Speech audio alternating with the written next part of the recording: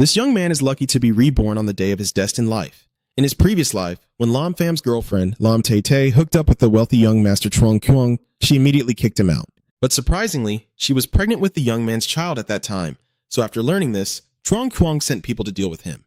After escaping to another world, Lam Fam's soul crossed over, and luckily, he obtained the Nine Heavens Divine Stone. His cultivation rapidly increased, breaking through to the peak of the Divine General, then reigning supreme in the other world for 1,000 years, but his cultivation could no longer advance. In the end, when the tribulation was overwhelmed by his inner demons, the failed tribulation caused his divine soul to vanish.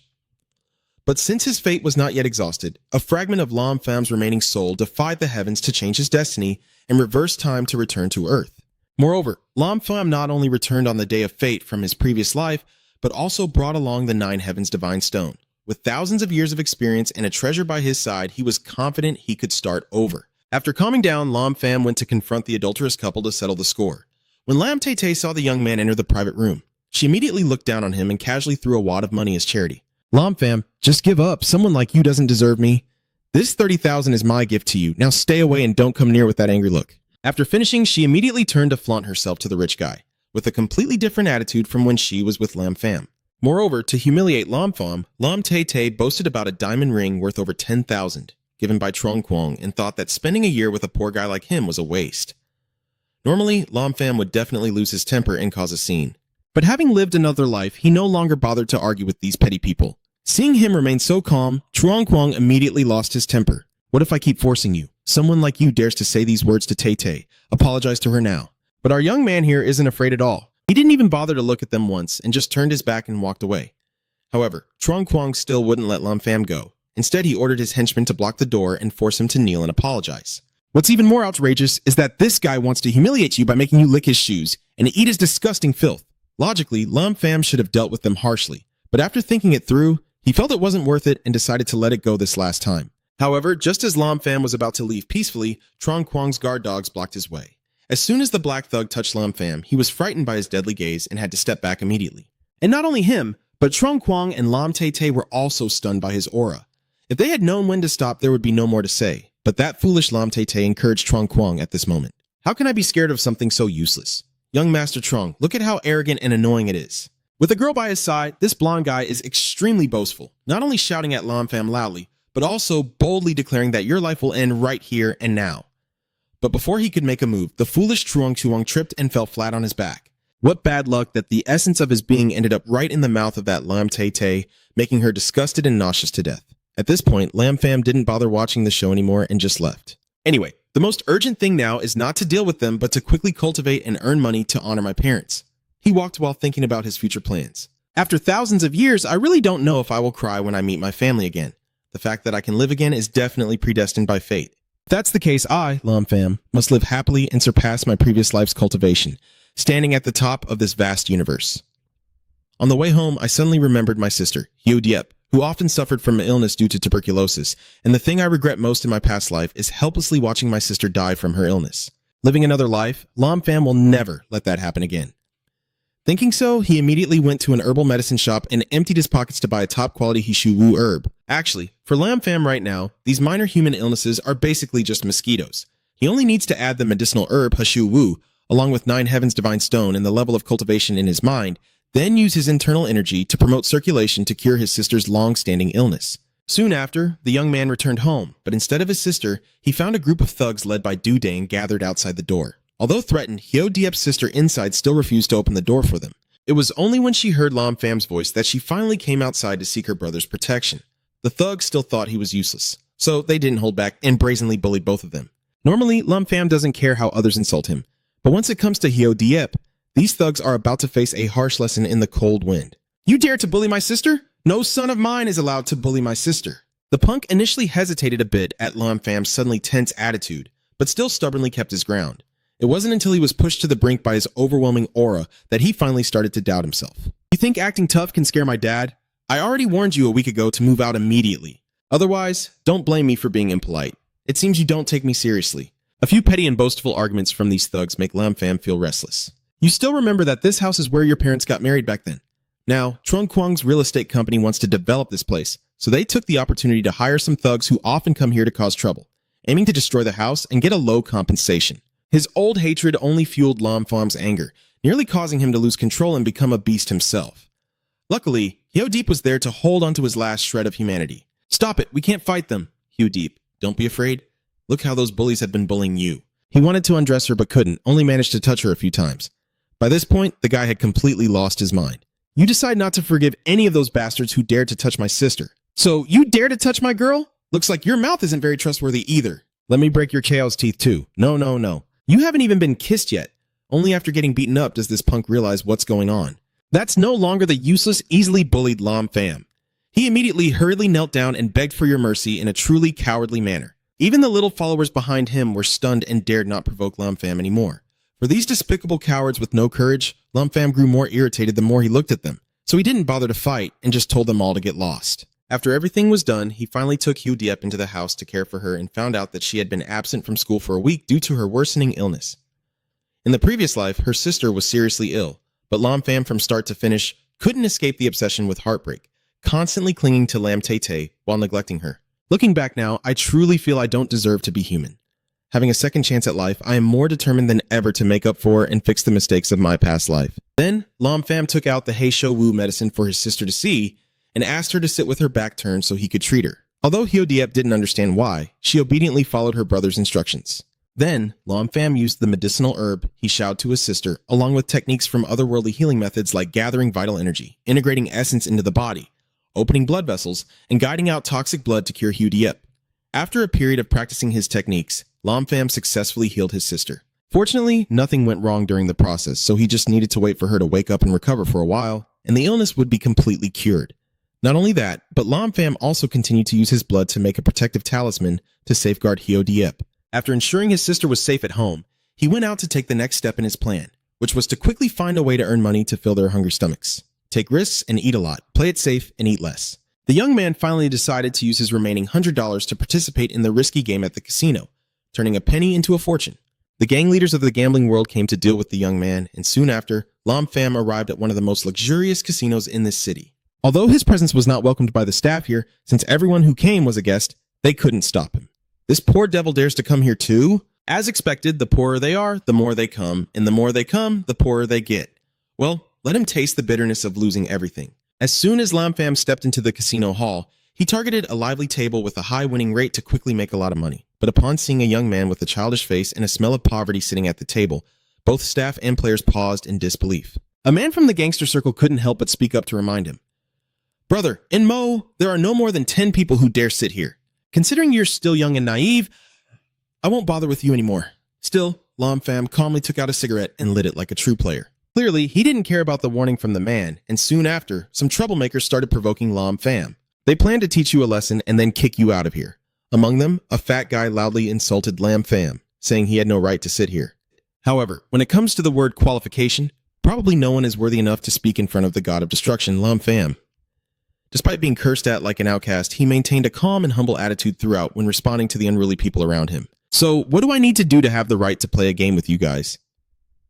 Because of Lam Fam's performance, a perceptive character has started to take notice of him. Moreover, he sensed that your internal energy fluctuations were even stronger than his own. And since this was the first time he saw such a powerful young person, he couldn't help but be amazed. Even the man predicted that Lam Fam's future achievements would be beyond measure. If he could be recruited to serve under him, it would be perfect. On this side, the one-eyed gang leader challenged him to produce 1 million yuan to play a game of baccarat. And of course, the young man couldn't come up with such a large sum right now. Seeing this, everyone eager to watch the drama couldn't help but mock and tease. Lam Fam is a broke loser. Even the car dealer regrets not kicking him out earlier. Not stopping there, the bespectacled man loudly shouted at the staff to force them to kick out Lam Fam, and to satisfy the customer, the casino staff quickly acted. At this moment, the man who had been watching Lam Fam suddenly spoke up in his defense, even generously offering him 3 million yuan to play cards. Immediately, everyone's attitude around him changed 180 degrees, turning their backs faster than flipping a pancake. That young guy who looks so boring has Mr. Ngui backing him up.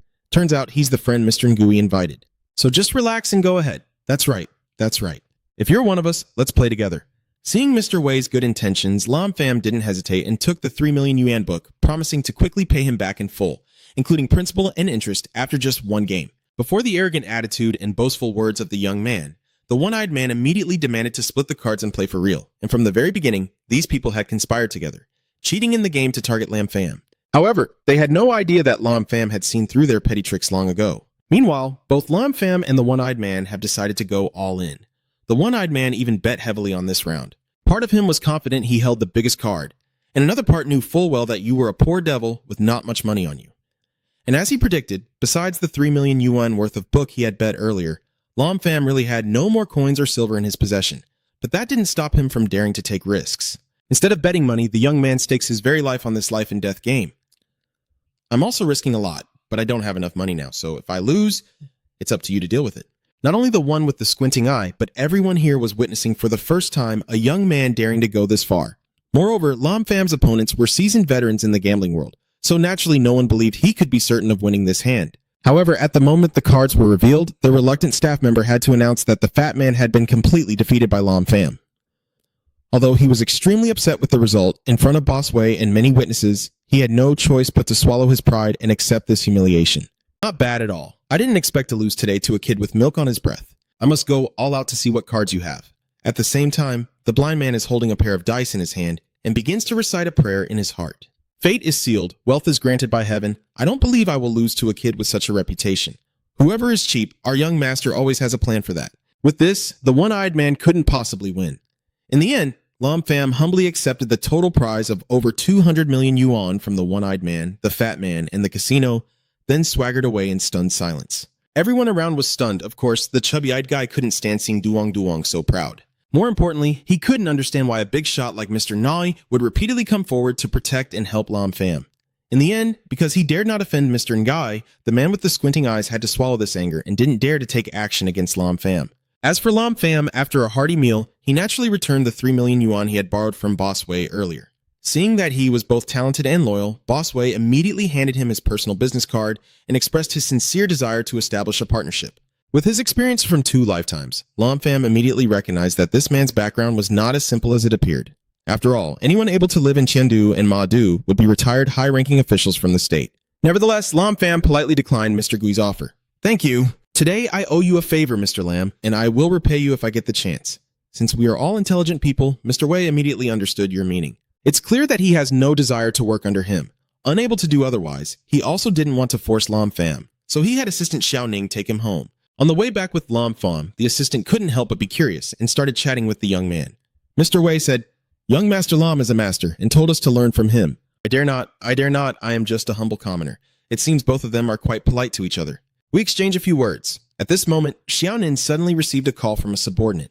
It turns out you just got beaten up by Tan and want him to come and take control, to get your revenge." As soon as he heard the news, Xiao Ning was furious and didn't hesitate to accept the challenge. "Which bold guy dared to hit you? Give me his address, I'm bringing a client over. I'll come find you later."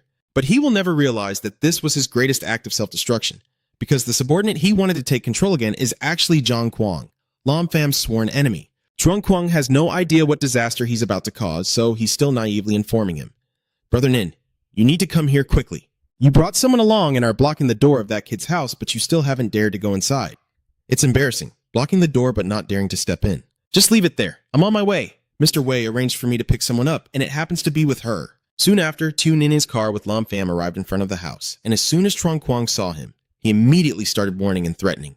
Faced with this idiot, Lam Pham was too bored to even bother speaking. Moreover, the ex-girlfriend who tormented Lam Tay is also here, making the young man even more speechless.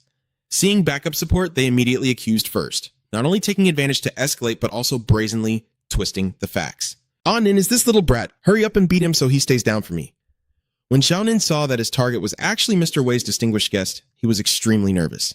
He was about to ask for the full story, but before he could speak, Lam Pham struck him down. "Don't let him finish talking." Stupid Ngu's friend Trong thought he was being clever and kept talking, while Lam Tay also didn't forget to add fuel to the fire and expose him. "I'll just wrap up your skirts. These two are so chaotic, they're almost unbearable." After listening to their nonsense for a while, Lam Pham's ears finally reached their limit.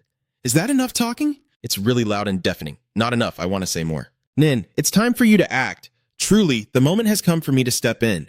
I can no longer hold back." Swinning rolled up his sleeves, making them think he was about to teach Lam Pham a lesson. But fate had other plans, as his senior brother suddenly struck Trong Kuang with a powerful blow, leaving him blinded and in excruciating pain. Before he could even understand what was happening, Xiao Nin had already revealed Lam Pham's identity. Are his eyes blind? Even Master Lam dares to offend him, Master Lam, he is a distinguished guest of Boss Wei. What are you even worth? I guess you're fed up with life. The message from Xiao Nin was very clear, that Lam Pham now holds a new position, a new level that he cannot offend. However, Truong Quang still couldn't believe that you could get close to and latch onto a senior figure like Mr. Nui.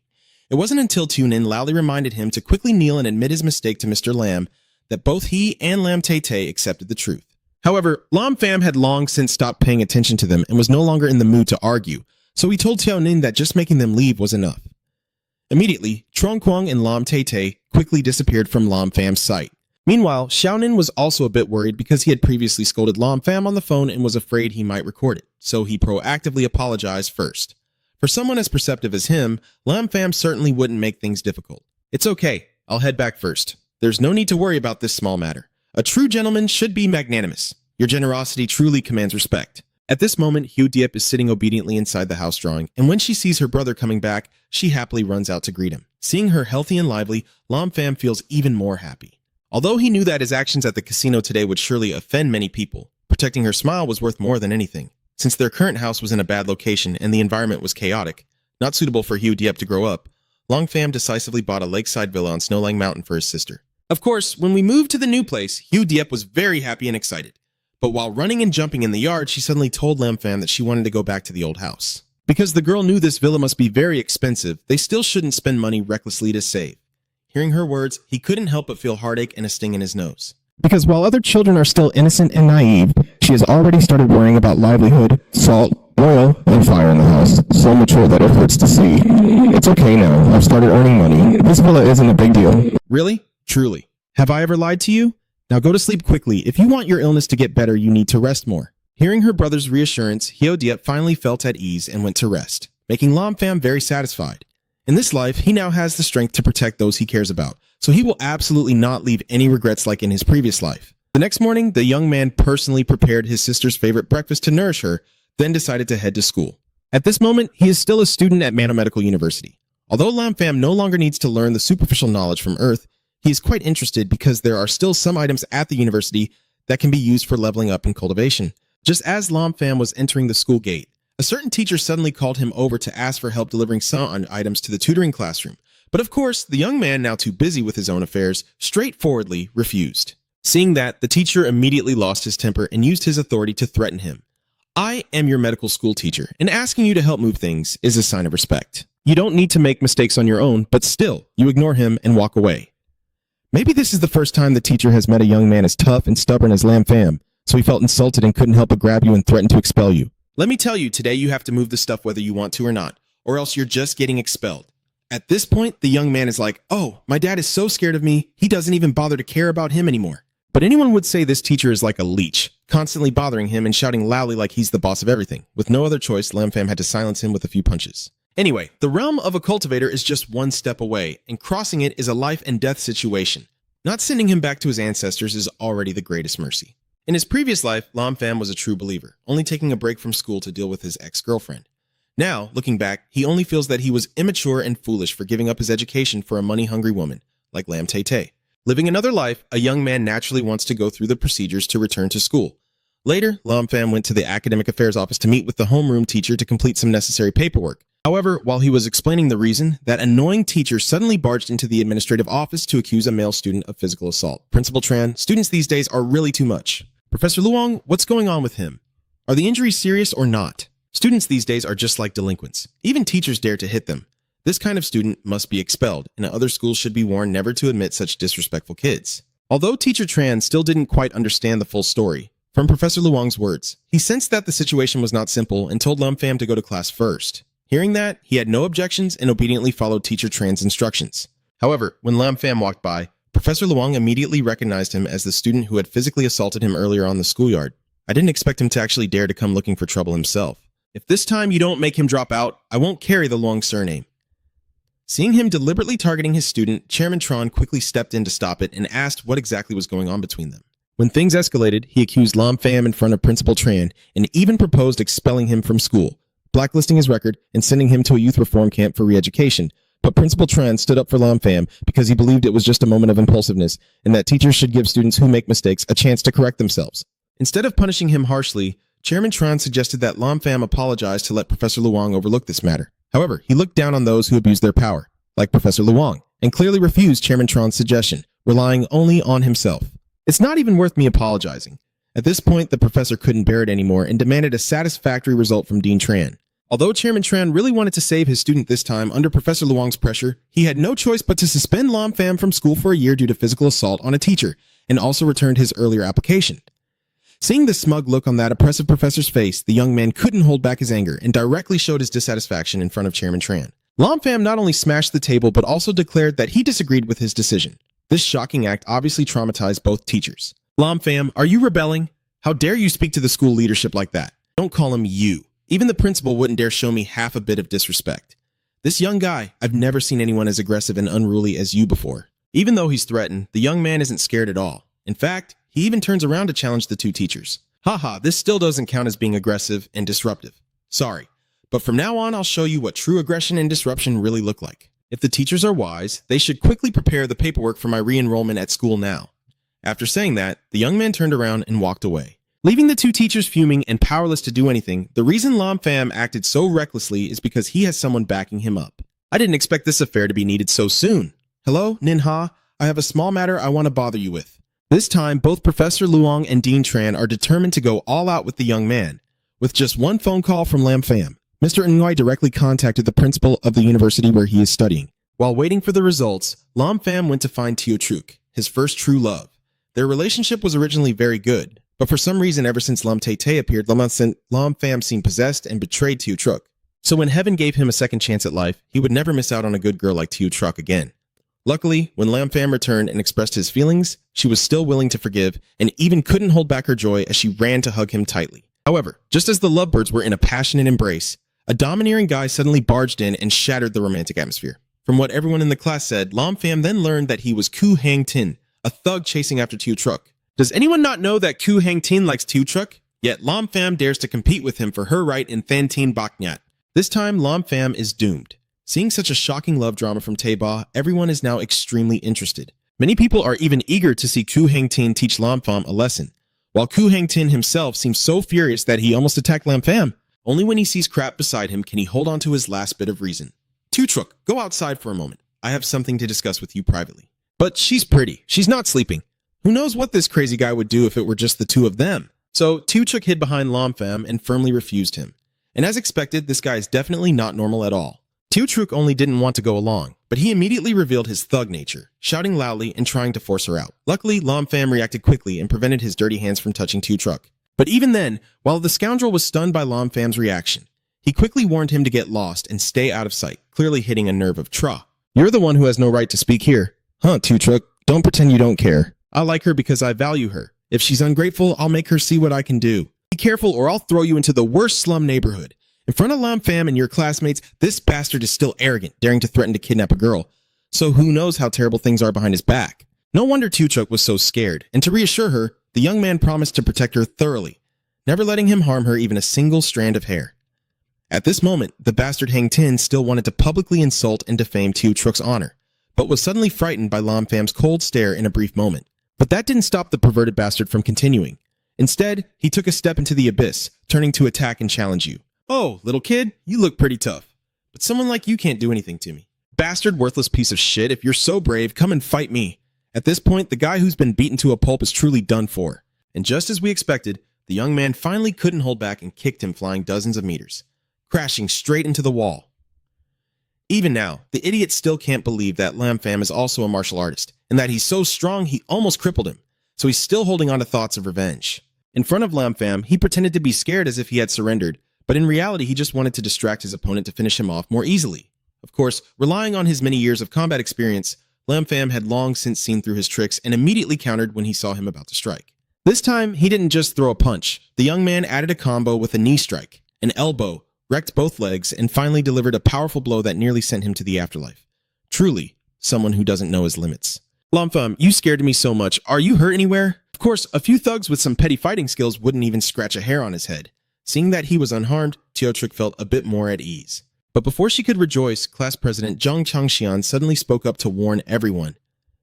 Do you know what kind of people Koo Hang Tin's parents are? Do you realize that this action will affect all our classmates? Oh, what kind of people are the parents of this stupid fool? His parents are high-ranking officials, not someone a small student like you can offend. As class monitor, I can't ignore this matter. Alright, even though classmate Q Hang Tin is unconscious now, just apologize to him so we can move on. Hearing this four-eyed guy talk nonsense made the young man so irritated he couldn't help but retort, "Sorry, who do you think you are to make me apologize?" Trung Kun Heen was stunned that Lam Pham, usually so gentle, would dare to talk back to him like that, and he was extremely shocked. Moreover, Long Pham also shouted at him to step aside quickly to stop blocking the view.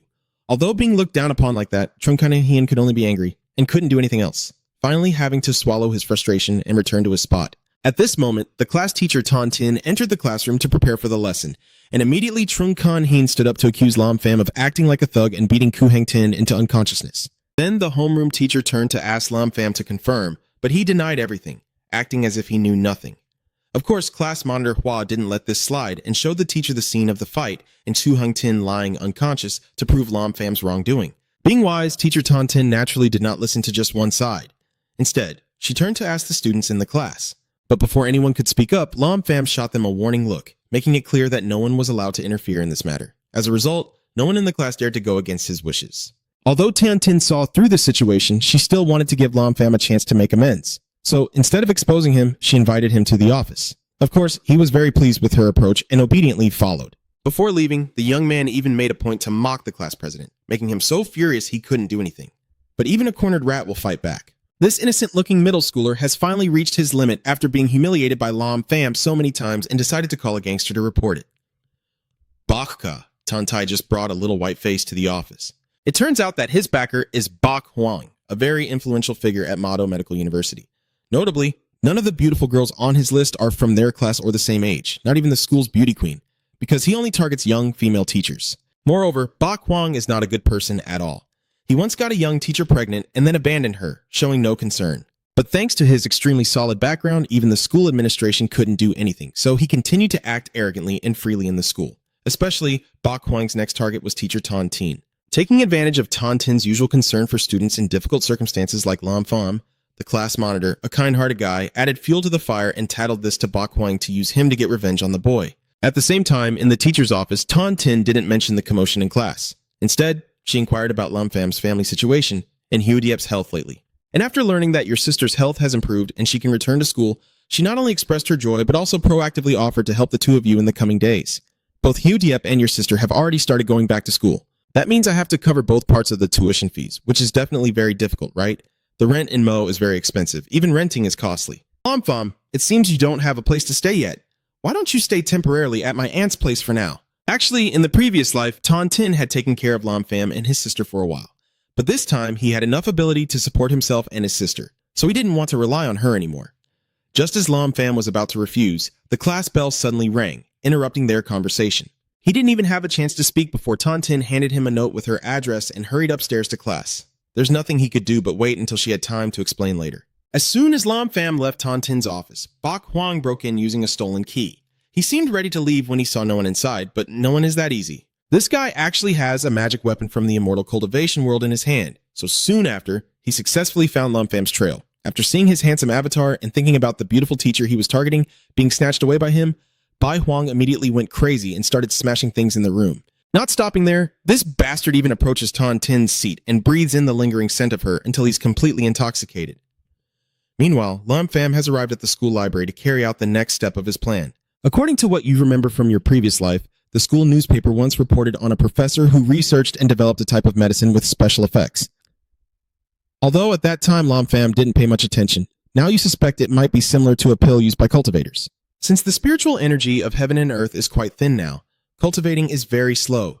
So if you can find that kind of medicine in the school, your cultivation progress will be much faster than grinding away. While Lam Pham was lost in thought, Tiu Truck suddenly came to his place. Lam Pham, so you're here. What did Miss Tan want with you earlier? Nothing much, she just talked a bit about studying. But while the two of them were happily chatting, Hang Tin's henchmen suddenly showed up to cause trouble, including a burly guy who was so confident he could take down Lam Pham that he didn't even hesitate before attacking. But before he could do anything, he was grabbed by the young man and warned, "Stop it, or don't blame me for being rude." Even though he sensed the danger from Lam Pham, this fool not only didn't stop, but kept pushing further and dared to challenge him back. "You're quite the idiot. I want to see how unkind you can get." He then tried to kick Lam Pham, but he quickly dodged to the side, causing him to miss. Before he could react, he launched another attack, knocking him out cold. The little brother on the side saw the big brother get defeated so quickly and had no more courage to step in and fight Lam Pham. Luckily, he didn't bother with someone like him, so he had a chance to escape. This time, even the ancestors couldn't save the two protectors. Although those who came to cause trouble weren't on par with Lam Pham, the constant stream of problems was starting to wear him down, even ruining his slightly better mood. Maybe because Lam Pham suddenly became so powerful, Truk couldn't help but doubt him, even feeling that he was somewhat unfamiliar and no longer like before. Of course, he couldn't tell Truk everything from his past and present lives, so he had to come up with a random excuse to get by. She could tell it sounded like nonsense, so she didn't trust it much, but since she saw that he didn't want to talk, she didn't press further. Later, Truk wanted to invite Lam Pham to eat together, but he still had to find the head teacher to handle some work, so he declined. Seeing that she seemed disappointed, he promised to invite her out for a meal tomorrow to make up for today. After comforting the girl, he went to Tontin's house to explain the situation of the two brothers and sisters, so she wouldn't misunderstand. He just didn't expect that at this moment she was actually cooking and even enthusiastically inviting him to stay and eat together. In fact, he initially just wanted to explain quickly and leave, but given the current situation, he couldn't refuse and agreed to stay. Anyway, in the previous life, only she treated the two brothers well, but sadly, Tontin suddenly decided to end her life by jumping off the top of Kin Mao building, which made him extremely heartbroken. So in this life, he was even more determined not to let such things happen again. Lost in thought, Lam Pham was a bit distracted, and only when Tontin called out to him several times did he suddenly snap back to reality. Then, while they were eating together, the young man lied that he had found a job recently. The boss there felt sorry for him and arranged a staff room for him, and then it's like, so she no longer needs to worry about this issue. Still, Tontin reminded Lam Pham to share anything difficult if he faced problems, and she would do her best to help him. After finishing the meal, Lam Pham asked for permission to leave. Miss Tan, if you have no other business, I'll be going ahead. Maybe I should let her see me off for a bit, just to ease her worries. Seeing how enthusiastic the head teacher is, the young man also had no choice but to go along with her. Then both of them decided to take a walk in the park below the apartment. But during their conversation, Lam Pham suddenly sensed that someone was secretly following. He quickly picked up a stone from the road and threw it straight into the bushes. Turns out, the stalker was Bok Huang himself. As soon as she saw him appear, Tontin immediately felt fear, especially when this guy made a disgusted expression that was really intense. Of course she went to find Teacher Tan. I didn't expect her to still be looking for her lover. She's really craving it. Then, before either of them could react, Bok Huang suddenly approached Lam Pham and used him to threaten Tontin. However, just seconds later, Lam Pham quickly escaped his control and took Tontin's hand, leaving as if nothing had happened. This time the young man acted too quickly and dangerously, so much so that Bok Huang couldn't even see his movements and was stunned for a moment before reacting. Maybe he was so embarrassed that he went crazy and rushed to attack to take revenge. But at the critical moment, Lam Pham casually punched him so hard he flew across zero. However, this didn't seem enough to completely take down Bok Huang, because after the blow, he was still able to struggle and stand up. Moreover, he realized that Lam Pham also belongs to the cultivation world and has reached the body refining stage. I didn't expect he would have the strength of the body refining stage. The entire medical university fears there's no one who can match you. Unfortunately, you've come across me. Clearly, Bai Huang shows no fear at all of Lam Pham's power, so I am sure he is hiding some kind of protective treasure. And as expected, the guy indeed has a magic weapon of a cultivator, and he uses it very skillfully, quickly hitting Lam Pham. Seeing that after being struck, he shows no reaction at all, Bok Huang naturally feels extremely proud and can't help but boast about his treasure. You should feel honored to force me to use the 9 demonic spirit bead. This is actually the birthday gift that the ancestor of the Bai family gave me. Using pure blood to nourish can summon the hidden demonic flame inside. I have used this technique to kill countless body cultivation experts like you. Listening to the 9 demonic pearls sounds impressive, but unfortunately it's no match for your 9 heavenly spirit stones. While Bai Huang was gloating, thinking he had defeated Lam Pham, you suddenly spoke up and directly crushed his so-called deadly move. Is this really your ultimate move? It's truly disappointing, and yet, you still dream of being able to control the soul of a celestial lord. Who gave you the courage to do that? Even though the gap in strength and skill between you two is obvious, this delusional fool still stubbornly charges at Lam Pham recklessly. Seeing that Bok Huang's healing potion was completely finished, Lam Pham no longer hesitated and decided to bestow him with a tribulation. Of course, in front of the absolute power of the Divine General, all his resistance and struggles were like steel. So in the end, he had to accept his own fate. It's true that youth hasn't experienced the world. Provoking the strongest guy in the server was bound to end badly. Moreover, after defeating Bok Huang, the young man casually took his 9 ghost summoning orb. From what you know, spiritual energy on Earth is almost depleted, so obtaining a magic weapon like this is really not easy at all. Although its quality and rank are a bit lower, better than nothing, right? Lam Pham decided to use this magic weapon for now and then quickly said goodbye to the homeroom teacher before heading back home. Because Hio Diep is waiting for him at home, when he arrives, Lam Pham sees his sister still nodding off in the living room even though it's already very late. He immediately reminded the girl to go to bed quickly so she could go to school tomorrow. But before returning to his room, Hyodiep hesitantly told him about the class camping trip next week. Seeing that his sister wanted to go out and play, Lam Pham agreed without hesitation. After finishing everything, he finally returned to his room to focus on studying Ba Huang's magical weapon. But what Lam Pham didn't expect was that during his energy circulation, a strange spiritual aura suddenly surged and escaped from the Mind Pearl. At this moment, he finally understood why that Ba Huang guy could use magic despite not having entered the Qi refining stage. It turns out that there is a strange spiritual energy contained within the Mind Pearl. In fact, the world of cultivators is divided into 9 major realms, from Qi refining to foundation establishment, core formation, nascent soul, nirvana, immortal platform, breaking through, Tao fusion, and finally, creation. These 9 major realms are based on the immortal platform. Everything below it is mortal, and everything above it is immortal. Especially, the significance and name of the celestial platform realm lie in cultivating the 9-tiered celestial platform within the body, with the first tier being the lowest and the 9th tier the highest. Once the 9th tier is formed, heaven and earth descend together, and lifespan becomes eternal. Therefore, the celestial platform realm is also called the immortal realm. In his previous life, Lam Pham reached the realm of unity, and his name was known across 3,000 worlds, defeating numerous enemies with his divine arts, dominating the immortal realm without ever losing, and was revered by other immortal lords as the heavenly emperor known as the first emperor of the 10,000 ancient ones.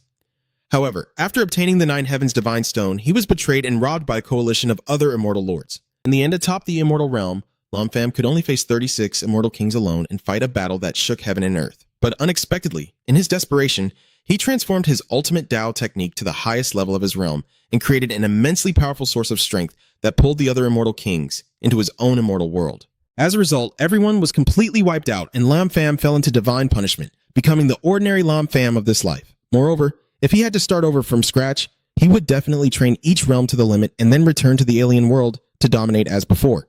That would be true satisfaction. The first step for Lam Pham to rise again was to tame the mysterious spiritual energy before him.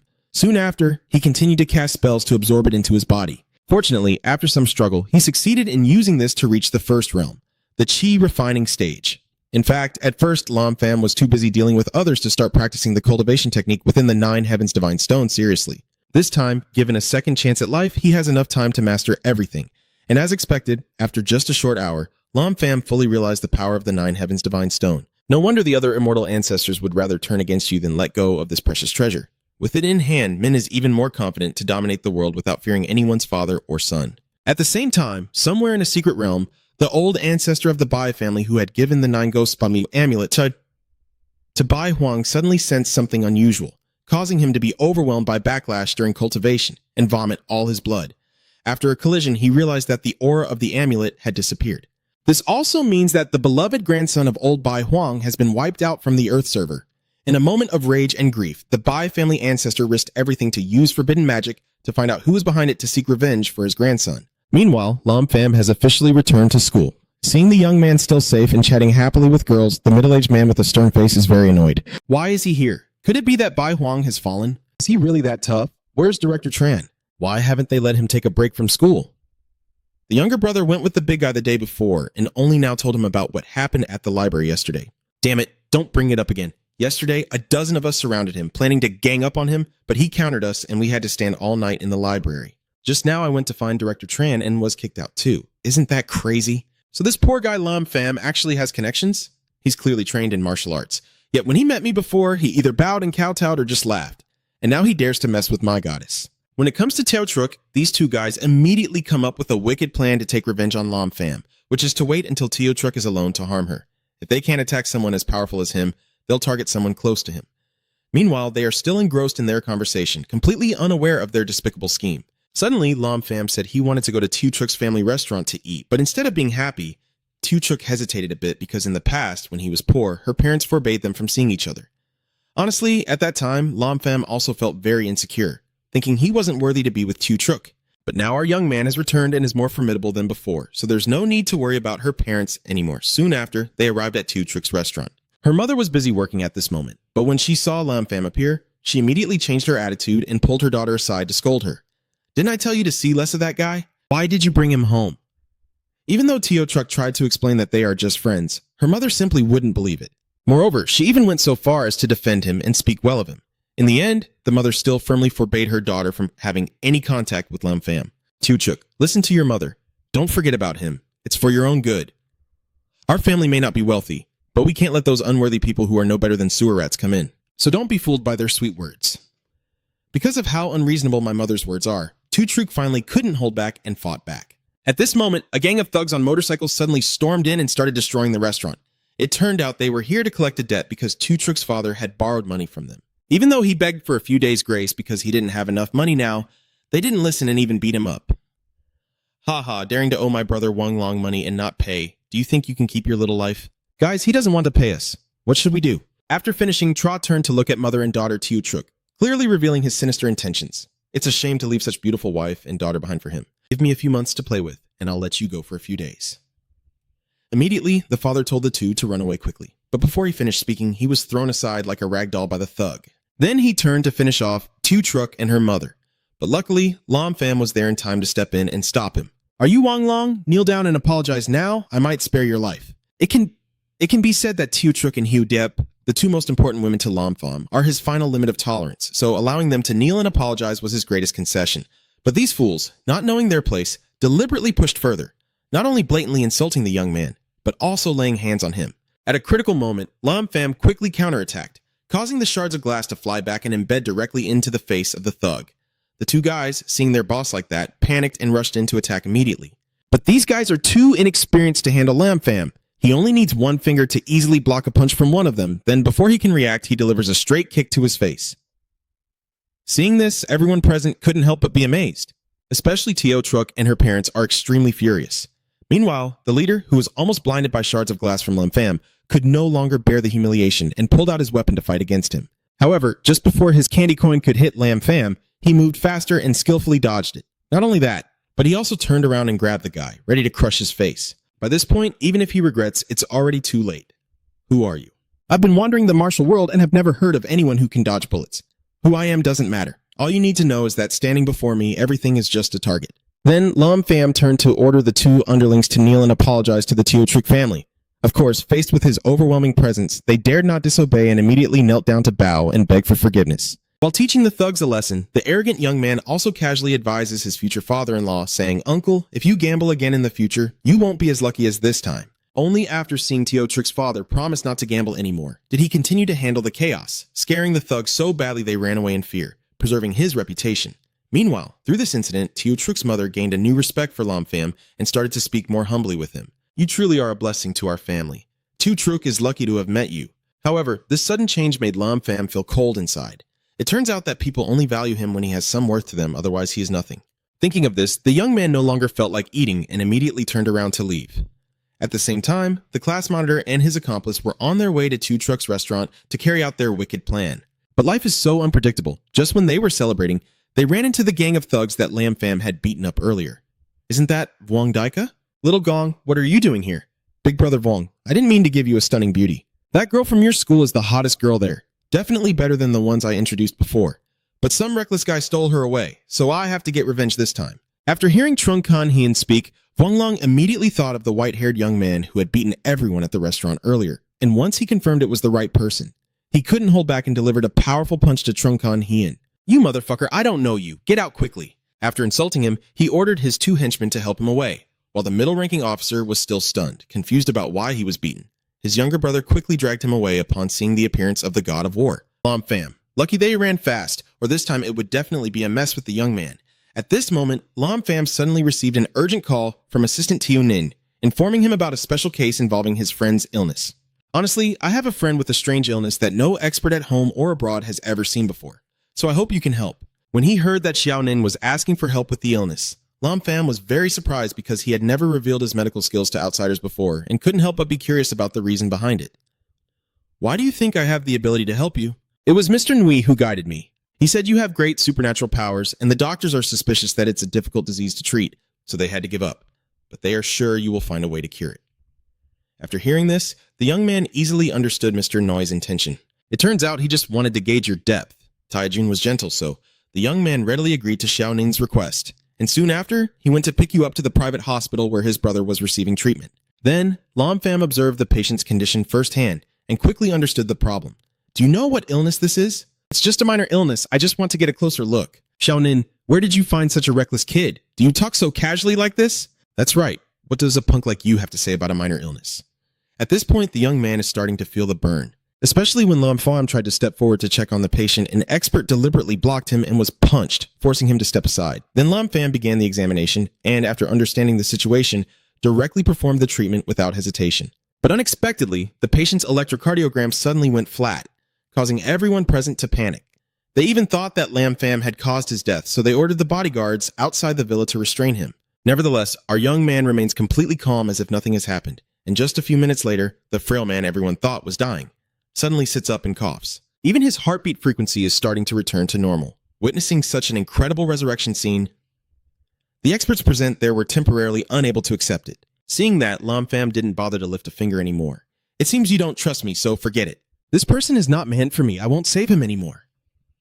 The young man was about to turn away, but the patient's son quickly stopped him and begged him to save his father. Even when he saw Lam Pham clearly about to leave, he didn't care about his own dignity and immediately knelt down and bowed his head, begging you to save my father. Dr. Lam, earlier it was our Kim family who was blind and rude to you. If you want to blame someone, blame me. Please do as you see fit. I have no complaints. I only beg you to save my father. Seeing this scene, everyone in the room was extremely shocked because they never expected that the most noble young Master Kim of Ma City would kneel and beg so humbly. Faced with his filial piety, Lam Pham was also moved and ultimately decided not to argue anymore. At this moment, another private doctor from the Kim family, Luang Quoc Dong, hurried to the scene after hearing that Mr. Kim's heart had stopped beating.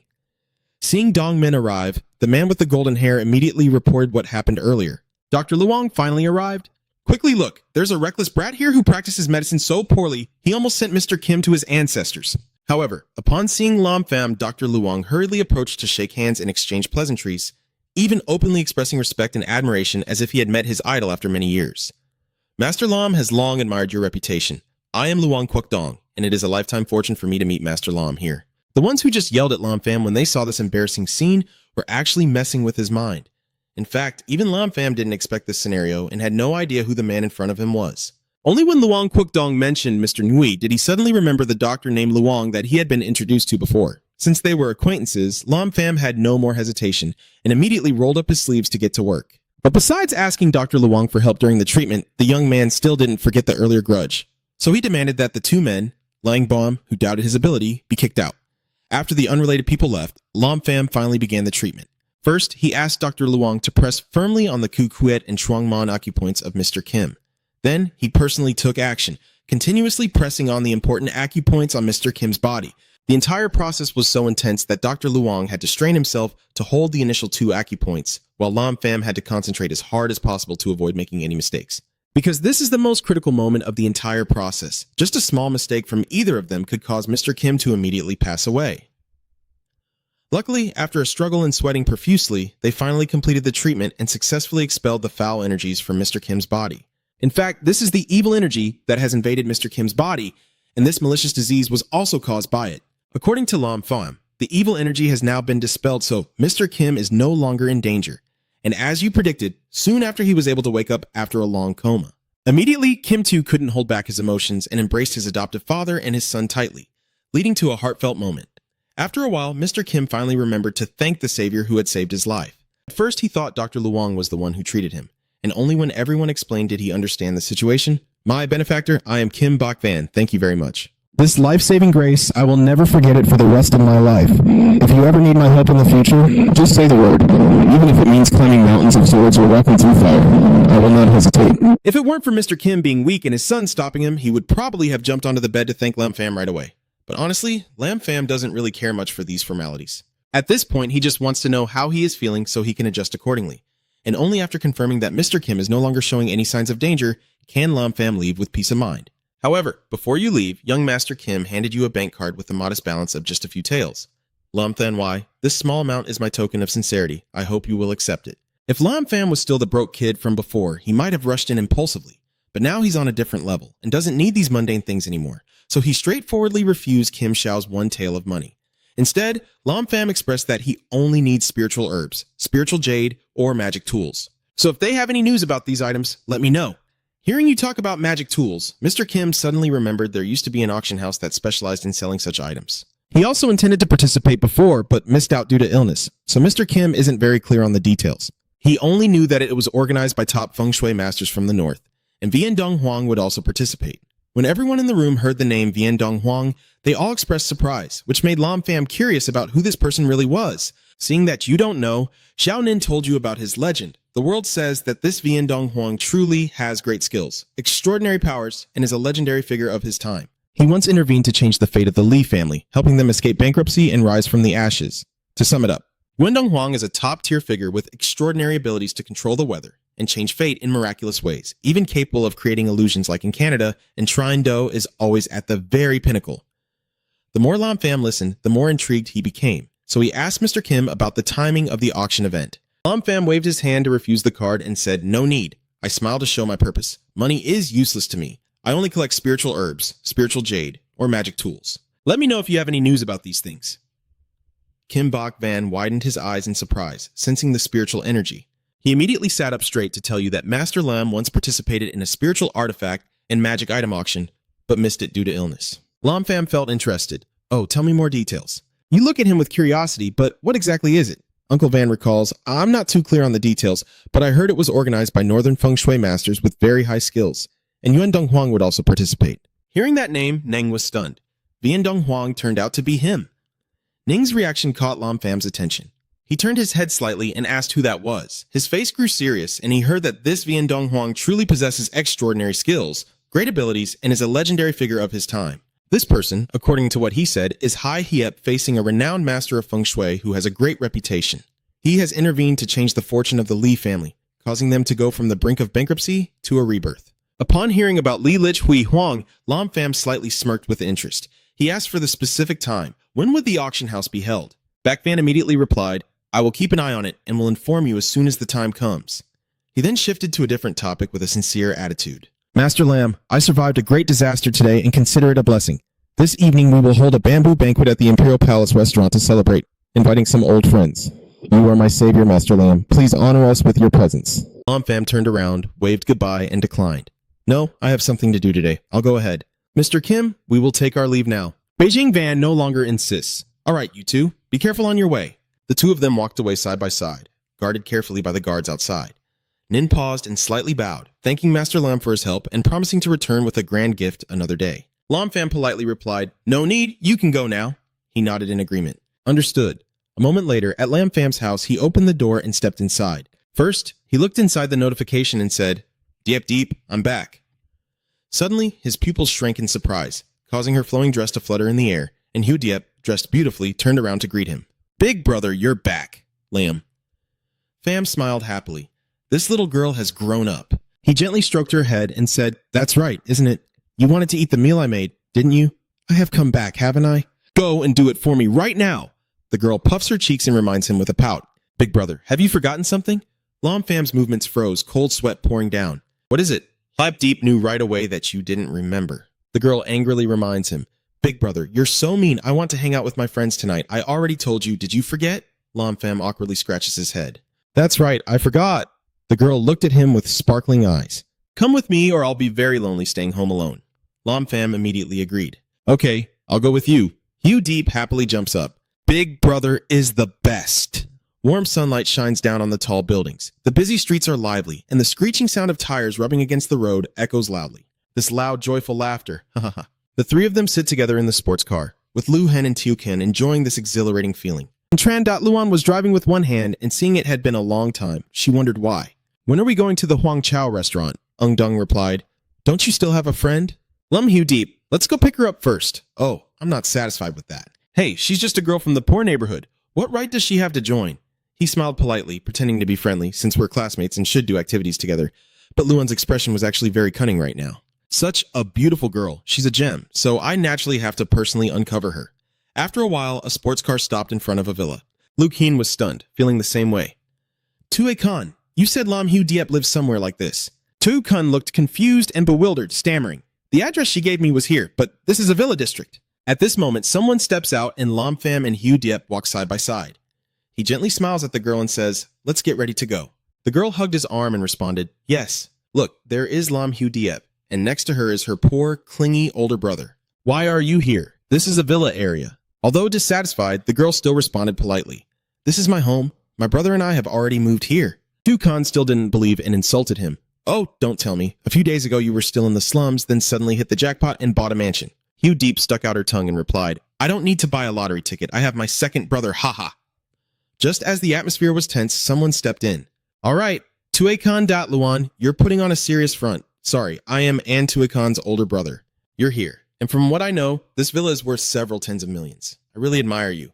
Although he was smiling, his words were full of hidden insults. Yes, we all drove to the restaurant. Where's your car? It probably wouldn't be here in a place like this, right? Lumfam deliberately ignored them.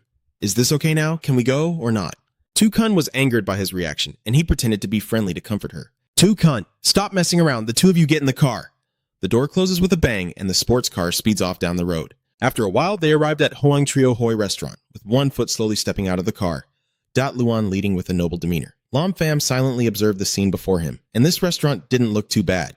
Why didn't I know there was a place like this before? The guard immediately stepped forward to greet warmly. Young Master Tran, you're here. Please come in. As they pass each other, they exchange a secret eye signal. The security guard reached out to stop Lam Pham and Hugh Diep. Sir, please wait a moment. He frowned seriously and asked, This is our high-end restaurant. Please show your ID card. He nervously pointed to the back of Rihai ahead, saying that we came together. He smirked and said mockingly, So the bodyguard is just a follower of young Master Tran. Go ahead. His innocent act left Lam Pham speechless. This kid is always causing trouble. If it weren't for Hugh Diep's special day, Dat Luan deliberately walked away to work, but was unaware of the awkward situation behind him. They followed each other to the meeting place. Suddenly, a figure flashed by, catching your attention. Lam Pham widened his eyes in surprise. Is that the familiar figure you saw? Truk Tu Hugh Deep gently pulls your hand to urge you forward when she sees your dazed expression. Big brother, what are you doing? Let's go! Lam Pham's mind has drifted after Xiaozhu, but now is not the right time to find out. Yeah, okay. The group moved to the door of the luxury room. Luan announced loudly, We're here, then pushed the door open, smiling politely and apologizing for being late. Everyone in the room warmly welcomed them, saying, We've been waiting for you. Come and sit. A girl waved her hand towards the door and called out loudly, Hugh Diep! Over here, over here! The girl happily responded, Q. Hugh Deep steps forward and sits down gently, her cheeks blushing as she praises Lam Pham. Is this your brother? He's so handsome. The girl felt proud. Please give me your guidance. You also smiled gently as a greeting. Tukun shook her glass of wine and sneered contemptuously. What good is being handsome? Dat Luan frowns and softly reminds him, Tuekon, pay attention. He crosses his arms in annoyance. Yeah. He stood up to attract attention. Ladies and gentlemen. Then I raise my glass to liven up the atmosphere. I invite everyone to join me. Thank you all for taking care of my sister. Let's all cheer and drink together. Only Lam Pham silently stares at the root, his mocking smile reflected on the water's surface. Ha ha. Seeing this strange reaction, Dat Luan felt uneasy, thinking his plan had been uncovered. What are you laughing at? Lam Pham pretends everything is fine to avoid stirring up trouble. It's okay. Keep going. At this moment, Hugh Diep nervously hands him the cup. Big brother, I don't know how to drink alcohol. Hearing that, he turned slightly to the side. Tukun immediately became displeased and loudly questioned. Lam Hugh Diep, what do you mean? Are you not afraid of offending everyone? Hugh Deep snapped back at her provocation. I never said I wouldn't drink. Dat Luan chuckled and explained, although it's called alcohol, it's actually a fruit juice with almost no alcohol content, so you can drink it with confidence. It's okay, Hio Deep. That's enough for you to drink now. I quietly raise my finger, and in a blink, the wine changes color and becomes clear. His face was cold as he silently heightened his vigilance. This Tran Luan really had no good intentions, slipping a sleeping drug into the wine. It seems this reunion with classmates isn't that simple. Lam Pham's expression turns cunning, but it's just a sedative. It won't work on me at all. Watch how I deal with you. Lam Pham and Hugh Deep drink their glasses to the last drop without hesitation. Gulp, gulp, gulp. This is the moment Luan has been waiting for, he says with excitement. I've got the upper hand. His face now looks like a wolf plotting to trap its prey. At the same time, outside the door, everything remained peaceful and unchanged. A line of people followed one after another, and one happy person exclaimed, Brother Tran is truly our lucky star. Kandu, with his strong build and refined appearance, led the group inside, where several young women stood out for their beauty. The man cast an eager glance around, his attention lingering in particular on Lam Hugh Diep, quietly hoping she might agree to go out with him. Tu-Ma chuckled lewdly and reminded him, Hey, don't think about it anymore. That's the young lady Mr. Tran likes. At the same time, in the private room, Luan raises his glass to set the mood. Cheers, everyone. Keep drinking. Everyone was dizzy and staring blankly. I can't do this anymore. Lam Pham whispers softly, Understood, Deep, but wait until later and pretend to be drunk with me. The girl nods seriously in agreement. Yeah, oh man, I feel so dizzy. You're pretending to be drunk. It seems you've had too much to drink. Hugh Deep sways drowsily, voice trembling. You've drunk too much. Huh, he's also paying attention here. The two of them are unconscious, slumped over the table, their faces twisted with sinister expressions. The outcome he wanted finally happened. Toucan, still conscious and uncomfortable, reminded him, "Brother, this is the last time I help you with this kind of thing." He chuckled reassuringly. "Don't worry." Toucan. He promised confidently that after this he would arrange for your exit procedures. Her annoyed attitude immediately turned friendly. "Thank you, brother." Datluan clapped his hands. Then the VIP room door opened. The gang members cheerfully entered. Can-Do, the leader, spoke up. "Brother Tran, we've kept you waiting too long." He pointed at the unconscious girl. "Look." His tone is a bit boastful. Everyone is drunk, and Datluan's face looks extremely disgusting. "Let's get started," Datluan said excitedly, gradually approaching Hyodiep, who was unconscious on the table. Huh. He reached out with a lewd look on his face. "Little girl, let me handle this," he said firmly as he stepped in front of her, placing himself between her and the man. The man's hand reached forward, but before it could get any closer, he intercepted it and pushed it aside, stopping him in his tracks. At this moment, someone quickly grabbed Luan's wrist and pulled him back to stop him. Thud! The sudden incident made his pupils contract in shock. Lam Fam's cold demeanor and ominous tone. "If you want to touch my sister, should you ask for my opinion first? You expose all the dirty tricks. I've long suspected you're not simple, but I never expected you to be this beastly. This isn't the first time you've done something like this, right?" He widened his eyes in shock. "Are you okay?" Luan's body started to tremble. "This can't be true. I saw him drink with my own eyes." Hyodiep suddenly slammed the table, stood up, and shouted loudly, "You guys are really disgusting." The girl's emotions overwhelmed her, tears of disappointment streaming down her face. "I considered you friends, but you... I really was mistaken about who you are." A stunned and speechless Ai Duang Luan struggles to break free as he angrily shouts, "Thang Dan, I actually underestimated you." He gently rubbed the bruise from Lam Fam's grip, but even if he wasn't unconscious, what could he do? The gang behind immediately moved closer. His shameless attitude is beyond words. "If you wake up, even better, I'll be in front of you bullying your sister." Blood vessels spreads across the rolling eyeball. "I really want to see what kind of expression you'll make." "I don't know what my expression will be, but I know you'll be showing a look of living worse than dying." He thinks you're just talking big, confidently ordering his men around. "Isn't that right? I actually want to see how you plan to make me wish I were dead. Bring it on." The three of them charged at Lam Fam simultaneously. "You calmly advise your sister." Hyodiep closes her eyes. The girl trusted her brother and nodded in agreement. "Yes." Hyodiep obediently closed her eyes and covered them with her hands, while Can-Do clenched his fists and charged forward. "Go ahead and die." Lam Fam's foot presses on the ground as he calmly defends himself, truly unaware of his limits. Tuma angrily retorts, "The one who doesn't know his own strength is you." As soon as he finished speaking, he was punched straight in the face by the boy, his face contorting and blood spitting from his mouth. All three thugs were unable to resist this overwhelming force and were knocked flying in 3 different directions. Lam Fam delivers the final blow, knocking them away and causing them to lose consciousness, collapsing in front of Luan. Seeing this scene, he panicked and cursed. It was only then that he realized he had picked the wrong person, his face turning pale as he turned to question. "What are you ultimately?"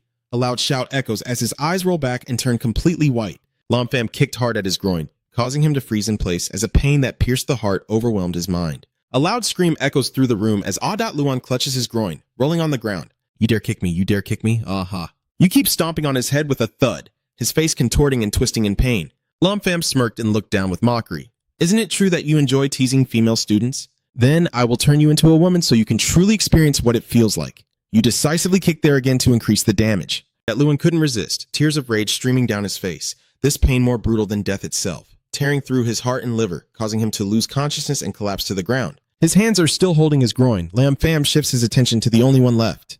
"And what about you? How should I deal with you?" Tuakon trembled and stammered. Wait, hold on." Her face turned pale, cold sweat pouring down like a stream. She hurriedly begged.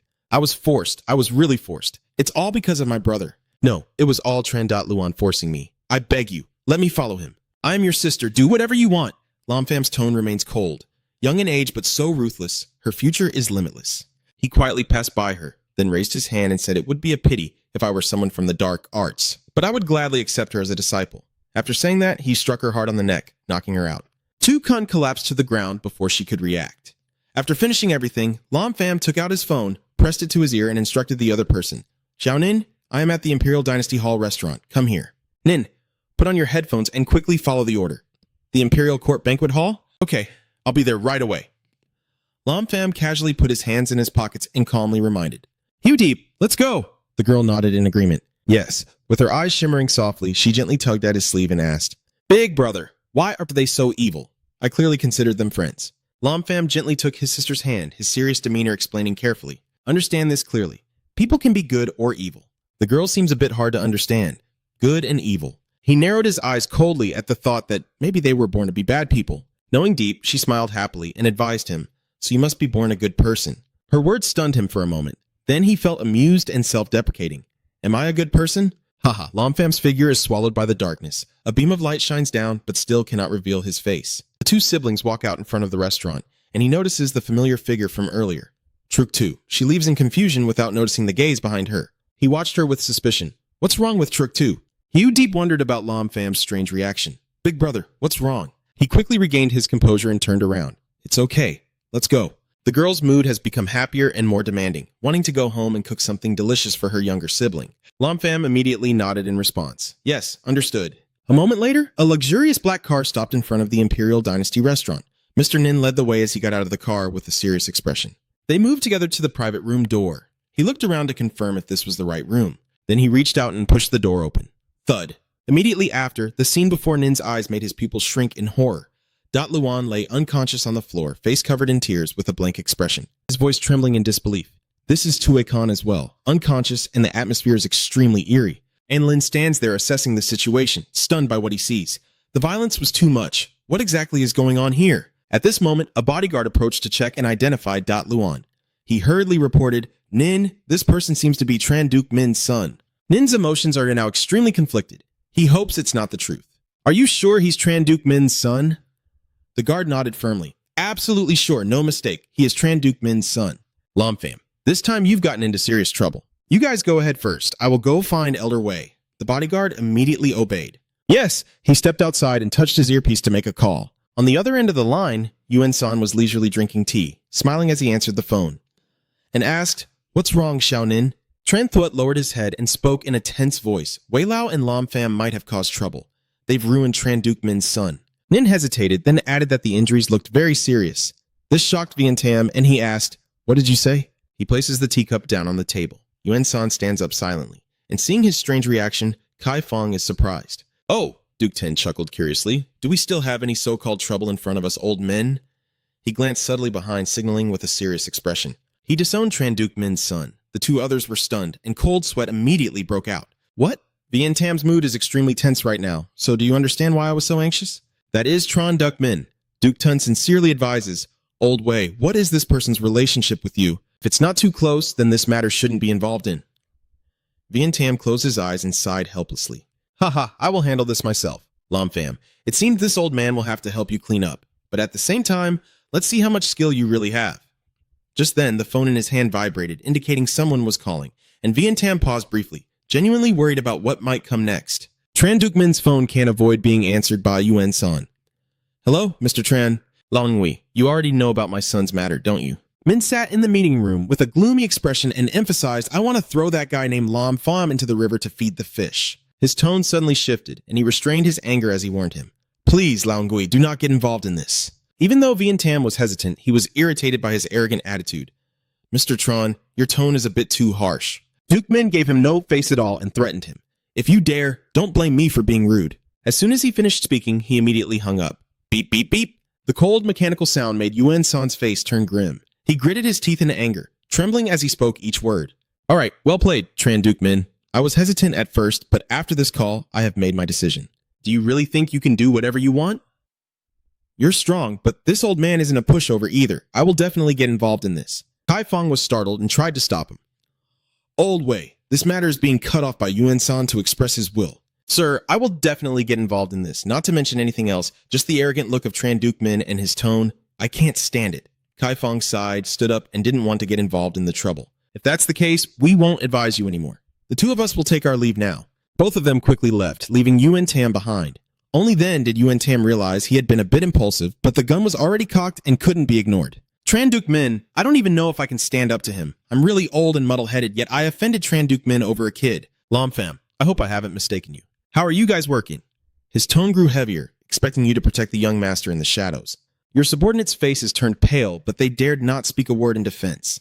With a cold and furious tone, he shouted, Are you really protecting him like this? Young master, the body is severely injured, but not life-threatening. Only future bodily functions might have issues. Duke Min immediately stood up, annoyed, taking a puff of his cigar.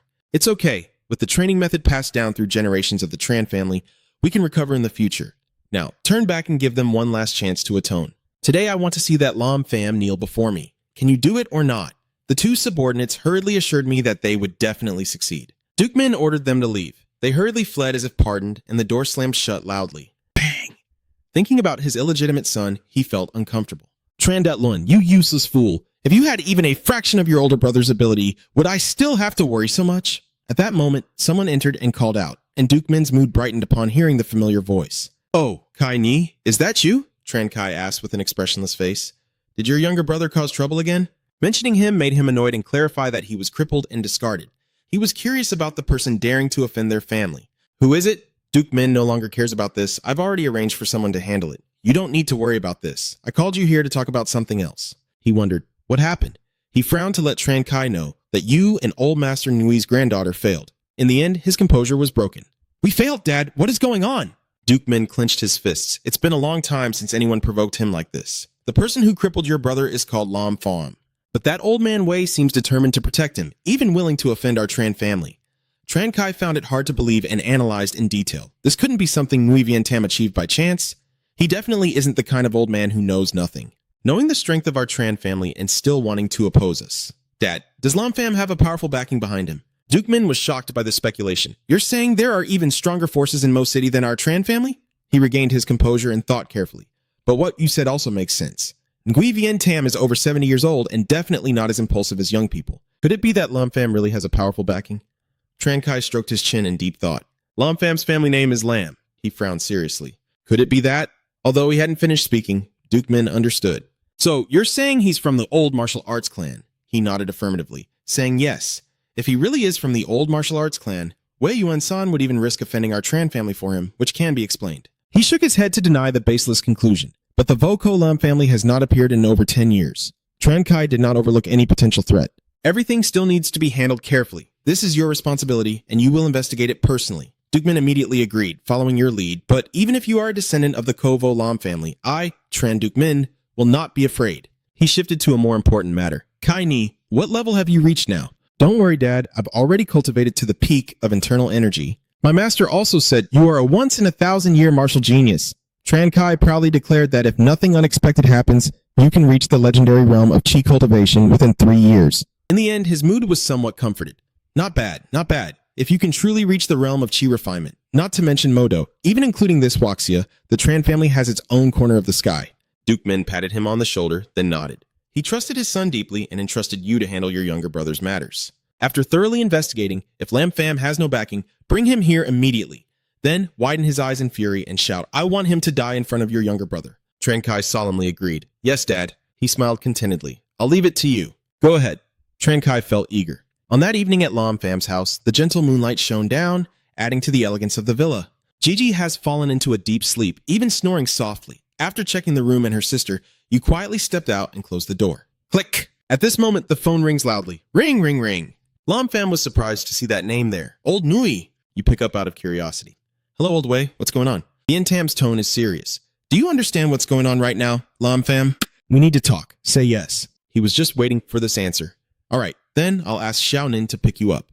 A moment later, the screech of wheels rubbing against the pavement echoed loudly. The car stopped in front of Lam Fam's house. You waited outside there. Mr. Nin rolled down the window and reminded, Lam, sir, let's go. He nodded in agreement. Mr. An glanced back slightly. You're really in big trouble this time, Mr. Lam. Nin's expression was very apprehensive. That Tron Duke Min is not someone easy to mess with. If it's not easy to provoke, then what? You casually wave your hand and say, Isn't it because I already provoked you? Your attitude leaves him speechless. You're really optimistic. In the end, everything has already happened. Worrying won't change anything, and Nin sighed helplessly. They quickly headed to Mr. Nui's house. Lam Fam was the first to get out, and Mr. Nin politely said goodbye. Then, Mr. Lam, I won't go in with you anymore. You smiled politely. You've had a hard trip. Lam Fam pushed the door open and called out, Old Wei, I've arrived. Please stay calm and inform him.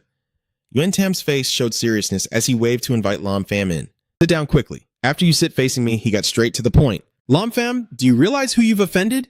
His tone remains indifferent, as if he's someone you shouldn't mess with.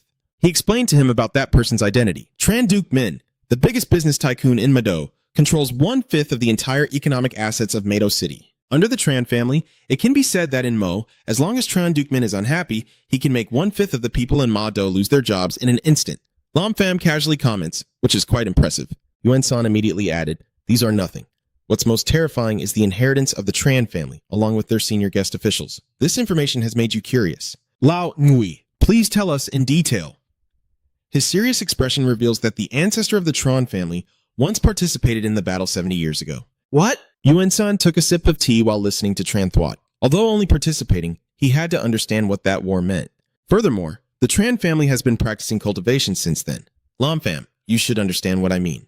At first, you won the bet probably because of some cultivation skill, right? You awkwardly scratched your cheek and accepted this guess. Let's just go with that. Actually, when it comes to cultivation, if I told him I am cultivating to become an immortal, I might scare him to death right here and now. Please continue recounting your family's history. Over 70 years, the Tran family has accumulated rich cultivation experience, and Tran Duke Min himself is already a top expert in internal energy, just one step away from entering the realm of alchemy. Moreover, the senior elder of the Tran family is rumored to be a formidable alchemist. Lam Pham smiled and said that refining weapons was somewhat interesting. Yuan San frowned, feeling that your knowledge was still superficial. You're really too arrogant. What do you mean by a little bit of fun? Do you even understand what practicing energy truly means? He crushed the teacup in his hand and emphasized that ordinary weapons are useless against them. As long as they want, they can kill anyone invisibly. To them, human lives are no different from bugs. Lam Pham closed his eyes and nodded calmly. Yeah, I agree. This indifferent reaction left Yuan San stunned. It's over. You're sure about this? Yeah, it's over. Yuan San was so angry he was trembling. He began to doubt the risky decision he made earlier. This kid! His emotions stirred him to stand up abruptly and slam the teacup down on the table as he questioned. Do you finally understand what I mean or not? Lam Pham remains calm as he raises his hand to request. Old Master Nui, do you have any weapons? Yuan San stammered in confusion. Huh? A weapon. Lam Pham nodded to indicate his intention. Just borrowing it for a bit. He was confused but still searched through his sleeve. There was one, but then he pulled out a pistol and reminded him, I told you, weapons are useless against them. Don't talk about the toy in my hand. Even if suddenly he widened his eyes in surprise. Huh? When did the gun in Tam's hand disappear? Lam Pham looked it over and assessed. Well, it seems to be genuine.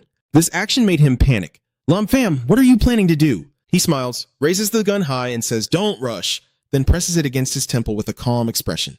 Look closely. Yuan San was startled and frightened, and he hurriedly tried to stop it. What do you want to do? Stop right now. But Lam Pham decisively pulled the trigger. Bang and crack, the gunshot echoing loudly. Bang Vian Tam closed his eyes tightly, unable to witness the terrifying scene. Surprisingly, he easily caught the bullet with 2 fingers, causing the old man's pupils to shrink in shock. This bullet still smoking between Lam Pham's fingers proves it's not an illusion. Bang Vian Tam felt his perception collapse, yet he managed to block it with his hand. You calmly placed the gun on the table. Old Wei, have you seen clearly or not? You don't need to worry about me. My face turned serious as I pleaded. But I truly do have something that requires your help. You haven't recovered from what just happened. What's going on? At this moment, Yuan San's mind was in complete chaos. Where did this kid come from? Only those at the Qi refining stage can look down on heat weapons. Could that be? Could it be him? His suspicion grew stronger. This kid is indeed a descendant of the Lam family. Lam Pham humbly expressed his wish. I hope Old Wei can protect my sister. My current cultivation is still too weak. I'm afraid I can't protect her yet. His expression was hard to describe as he pointed at the gun. Well, your cultivation is still weak. Even with this, you still call yourself weak. Yuan San's face turned serious as he assured you I knew from the start you were not an ordinary person. But I didn't expect you to be a grandmaster alchemist. Rest assured, I will protect your sister, no matter what. Lam Pham expressed his gratitude, saying, Then thank you, Elder Nui. At that moment, someone pushed the door open with a loud noise interrupting the conversation. Grandpa is so angry he's going to kill me. That got your attention. Golingni strode in boldly, shouting, Grandpa, you have to give me an answer. Seeing the scene inside, she suddenly felt awkward. Who is the guest here? Yuan San was so angered by his granddaughter's provocation that he trembled, slammed the table in frustration, and roared furiously. What kind of behavior is this? Being rude in front of a distinguished guest. Lin Ni pretends to be innocent. Oh, how did you know there are others in the house? Yuan San awkwardly introduced himself, saying, Lin Feng, this is my nephew. Forgive his casualness and mockery. He calmly replied, It's okay. He subtly glanced at her with an evaluative look. Casual indifference might be quite good, right? What did you say that made Lin Ni uncomfortable? She erupted in anger, demanding an explanation. What kind of attitude is this guy showing? Yuan San immediately punched her in the head, warning her to stop talking nonsense. This is a distinguished guest. Lin Ni was in pain but couldn't fight back. What kind of guest is he? He's obviously just a kid.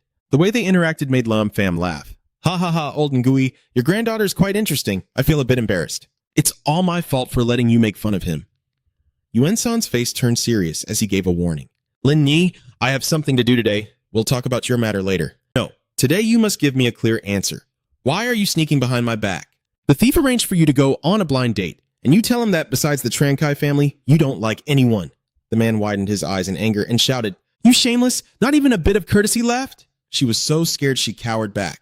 In the end, Lin Yi no longer dared to object and obediently kept silent. Yes. Suddenly, the phone rings loudly. Ring, ring, ring. Lam Pham looked to see who was calling, but the screen showed an unknown number. Curious, he brought the phone close to his ear and answered. Hello? Who is this? The young man on the other end introduces himself. Are you Lam Pham? This is Tran Kai. Lam Pham was startled by the familiar name. Tran Kai frowned, glancing sharply at Lin Yi still pouting in her room, a suspicion forming in his mind. Could it be that his finger moved to the options and then decisively pressed the reject button? On Tran Kai's side, a beeping sound rang out repeatedly. His face was stunned and incredulous. This brat actually dared to hang up on him. Lam Pham called Tran Kai again and pressed the speaker button. He asked curiously, What do you want from me? He frowned and arrogantly demanded, Let's set a place to talk. What you did to hurt my brother makes me very uncomfortable. The familiar voice surprised Lin Yi as she turned around. She hesitated, leaning in closer to confirm. Tran Kai immediately panicked. Lin Yi, sensing danger in his heart, why is Lin Yi with Lam Pham? Lam Pham's initial plan was successful. As expected, I was not mistaken. His tone was full of teasing. Tran Datlun is your younger brother, right? This time I held back and showed mercy. Your tone is full of teasing. Lam Pham fears you still don't know the true situation of the Tran family. Tonight at the Imperial Palace restaurant, I'll be waiting for you in that private room. After saying that, he hung up before you had a chance to refuse. Beep, beep, beep, Lam Pham states his purpose. Old Master Wei, have you heard? I'll have to rely on you to handle this matter. Yuan-san still hesitated a bit. At that moment, Ling He angrily shouted and cut in. Haha, what exactly happened here? He angrily warns in a loud voice. It's not your turn to ask. She's pouting in dissatisfaction. Yes. Finally, Yuan Tam is determined. Lin Fong, I will go with you tonight. You trust your own strength. Understand that the key issue is the deception. There's no need for concern. I can handle it myself. Lao Nui is still bothering your bodyguard to look after my sister, so it's best to bring her here now. He immediately nodded in agreement. All right, I will handle it now. Lin Yi stroked her chin thoughtfully as the two people ignored her. A series of questions arose in her mind. Who is this Lam Pham guy? Why is my grandfather being so polite to him? And also, is Tran Kai involved in this too? No, I have to investigate this thoroughly. Seeing that there was nothing else, Lam Pham stood up and bid farewell to Vian Tam. Then, Mr. Wei, I will take my leave first. He kindly reminded me. All right, be more careful on your own. Lam Pham quickly turns and leaves. Lin Yi smiled playfully. Well then, your grandpa is also leaving now. Yuan San sighed helplessly. Ah, this girl. Suddenly, a flash of light crossed Yuan Tam's mind. Wait a minute. Lam Pham is not married yet. If he could be with Lin Yi then, he chuckled excitedly. I wonder what the future would look like if a descendant of the Lam family really became a son-in-law. That would be a blessing for many generations. No way. I have to find a match for this. Yuan Tam is in a very happy mood right now. Haha, you didn't notice Lin Yi sneaking behind the wall listening in. She then made a call and asked, Hello, investigate a person named Lam Pham for me. I want to know everything about him. Lin Yi's expression shows cunning. I must find out what you have been hiding from me. At Huang Tru Hui restaurant, the meeting place of Tran Kai and Lam Pham, Tran Kai takes a puff of his cigarette inside the private room. Ugh, his expression is gloomy and his mood is growing more impatient. Why haven't they arrived yet? Usually, I am the one waiting for others. This Lam Pham really doesn't know when to give up. Someone has just entered and the person he's been waiting for has finally arrived. Lam Pham remains silent and does not respond to Tran Kai, then coldly sits down opposite him. Lam Pham reaches into his shirt to search. This suspicious action makes Tran Kai alert, and Lao Chok quickly pulls out his gun. But he only took out a can of water and casually opened it. Creak Lam. Pham calmly poured the water into his mouth and drank greedily. Tran Kai was momentarily speechless with fear, while Lao Chok was startled and fell backward. He felt incredibly refreshed. Only then does he give him his first friendly smile. Go ahead. What do you want to talk to me about? Tran Kai awkwardly explained his purpose. Lam Pham, today I came to talk to you in a calm and friendly manner. Lam Pham's attitude was calm as he agreed. All right, what do you want to say? Is it about your younger brother? His eyes suddenly shifted to a cunning look, speaking with an ambiguous tone. Or is it little Ling Ni here? Twin Su Tran Kai recoiled in shock. Lam Pham smiled playfully, teasing. What's wrong? Young Master Tran won't say a word, will he? His eyes flashed with a cunning gleam. See if I can make you so angry you die. Sure enough, Tran Kai was provoked by you. He took a deep breath to calm his mind, temporarily ignoring unrelated matters and getting straight to the main point. Lam Pham, let's settle the matter of my younger brother first. You injured my brother. How do you want to handle this? You have to understand that he is my brother, my flesh and blood. Lam Pham remained indifferent, so he had to pay. Compensation. Do you think you can pay it just because you say so? He shared his information about Lam Pham. I investigated him and found that he is poor with weak foundations. Just a penniless guy. But he piqued my curiosity. He is from a poor family, so how could he have the courage to hurt my younger brother? So this is just my guess. Tran Kai has an ulterior motive. Did you accidentally acquire some cultivation techniques or something? You think having a bit of cultivation makes you invincible? Then he warned in a stern tone. I tell you, there's always someone better and more talented people. Tran Kai swung his hand to the side, causing the nearby tea table to be knocked over instantly, with its legs breaking apart with a crash. It falls to the ground in pieces. He slams his hand down on the table. I hear you clearly. Tran Kai stepped forward, grabbing Lam Pham by the collar and threatening him. I can crush him more easily than killing an ant. Seeing that it's enough, he steps back to confirm he means what he said. He didn't flinch at Tran Kai's actions and still kept smiling. It seems like not a bad choice at all. So let's talk about Shaolin Ni. He angrily declared his ownership in a loud voice. What exactly is your relationship? Wei Ling Ni is my woman. Lam Pham deliberately pretended to be innocent. She is her mother's daughter. Tran Kai gritted his teeth in anger. What did you just say? Sighs and scratches his head awkwardly. Lam Pham says, feelings are something you can't control. Wait until my son is born and you're welcome to come celebrate with a drink. Tran Kai stomped his feet hard, smashing the floor. He clenched his teeth, suppressing his anger until his face was full of blue veins, and his fist shattered the table. Then he quickly regained his composure and lit a cigarette. Lam Pham. I admit you have managed to anger me, but I won't be fooled by this trick you say, that because you want to provoke me. Lam Pham pretended to praise, but he's not that stupid, much stronger than his younger brother. He raised a can of water to his mouth and held up a finger in a gesture. He said, I will join your Tran family. I have no problem with that, but I have one condition. Tran Kai frowned in discomfort. Just say it. Lam Pham smiled arrogantly, emphasizing each word. I want your Tran family to bow and submit to me as the master. He hadn't reacted yet when the old troublemaker clenched his fist in anger and shouted loudly. You're dreaming, kid. Honestly embarrassing you, but you don't even bother. You can lean back and think about it. Tran Kai's face grew colder, so there's no need to talk anymore. Lam Pham takes a sip of water and confidently declares, as long as the Tran family is willing to accept me as their master, there's still room for negotiation. Lao Chok loses his temper and rushes forward, swinging his fist at his face, cursing under his breath. Tran Kai silently watched everything with an excited mood. Old Wu, the fifth chucker, is a top inner strength master. Even if I wanted to defuse this punch, I would need some effort. Lam Pham, show me what you're capable of. Just as the fist is about to strike, Lam Pham calmly raises one finger. He calmly sat in place and flicked lightly. Bang! Old Shuo was unable to resist and was sent flying past Tran Kai's face, his heavy, massive body hitting the wall behind him. The rocks and dirt were instantly shattered by his overwhelming power, yet he still looked stunned. Lam Pham flicked dust off his finger and scoffed at how weak he was, watching the unconscious old man lying among the wreckage, while Tran Kai's face was pale and cold sweat streamed down like a river. What did you do? I thought your Tran family was a strong cultivation clan, but it turns out you're so weak. Meanwhile, Tran Kai remained silent in the face of the old man's attack, needing only one strike to be safe, then turned around and let out a long laugh. Ha ha! He stood up and expressed his approval with a satisfied smile. Ha ha! Good! Very good. Indeed, a descendant of the Lam family. Someone with such cultivation cannot possibly come from an ordinary family, Lam Pham thought in confusion, his face blanking out. As a descendant of the Lam family, I apologize for my earlier rudeness and will accept responsibility. I hope we can put past misunderstandings behind us. This action made Lam Pham fall into deep thought. Tran Kai was indeed just acting earlier. This guy is cunning and should not be underestimated. Then, he smirked to himself. But what kind of thing is the Lam family? I've never heard of it before. Could it be some hidden cultivation aristocratic family from Huaha? If that's the case, then I might as well pretend to be a descendant of the Lam family. As soon as I thought of this, I immediately admitted it to warm up. Yes, I am a descendant of the Lam family, making Tran Kai grin in satisfaction. Indeed, if I could get the help of the Lam family clan, then just from the thick envelope handed over, Lam Tien Sin, this is a token of my sincerity. I know that cultivators tend to look down on these things, but life still needs them, along with other items. And this spiritual jade is a gift from my master. I also want to give it to Mr. Lin, but you seem to refuse with that thick stack of green leaves, which honestly made me hesitate, but I know I won't gain anything without giving something in return.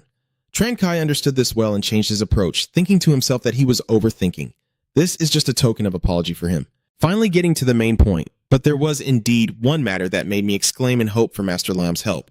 He spoke in a low voice when making the request, hoping Master Lam would step in. Help us kill someone, and after it's done there will be a reward. You just calmly asked back, who? Tran Kai's eyes filled with hatred as he clenched out the name Wei Yuan-san, instantly making Lam Pham startle. Old Wei. Then suddenly he shifted to a different topic. Mr. Lam, we are both cultivators, so you must understand how critical spiritual jade is in this era of depleted spiritual energy. So it turns out he just wanted to let you know about the benefits you could get. If he can help me, I can give you 30 pieces of spirit jade to aid your cultivation. Moreover, if you want any cultivation resources in the future, my Tran family will help unconditionally. This makes you even more suspicious. Why don't you take action yourself? The abilities of your Tran family, killing a fake elder is nothing difficult at all. Tran Kai slowly admitted it's really not hard, and he didn't mind revealing a little. It's just that the forces behind fake elder are very complicated. But for Master Lamb, with his powerful background, he just sneered and said it was only like an ant. Lam Pham, with his long hair almost covering his face, suddenly slammed his fist down in anger, shattering the table into pieces. Tran Kai's eyes widened in horror, trembling with shock because now what he faced was the murderous gaze from him. But to me, your Tran family is just like an ant. Tran Kai furrowed his brows in anger. Before he could say anything, he was reprimanded by Lam Pham. What the hell are you? Daring to ask me to do something for you. But he still tried to stay calm. Mr. Lamb, I hope you will carefully consider my proposal. Instead, it was a tone of sarcastic indifference from you. I told you before, the Tran family in my eyes is nothing more than an ant. You think I would cooperate with a mere ant? That instantly made him stomp hard and make a clattering sound. Tran Kai, feeling bold, said, Lam sir, even if you're a descendant of the Lam family, you're a bit too dismissive of everyone. Our Tran family may be worldly, but my master is also a cultivator, and honestly, he's not much less than Lam Pham. I hope you can carefully consider my final proposal. However, Lam Pham showed no reaction at all. His face darkened with anger. It seems I have nothing more to say. You are unwilling to cooperate. Then let's settle this between us. Remembering that Tran Luan was completely covered up and couldn't see his face, what should I do about him injuring my younger brother? Lam Pham simply said that not killing that bastard was already a great mercy. Of course, Tran Kai would never accept that. Even if he's weaker, he's still a member of the Tran family, so it's not your turn to control him. The boy calmly asked back, so what skills do you have to do anything to me? Suddenly he smirked and confirmed, yes, we have no way to deal with you, he said with a smile. But you have friends, that's for sure. Tran Kai threatens every word in his ear, even if his cultivation is profound. He can't be there to protect them at every moment, right? The same goes for Nguivi and Tam. Finally, he patted his shoulder and warned, Sir Lam, you'd better inform your friend first. From now on, don't leave the house, or you might lose your life. Oh, and I heard Sir Lam has a little girlfriend. Lam Pham's face immediately darkened when he thought of Juzi. Next, Tran Kai laughed more and more excitedly. Mr. Lam, you better pay attention. Ha ha ha, I didn't expect to be silenced before being satisfied, and in the end, I was lifted like a toy. No matter how hard I try, I can't escape. Let me go, Lam Pham said firmly, his eyes narrowing. I hate being threatened by others. Lam Pham's fist clenched tighter. Your Tran family is worth not even a penny in my eyes. He emphasized each word in a low voice. Don't challenge my patience or else. And then his eyes flashed with murderous intent. I can kill you at any moment. Finally, I forcefully throw Tran Kai far away, and then I suck. But he quickly kicked down with his foot and couldn't escape, having to drag himself along a long way before stopping. I felt my face turn pale as I realized all my internal organs were injured. The power was terrifying. Next, Lam Pham made a firm declaration. I advise you not to attack my friend, or I won't care about wiping out your entire Tran family. Then he turned around coldly and left. Tran Kai waited until he was gone before taking out his phone, his face darkening as he reported. Dad, Lam. Pham is not a descendant of Lam Thi. Tran Duke Min frowned and ordered. If he's not a descendant of Lam Thai, then you handle this your way. Do whatever you see fit. Then he raised his eyebrows to confirm. But how did I deduce that he is not a descendant of the Lam family? Tran Kai replied seriously, my master once told me about some information regarding Lam Thi, and the most obvious point is that all descendants of Lam Thi have a special mark on their arm, and Lam Pham clearly does not have it. This is the first one. Recalling the actual situation, the second is that you have investigated all the information about Lam Pham. So I guess that Lam Pham only happened to get a bit of luck by chance. Duke Min had no other words left. All right, if that's the case, Lam Pham, it's up to you to handle him. After a while, a voice came from somewhere saying, hello, young master. Tran Kai on the other end asked how everything was going. The kidnapper confidently said, please rest assured, young master, as he slowly stroked the trembling hair. Teochuk was so scared that she was trembling under his hand. I have already tied up the person. Tran Kai burst into a maniacal laugh. Ha ha, well done. Wait for me. After hanging up, his trembling hand was filled with excitement. His face showed a wicked, excited smile. Ha ha ha, Lam Pham. I want you to see your girlfriend being humiliated with your own eyes. He glared with satisfaction at the thought, then died in agony. But unexpectedly, Lam Pham, who was mentioned, suddenly spoke up. Oh, really? That made Tran Kai panic instantly. Lam Pham, why did you come back? He said with a sinister smile, of course wanting to clean out his ambushers outside. Those guys outside are completely wide-eyed and trembling. They are too weak. And then my index finger points out like a demon reaching out to take a life, and then it's your turn. Unfortunately, Tran Kai shows no fear. It's my turn now, ha ha ha, suddenly taking off his coat. It seems I underestimated you. Your whole body is surging with spiritual energy. But do you really think you can defeat me? Then he decisively threw away what he was holding. Tran Kai slowly explained that my true cultivation level was not what he was seeing. Now that you're back, I'll disable your limbs first and then slowly humiliate your little girlfriend in exchange for Lam Fam's contempt. No mistake, your cultivation is indeed much stronger than before. His arm begins to rise, preparing in a proper stance while still threatening. Stop wasting words, I will show you. Moving at an extremely high speed, Tran Kai quickly appeared right behind you. What do you mean this mountain is high when there are higher mountains? Even you have to be amazed. Too fast, with just one strike he took the blood that made you furious. Not bad, if you want to compare strength. My body tensed up with strength. A powerful push from my back sent Tran Kai flying. I won't be inferior to him either. Tran Kai was thrown away in pain. She was swept away by a whirlwind caused mainly by the surge of spiritual energy from Lam Fam. But of course, he wouldn't be defeated that easily. Not finished yet, my feet lightly touch the ground and then shoot towards you at super speed. Tran Kai's face is fierce as he declares, I will ruin your meridians, Lam Fam. However, he calmly blocked head on, literally. Come on, just this one powerful strike is enough to daze him while you feel like you've taken a stimulant. Keep going. Tran Kai still stubbornly screams. Don't underestimate me. Despite my injuries, I rush forward recklessly. That bastard received another gentle kick from Lam Fam, causing his body to spin around completely. Just then, he was ready to strike, with a sharp, deadly gaze fixed on his target. Take this, Tran Kai. Evelon's face immediately sank under your hand. Tran Kai bounced around like a ball, hitting here and bouncing there, to the point of cracking even the thick wall apart. Lam Fam snorted coldly. Still, he forced himself to call out, Lam. Lam Fam can't believe it as he clutches his stomach.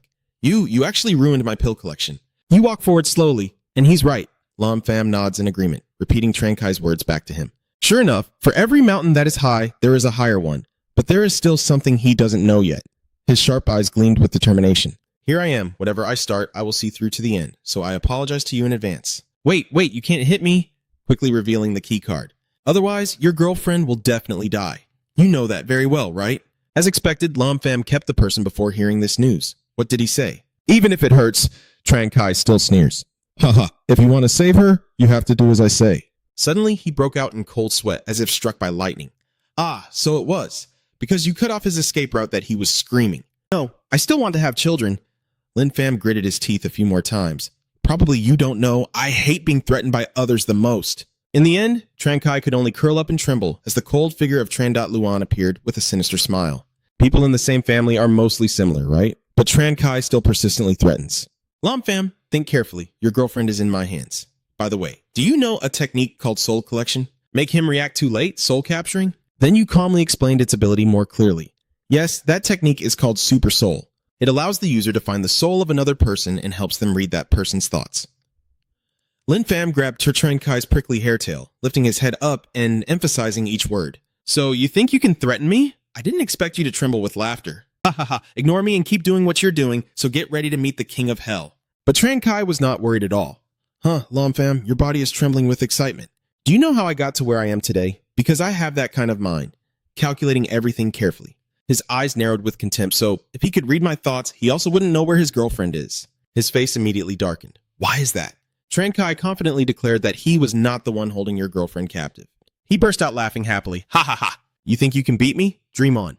The image of Teocheuk being blinded by the threat appears, and today she will definitely be tortured to death, stripped completely, recorded on video, and posted for everyone to see. Ha ha!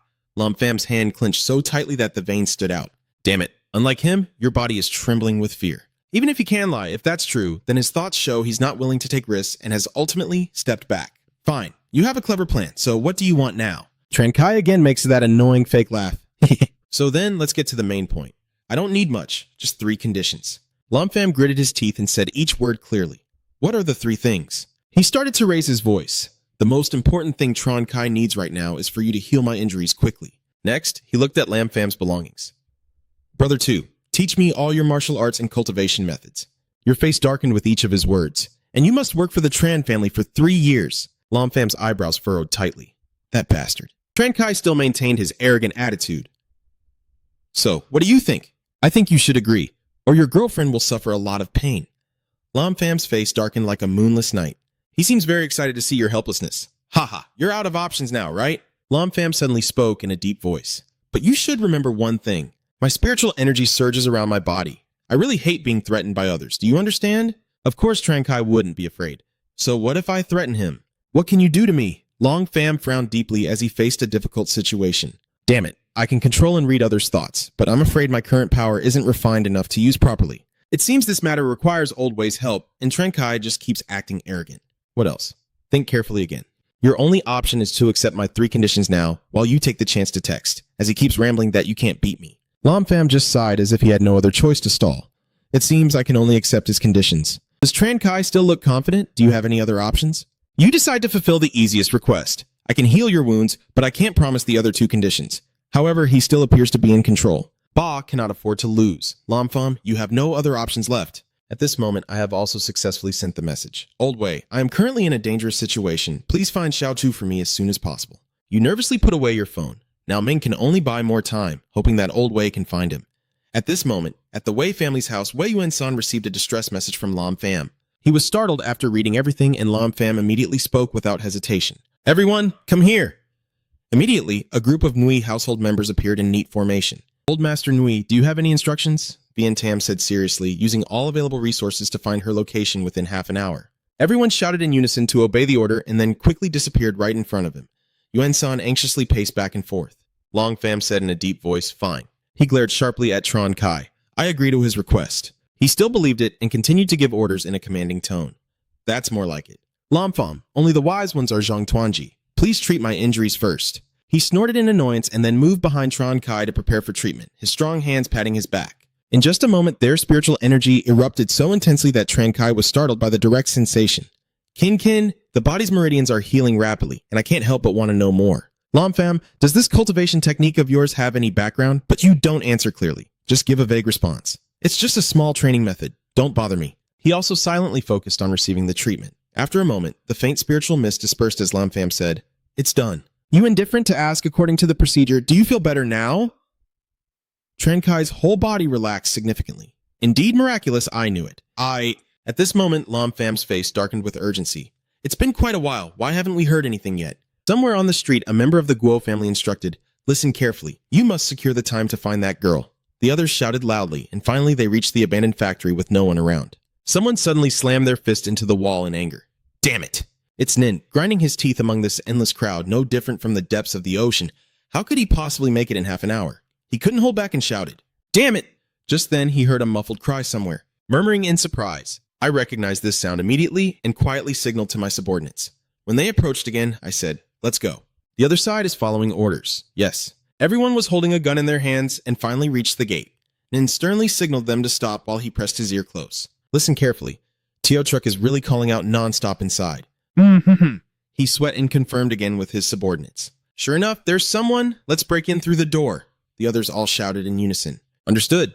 Suddenly, a loud crash made him jump awake from his nap. Hey, Mr. Nin has lowered his gun and raised his hands above his head. Of course, he wouldn't really do it. Damn it.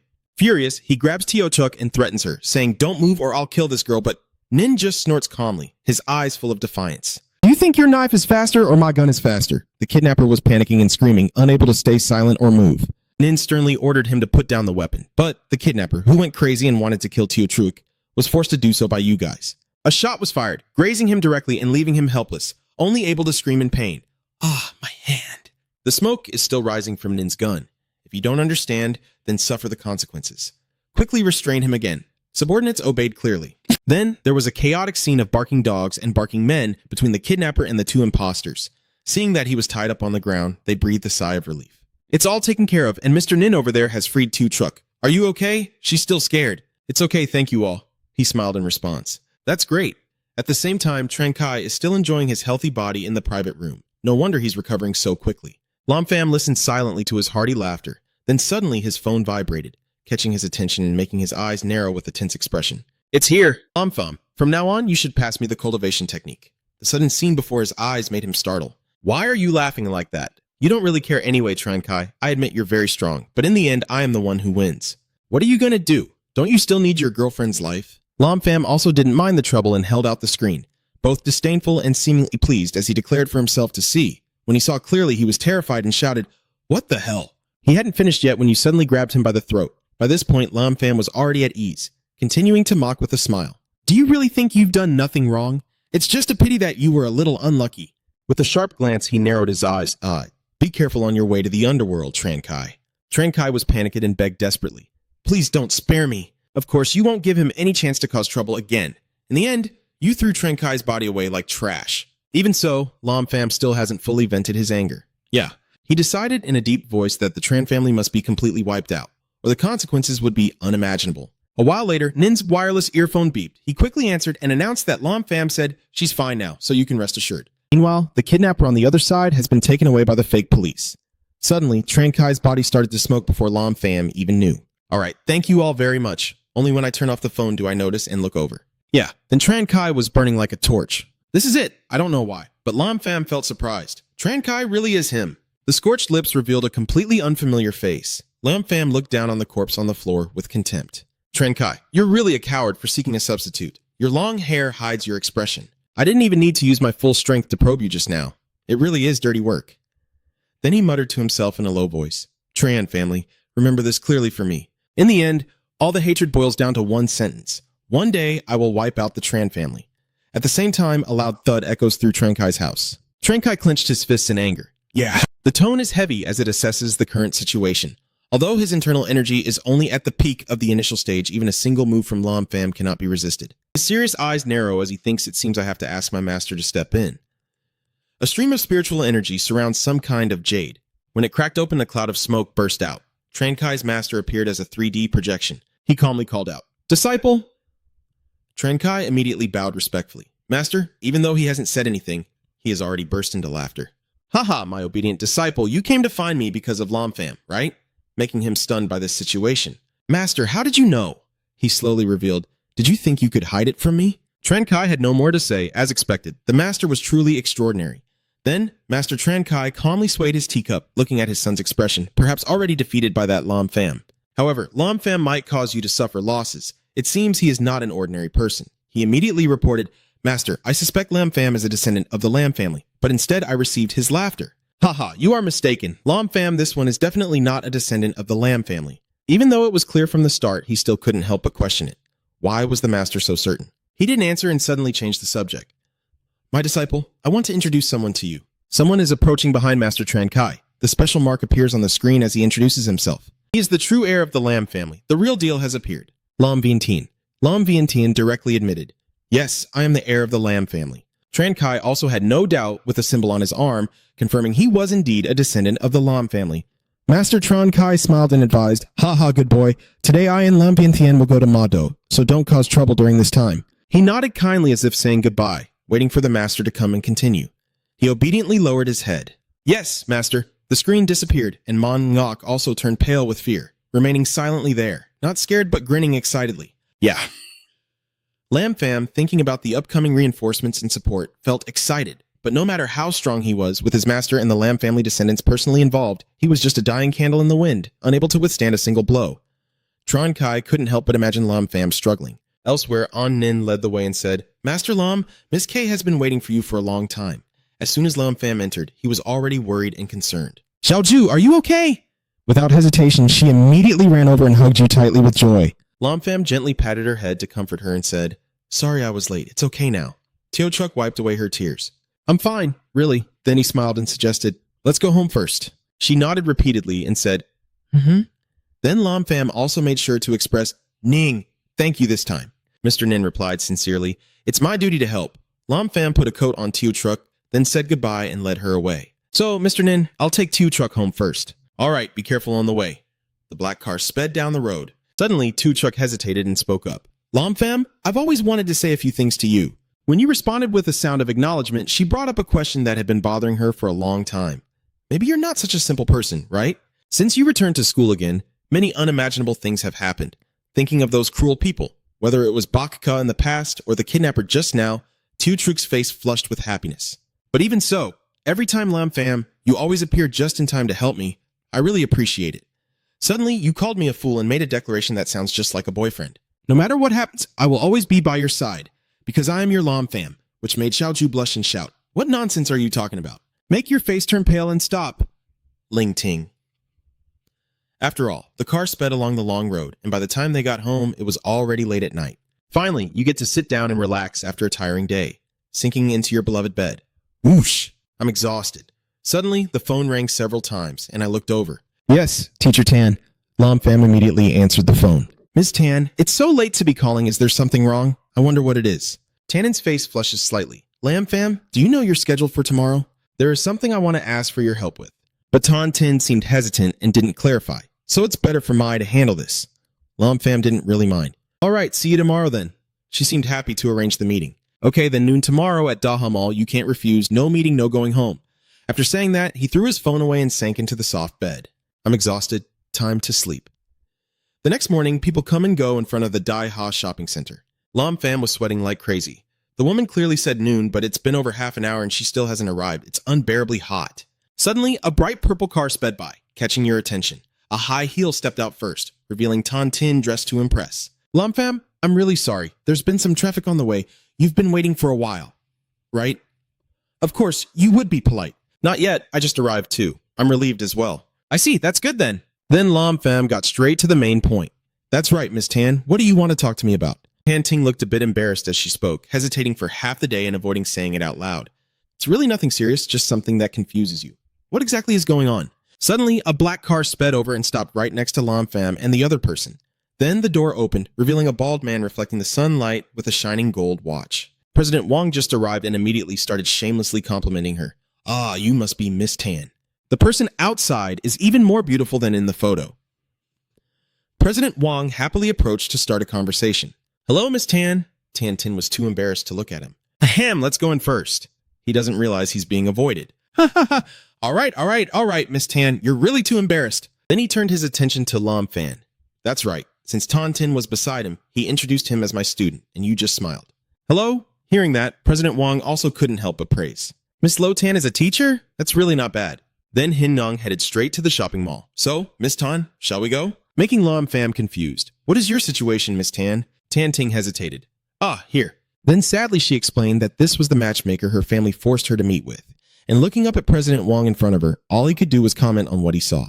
The quality of this matchmaker is truly top-notch. Rolex watches, and even a luxury car worth several million yuan. Tan Ting now spoke frankly. Lam Pham, today you called me here because you want me to help chase him away. Then she explained in more detail that this person was introduced to her by a very good friend, and she couldn't refuse directly or it would be too embarrassing for her, so he had no choice but to accept. All right then. Finally the group entered the center. President Wang is close beside Tan Tin. Miss Tan, feel free to look around. Whatever you want is here. You can only force a polite smile. And yet, that disgusting hand still can't resist making a move. Come on this way, there's no shame at all. With a mischievous look, he muttered, Oh, lucky I have a keen sense of touch, it feels so good. I don't know when Tan Tin turned into Lam Pham. President Wang, you wouldn't have that kind of obsession, would you? Why is it you? He was furious, that damn little brat. Then he smiled as brightly as spring flowers blooming. Miss Tan, you just opened a small shop recently. Then she suggested, I'll take you to check it out. The pig's claw points toward the main entrance, which is this place. President Wang chuckled and urged them to leave. Come on, let's go. Tan Tin was startled. Lin Pham nearby suggested they go take a look, and she just nodded in response. Yes. In the end, they finally entered the store. The store employee happily greeted him. Who's welcoming your visit? President Wang warmly expressed his admiration, saying it was truly an honor that he visited our store again. He chuckled loudly, catching Lam Pham's attention. Then he raised an eyebrow at Tan Tin. It seems this chubby guy is also a regular customer. Suddenly, the store clerk looked genuinely surprised. Oh my, this young lady is indeed the one. Quickly correcting her words. As the sister-in-law, your warm welcome made Tan Tin feel embarrassed. No, we just met for the first time, right? President Wang laughed heartily. Haha, Miss Tan is embarrassed again. Next, let the light of money shine. Fine, I'm in a good mood today. Bring me the smallest bag of soil from the store. The store clerk immediately brightened up and quickly turned to show off his handsome demeanor. So Tan Tutu, are you enchanted by my generosity? Unexpectedly, Lam Pham was so frightened that he covered both of his eyes. Ms. Tan, cover your eyes. Then President Wang spoke again. Here you go, Miss Tan. I'll give you a bag of dirt first, and you can check out the rest. Whatever you like, just feel free to pick. Lam Pham immediately stepped into the role. With such a generous boss and a bag in hand, I also planned to buy something. So he immediately acted generous. Fine. Since you're a Teacher Tan student, you should have some. Just take whatever you like. Lam Pham then smirked slyly and said, well then, I'll take them myself. So he casually grabbed a few more bags, this one, making President Wang pale with fear as he still hesitated. There's also this one, and this one is good too. The blue bag has been placed on the table, and with just one breath, Lam Pham has already picked nearly 10. Whoosh, these should be enough. Now, President Wang finally gritted his teeth and realized this guy was deliberately messing with him. These items alone are worth over $1 million. Seeing Lam Pham satisfied, he nodded and said, "I've finished choosing." The store clerk, confused, turned to ask President Wang. He was sweating bullets but still kept his pride and wrapped it up. She immediately happily packed it. Ho ho ho ho. Suddenly, Lam Pham slapped his hand down to stop him, causing Vuong to panic and stammer. "So what, isn't this enough? You have taken each step forward. President Wang, I think you've misunderstood. What I mean is the cunning look when giving instructions more clearly. Besides these, I want everything else in this shop." Now President Wang is so angry he's trembling. "You little brat, can't resist flipping me off in my face. Don't think you can get everything you want." "What are you?" Lam Pham raised an eyebrow mockingly. "Oh, isn't President Wang wealthy? So you can't afford it after all. If you can't, don't try to imitate the rich. It's just embarrassing and makes people look down on you." He was again grabbed by the collar and shoved in the face. "Why should I pretend just because you say so? I earn hundreds of thousands a year, so look at yourself and see if you're anything special. And don't forget to criticize Teacher Tan Tin. Your teacher. This student of yours is really clueless about the world, but I have already warned him seriously." "Mr. Wang, Lam Pham is my student." His eyes grew sharper. "Please be more polite, sir." Lam Pham smiled again, trying to add fuel to the fire. "Teacher Tan, it's okay. If President Vuong can't afford it, then forget it. This time he doesn't care about you. Yeah." Then he pretended to be magnanimous and said, "Do you want to show off in front of Teacher Tan? I won't bother with you and will just turn away with a fake smile." "Haha, Teacher Tan. Let's just ignore him for now and you can choose first. Whichever you like, I will give to you." But this time, Tan Tin firmly refused. "I can't accept this gift from you." He narrowed his eyes and asked, "What did you say? You dare to pretend to be noble in front of me again?" President Wang sneered in disbelief. "You dare to act high and mighty with me again? No woman dislikes handbags." But Tan Tin had become resolute. "Mr. Vuong, please show me some respect." I don't know why he suddenly shouted so loudly. "Wrap it up for me." The store clerk was sweating. "Yes, yes." Tan Ting sternly shouted, "No need!" Your sharp eyes stared directly at him. "President Wang, I feel like you're humiliating me. Maybe everyone you associate with are gold diggers, but I, Tan Tin, am definitely not one of them. However, President Vuong still stubbornly pretends to look down on me. How do you soften and tighten at the same time? Do you want the skill of a lion bite now? Tell me the amount you want, and I will transfer it directly to you, leaving you speechless and unsure of how to respond to him." He then decisively grabbed Lam Pham's hand. "Lam Pham, let's go." President Vuong shouted angrily, "Fine, get out quickly." He scowled and sneered. "If you're going to leave, then don't pretend to be so noble." Lam Pham paused, then turned sharply and asked coldly, "What did you say?" His angry eyes narrowed and he sneered, "Go ahead and say it again if you dare." Vuong Tong pointed at both of them and mocked, clearly saying to go outside yet still pretending to be noble. "I finally see it now. This guy isn't your student. He's your little white lotus." Tan Ting shouted angrily, but Lam Pham stopped her from speaking again. "Teacher Tan let me speak softly to express my doubts. Vuong Tong, you think that having a few dirty money means you can do whatever you want. How so?" "I, the old master, will do whatever I want. What can you do to me?" Then Lam Pham just smirked and asked, "I see. So you mean the person with money is the big shot?" President Vuong immediately looked proud and said, "So what else is there to say? Money is everything." Then he nodded and said, "I see." And suddenly pointing at the bag and shouting for service, with a confident look in his eyes, he declared, "I want everything in this store from east to west." Lam Pham points to the shelves behind him and says, "Wrap everything up for me." The expressions of President Vuong and the store staff show surprise. Suddenly, he burst out laughing loudly, spitting. President Wong's whole body trembled violently. Haha, he looks down on you, thinking that a single bag here costs at least a few million, and with your money, you could sell yourself and still not have enough. The store clerk also joined in, thinking young people these days are really reckless and speaking arrogantly. "If you think you can buy it, I'll jump off the building right now." Lin Pham, who had been silent, suddenly replied, "You said it yourself." As he finished speaking, a black card appeared in his hand and he swiped it. The store clerk's face could no longer maintain its composure. "Are you sure there's money in the card?" "I warn you coldly, I won't say it a third time." Her hands trembled as she took it. "Fine, fine." Then the store clerk hurriedly turned around and ran away. "Please wait a moment, sir. I will go find the manager. Tan Ting pulls on your sleeve to advise you." "Lam Pham, you're crazy. Where did you get the money?" "Don't look back. Teacher Tan, don't worry. I'm no longer the person I used to be." She was a bit panicked. "Lam Pham, President Wang is standing behind, anxious." "No way. No way. It's impossible." Suddenly, hurried footsteps approached. Zhang Chao loudly calls out, "Mr. Lam Pham!" Lam Pham looks at the person in front of him and asks, "You are the manager, so why do you know me?" He was panting heavily, his expression somewhat ingratiating.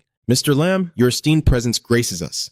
Our small shop cannot offer a distant welcome. This small shop belongs to Mr. Wei, and everyone has heard of your reputation." Lam Pham coldly replied, "I see." President Wang's expression turned furious.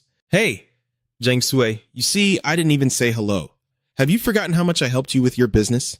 All right, so it's you. I've heard you were the one who provoked Mr. Lamb. From now on, you are banned from entering all the shops here. The man pointed directly at him and said, "You can get out now." He was stunned. "What did you say?" Mr. Wang's face was filled with fury. Fine, fine. You will regret this." After finishing, he spun around and left. "Hi, turn the car around. Wait there for me." Then Zhuangshou happily responded, "Here is your card and bag as you requested. I will deliver everything to your home. I hope you feel comfortable today." Lam Fam appeared calm. "No problem, then just give everything to this guest." Tan Tin's expression shows some worry. "Lam Fam, you follow his back. What exactly has happened to you?" In the supermarket, someone was tapping repeatedly on the screen in anger. President Wang ordered the other end. "Stop sitting there. Everyone crawl over here for me." A while later, a group of people ran over and stopped in front of President Wang, who was smoking. Va Chi asked curiously, "Big brother, what's going on?" The man, frowning and giving orders, said, "Wait until that little brat comes out, then follow him." Wang Tong's eyes bulged with veins, searching for a quiet spot to break his leg. "Haha, you dare to mock me, so what if you have money in this society? If you don't have enough, you'll end up with shit." Father Chai immediately received the order. "Don't worry, Brother Wang, it's our responsibility." Tan Tin was strolling in the supermarket with Lam Fam. "Lam Fam, what exactly happened just now?" Her face showed concern. "Your family background is something you know very well." Your brother suddenly interrupted. "Master Tan, Lam Fam's expression becomes deep. Sometimes you can't judge a person just by their appearance. My current self is no longer the same as before," Tan Tin said with a hint of surprise. Lam Fam. Suddenly she slapped him hard on the head several times. "This kid still acts all cold and aloof, huh?" Lam Fam awkwardly ruffles his hair. "Haha, everyone has seen through this now. Tan Tin won't pursue it anymore. And since you don't want to talk about it, I won't ask." Her eyes looked a bit distant. After all, everyone has their own secrets, right? He stared blankly at Tan Tin, then seemed to understand everything and replied casually, "You're right, everyone has their own secrets. She still hasn't forgotten what happened earlier. But I couldn't take those bags, so you absolutely must not let them give them to me. If it's not me, I'll be angry." Lam Fam smiled happily. "It's okay, it's up to the person." In his heart, he silently thought, "Teacher Tan in the previous life, the one who cared for me the most, couldn't be repaid with just a few handbags. Tan Tin never forgot to teach, so what do you think? You want to become someone who only knows how to buy handbags with money too?" He laughed out loud. "Ha! Sometimes being a country bumpkin is still very satisfying." Suddenly, Lam Fam's face darkened and said, "Tuan Lao Su, I have urgent matters to attend to later and can't go with you now. I will wait for you at another gate." She tilted her head and looked around, waiting at a different entrance. "Why didn't you explain further? Knowing that is enough." "See you later, Master Tan." Tan Tin turns around. "All right, there are mysterious people watching you from behind the bushes by the roadside." That was the group of assassins closely following that young man. Ao Yang obeyed the order clearly. Lam Fam's eyes reveal a sharp gaze. "Huh, there's indeed an ambush." "Then come on." The crowd quickly chased after him. They saw Lam Fam turn into the alley. Bat Chi grew even more excited. "Ha ha ha, this kid is finding himself a good spot. We've caught up." Lam Fam suddenly stopped walking, now standing in front of a dead end. Boss Chai is approaching, saying, "Kid, you choose not to go to heaven and hell opens its gates for you."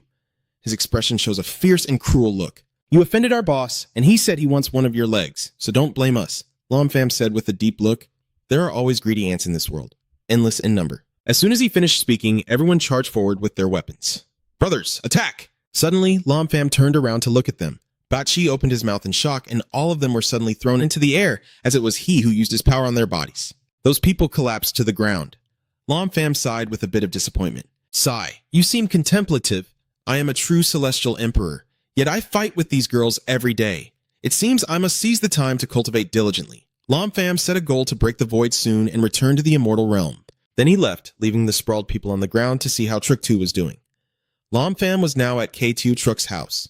You are amazed by this scene before your eyes, huh? True Ha was carrying her bag and stepping out of the car, looking very happy. Lam Fam suddenly remembered, isn't this the same guy from that day at the Imperial Hotel with the group that took Truck 2? True Ha walked slowly, smiling politely. "Hello, Aunt and Uncle." Mother Two Truck is holding out her hands to serve the dishes. "Oh, please come in, please come in." Suddenly, she noticed the bag in Trio Ha's hand with the gift inside. "How polite of you." He appeared courteous. "This is just a small token of my appreciation." True Ha got straight to the point. "Last time I met Xiao Truck, I was sure I had found my other half, so today I came to ask for your and her opinion." Suddenly, Xiao Truck stepped out from inside. "Why are you here?" Her expression was a bit annoyed. "Last time I also said I went to see him only because my parents tricked me into it. I'm not interested in you. Get out of here quickly." His face still showed no change in expression. "Oh dear, you can't refuse him like that. I hope you can understand me a little better. I'm a very good man." Mom scolded her. "Look at little Chu, she's polite and humble. Growing up handsome, if you don't agree then fine. But if you refuse, I don't need you." Two Trick shows no concern at all. Does this little girl understand what is really happening? My mother quickly stepped forward to advise her, saying, "You know your daughter likes lam fam. So why are you like this?" Two Trick's mother whispered. "I admit that young man has helped us, but she is Trio Ha, the CEO of a market company. With money comes power. I want my daughter to marry someone like that for happiness." Zhao Xiao suddenly spoke up after remaining silent for a while. "Uncle and Aunt, the bag that he placed on the table, I actually came today to officially discuss the major lifelong matter between me and Xiao Truck. Trio Ha. As if discussing a partnership, everyone now knows she is the CEO of the market company, and time is urgent, so she hopes to marry Xiao Truk right after her graduation. The wedding ceremony that she mentioned has been well prepared. Everyone take a look." Two Trick's parents both looked surprised. This is the wedding gift, including a Tianlong villa and 5% of the Zhao Group's shares. The man's eyes looked a bit awkward. "President Chow, this is a bit much." Suddenly, the paper was snatched back forcefully. Two Trick threw it straight to the ground. "Who wants your dirty trash?" "Trio Ha, get out of here." A slight curve appeared on Trio Ha's lips. That scoundrel still remained so indifferent. "Miss Key, marriage is a major matter. I think it's best for parents to decide. Without their blessing, it will surely not be happy." Immediately, Trio Ha's eyes flashed with a threatening look. "Am I right or not? Both of you, what do you think about this?" Suddenly, Lam Fam appeared and interrupted. "I think you're daring to fight." The entire Two Trick family looked on with mouths agape in shock. He turned around in shock. "Who?" Lam Fam's face darkened. "Does he also deserve to ask me who I am?" Two Trick quickly ran over. "Lam Fam." She looked a bit embarrassed. "Lam Fam, don't misunderstand. We'll go ahead first. I'll explain everything to you later." "It's okay. Fresh flowers will still attract those stupid bugs anyway." Zhao Ha stood up and shouted, "Who do you mean is a bug?" His eyes flashed with a surge of power. "I'm talking to you." The guy suddenly felt scared and in pain. "He is huge." Trio Ha's whole body collapses to the ground and keeps trembling. He muttered to himself, "What is happening? I can't move my legs." Lam Fam looked down arrogantly, daring to compete with a dragon and a tiger. Zhao Ha gritted his teeth and said, "You still try to threaten me with your status." "Damn it, don't you know who I am?" Ba Tu Truck asked anxiously. "Mr. Zhao, are you okay? You ignored those threats. I'm not interested. Get out of here." In the end, Zhao Ha finally managed to stand up. "And to my surprise, I never expected that you are a cultivator. No wonder you're so arrogant. Kid, even though I am not a cultivator, behind the Zhao group is the Tran family." He snarled with bared teeth and wide eyes. "So what if you're a cultivator? As soon as the Tran family makes a move, they'll crush your bones to dust in an instant." Lam Fam's eyes showed disbelief as Trangia Trio Ha looked proud. "So, are you scared now?" His face turned cunning. Now kneeling and bowing his head to admit his mistake. "I can still forgive you." Otherwise, suddenly Lam Fam's whole body exuded deadly aura, which is impossible. "What's going on? This guy's aura is too heavy. If I keep talking, I might. Before I could finish, Zhao Xia rushed over and slammed him to the ground. A series of punches kept hitting his face. Trio Ha's heart felt like it was shattering, and he stammered nonstop. "We're going to die. Lin Luck is spreading all over Lam Fam's body. Otherwise what?" Right now, the two words I find most annoying are the Tren family, and Trio Ha is the one he stabbed himself with. Two Truck quickly reached out to stop him. "Lam Fam, stop. You're grinding your teeth." "Yeah." Lam Fam's eyes were full of anger. "Get out of my sight and don't let me see you again." Zhao Ha ran away in panic. "I won't let you go scot-free. The Tran family won't forgive you, so just wait to die." He clenched his fists tighter. "As for Katio Truck, she will definitely be my woman." Then Zhao Xia hurriedly ran away without looking back, while Tio Truck's mother looked a bit flustered. "Lam Fam, why did Trio Ha kneel in front of you?" "Just make up an excuse. Who would know? Maybe he's just having trouble walking." "Ha ha!" Unexpectedly, Lam Fam pulls Chao Truck close to his side. "That's right, uncle. I'm taking Tio Truck out for a walk. You two can continue with your work. We'll be back later." Tio Truck's parents are still stunned. Lam Fam and Tio Truck are sitting on a park bench, tilting their heads in confusion. "That's right, Trick 2. Why are you involved with that Zhao Ha?" She sighed in frustration. "Oh, don't remind me. Wasn't I tricked by my mom into that? She said she was finding an internship for me, but it turned out she arranged a scam." Lam Fam gently patted her head to comfort her. "Well, it's because our Trick 2 is so outstanding." "Ha ha!"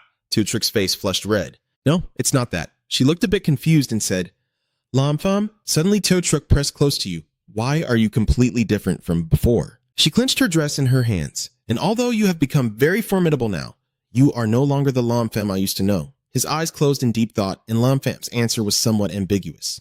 "Truck 2, someday you'll finally find out the answer." Tio Truck whispered softly, with understanding in her eyes. "I know now. No matter how you change, I believe in you." She leaned on him with her arm around his. "I will always support you." Inside, Lam Fam silently thought, "Thank you, Truck 2. A month later, at Lam Fam's school, someone was resting their chin on their hand and sighing. At this moment, Lam Fam was staring absent-mindedly outside. During this time, the wind is calm and the sea is peaceful, and there's no useful news from that old way either. That little brat Trenkai also has no news at all. It's really a bit boring. Suddenly, he slumped his head on the desk in disappointment. Then the sound of high heels echoed. Tian smiled and opened the door to enter. Fellow students, today our class will have a new student transferring from another school. Suddenly, everyone in the class became curious. A transfer student? Some wondered if it was a boy or a girl. She reached out her hand toward the door. All right, come in, a voice responds. Yes. The new student enters with a tattoo of the Lam family on one arm, and Vientiane smiles confidently. Hello everyone, I am Lam Vientiane. From now on, we will be classmates, a girl suddenly exclaimed. Wow, so handsome. But Lam Fam's eyes suddenly widened. Vientiane is secretly releasing his spiritual power to probe. Classmates, please give more guidance. You are also releasing spiritual energy to counteract Vientiane's power. He smirks in a challenging smile. Classmate Lam Fam also hopes you will guide him more. Their eyes meet and Lam Fam observes with interest. Oh, your face shows a look of excited interest as Vientiane approaches Lam Fam's desk. He extended his hand and said, I am Lam Vientiane of the Lam family. His face showed a fake smile and he said, please guide me more in the future. Lam Fam happily shook hands. Okay. Han Ting was quite surprised. Oh, you two know each other. The spiritual energy around Yuan Tian's body radiates again. Haha, you could say we've been close friends for a long time. At this moment, the two are silently confronting each other's power, their clenched hands straining so hard that you can hear the cracking sound. But Lam Fam's expression remains calm. Not bad. We really have been close friends for a long time, and in the end, we're still on the same side, right? Vientiane grits his teeth in anger. Yeah, then he quickly withdrew his hand. Ha, from now on we are classmates. Hope we can get along well. Then Vientiane sat down at the desk next to him. All right, teacher, we can start the class now. His face still wore a gentle smile. Haha. But when Vientiane's gaze glanced down, this guy's strength was too overwhelming. He slightly trembled as he pulled his injured hand out of his pocket. Yuan Tian recalled what just happened, and his internal energy had completely vanished from his body without leaving a trace. He slightly tilted his head. It seems that Lam Fam truly has some ability. A faint smile appeared at the corner of Lam Fam's mouth. Yeah, you're thinking to yourself, Lam Vientiane, right? Show me how many paths there really are for your secular Lam family clan. The corridor is bustling with people passing by. Lam Fam was leaning against the railing when suddenly someone approached, breaking the tense atmosphere. Lam Vientiane politely extends his hand and asks, Do you have time, Lam Fam? Let's talk for a bit. Although we don't know what his goal is, you agreed without hesitation. Okay. The two of them leave together, one after the other. The female students hiding by the wall kept praising him. He's so handsome. Outside the schoolyard, Yuan Tian surprisingly found a secluded spot with dense trees and no one around. Suddenly, he stopped and didn't move further. Standing in front of Lam Fam, he asked clearly, I heard you have always been pretending to be a descendant of my Lam family. He sneered as if he had just heard a ridiculous story. You think you can make me pretend just because of you? Vientiane ignored Lam Fam's words no matter how he justified himself. After finishing, he unleashed his imposing power around him and issued a challenge. There is no one around here now, do you understand what I mean? Lam Fam didn't notice the change beneath his feet until now when he looked down, realizing that the energy had rapidly expanded into a large circle trapping both of them inside. Yuan Tian explained that the nearly transparent barrier was imprisoning them, and this reflective screen could completely block sound. Although our Lam family has never caused trouble before, you have offended someone you shouldn't have. He still considers himself strong and continues to threaten in his tone. So I can't keep you. Remember not to impersonate a descendant of the Lam family in the 9 Springs. Hearing him boast like that, Lam Fam was so bored he wanted to yawn and dislocate his jaw. All right, I get it. You're talking too much. Yuan Tian continued to set up the formation, still unaware of what was about to happen. An 8 trigrams formation suddenly appeared beneath his feet. He kept showing off his power, and in this heavens and earth decision, he couldn't move. Then, a sharp object formed from earth and stone gradually broke through the ground and emerged. He continued to unleash his earth power, the mountain self-decree, rapidly and completely restricting Lam Fam's ability to move. A series of control techniques surprised Lam Fam a little, and also made him somewhat interested. Not stopping there, Lam Vientiane aimed directly at him and cast fire magic, with flames blazing as if capable of burning everything. It charged straight at you with unstoppable force. Faced with this life and death situation, Lam Fam not only remained unafraid, but also smiled faintly. A deafening roar echoes out, leaving only a thick cloud of smoke and dust, making it impossible to see what has happened inside. Lam Vientiane still stands there panting heavily, but he will probably be disappointed. Lam Fam's shadow slowly appears behind the smoke with a mocking tone. This kind of magic can only fool children. Are you seriously looking down on me while brushing off the dust on your clothes and keep complaining? Vientiane saw that you seemed unfazed by the previous attacks as if they didn't matter at all. As expected, your mediocre swordsmanship has no effect on you. His eyes show determination, but what happens next is uncertain. As soon as he finished speaking, he began to cast a earth spell, causing the ground to shake and crack open during the gathering. Immediately after, a giant monster of Tai Sun Fu was formed, and Lam Fam looked no different from a tiny ant. Without hesitation, it clenched its fist tightly. With no unnecessary movements, the Tai Sun Fu swung its enormous fist with incredible speed. Lam Pham also didn't fall behind and directly confronted it with his fist. Although both of their physiques were enormous, the recoil they generated caused the surrounding earth to tremble uncontrollably. Looking closely, Lam Pham used his spiritual power to smash the monster's arm into pieces, then softly cursed, "You bastard." Suddenly, a blue flame erupted beneath his feet, its power unknown. By the time he realized it, it was already too late. The fire, combined with the lightning, crackled loudly, making his whole body tingle. He immediately jumped back to avoid contact with that deadly thing, but still couldn't escape, leaving him extremely surprised. Then Viem, Tut Guy. Yuan Tian also summoned purple lightning to surround where he was standing. It's not over yet. Lei Fa Jintian's eyes flashed with a murderous intent to make sure he beats Lam Pham to the point of no return. Dark clouds, responding to the call, suddenly release a lightning bolt that tears through the sky and rushes towards Lam Pham at an unstoppable speed. He can't escape in time, and the force of the strike sends him flying high into the air. Yuan Tian gritted his teeth fiercely. "Lam Pham, here's another move from me." Lightning technique. Chu Tian repeatedly unleashes large and small bolts of lightning, leaving no chance for a counterattack. Now, the static electricity is spreading all over Lam Pham's body, preventing him from reacting for the moment. But Yuan Tian had no intention of stopping and continued to recite the Spellfire Law. The flow of energy surged as he shouted Fire Voice, Flames carrying lightning bolts shot out, but Lam Pham remained motionless. Streams of energy poured down like the fury of heaven and earth, causing a massive explosion with devastating power. The fog is gradually clearing, but it's still hard to see what's inside. He couldn't help but wonder, did I succeed? But things are never that easy, came Lam Pham's breath from inside, his uniform torn apart. He has no serious injuries on his body, but Lam Pham still praises him, though it seems Than Viem has already proven himself quite capable in this worldly realm. The secular world? How did you know that word? Lam Pham slowly moved forward. I know, and I know a lot more. He was very alert to every move you made. Damn it, the spell, the vine, is a long flying creeper heading straight for you. But Lam Pham shows no intention to resist. He lets the vines control him, not giving the opponent any chance to counter, and continues casting water spells. The giant water columns of the 8 directional water dragons pour down on you with overwhelming force, as if they could crush steel. Lam Pham's whole body is soaked, and his voice is serious. Have you played enough? A single simple command was enough to destroy all the formations Vientiane had painstakingly set up. Lam Pham's whole body was filled with murderous intent, his eyes sharp as a hunting eagle. Have you used up all your tricks? Now it's my turn, isn't it? Vientiane took a few steps back, widening the distance between them, his whole body trembling with fear, deep inside trying to stay calm and remember that his father once said that the Lam family is the last descendant of the cultivation world on Earth. If he could reach the core formation stage, he would be able to break through the void.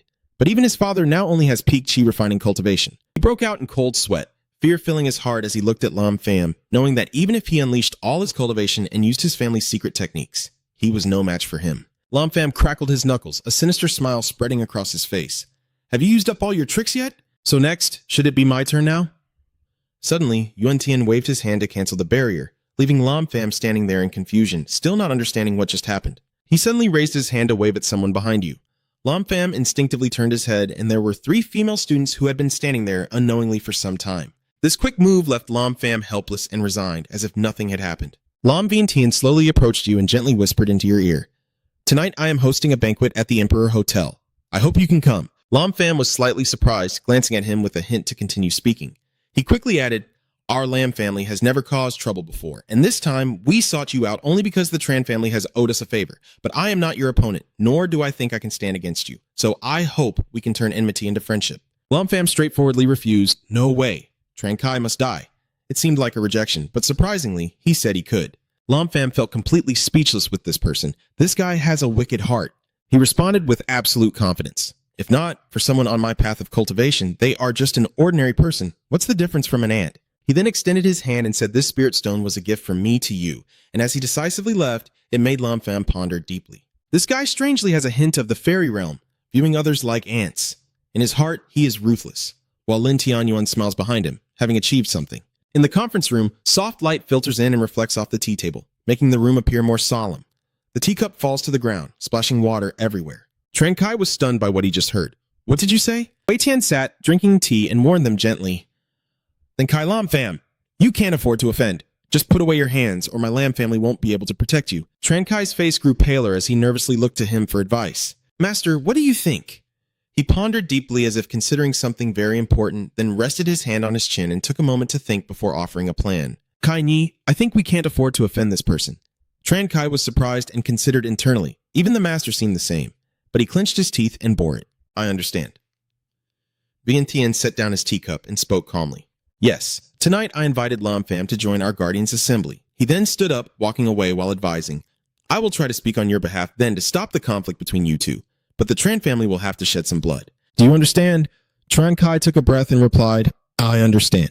Thinking about the danger Lam Pham poses, Master Tran Kai seriously warns, Kai Ni, you must understand that in this world there are beings we cannot fight against, and Lam Pham is one of them. He was unwilling but forced out the words. Yes, Master. Everything ends here. He stands up and leaves.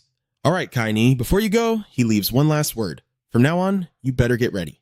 Tran Kai reluctantly responded with a yes. He angrily punched the wall to vent his frustration. His eyes filled with resentment, teeth clenched as he cursed. Damn it! Thinking again about Master Tran Kai and Vientiane, his face grew even more grim and annoyed. Master, Lin Yuan Tian, both of you. Someone has been watching your angry actions and the shouts from afar. Damn it! The person chuckles with satisfaction. So it was Wang Wu who overheard the entire conversation earlier. His sinister expression looked at him with a calculating gaze. Lam Pham really is extraordinary. Old man Zhao Buping and the descendants of the Lin family actually have no way to deal with him. The old man's gaze fixed on Tran Kai like a predator, but Tran Kai surprisingly could take advantage of the situation. Wang Wu flew away amid loud laughter. Ha ha ha. At the Emperor Hotel, a name that shows luxury and grandeur with magnificent architecture. At this moment, a crowd has gathered in front of the hotel. What's going on? Why are there pink ropes blocking the entrance to the hotel? The person next to him replied, I heard there will be a big event tonight. Amid the bustling crowd, a calm figure stood observing everything. That's Lam Pham assessing the situation and making a judgment. The spiritual energy is too intense. This hotel must have quite a few treasures, huh? Looks like tonight Lam Vientiane didn't just arrange a simple banquet. Lam Pham too sighs strides past the crowd, making them turn to look. He stops in front of the hotel entrance but is blocked by a guard. Go on. Go on. Don't you see this place is only for extraordinary people? So what are you doing here? Hurry up and leave. Lam Pham ignored them calmly, leaving the two guards stunned. One of them grabbed his collar and shouted loudly, Do you not hear what I said? Suddenly, Tran Kai's voice rang out. Get out! With a cold glare directly at the guard. He is a distinguished guest. The guard immediately bowed and apologized profusely. I'm truly sorry, young Master Tran. I didn't know. Please, come in. He said nothing and simply strode inside indifferently. Tran Kai stood behind, wondering what exactly Lam Pham's background was. The guests were moving around, indicating that this was a special event. 3 guests politely approached the 2 of them, indicating they wanted to talk to Tran Kai and inviting him to gather together. A hand reached out to start the conversation. Oh, so it's Lam Pham? Master Tran Kai is dressed very formally today and took the initiative to start a conversation. Truly a young hero with extraordinary talent, and you probably know that tonight is not just a simple banquet. You shake hands in response, not bad. He smiles happily, clearly showing his interest. As expected, you have a good eye. Observing around, Lam Pham suddenly spoke up. Wow. Judging by the appearance, this place must be filled with many rare treasures. Master Tran Kai also agrees.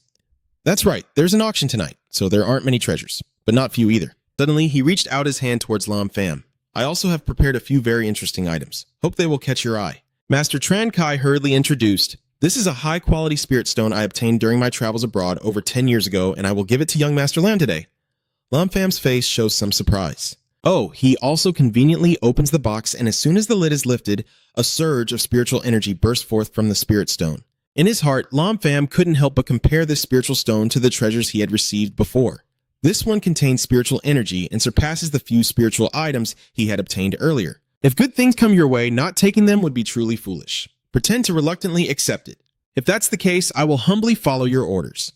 He smiled happily from ear to ear. All right. The auction house is about to start. Young Master Lam, come with me. Please follow me this way. Suddenly, someone rushed over from nowhere, shouting angrily. You little brat, it's you! Zhao Xia shouted loudly in front of the crowd. We've met before. Do you remember me? He was extremely angry about what happened earlier. I want to make you pay for the insult you gave me earlier. Unlike the other person's fury, Lam Pham was confused and remembered nothing. Who are you? He seems like a wild beast, not caring about your words. Kid, I don't know how you got in here, but once you're here, don't think about leaving easily. Young Master Tran heard someone calling. Tran Kai frowned and shot a sharp glance toward the person. He stepped closer and spoke with a hint of impatience. What's going on? He shouted and called out. The one who just arrived immediately accused, It's this guy. Han Shui Mekliu acts as if he's been wronged, blaming me for ruining my good thing and insulting me behind my back. I noticed the figure's back looked somewhat familiar. Tran Kai was slightly surprised, but Lam Pham didn't even bother to deny, That's right, so what if it's me? Tru Ha thought to himself that the more this guy underestimated himself at this point, the more pleased he was. He's about to die, but still so aggressive. Young Master Tran, look at this guy. He doesn't even see you as important right now. And before he could finish speaking, a slap landed on his disgusting face.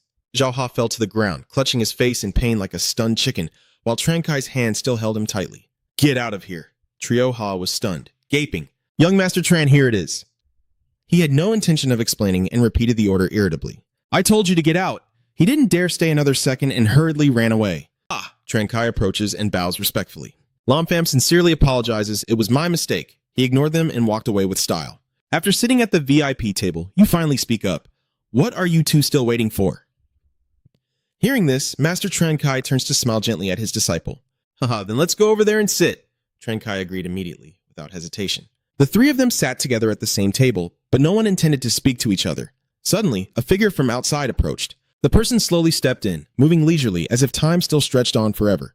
Glancing around to see everyone had arrived, yet Yuan Tian showed no surprise. It's almost time to start. As soon as he finished speaking, he gently pulled out a chair. Sorry to keep you waiting. As soon as he sat down, he turned to flatter him. Lam Pham, many good items will appear at this small auction for the first time. Tell me what you have your eye on and I'll buy it. Lam Pham confirms with interest. Oh, you're sure? Yuan Tian confidently confirmed without hesitation, of course. Hearing that confident reply, you no longer need to hold back. In that case, I want everything. Hearing that, he broke out in a cold sweat but didn't hesitate for long, forcing a few forced laughs. Haha, alright. Then I'll just probe a bit.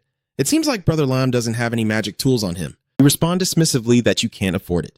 Taking the opportunity, Yuan Tian quickly extends his hand and asks, Brother Lin, what do you think of this ring? Seeing the item in front of him, he was slightly surprised that it was a storage ring.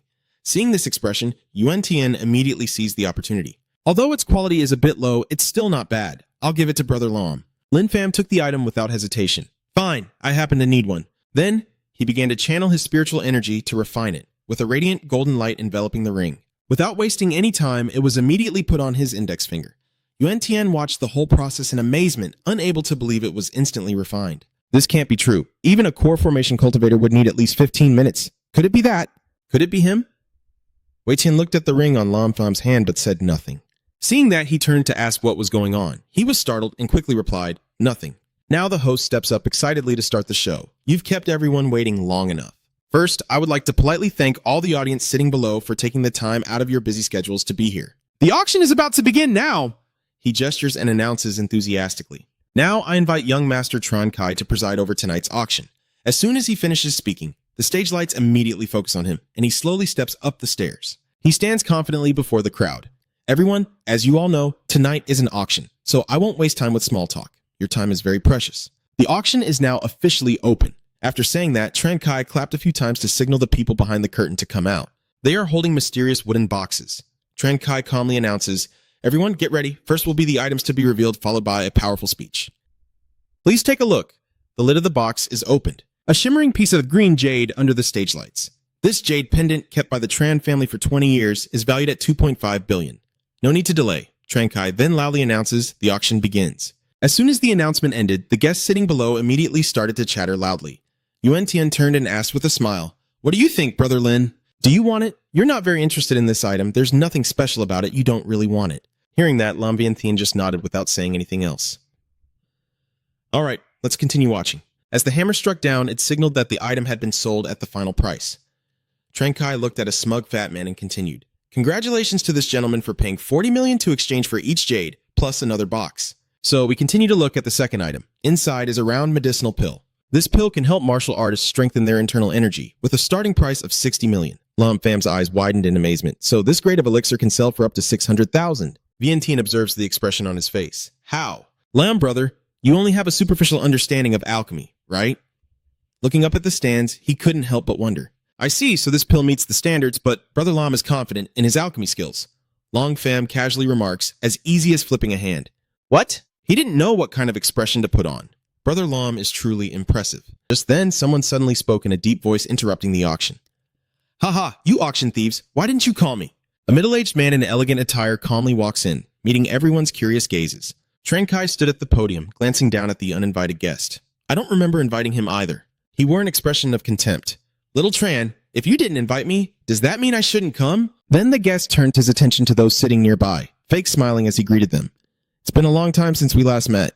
Suddenly he stopped in front of a guest table, crossing his arms and speaking with a teasing tone. Oh my, young Master Lam. The man looked at Lam Vientiane sitting in front of him and asked casually, I didn't expect you to come here too. Is your father still in good health lately? You still maintain a courteous attitude towards him so as not to worry him. My father is still very healthy. He quickly turned his attention to Lam Pham sitting beside him and asked casually, This is my distinguished guest. He looked at you with admiration and introduced himself. Likely a distinguished guest, surely someone with considerable ability. I am Truong Kai-sun from Truong Jia Longtan. Hearing about his background, Lam Pham was very surprised but only thought to himself about Truong Jia Longtan. I think this is one of the few clans outside the secular world that has cultivators in the core formation stage. I heard this name before in my previous life. Yuan Tian quickly internalized the information. In terms of internal power within the family, the Truong Jia Longtan is even stronger than our Lam Thi clan. But the Zhang family acts strangely, so everyone dislikes them. Hearing this, Kai Shan not only didn't get angry, but also smugly responded with a chin lift. If you don't like it, then don't. Then he turned to the other guests at the auction with a haughty tone, daring anyone to challenge him. That's right, I'm here today to tell you all not to hold any more auctions. I want all of these items. The guests looked at Zhang Kai-san arrogantly and issued a challenge in the middle of the auction. I want all the auction items. They were all very surprised and whispered among themselves. Who is he? I really don't know. Lam Vientiane sat with his arms crossed, his eyebrows furrowed in displeasure. Truong Kai-san, I am still here. You really treat my Lam Corporation as heir? Not only is he not afraid, but he also mockingly says it out loud. Sorry, young Master Lam. Kai-san leaned close to your menacing face and whispered softly to provoke you. But I really do see you as heir. What can you do to me? Vientiane's eyes suddenly turned icy cold, showing that he was furious. He warned, Don't be so clueless. Long Pham had been silent all along and suddenly asked, Are you Zhang Kai-shan? He reluctantly shifted his attention to you. So what if I agree? You don't look at him and just gesture with your hand, clearly indicating your intention. If you want the item, that's fine. Everything I don't need, you can take away. Ka-san raised an eyebrow with interest. Oh, his tone is surprisingly bold. Long Pham, with his white hair partially covering his eyes, sneered warningly and said, I don't like people making trouble in front of me, so get up out of my sight quickly. He still shows no fear and continues to stand there pointing and provoking him. Yeah, right, I'm not leaving. What can you do? I will say this one last time. What I don't want you to have, you can take. But right now, get out. While he stood aside, calmly laughing out loud, I want to see what you rely on to make me leave. Long Pham frowned, glaring at him with piercing purple eyes that radiated an intimidating aura, enough to make anyone who looked at them feel terrified. Kei-san immediately became panicked, his face suddenly stiffening. He slowly stepped back a few paces, cold sweat pouring down continuously. This kid, Yuan Tian, has been watching the show and is very pleased with his opponent's blunder. Haha, Zhang Kai-shan, facing Lam Pham, you've really stepped on a thorn. Kai-san's face turned pale, and although he was unwilling, he had to secretly admit the gap between them. This guy is very strong, just a look, and I can feel that I am absolutely no match for him. After weighing the pros and cons for a long time, he decided to give up and forced a smile to move on. Kai-san shrugged, indicating a desire to reconcile. I see, so that's how it is. So I really was mistaken. Maybe. I'm out of here. I'm leaving now. I quickly slip away without looking back, but still politely say goodbye. Goodbye, ma'am. Yuan Tian watched his fleeing figure and muttered mockingly. This guy is really a hard nut to crack. Kai-san stepped out of the auction room, then suddenly stopped. Thud. He glanced inside, a cunning smile full of interest appearing at the corner of his mouth. Ha! This kid's strength is unfathomable, just as I hoped. He gently stroked his chin, as if plotting something not very good if he could get it to work for him. After the chaos, Tran Kai finally had a chance to speak. Let's continue the auction. Lam Pham's expression showed no emotion as he straightforwardly said, I am not interested in this pill. Then there's no need. Kai-san carried out exactly as he had announced. If that's the case, I want 80 million. The amount truly stunned the guests. 800 million. The hammer strike signaling the end of the auction. Tran Kai once again confirmed that if no one bid higher, this item would be his. He quickly introduced the jadeite bracelet. Next, the third item immediately caught Lam Pham's attention. He observed it with some surprise, realizing that this object included a defensive barrier, and it reminded him of his beloved sister Hyo Diep. He could buy it for her to use as protection, which might be very useful in the future. Lam Pham coldly made his decision. I want it causing Yuan Tian to feel a moment of joy. Oh, Brother Lam finally became interested. He didn't hesitate and bid, so we bid 100 million for it. This huge amount once again makes the guests feel very intimidated. 100 million. Tran Kai announced clearly without asking for further details. Congratulations to both of you for winning it. Let's move on to the next item. The fourth lot is up next. Please take a look. The short sword with the shimmering appearance was quickly presented by him. This item is a dagger excavated from the Tan family ancient tomb, extremely valuable for preservation, with a minimum price of 50 million. The auction begins. Yuan Tian immediately turns to ask for opinions, and Brother Lin receives a blunt reply from him. I don't want to. Kai-san just waited for this chance to shout loudly. maybe no one will compete with me, right? His attitude really annoyed Tran Kai. Trung Kai-sun, this immortal old man, also had to restrain his emotions to make the announcement. So congratulations to this venerable old sir. Due to his bad mood, the sound of his footsteps on the floor felt heavier. He turns to the center of the stage, his voice more solemn. The final item will be presented next.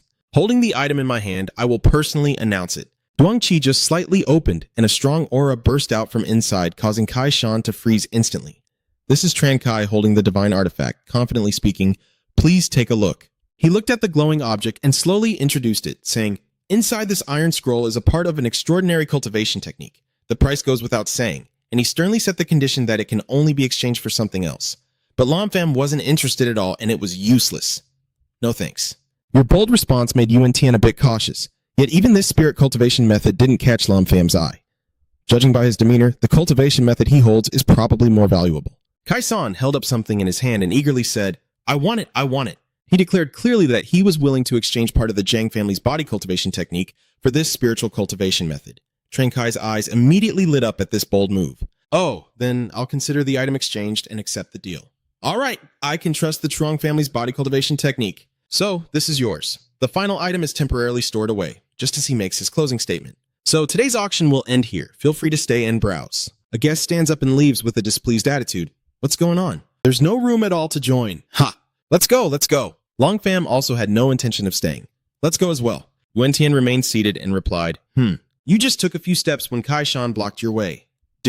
Wait a moment, this brother, I wonder if I will have the honor to speak with you next. Lam Pham didn't bother to argue and simply refused, showing no interest, but he kept following and nagging.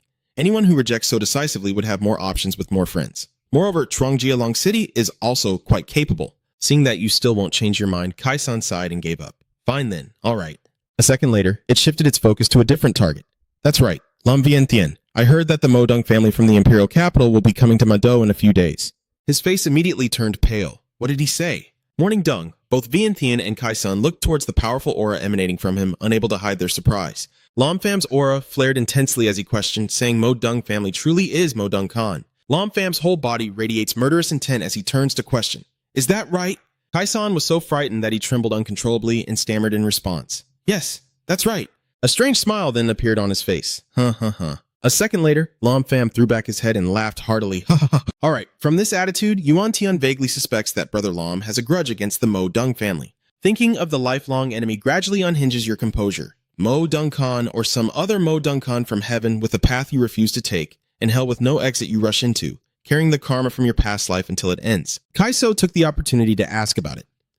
Little friend, since you don't get along with the Mo Dung family, why does Lam Pham pour cold water on you? What does that have to do with him? Still, it can't stop him from chattering in my ear.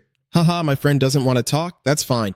But the Trong Jialong family and the Mo Dung family don't get along very well either, so just say the word if needed. Wen Tian couldn't help but sneer and say, Chuang Kai-sun, you dare to say that. If you have the guts, say it to Mo Dung's face. But Kai-sun also mocked him and spoke ill of others in front of everyone. I can't do that.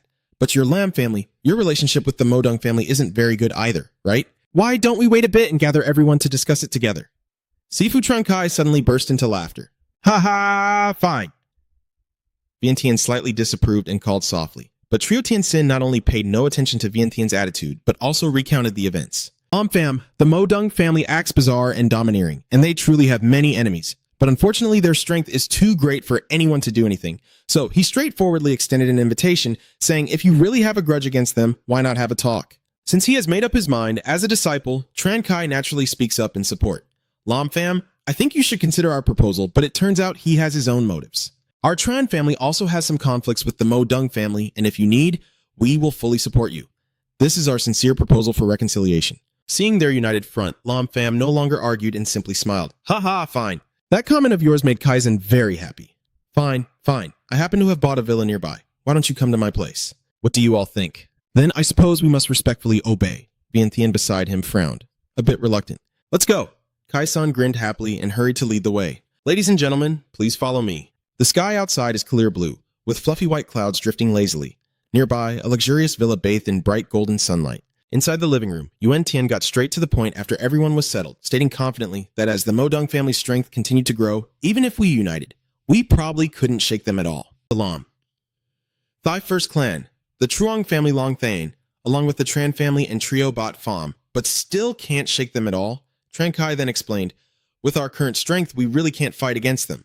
Looking at everyone's current expressions, it seems Lam Pham has realized he was too arrogant, and the Modong family is actually much more formidable than in the past. Vientiane's face grew even more serious, and his voice also became deeper. That's right. The peak refining geniuses of the Modong family are countless, and people from other clans are not even 1/10 as strong as them.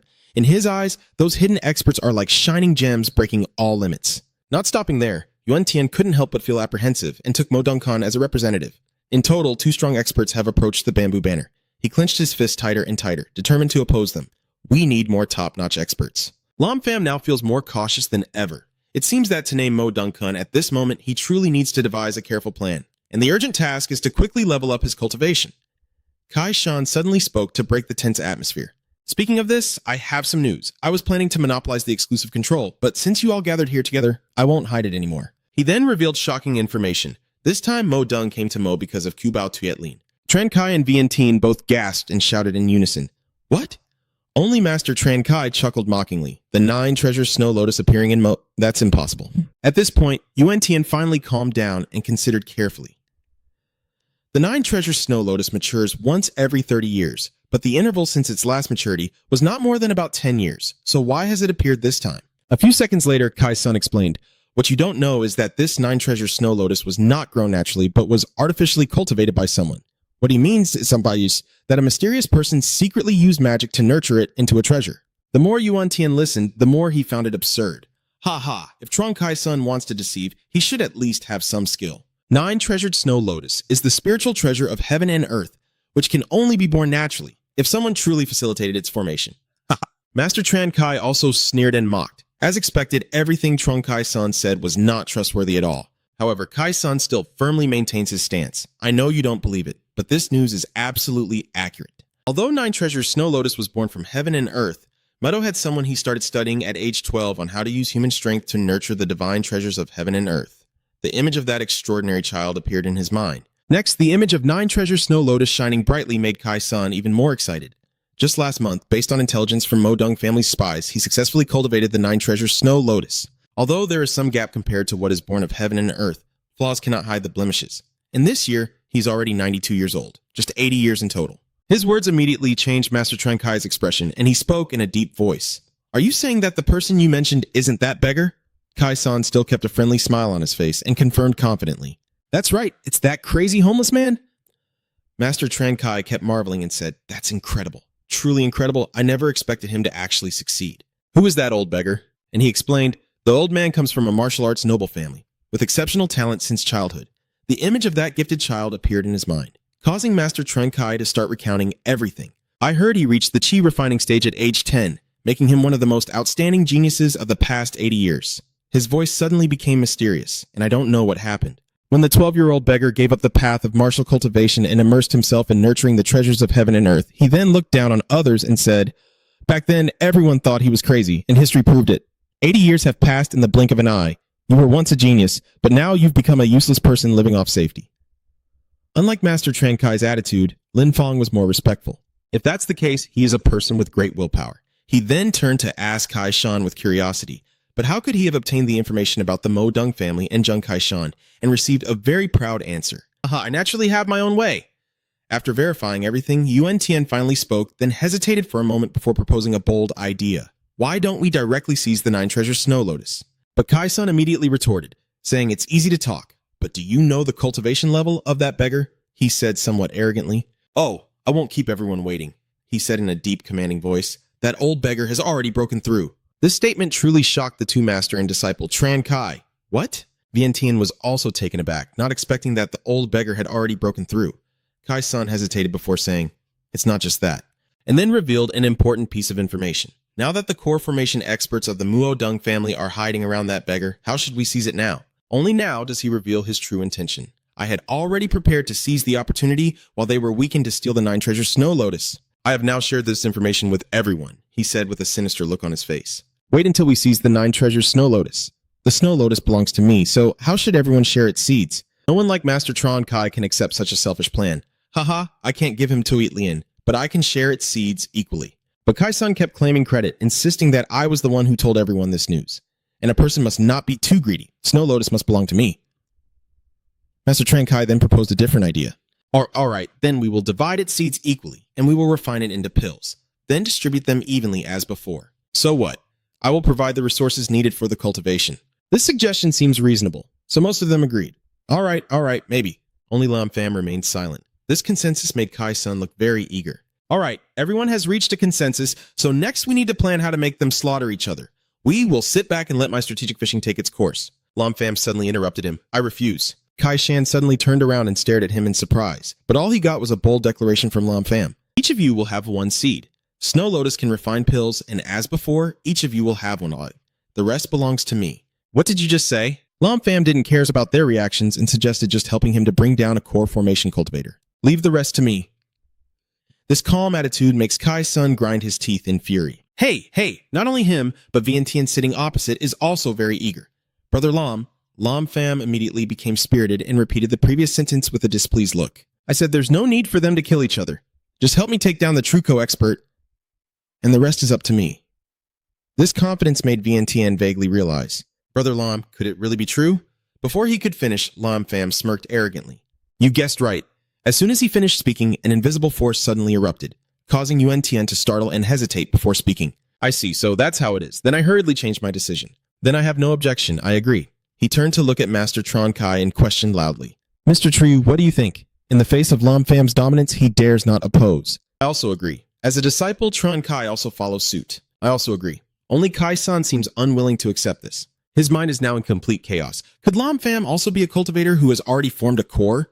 No way. Are they colluding to play me? Seeing Kai-san hesitate, he calmly said, So what? You don't trust me? Caught off guard by the question, he startled and then scratched his face awkwardly. This and that. In an instant, Kai-san's finger was frozen solid. Vientiane quickly looked at the seat behind him. These ice patches also appeared on Master Trankai's body. It turns out this was caused by Lam Pham's aura erupting. Trankai suddenly hugged his frozen arm and exclaimed in confusion, My body can't move now. The continuous aura swirling around them caused everything inside to freeze. Not long after, Lam Pham's cold voice rang out. Now you believe. Kai-san's whole body trembled with cold as he stammered in response. I believe it. You snap your fingers immediately. Very good. Everything returns to normal, but the lingering after effect makes him let out a soft cry. Mr. Yuan Tian beside him also kept panting. After proving his strength, Chung Lin Fan was also a bit surprised. The power I just unleashed is already my current highest level, but it's still far from true foundational cultivation. In the next moment, I clenched my fist with determination, but divine energy is not something mortal strength can compare to. Lam Pham then calmly announced, All right, tomorrow we will set out to seize the 9 treasures Snow Lotus. Yuan Tian responded without hesitation from the opposite side. The next evening, at the abandoned temple, rain and thunder roared outside, and the cold ancient shrine was soaked by pouring rain. Inside Dongvo, wearing old clothes and sleeping soundly, a sudden lightning tore through the sky, accompanied by a thunderous roar signaling bad news. The loud thunder woke the old man, who then glanced in one direction with a wary attitude. At the same time, a car sped along the wet and slippery road, rushing through the deserted forest despite the relentless rain. Trankai held the steering wheel, watching the road while asking, Do you say the beggar in this remote mountain area? Kai-san, confidently sitting in the passenger seat beside him, asserts that anyone who hears his news will not be wrong. Lam Pham sat with his arms crossed at the back, silently listening without saying a word.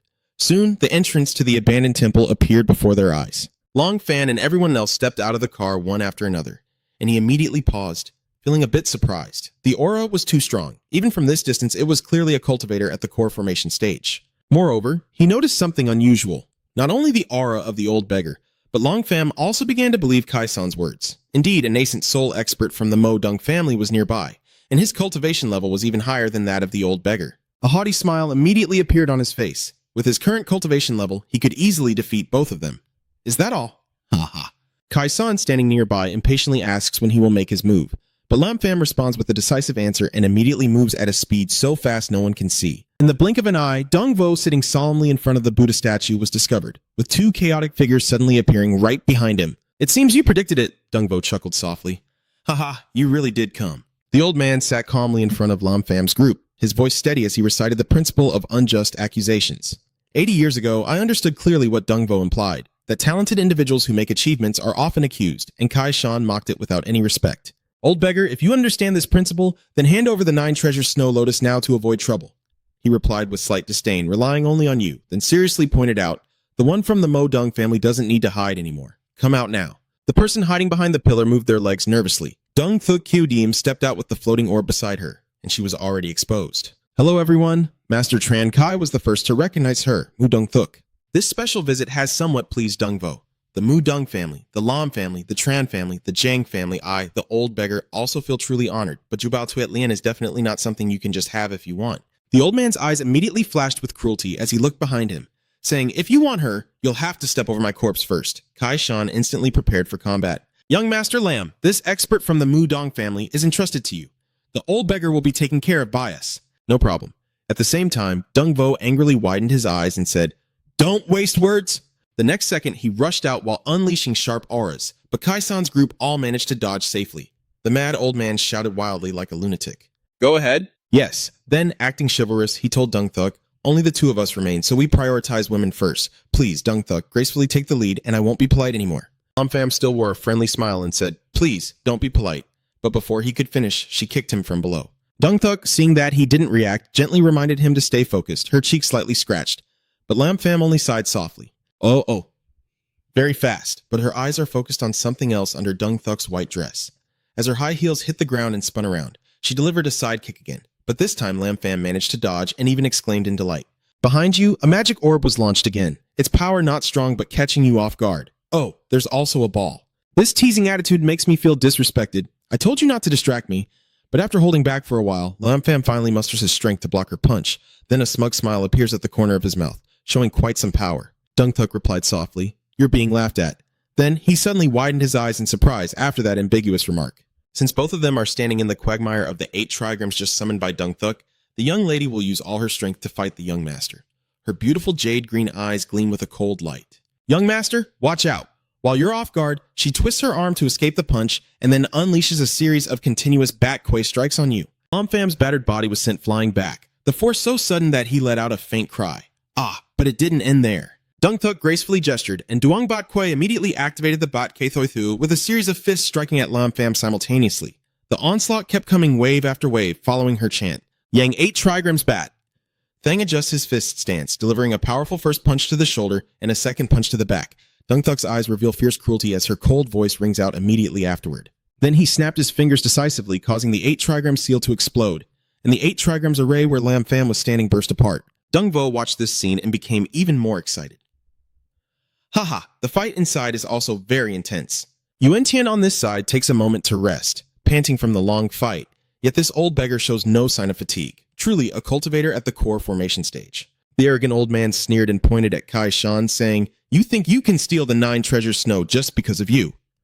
Then he roared wildly, dream on, Kai Shan, take this chance to jump out from behind. Then we'll take it by force and show you. But Dung Vo easily grabbed his arm. Haha, is that so? The old man's bare foot spun gracefully before happily throwing Kai-san into the air and retreating. Yet he still smiled with a cunning grin. I've fallen into his trap, you beggar.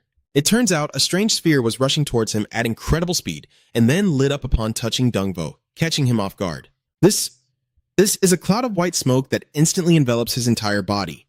Kai-san gently lands on the ground and stands watching the white smoke in front of him, a smug smile clearly on his face. So, old beggar, my family's secret poison dart. Does it taste good?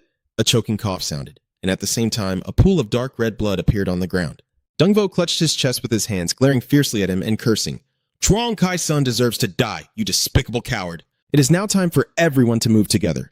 Tran Kai Tianfeng releases a purple aura and rushes into the air. Next, the Heavenly Elder's palm strikes the ground, immediately creating a vortex of energy, and then 2 streams of power work together to attack Dung Vo. The old man channels his energy and crosses his arms in front of his chest to defend, but he is still overwhelmed by the force of the attack. Over here, Dung Thuk stands calmly watching after just blowing up the 8 trigrams formation. She suddenly burst into laughter, eyes sparkling. Are you still alive, young master? Lam Pham gently brushes off the dust from his arm, then pats his chest, his voice sounding excited to show he's fine. He integrates his internal energy into the 8 trigram staff, each strike capable of unleashing a burst several times greater. He slightly bowed his head, showing his disbelief at Dung Thuk's strength.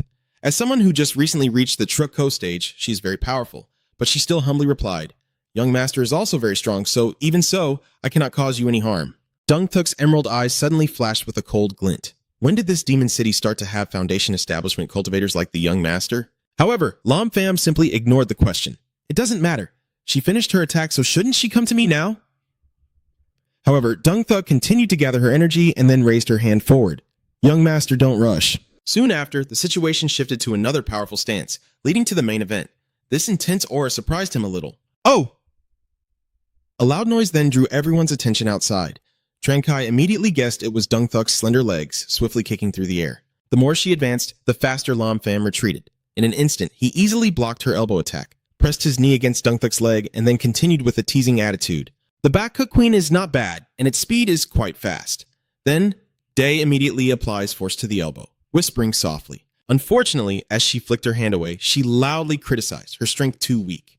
Her eyebrows suddenly furrowed deeply, and her eyes showed a look of panic. Seizing the opportunity, he grabbed Dung Thuk's hand and pulled it up, bringing their faces closer. Lam Pham leaned in and whispered, "Don't you know that the back hook queen is best used at close range? And once you lose the advantage, your whole body can be controlled by your opponent?" Dung Thuk's cheeks slightly flushed, her tone somewhat annoyed as she said, "Of course I know." With a cold punch, he sent her flying back, and though the young master didn't need to remind him, he couldn't stop Lam Pham's teasing attitude.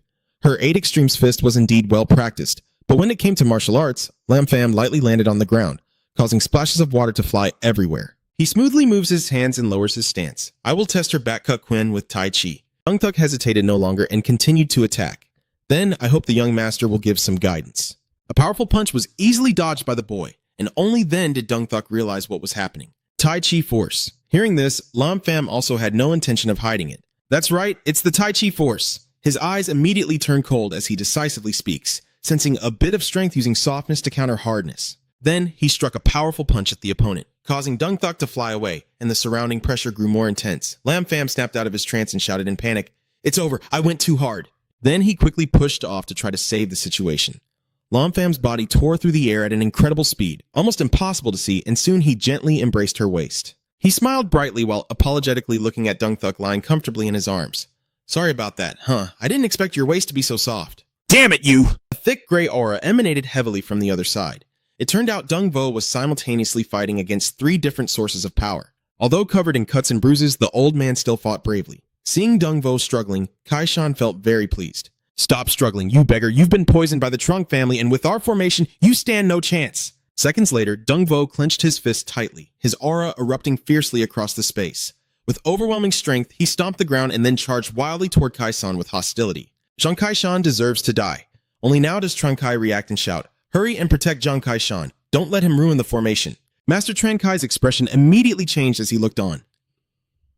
Fu Dung not only widened his eyes in horror, but also declared loudly, "You shameless cowards, even in death I will take you all down with me." The 2 disciples of Tran Kai charged forward angrily to block the way and shouted back, "Don't dream." He couldn't be bothered with them and just kept shouting at them, "Go and die." Tran Kai-san. Master Tran Kai beside him responds again, "Don't dream." Facing Dung Vo's aura, Kai-san remains unmoved, only furrowing his brow as if stunned in place. A cloud of white smoke immediately enveloped his entire body, but in an instant, Kai-san's body shot out at an extremely fast speed. The power of the strike made him so hurt that he coughed up blood and collapsed to the ground nearby, blood also pouring out profusely from this side. Dung Vo kept coughing blood but still exuded a fierce aura. Master Tran Kai was stunned to see this, realizing that this beggar actually possessed internal energy to protect his body. The dark, gloomy clouds gathering in the sky make the atmosphere even more somber.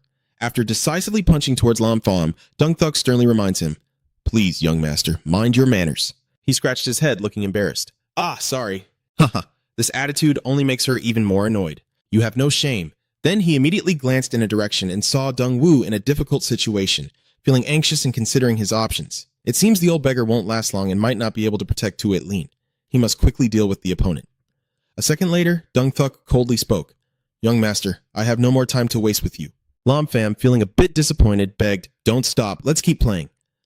Suddenly, countless white clones appeared, and Dung Thuk exuded killing intent as she skillfully manipulated them with her hands. This move truly caught him off guard. The clones, carrying Dung Thuk's aura, charged forward to attack Tu It Lin. 2 powerful kicks were simultaneously aimed at Lam Pham, but he showed no fear at all. Haha, even with many people, the force is still there. Before he could finish speaking, he was struck in the face with a kick. No more words needed. The force sent Lam Pham flying through the air. Lam Pham suddenly grinned mischievously, thanking her for seeing me off for a while. Dung Thuk was stunned and exclaimed, "What? You are just now starting your battle plan by shouting at the group over there."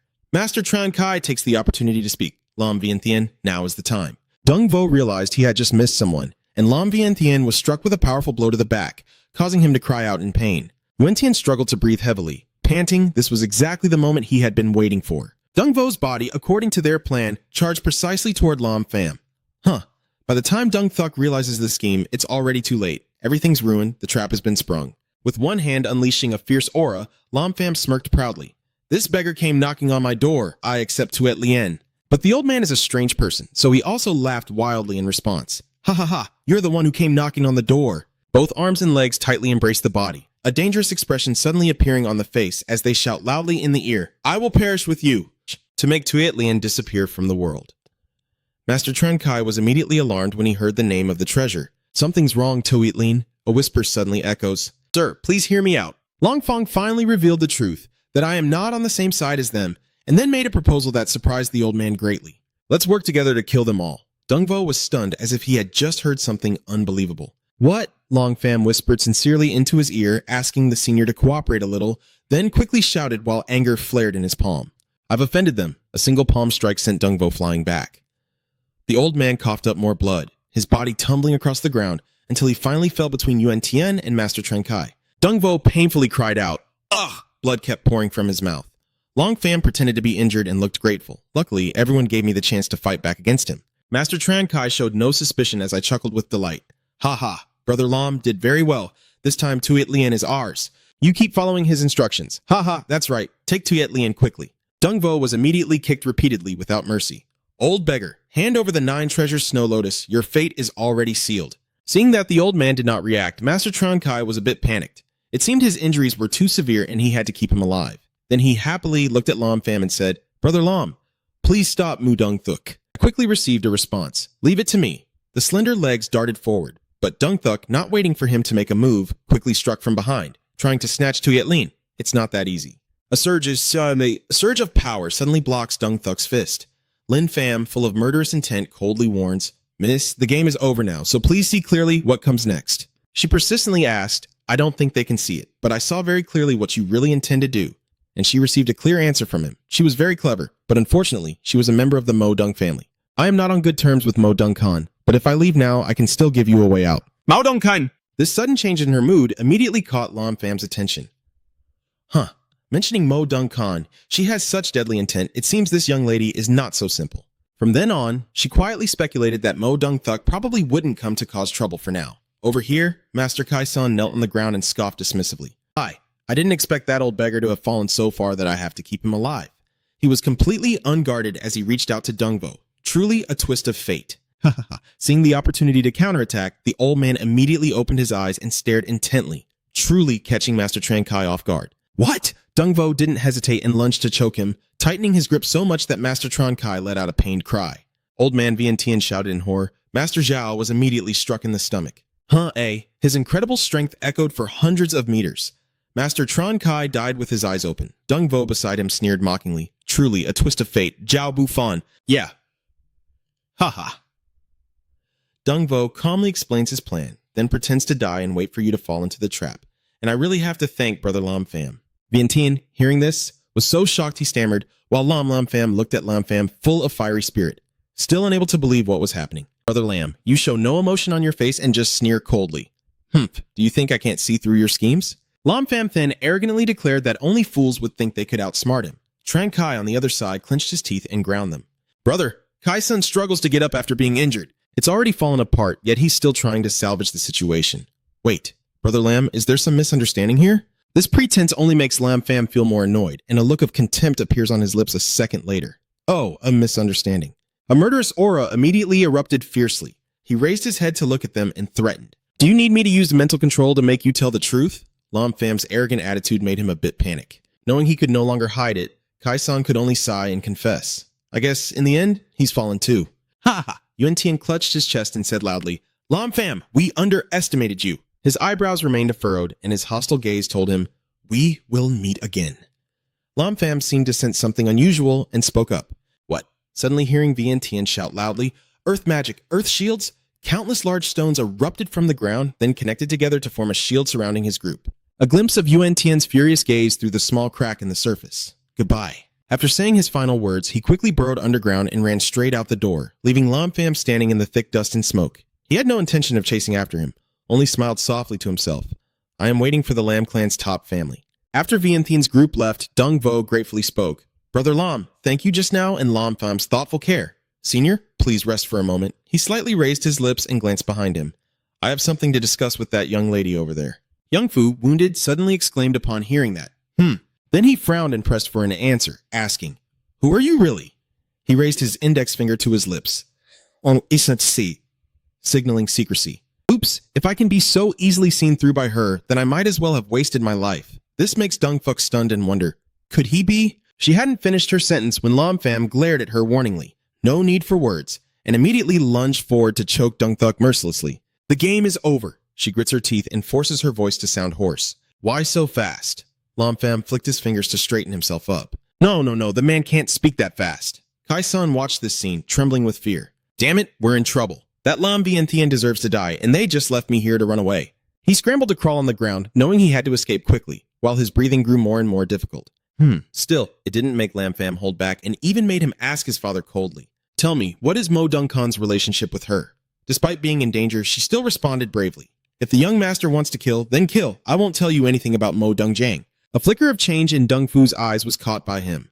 Sure enough, just mentioning Mo Dong Khan made a murderous aura uncontrollably appear in her eyes. What exactly did Mo Dong Khan do to her? Lam Pham's lips suddenly curled up. All right, I've changed my mind. The hand then relaxed, and her body immediately fell down. Dong Fu coughs repeatedly, then calmly kneeling on the ground says, I won't kill you. On the contrary, I can help you kill someone. This statement immediately confused her. What does it mean? A second later, Dong Fuk's eyes suddenly widened in surprise, her cheeks flushing, as Long Pham suddenly bent down, causing Dong Thuk to panic and turn red with embarrassment. What do you want to do? You lean close to their ear and say each word clearly. I can help you kill Mo Dong Khan. Hearing that, a faint smile appeared on her lips, and she let out a chuckle. Dong Thuk turned her head away and responded with another question. I'm a member of the Mo Dong family, and you say you want to help me kill Mo Dong Khan. Your face has long lost its cheerful expression, but overall, you still maintain a calm attitude. Yes, even though she is a member of the Mo Dong family, when I mentioned Mo Dong Khan, the murderous aura in her eyes betrayed her. No matter how well she concealed it, her hostility was undeniable. Thinking of Dong Khan alone capable of defeating all enemies in an instant, she couldn't help but feel a sense of fear. By saying these words, do you really know how powerful Mo Dong Khan truly is? Suddenly, his foot slammed down on the ground, causing it to crack. I don't know how strong he is. I can only tell you that Long Pham begins to display his power while kneeling arrogantly. The broken pieces of brick slowly float in the air under your control. I am even stronger than him. The terrifying pressure kept increasing, causing the cracks to spread uncontrollably. In this sudden situation, Dong Vo was momentarily unable to react as large rocks began to rise everywhere. These are the eyes of the old man, wide open, as if he can't believe who this young person really is. With little time to think, his final decision is to run for his life. Retreat first and then speak. However, Kai's son was not so lucky. As the terrifying pressure was gradually closing in on the spot where he was hiding on all fours, by the time he realized it was too late and all he could hear was a desperate scream. An explosive shock erupted right on the stone ground, creating a large dent on the surface. On this side, Dong Thuk was also struggling under the pressure of gravity. Yes, unlucky Kai-san hit his head on a rock and fainted on the spot. Long Pham now stands proudly before her helpless body, his deep hoarse voice asking once more, Do you understand now? His sharp eyes showed no trace of mercy at all, and with his final decisive words, this was the absolute gap in strength. Long Pham nodded to himself with satisfaction, as if he already had the answer deep inside. Kai-san is now lying flat under the intense gravity, desperately begging with a bloodied mouth, Please, Brother Lam Pham, can you spare my life? I will fulfill any of your requests. Unexpectedly, he was shouted back at and told to shut up. His interference angered Lam Pham, who hadn't yet given him a chance to speak, so he intensified his power, causing the other to cry out in pain.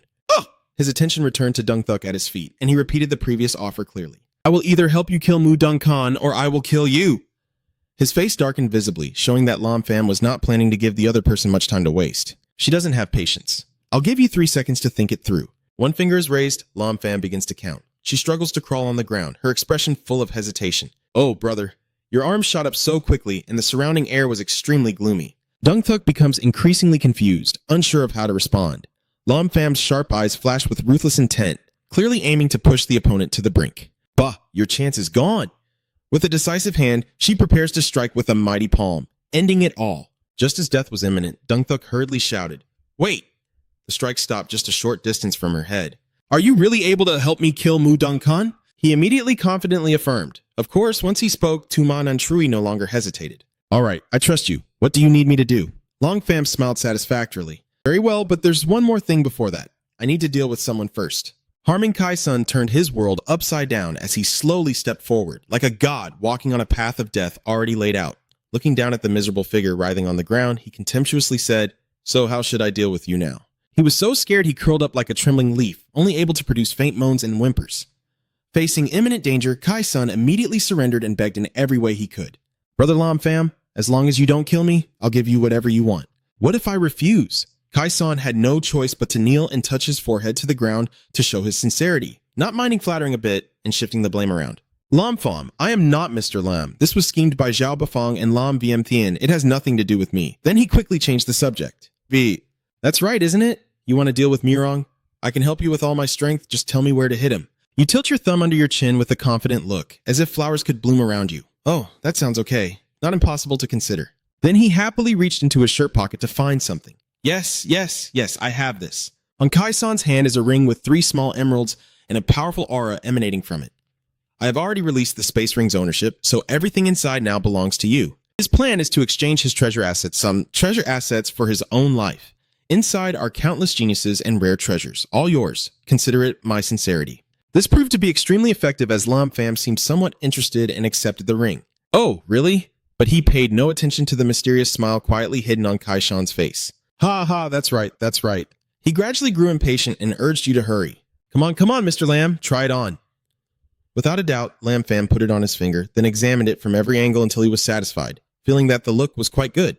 Kai-san's hand reached forward, his expression growing more cunning. Yes, very impressive. Suddenly, it emitted a strange black energy. By the time you realize it, it's too late, and a stream of fresh blood splatters everywhere. It was only then that he revealed his true nature, laughing so hard he couldn't keep his mouth closed. Ha, he swung his arm down, and immediately a pile of thick liquid spilled onto the ground. Lam-fam, you didn't see this coming, did you? Kai-shan explained with a proud smile. The poison needle in this ring is our Zhang family's exclusive poison technique. No one else can solve it. The more I speak, the wider my smile spreads. In just a moment, your entire meridian system will shatter and turn into a pool of blood. Despite the cruel laughter of the opponent still echoing steadily. Lam-fam only silently looked at his bloodied finger with the ring on it. Mu Dong-vo, watching from above, couldn't help but curse under his breath. Despicable scoundrel. Now I can imagine how the internal acupoints operate inside a person, and since the meridians throughout Brother Lam's body are sealed, the next will be an extremely painful agony. At that moment, Lam-fam suddenly spoke in a deep voice. Do you really think so? Kai-shan's eyes slightly opened when he heard the other person ask like that. So, your hand clenched slightly, confidently holding out the ring to the other side. I mean, you don't really believe this poison works, do you? A thick mass of liquid gradually pours out, forming a floating sphere in midair. He immediately gasped and opened his mouth wide in shock at the strange sight. Girl, what? You actually managed to extract the poison? Soon, a small explosion suddenly occurred, causing the toxin to splash everywhere. Seeing each drop wastefully mixing with the cold stone ground, Kai-shan was immediately overwhelmed with panic. This can't be right. The poison from the Zhang family, and Longfam just dismisses it with contempt. No way. This is what you call poison? He gently removes the cursed item from his hand as if nothing happened, quite amusingly, with no injury at all. Dong-vo's mischievous laughter suddenly echoed. Ha ha ha. The old man kept praising and admiring the situation while observing, calling the young brother truly impressive, then turned his gaze toward him, trembling all over. The Truong family is very skilled with poisons. Even I couldn't neutralize it quickly. Truong Kai-san, this time you've met the great star. Wu Rongshu is slowly getting up, looking extremely surprised. This is unbelievable. Even Mu Rongkan cannot easily dispel the deadly poison of the Truong family. A mysterious and terrifying image of Mo Dongkan appears in my mind, surrounded by dark aura. His legs suddenly give way and he collapses helplessly to the ground. Kai-san kept muttering to himself, his face turning pale all over. No, it's impossible. The poison of the Truong family, it can't be. Lam-fam didn't care how much the other person was rambling. His large hand reached out once more. Stop talking. His poison really is too sharp. His eyes were filled with coldness and fury, accompanied by a chilling verdict. Perhaps his poison will have some effect in the underworld. Farewell. His pupils dilated to the utmost as only a short distance remained before the face would be seized mercilessly by the demon, and he desperately shouted out loud, "Ah!" The moment you touched Kai-san's head, a fierce aura burst out instantly, and both of them, one standing and one a demon, were overwhelmed. Kai-san was gradually withering away under the spiritual energy, his life force fading, about to become a dried corpse before he could even close his eyes. His entire body collapsed face down on the ground, completely exhausted. Long Pham retracted his arm after punishing the enemy and couldn't help but let out a sigh. Ah! My body is filled with immortal energy. How could the mortal poison of your world affect me?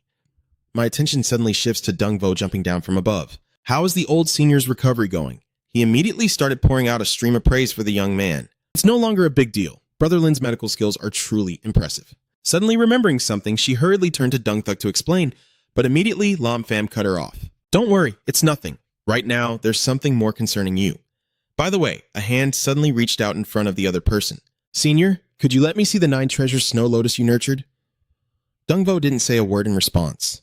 The old man's silence made him a bit dissatisfied, and he repeated firmly, Senior, can I borrow the snow lotus to take a look? Dung Vo also didn't hold back for Cam. Brother Lam, what do you mean by that? Who would have thought that? Just a second later, they switched to putting their arms around each other's shoulders so affectionately. The old man grinned mischievously. Of course I want to see that.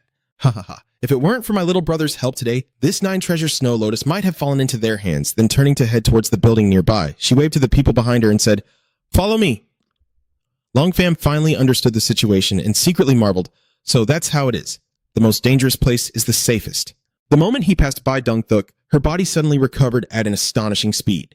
Clearly this was a deliberate action, showing that Lam Pham no longer saw her as an enemy, so she followed along. Soon, they entered an ancient temple, with Dung Vo slowly stepping forward to take a look. After politely informing them, please wait a moment. The strong hands exert all their strength to push a large stone platform, and immediately a staircase leading to a hidden location appears. Dung Vo boldly volunteers to be the guide down there, and Lam Pham is a bit surprised and exclaims, Oh, you and Dung Thuk quietly followed the old man for a while, when suddenly a bright light of unknown origin flashed.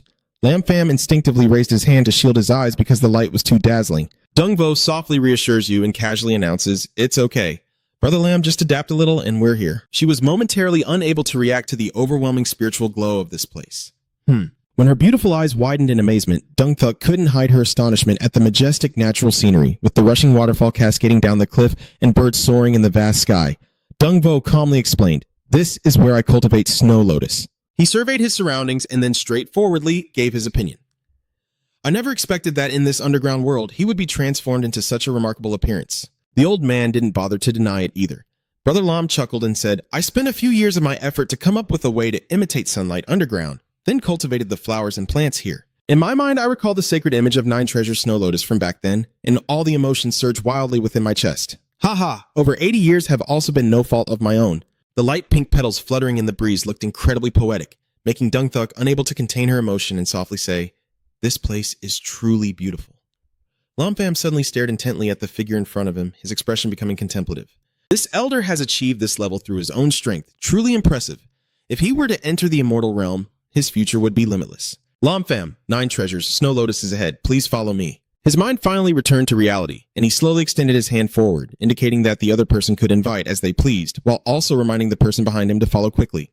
Before long, they approached a small, clear pond, at the bottom of which a 6-pointed star formation was clearly visible. Dung Vo used his internal energy to perform some kind of summoning technique.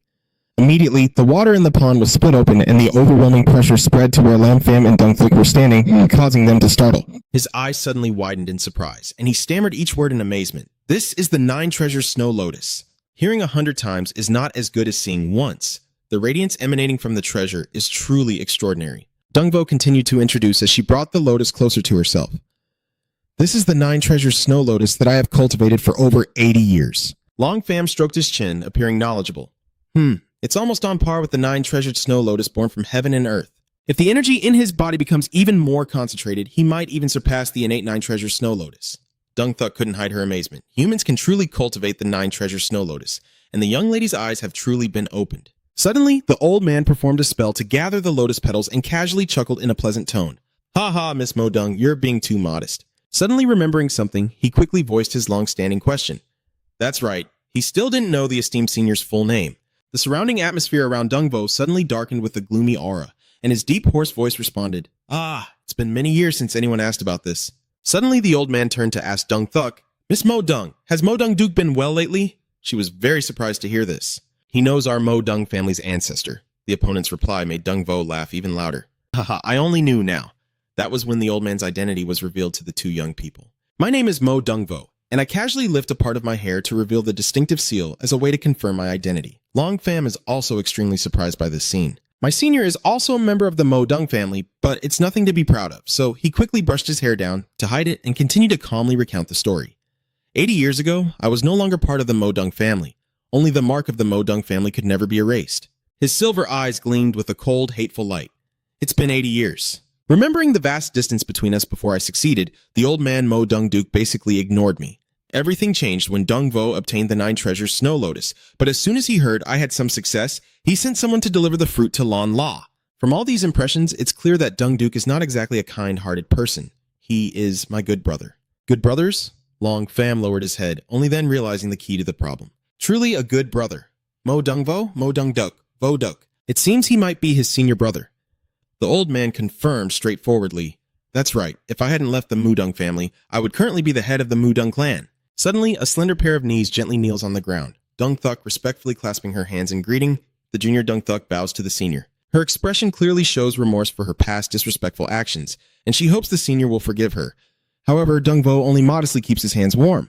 Get up, get up. I and the Modung family are no longer involved." Dung Thuk hesitated for a long time before finally replying uncertainly. "Thank you, senior, for your forgiveness." I nervously furrowed my brow and broke out in a cold sweat as I realized that the person in front of me was truly someone to be respected, and it turned out to be Mo Dung Vo. I once heard someone in the clan say that the elder had a prodigiously talented older brother who unfortunately died young. I didn't expect that. The elder's attention suddenly shifted to Lam Pham, who had been silently eavesdropping all along. "Little brother, you and the Mu Dung family probably have some blood feud, right?" At this point, Lam Pham no longer bothered to deny it. The senior was not wrong. Lightning crackled in my palm as I immediately knew my answer from the start was clear. I am an enemy of the Mo Dung family. Dung Vo was very pleased with the answer and immediately handed over his treasure. "Very well. In that case, little brother, I will give you this 9 treasures Snow Lotus, but I hope you will agree to one thing with me." Lam Pham also did not hold back, inviting the senior to speak. With all the lingering resentment from so many years, the old man uttered a cruel proposal. "I hope you will help me kill Mo Dung Duke. However, this request comes with a prerequisite, but do not wipe out the entire Mo Dung family. Leave a bloodline for them." Your expression suddenly darkened, and you asked a few questions to test the waters. "Do you really think so highly of me, senior?" He trusts that I can kill Mo Dung Duke. For Dung Vo, he has no doubt at all about this young boy. You are still young, and your cultivation is already so high. If I am not mistaken, based on your current cultivation level, even if I and this girl join forces and I make a decisive gesture, we probably won't last longer than the time it takes to burn an incense stick. Long Pham didn't intend to oppose, but to be cautious, he still politely asked, "I can agree to this, but don't you want to kill Mo Dung Duke yourself?" The image of the powerful man appears, with bulging muscles clearly visible on his strong arms. That is exactly Dung Duke they are talking about. Dung Vo couldn't help but sigh. Sigh, this life is probably hopeless. It seems that for a long time, he has only been able to accept his miserable fate. I know that my body is already like a candle in the wind. Hearing that, a slight smile appeared at the corner of his mouth. "Oh," then he made a very tempting proposal. "What if I could help you extend your lifespan by M years?" Dung Vo's eyes suddenly widened as if he couldn't believe it. "What did you say?" Dung Thuk was also extremely confused, unconsciously repeating Lam Pham's words. 10 years of lifespan. The old man immediately retorted fiercely. "Lam brother, you can't say that casually. A person's lifespan is predetermined, and even if we are cultivators, we cannot defy heaven to change our fate. Even if you are a great god of wisdom, you can't do this. You can't help but burst out laughing, ha ha ha, if even the great divine mystic can't defy heaven and change fate. What kind of great divine mystic are you? If I say I can extend your life by 10 years, I will definitely extend 10 years. Just point your finger at the treasure floating in the air, and you don't need anything else. Just this 9 treasures Snow Lotus of yours." The more the old man thought about it, the less he understood, because he knew better than anyone else that while the 9 treasure Snow Lotus was indeed rare in 1,000 years, it definitely did not have the effect of prolonging life. After a heated debate, the lotus suddenly was pulled to one side by spiritual energy. Talking more is useless. Lam Pham decided to demonstrate for them. "If you don't believe, I will help you broaden your horizons. Senior, do you have a medicine chest?" Although not entirely convinced, Dung Vo still obediently followed and reached inside his cloak. Lam Pham nodded slightly, very satisfied. "Very good." Immediately after, using his natural agility, he darted from place to place, crossing through the bushes directly over the clear lake, surprising Dung Vo. The old man couldn't contain his curiosity and asked, "You're so fast. What are you trying to do?" Lam Pham quickly organized the ingredients in his hands, constantly urging, "2 thop herbs. Where's the Lodine?" Still not brought out. The opponent is in a hurry to respond. All right. The old man immediately held out an object that looked like a glowing ring, and a second later, it enlarged and transformed into a bronze forging furnace. You suddenly froze, because it was completely different from what you expected. "This grade is just too low." Then he straightforwardly threw a comment at Dung Vo's face. This top-tier item from him is not good enough. The old man scratched his head awkwardly, forcing a stiff smile. Ah, this one. At that moment, another voice suddenly interrupted and said, "Use mine." Immediately, a more intricately and skillfully carved oven crashed down into the space in front of the two of them. Dungthuk confidently affirmed that this tower of hers was quite good, and Longfam, after just a quick glance, was already satisfied. "Oh, it doesn't look too bad. Use it." Then, without hesitation, he kicked Dungvo's old furnace aside. "This is useless." The scene makes the old man feel a bit sad, and he says so. "My furnace, I don't want to waste more time," so I remind him seriously before he begins to practice. "All right, you two step back a bit." Suddenly, the hand clenched into a fist, and the aura around the furnace immediately erupted fiercely. Then, a blazing fire was suddenly ignited, and the purple eyes of the boy widened with intense focus. The increasing heat surged fiercely. The liquid inside the cauldron spun into a small whirlpool based on the circulation of spiritual energy. Dungvo instinctively covered himself with both hands, but still tried to keep his eyes wide open to observe this extraordinary scene carefully. This is not Thanvium. Thanvium is cold fire, while the other is domineering death fire. These two types of fire cannot merge, Longfam simply stated bluntly. "So I can only say that your cultivation is still not enough." The old man becomes even more convinced that he has encountered a master with 102. Is there really someone in this world who can fuse these two completely incompatible types of fire? Who exactly are you? "You're losing patience, so I'll cut you off. Don't talk anymore, it will mess up my rhythm." The two flames of different colors quickly separated under the strict control of the caster. Dungvo hesitated, speechless. Here it is. This is finally the most important part of the entire process, skillfully blending the two ingredients that were found together. The materials are fused together, forming a pure water flow like jade inside the furnace. Soon, a completely different lotus blossom was born. Longfam solemnly announces that Liu Rong has absorbed the snow seed and is now ready. He uses his spiritual power to open the lotus petals. A lotus seed slowly rises from its core, one hand holding the 9 treasures snow lotus, the other throwing a spiritual seed straight into the water. They immediately merge into one. Longfam dares not delay even for a second. The focus reaches its peak as the materials merge and gradually transform into a brilliant golden hue. Longfam's eyes widened as the moment arrived. He poured all his strength into his left hand, a powerful surge of spiritual energy gathering to ignite the blazing death flame. The flames quickly turned into lightning that struck down from above with a deafening roar, as if wanting to burn everything in sight with such terrifying pressure that Dungvo almost couldn't bear it and let out a groan. "Huh!" Her expression shows utter panic. This is the new item just crafted in midair by the master. Both the old man and Dungthuk looked up at the same time, staring intently. Dungvo exclaimed in amazement, truly hard to believe. She was just as stunned. No one in the Mo Dung family could match such skill. The immortal pill, wrapped in spiritual energy, slowly floated toward an outstretched hand. A smug thought briefly flashed through her mind. It was only natural. "Is this a divine elixir that ordinary humans can cultivate?" Longfam calmly said. "This pill can extend his lifespan by 5 years. At the beginning, he turned his gaze toward the nearby lotus flower, constantly contemplating his future. The remaining 8 snow lotus seeds could be used to craft many good things, and this 9 treasures snow lotus might even be able to refine pills to help him break through. A true man of honor will not go back on his word. He quickly hands over the spiritual herb he just refined to the person who truly needs it. Dungvo is still stunned, his eyes fixed on the precious item resting securely in his hand. "Does this pill really have the power to extend my life? Can't we just try it and see?" The old man's expression suddenly changed 180 degrees. Of course, he wouldn't miss this once-in-a-lifetime opportunity. Since the old man wouldn't live much longer, dying would be worth it.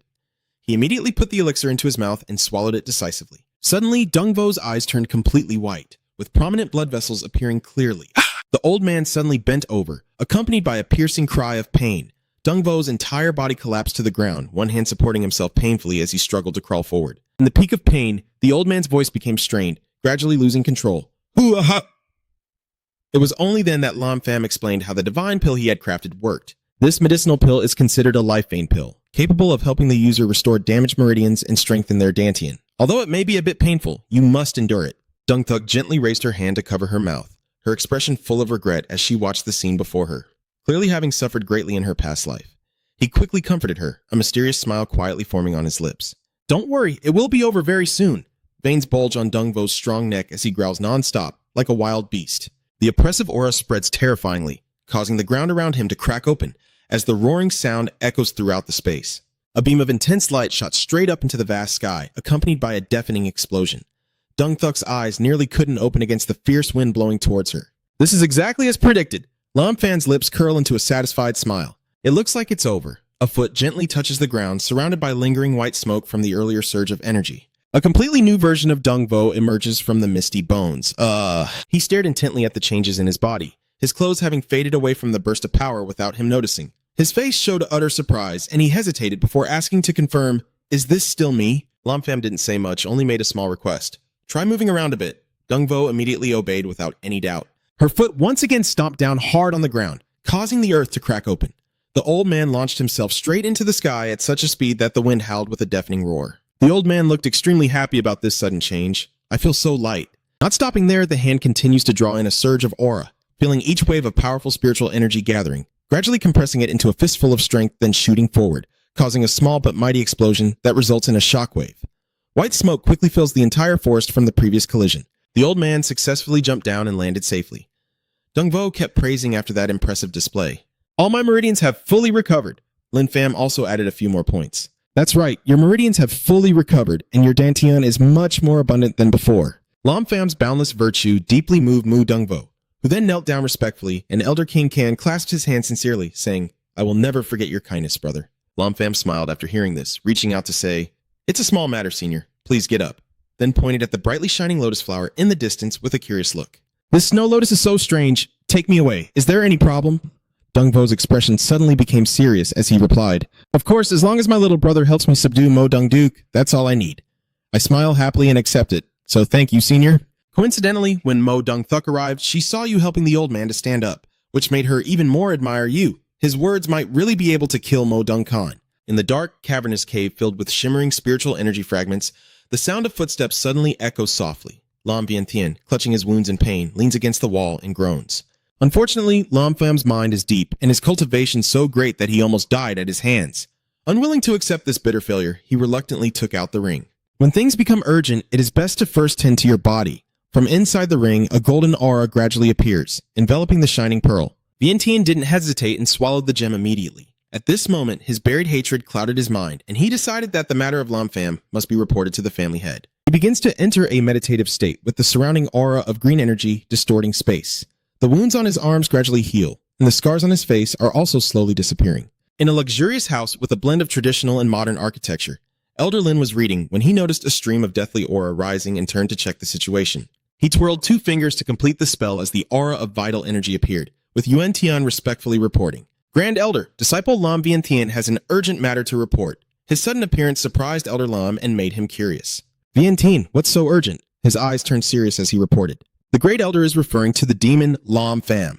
His tone is calm as he questions, "Lam Pham, are you the young man pretending to be a member of our Lam family?" Yenagi responds seriously, "Yes, it's Lam Pham. His strength is much greater than you thought, and he has already reached the true Ko stage." Yuan Tian bowed his head and reported, "So Lam Pham has already reached the core formation stage." This shocking news left Elder Lam in disbelief, and he asked again, "Are you sure about the core formation stage?" He immediately recounted the situation, saying absolutely certain this time it's not just a rumor. "Zhang Heishan was killed by him. If I hadn't played my trump card, I might not have survived, and escaping death would be difficult." In such an urgent situation, he immediately issued an order. If it is indeed Truck Co., then this Lam Pham cannot be underestimated. "So you are delaying your return to the family while we discuss this?" His face turned cold as he replied, "Yes, and then?" The communication line has been cut off by Vientiane. He angrily kicked the stone under his foot and muttered, "First, let's go back to the clan now. This rival will not be spared." He swore to himself, "Lam Pham, we will meet again in the future at the Long Than Trung family, where sunlight shines through the art-filled room." A stunningly beautiful woman holding a bunch of grapes in her hand, her voice sweet and gentle. The other lady, holding a fan, softly blows a cool breeze for the man. Trung Bon Dao happily eats grapes with his 2 younger sisters, enjoying the moment with a smile. "Heh, dear guests, come join me." Suddenly a bad premonition flashed through him like lightning. He stood up in shock, thinking of the green jade token shattering in the firelight, filled with worry. Trong Ho-san's spiritual breath was gone. He was dead. I can't contain my composure and shout out, "Where is everyone?" The servant immediately appears and responds with, "Yes." He loudly and forcefully demanded, "Chuang Ho-san is dead, father. How could this happen?" The servant respectfully responded with folded hands, "Yes, master." He immediately turned and left to carry out the mission. Rage boiled inside him, and he shouted with contempt, "You useless piece of trash, can't even handle a small task. And you died yourself, you good-for-nothing." He sat down on the chair and sighed helplessly, saying, "Forget it, forget it." Reflecting on what happened earlier, he didn't expect much because he was basically a useless person. Whether he was there or not didn't make a difference. The master then remembered that young man and said with interest, "Looks like there's a chance, so Tamin will have to go himself." Then he left, leaving this luxurious space behind. A long, quiet moment. Lam Pham neatly places the teacup on the table and says, "Please enjoy." He turned to turned Dung Thuik, and saw her blushing as she looked around curiously, then asked, "Is this where you live?" Lam Pham chuckled in response. "What's wrong? Is it too simple?" Dung Thuik calmly replied, holding her steaming hot teacup. "Haha, although simple, it's clean." Dung Vo laughs joyfully. "Haha, yes, simplicity is very good." But looking at the torn clothes I'm wearing, I hesitantly ask, "Lam Pham, could you let me change into new clothes?" Dung Vo shyly scratches his head. This outfit has faded a bit. Lam Pham, hearing this, leans back in his chair and laughs. "Haha, I thought you were carefree and didn't care about appearances, right?" Proudly reflecting on your glorious past, Dung Vo confidently states, I used to be carefree and reckless. My skills were broken and battered, but now I still have 5 years of life left, so I naturally want to treat myself better." You agree with this view and firmly say it's correct, and you'll arrange it for the senior tomorrow. Seeing you need to prepare your own things, Dung Thuik was surprised and asked, "Don't you have a butler, young master?" Long Pham was stunned and stammered, I haven't hired one yet." She happily explained the wonderful benefits of having a servant. The young lady advised you to hire an excellent butler to help manage daily affairs, which then transformed the appearance of the house. Here, although it's not bad, the space is too small, and I hear you still have a younger sister, which makes things even less convenient. At this moment, both of them stood up at the same time, and Dung Thuik then bowed her head to excuse herself. Then the young lady went to rest first. Dung Vo follows behind. "I'm also heading out now. It's been a long time since I had a good sleep." Lam Pham happily replied, "Go ahead and take your time. The two of you can leave the living room at your leisure." After settling down, he took out his phone and dialed. When the call was answered, he said, "Ninka, I need to bother you with something." On the way, the black horse galloped swiftly under the golden sunlight, and at this moment, the headset rang 3 times, indicating an incoming call. Nin pressed the headset to answer. "What's up?" "Lam Pham, quickly tell me what you need." "Nin, I need a butler. Please help me choose one." He agreed without hesitation. "It's a small matter. I'll help the younger brother arrange it." After receiving the request, Nin cut off the communication. He is very happy that Lam Pham is finally starting to mature, and it seems Lam Pham is finally ready to begin developing his own strength. When Lam Pham just finished his shower, his phone suddenly rang, catching his attention. Picking up the phone, Lam Pham immediately recognized, "Oh, Mr. Nin has already arranged everything for me. Let me check it out." He quickly skimmed through the recruitment information. All the talented individuals had the highest international qualifications, with salaries exceeding 2 million. Lam Pham looked at a photo of a man in a suit with a gentle face, Lai Kwok Dong, an elderly man who is already 75 with a 55-year experienced butler, which sounds not bad. However, his gaze then shifted to someone else, making him pause. Yes, a stylish woman with sunglasses and an elegant introduction appears before me. Liu Huanyue is 26 years old, graduated from the academy, a top British butler, 179 centimeters tall, with a charming personality, which doesn't seem too bad. He didn't hesitate to approve her and then called to confirm. "Nin, Li Guodong and Liu Huan help us arrange a quick try. Nin, follow the orders promptly." Meanwhile, Lam Pham sat quietly on the chair waiting, when his phone suddenly rang non-stop. He was surprised to see the message on his phone and thought the information came so quickly. Nin's message confirms everything is arranged, and in an hour, the two of them will arrive for the test. Nin's quick way of working makes Lam Pham can't help but praise him. No wonder he's called Brother Nin so fast. Under the gentle afternoon sunlight, he was eagerly looking forward to the interview. So, I guess I have to wait. A short while later, a taxi stopped in front of Lam Pham's house, and a pair of black high heels stepped onto the pavement. Liu Huan Duet, neatly dressed in office attire, gently said, "Thank you, driver." She gently observes the lively scene with an excited tone, and the view outside isn't bad either. Han Duet approaches and presses the doorbell. Lam Pham sat inside, slightly surprised and thinking to himself, "Oh, the speed is very fast. You unlocked the door electronically to invite me in." He reached out to speak to Han Duet. "Please, have a seat." She gently sat down and calmly replied, "Yes, thank you." Lam Pham did not hesitate and got straight to the point with a smile. "Do you understand my requirements?" Duet professionally listed the requirements. "I understand. I heard you need a comprehensive butler in every aspect from England. My major is in acting, and I am also the only person to join the London Housekeeper Association before turning 30. Hearing this, Lam Pham was very pleased and directly got to the main point. Very good. Do you have any salary requirements?" She also didn't hold back and simply based her request on her abilities. 30,000. Smiling confidently, she emphasized again, "I need a salary of 300,000 a year." It seems this number made Lam Pham ponder for a while, prompting Huan Duet to silently speculate. As expected, his finances probably can't support a housekeeper like me. His face grew serious and he began to ask, "So I have one question. Do you have experience managing a company?" She had prepared all the documents. Please take a look. Her eyes sharpened as she mentioned, "I used to manage an asset management company with 500 employees in England, and this is my documentation." Lam Pham looked over and was pleased, sighing that she was indeed a top talent. Then he answered her previous question with a smile. "You can accept it directly without any doubt, so it will be you." She still maintained a calm attitude, as if she had foreseen it.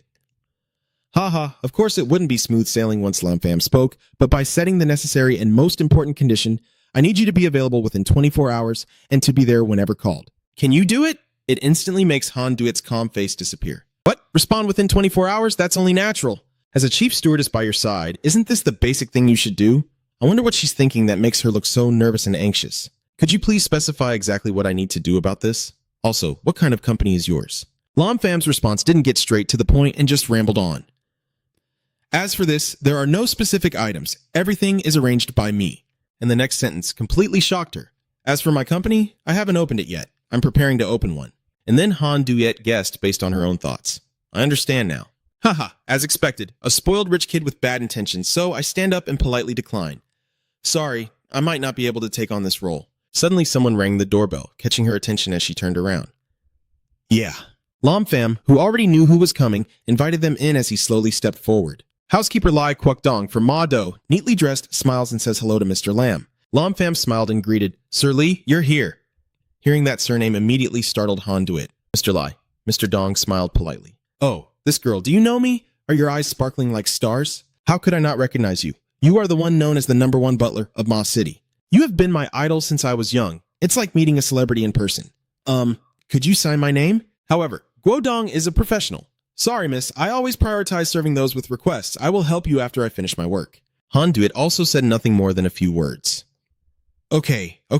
Lam Fam, who witnessed everything from start to finish, also had to marvel. As expected, the power of a celebrity is limitless. So Kwok Dong sat back down in Han Duet's seat, which had just been vacated. So Mr. Lam, the situation your Mr. Wei mentioned to me, do you have any questions? You seem to have no doubts at all. No, I completely trust him. Everything necessary has been carefully prepared and delivered by him. All right, please take a look at the contract. Then, Lam Fam immediately took it up. Oh, seeing the fourfold increase over Han Duet directly makes you also stunned. The annual salary is 12 million, and Guo Dong doesn't show any arrogance but still maintains a confident demeanor. I deserve this salary. Without a moment's hesitation, Lam Fam made a quick decision. All right, as expected from Mado's chief steward, I like this confidence. Just one sentence from you, I hope you won't let me down. The two just shook hands and happily agreed to cooperate, making Han Duet jump in surprise. What? It's already signed like that. Mr. Lee and Mr. Guodong didn't mind and continued to present. Being able to serve Mr. Lam is also considered an honor for me. I am now your butler, and I must immediately share some suggestions. I seriously recommend you upgrade the entire residence, including optimizing the neighborhood, arranging security, upgrading the intelligence system, adding another guard, upgrading the private car, establishing a protective network, and setting up a payroll system. Long Fam waved his hand dismissively and said, All right, I get it. Mr. Lai has assigned you to do everything. You don't need to save money for me. Despite the trust, Kwok Dong still maintains the respect from Mr. Lam. Seeing everything so far, Han Duet couldn't help but stammer in her mind. Who exactly is Lam Fam? This is the chief steward of Ma Do.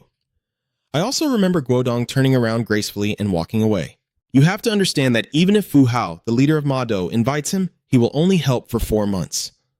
Han Duet's eyes now are full of imbalance. It's truly unbelievable. Tran Lam Fam made a proposal. That's right. I wonder if Mr. Lai needs an assistant, but Guo Dong repeated the word assistant with confusion. Then he snapped his fingers sharply, a click confirming his words, and the next statement made Han Duet startle.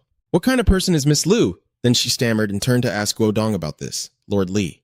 He nodded slightly as a signal for her to continue. Han Duet nervously presented herself and asked Sir Li, I feel I have the ability. Could you give me a chance? Unfortunately, Guo Dong refused without hesitation.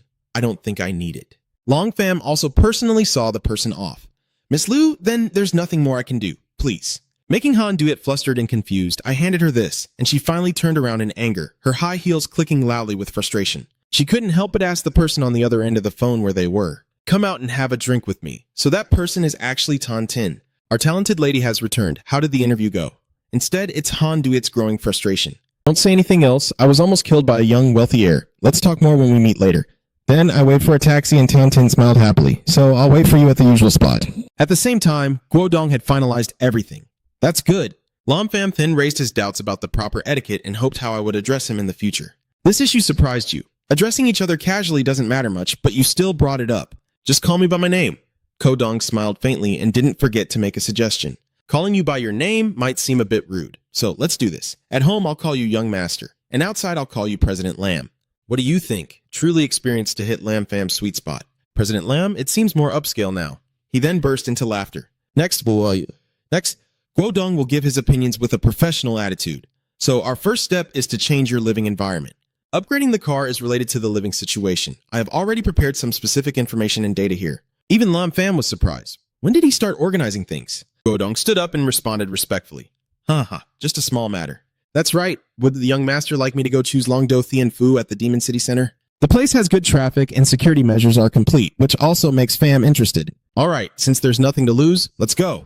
As soon as the decision was made, you nodded to Guodong, who led the way. After a while, Lam Pham's car stopped at the center of Ma City. Both of them got out. Lam Pham looked around and sighed. This place really doesn't look too bad. With security on duty, the two gentlemen asked to see the documents and then stared in surprise at the visitors. What? Lord Li. Guodong nodded as a greeting. Then Bao An quickly made way for both of them. Ha ha ha, Lord Li, it's been a while. Are you still in good health? Come on, this way, please. He stepped forward politely, this time to view the house for President Lam. Bao An then smiled brightly and greeted, Hello, President Lam. Hello, President Lam. Next, Guodong turned to Lam Pham and said, I know this place well. Just say the word and it's fine. You don't have any objections, okay? Bao An grins and bows to welcome you. Yes, please, go ahead. Then both of them arrived at the parking lot filled with cars of various colors and styles. Guodong slowly explained about this place. The cars here are for the boss's transportation. We'll take this one over there. The car door closed. What just happened surprised Lam Pham. It seems he is truly very familiar with this place. He simply replied calmly. Haha, it's necessary. After walking through the garden for a while, they arrived at an ancient building. He immediately explained, President Lam, this is the largest independent villa in Longdo Thien Fu. Lam Pham had to gasp in amazement. Once again, Guodong has demonstrated his ability, occupying a 1,600 square meter area with 5 floors and a total usable space exceeding 8,000 square meters. His first impression was good, so let's go inside and take a look. You step up each step, with Guodong still leading the way. President Lam, this way please. Lam Pham was surprised by the scene before him. The minimalist living room was just as luxurious, making him marvel at how impressive this place was. He looked around with increasing satisfaction. Trang Huang is not bad either, Guodong happily mentioned. Only then does it match your status. Then Lam Pham couldn't help but act like a curious child exploring everywhere. Oh, wow, I am very satisfied and nodding in approval. I like it very much. Take it. Lam Pham replied, Okay, I will go out for a walk for a bit. He also remembered to remind him properly, please pay attention to safety. And then he strode confidently along the cobblestone street, his phone trembling in his pocket until he saw the caller, feeling confused. Yeah, Lam Pham immediately answered the call. Is something wrong, Miss Tan? But Tan Tin still said nothing, prompting him to ask, Are you okay, Miss Tan? It seems she's getting annoyed. Can't she just call her little brother if there's nothing wrong? Long Pham could only force a smile at this remark. Of course he could, but she still should get to the main point. And then she started on her main topic. She has a good sister returning from abroad, talented and refined. Do you want to meet her sometime? Making you sink into a pile of marks and question marks, asking, What did you do when you met her? Tan Tin had no idea about what had happened between Han Duit and her before, so she was enthusiastic. She used to manage a financial company abroad and has some connections that could benefit you later. But Lam Pham could only refuse, saying, Next time, Miss Tan, I have something to attend to now, so Ting Tin will have to wait. Who's there? Really so rude? All right, before hanging up, don't forget to say, Then see you next time. Finally, he could breathe a sigh of relief. Phew! Meanwhile, over on the other side, Han Duyet had already spoken up to tease. So, your little boyfriend. Tan Ting was startled and shyly retorted, There's no way, I'm just one of his students. Tan Tin fiddled with her hair to hide her embarrassment, originally wanting him to see her so she could help him with anything in the future. Oh, really? Don't you think it doesn't look right? She shook her head and waved her glass of water. No one is coming out. Meng Xiang kept guessing, and the more she looked, the more convinced she became that there was indeed a problem. At the same time, a person in shoes walked leisurely, lifting each step carefully. Long Pham covered his eyes with his hand, observing his surroundings. Ma Dou has a lot of money, which Xiao Wu didn't mention, and the lights are focused on the luxurious car outside, making it look like a convoy of opulence. Suddenly, a phone call interrupts, and the number surprises him. Humph, Ninka, but you still quickly press the accept call button. Your clear voice rang through the receiver. Ninka, what's wrong? Bei Vanyan on the chair introduces herself. Hey, Master Lam Pham, it's me. It's me. Kim Bok Van. You on the other end of the line looked puzzled and scratched your head. Who is Kim Bok Van? He then described his frail appearance in the past, which was when the old man accidentally provoked the Grandmaster and was saved by him. Kim Bok Van Lam Pham tried to recall in his mind and then responded politely. So his body has been better recently? He looked cheerful as he brought up the main topic. Good, you're much better now. I called to let you know that the auction is about to start. You seem annoyed by the volume from your headphones, so you keep your distance. Well, that's good. When it's time to be serious, he's still quite experienced. I have received the spiritual energy from the north and will send out the invitations. Their auction this time is said to have a lot of spiritual energy, and there's a high chance of a treasure that will shake the heavens and earth. Now that I have the correct information, I nod in satisfaction. I am very interested. Send me the time and place. Back Van eagerly asked his subordinate to bring the phone. All right, I will send you the time and place. And once my name is changed, then it's fine. The purple pupils hide countless deep schemes. The boy solemnly declares the end of the conversation, deciding that's it. As soon as the call ended, a message arrived in the inbox. He stared intently at the screen with a dark gaze, the corner of his mouth unconsciously curling into a sinister smile. So the time is 3 days later. All the items Lam Fam targeted are not ordinary. This time, the spiritual energy works on me. I must seize everything and break through in one go. Lost in thought, you didn't notice the figure appearing behind you. Sorry about that. You jump in surprise and tear your attention away from your phone, instinctively turning your eyes toward the sound. Huh. The one who spoke first is a young woman with a gentle demeanor, and she extends her hand to introduce herself. Are you new here? You always stay highly alert, so you just nodded coldly. Huh. Lin Nok is quite friendly, but her response was off the mark. Hey, I just moved here today and went out to enjoy the scenery for a bit. Then I naturally pulled my suitcase closer, saw that your situation wasn't much different from mine, so I thought you probably felt the same. Then she put on an overly cute fake expression to ask questions. Do you feel any sympathy? Lam Fam outside is mocking and pretending to be a fool. Is that so? Then what a coincidence. I really just arrived here today. My name is Lam Fam. After carefully examining her inner self, my mood has significantly cooled down. This girl's inner strength really differs from her appearance. She looks only about 17 or 18, but her aura is stronger than that of an adult. Lin Nok faces her target with sharp eyes, trying to see through them. This person carries a calm aura, but is no less cautious. Although there's nothing special about her, I feel like her strength is no joke. As expected, my father was right. The scene had happened before. Yuan Donghuang, wearing a cowboy hat, warned his daughter, Lin Nok. Lin Nok, you must be very careful on this trip to Ma Do, she casually replied with a sigh. Ah, he hasn't pretended, but that gaze is too sharp. The talented people of Ma Do are hidden and should not be underestimated. Not sure what she was thinking, Lin Ngok's lips unconsciously curled up. Interesting. She cheerfully asked about Lin Fam. That's right. Where do you live? Maybe we're close to each other. You can't keep up with the pace. So, repeat. Where do you live? Then he extended his slender index finger toward the distant estate. Both of them gazed at the villa far away. The biggest house. She was so shocked she stammered. The most expensive apartment? You really do have money. If that place were in my hometown, it could even be turned into a small fortress. You turn around trying to maintain a humble image. It's pretty common. All the houses in Ma Do are like that. She suddenly becomes sentimental and sighs helplessly. You witnessed everything and wanted to change the atmosphere. Grandma Lin Ngok suddenly cheered up and pounded her fist on the table. That's right, I just realized Long Fam can never understand the thoughts of the people around him. What? She smiles brightly and pleads. I just arrived in Ma City and I'm not very familiar with it. Could you show me around? Hearing this, his reaction was a bit stiff and sweat started to pour down. Yeah, this. She disregards all tricks, holding onto your arm and acting cute. Let's go, let's go. He was touched and froze up, feeling both scared and complaining inside. This girl doesn't know what game she's playing. Lin Ngok clenched your hand tightly and pulled you in one direction. I'll go pack my luggage a bit. Feeling uncomfortable, you firmly requested, let me go first. A long time passed in the hotel lobby, and she was eager to know the destination. So where are we going then? And then she lifts her chin to choose her own opinion. Let me think first. Finally, she leaned close to his face, smiling sweetly. Why don't we go mountain climbing instead? I can't tell what you're really feeling. Feeling that this topic wasn't bad, she then proceeded to introduce each advantage one by one. Great, I heard Hongshan and Ma City is very beautiful. Long Fam is so tired. Just leave it to fate then. As long as you're happy, that's enough. Her golden brown eyes sparkled like stars. All right. The two of them moved very quickly, calling a car to take them straight to the sightseeing spot. Let's go. The rented car drops them off right at the foot of Hongsun, with stairs leading up to the sky. Lin Ngok cups her hands and gazes up in awe. Wow, this mountain is really tall. She's excitedly preparing for the journey. Then, let's get started. You have no opinion at all as you step onto the first few water stairs on the endless path. Long Fam calmly takes the lead and provokes his companion. Let's go. Don't give up halfway. She looks playful and cute, giggling. 10 minutes later, her slender legs, after a long period of movement, were trembling intensely. When her body lost all strength, she managed to raise her hand and signal.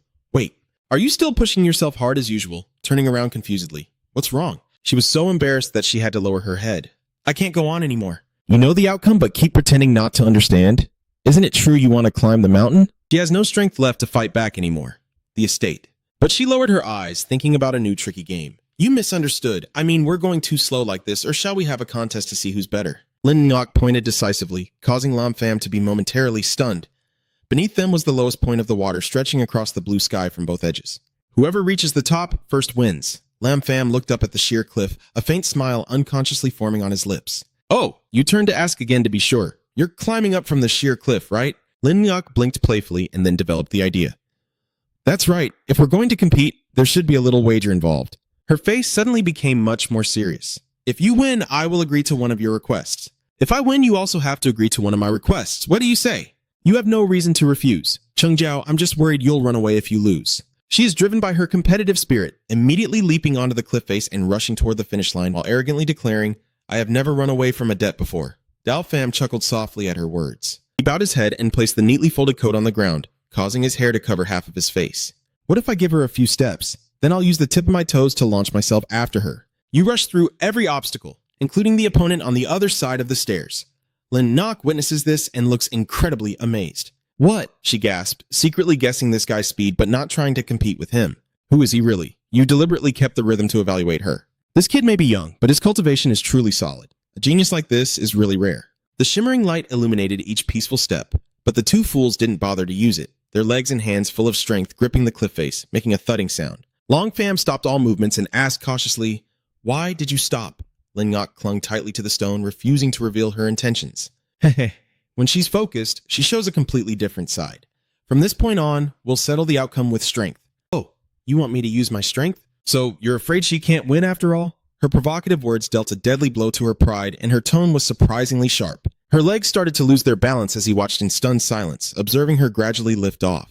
When he spoke again, his tone seemed quite surprised. Oh, isn't this the Van Tung from Vodong? The breeze and clouds gently lift her toes to a higher position. That's right. Lin Ngok's face is full of triumphant emotion. You can recognize the Van Tung. Consider me impressive, but I'm sure I will win this match. Then her body, as if made of cotton, naturally merges with the breeze, taking a step ahead. Long Pham silently observes the remaining milky white airflow, adopting a stern teaching posture and saying, Young one, let me broaden your horizons. He immediately leaps off the overhanging cliff above the central area. What? You truly floated in the air, each step like flying through the void, moving faster and faster, quickly covering a considerable distance before finally landing gracefully with the most standard bend of the body. Long Pham casually glanced at Lin Ngok, starting first, but had to follow behind. I won, you're too slow. Lin Ngok's toes gently touched the ground. She shyly scratched her head. Wow, I actually lost, but what kind of skill are you using? Long Pham enthusiastically raised his finger and replied, This is called air stepping. Feel free to explain the principle of operation as well. In essence, it involves using strong leg force to stomp on the air, generating a powerful anti-air force. Hearing this, she crossed her arms and resigned herself to her fate.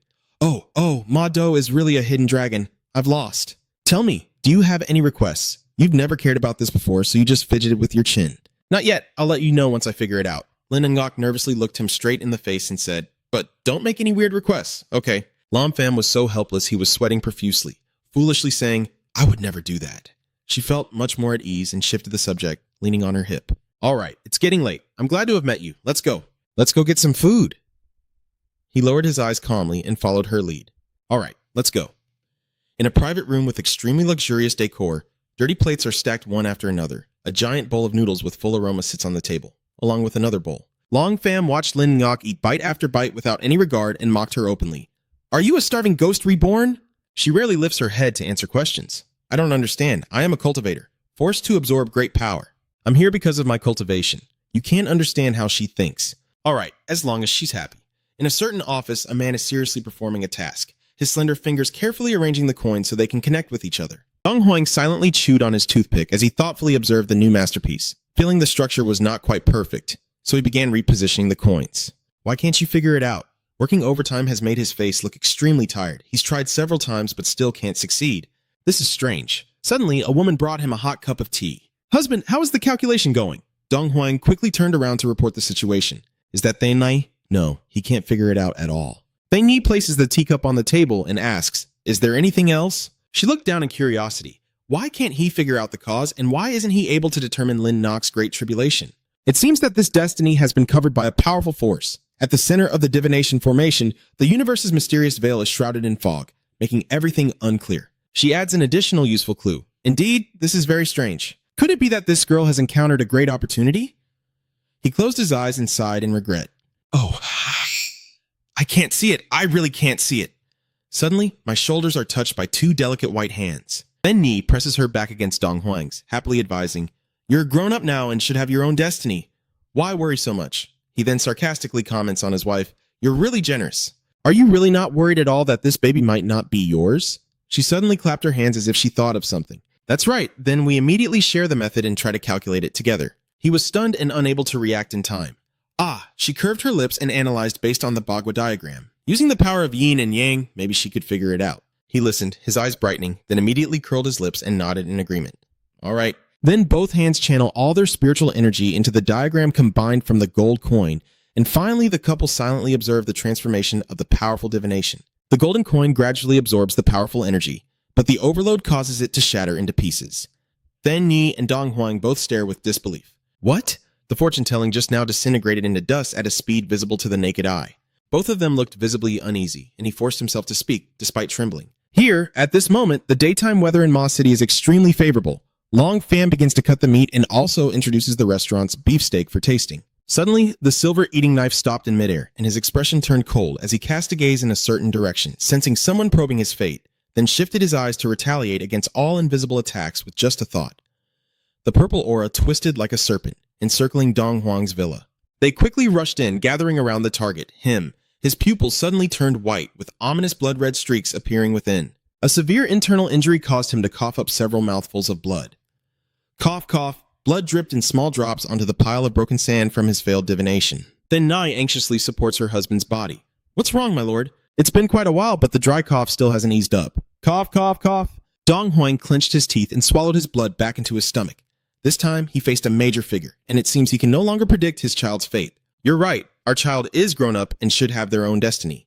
We should focus on preparing for the auction instead." She is caring for him attentively, and he nods in agreement. This auction must be handled even more carefully, as it could attract the attention of many powerful factions. Although blood was smeared on the corner of his mouth, he kept showing a contemptuous grin, acting as if he had never been wounded, arrogantly raising his hand to support his chin in a challenge. "What am I afraid of, Vien Dong Huang?" She frowned, trying to persuade him. "I heard that this time there are many powerful forces from other countries, so we definitely can't be arrogant. Everyone is very influential, with tricks and strength that are not easy to mess with."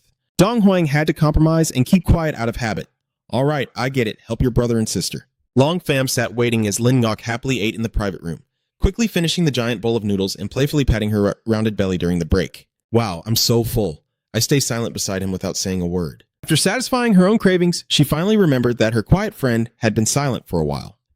"Are you okay? My hair covers some of your cold eyes. It's nothing serious, just a warning to some people." The terrifying pressure threatened Lin Ni's tender heart. Her legs pushed the chair, wanting to stand up from the dining table. She turned her back, about to leave, but still waved goodbye. "So there's nothing else? I'll be going now." He calmly let go of the polite gesture. He bowed his head, missing his sister, and said, "I should go home now. It's been a long time since I saw Hyo Diep." As night falls, the luxurious villa is brightly lit to welcome its owner. Lam Hyo Diep in her pajamas, wide-eyed with amazement, excitedly running around the new house. "The room is so big, my brother is really talented." Lam Pham Kwang Trio reminds the little one to be careful not to fall. Mu Dongwu observed the overall situation quite satisfied and thought that having a good butler really was not a bad thing. Master Lai Godong bows respectfully. "The young master, the issue with the car has been taken care of. Recently, a friend of mine's shop got a new car. I think it suits your aura and status very well." "Oh, I see." He kept his standard enthusiastic smile and asked Han, "Do you want me to handle the paperwork tomorrow, or should we go together?" "Just point out this option with your arms crossed. Mr. Lee, please quickly prepare other matters and send me detailed information. I can go by myself." He calmly raised his index finger and replied, "I had predicted the young master's words beforehand, so I sent it to you in advance." Lam Pham reviewed the documents and kept praising. "Mr. Lee's efficiency is truly impressive." Lam Hyo Diep tightly clenched Lam Pham's arm, begging him, "Please, please." The little girl closed her eyes but still pressed close to him and whispered, "I'm sleepy." He gently lowered his head and stroked his sister's hair, then took her back to her bedroom. But the girl tightly clenched her tiny hand and boldly asked to sleep with Sister Mo Dong. The boy was startled and froze in place, sweat beginning to roll down his cheeks. "Huh, sister? Mo Dong." Suddenly, Hyo Diep was lifted up and sat on a white arm, fulfilling her wish. "Can we go back to the bedroom now?"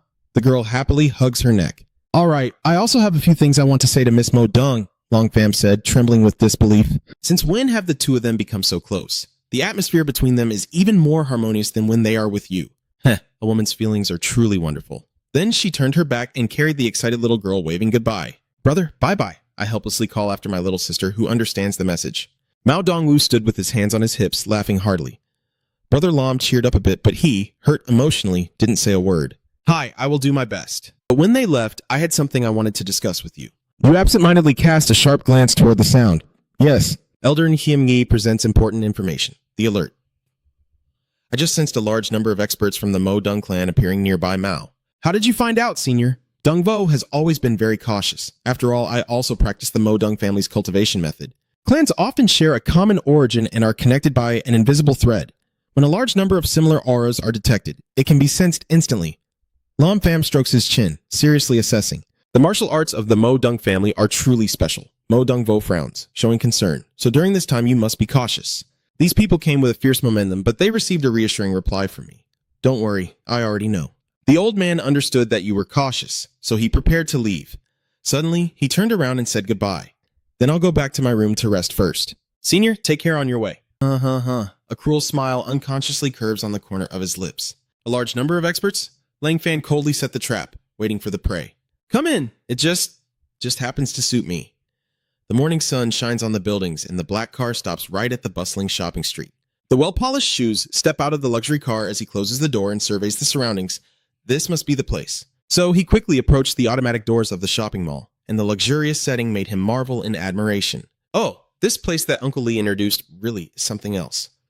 Suddenly, the main hall echoes with sounds. As expected from our genius Lou, you actually managed to buy a car. You looked a bit surprised because it felt familiar, right? Seeing the two figures ahead, he exclaimed in surprise. Miss Tan Liu Huan Ruyue was urging Tan Tin. After all, they planned to settle in Mo, so how could they do without a car? Hurry up, this shop just got a new type of car. I've been looking forward to it for a long time. She pouts and hugs her friend's arm. Anyone with money is really lucky. She couldn't stand it and just pushed it all onto others. Let's go. She's happily joking around. All right. From afar, Longfang took in the entire conversation and realized that the friend returning from abroad she mentioned was actually the person who interviewed her earlier. He paled and shook his head quickly. Forget it. Better to focus on the main task first. A moment later, in front of the VX store, a crowd of people jostled to get inside. Long Pham stood outside, calmly checking the address. The store Uncle Lee mentioned in the message must be this one. Suddenly, a few people rushed past him, urging loudly, Hurry up! In that moment of confusion, he was involuntarily caught between a crowd of excited customers. Ah! What's going on? This young man with eyes as bright as car headlights. Damn, this Goin' Nick is so cool. The middle-aged man hurriedly searches for information on his phone. Could this be Scenic Zan? All 1 star? No way. I need to hurry and do it. He witnesses everything and looks extremely confused. Sorry to bother you. Just a little. Suddenly, a powerful supercar pulls up right in front of the bustling crowd. He opens his eyes wide in amazement at something. Yes, smooth legs stepping out of the luxurious white car that is incredibly eye-catching. The green and blue front, with black and white accents, highlights its luxury value. Welcome, everyone.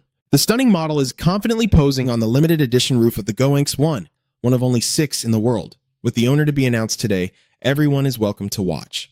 The luxurious and glamorous design combined with trendy styling perfectly matches the current youth trend. Long Pham couldn't take his eyes off it the more he looked. This car is so cool, I just like it. You're in a much better mood, so I immediately look up and decide right away. All right, let's go in and take a look. Li Xuan bent down politely to attend to the customer. Hello, sir. I am Lai Xuyen, a sales associate at VX Store. May I ask if you are interested in buying a car? You coldly introduce yourself and call the boss over. I am Lam Fan. Lai Xuyen was a bit stunned, but responded instinctively. Yes. Suddenly, a middle-aged man with sparkling eyes interrupted. Are you Mr. Lam? He bowed politely and introduced himself. Hello, I am the owner of this shop. You can call me Little Prince. Lam Pham casually waved his hand to indicate he was fine, but it's better to call him Old King. He patted his hand, flattering. So then, Old King, President Lam is right. He's right. Then he turned to introduce the supercar to you. President Lam, this Koenig's 1 is a special car for you. I put a lot of effort into getting it. Lai Xuan stood on the side, quietly wondering, is this the wealthy person who bought the Koenig's 1? She begins to reveal her seductive side, youth and wealth, if she can become his woman. Long Pham looked around and asked, this store of yours doesn't seem to specialize in selling cars, right? She took the opportunity to push the old king as he enthusiastically promoted. President Lam, you might not know this. VX is not a traditional store, but a high-end exclusive boutique that offers everything you desire upon request. Lai Xuan gently touches her lips and winks at you. Just say the word, and I can kiss anything. My head is full of dark thoughts right now, my eyes full of annoyance and swearing. Damn it. She paid no attention to Lam Pham's feelings and kept pressing closer. President Lam, why don't we go inside the car and I will give you a detailed introduction to this vehicle. He looked grim and raised his hand to stop her. I'm not interested in you. Stay away from me. She couldn't believe it and stammered, What did you just say? Lam Pham's face was extremely gloomy now, with crimson pupils shining with cold light. I said I'm not interested in you. Stay away from me. Li Xuan turned away in horror, but couldn't hold back her tears. Yes, President Lam, you calmly chat with the old king. Does your shop have anything else fun to play with? He rubbed his hands together in a flattering manner and said there are many. Let's go. I'll take President Lam to see our warehouse, he said eagerly, leading the way. As expected, Lao Lai was right. This is indeed a top-tier client, and all the valuable things I've been collecting for so long can finally be taken back. Tan Tin and Lu Han Duet happily joked throughout the journey until both of them suddenly saw an extremely luxurious car. She opened her sparkling eyes in amazement. Wow, this place actually has a car like this. She also couldn't hide her excitement as she commented, "Isn't this car a Sendix? It just seems much cooler." She suppressed her excitement and introduced, "This is the Sendix Zan 1, only 6 in the world, and extremely valuable. Meido truly lives up to its name, even having a car like this. I really wonder which elder will end up with this vehicle." Han Duet whispered to Tan Tin while putting her arm around him.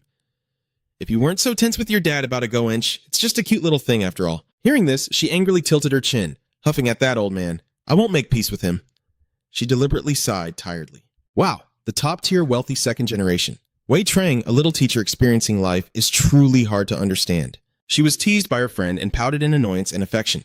How annoying. She pretended to be in pain. Who was there at the same time in the central warehouse when old Wang brought Lam Pham to see the goods?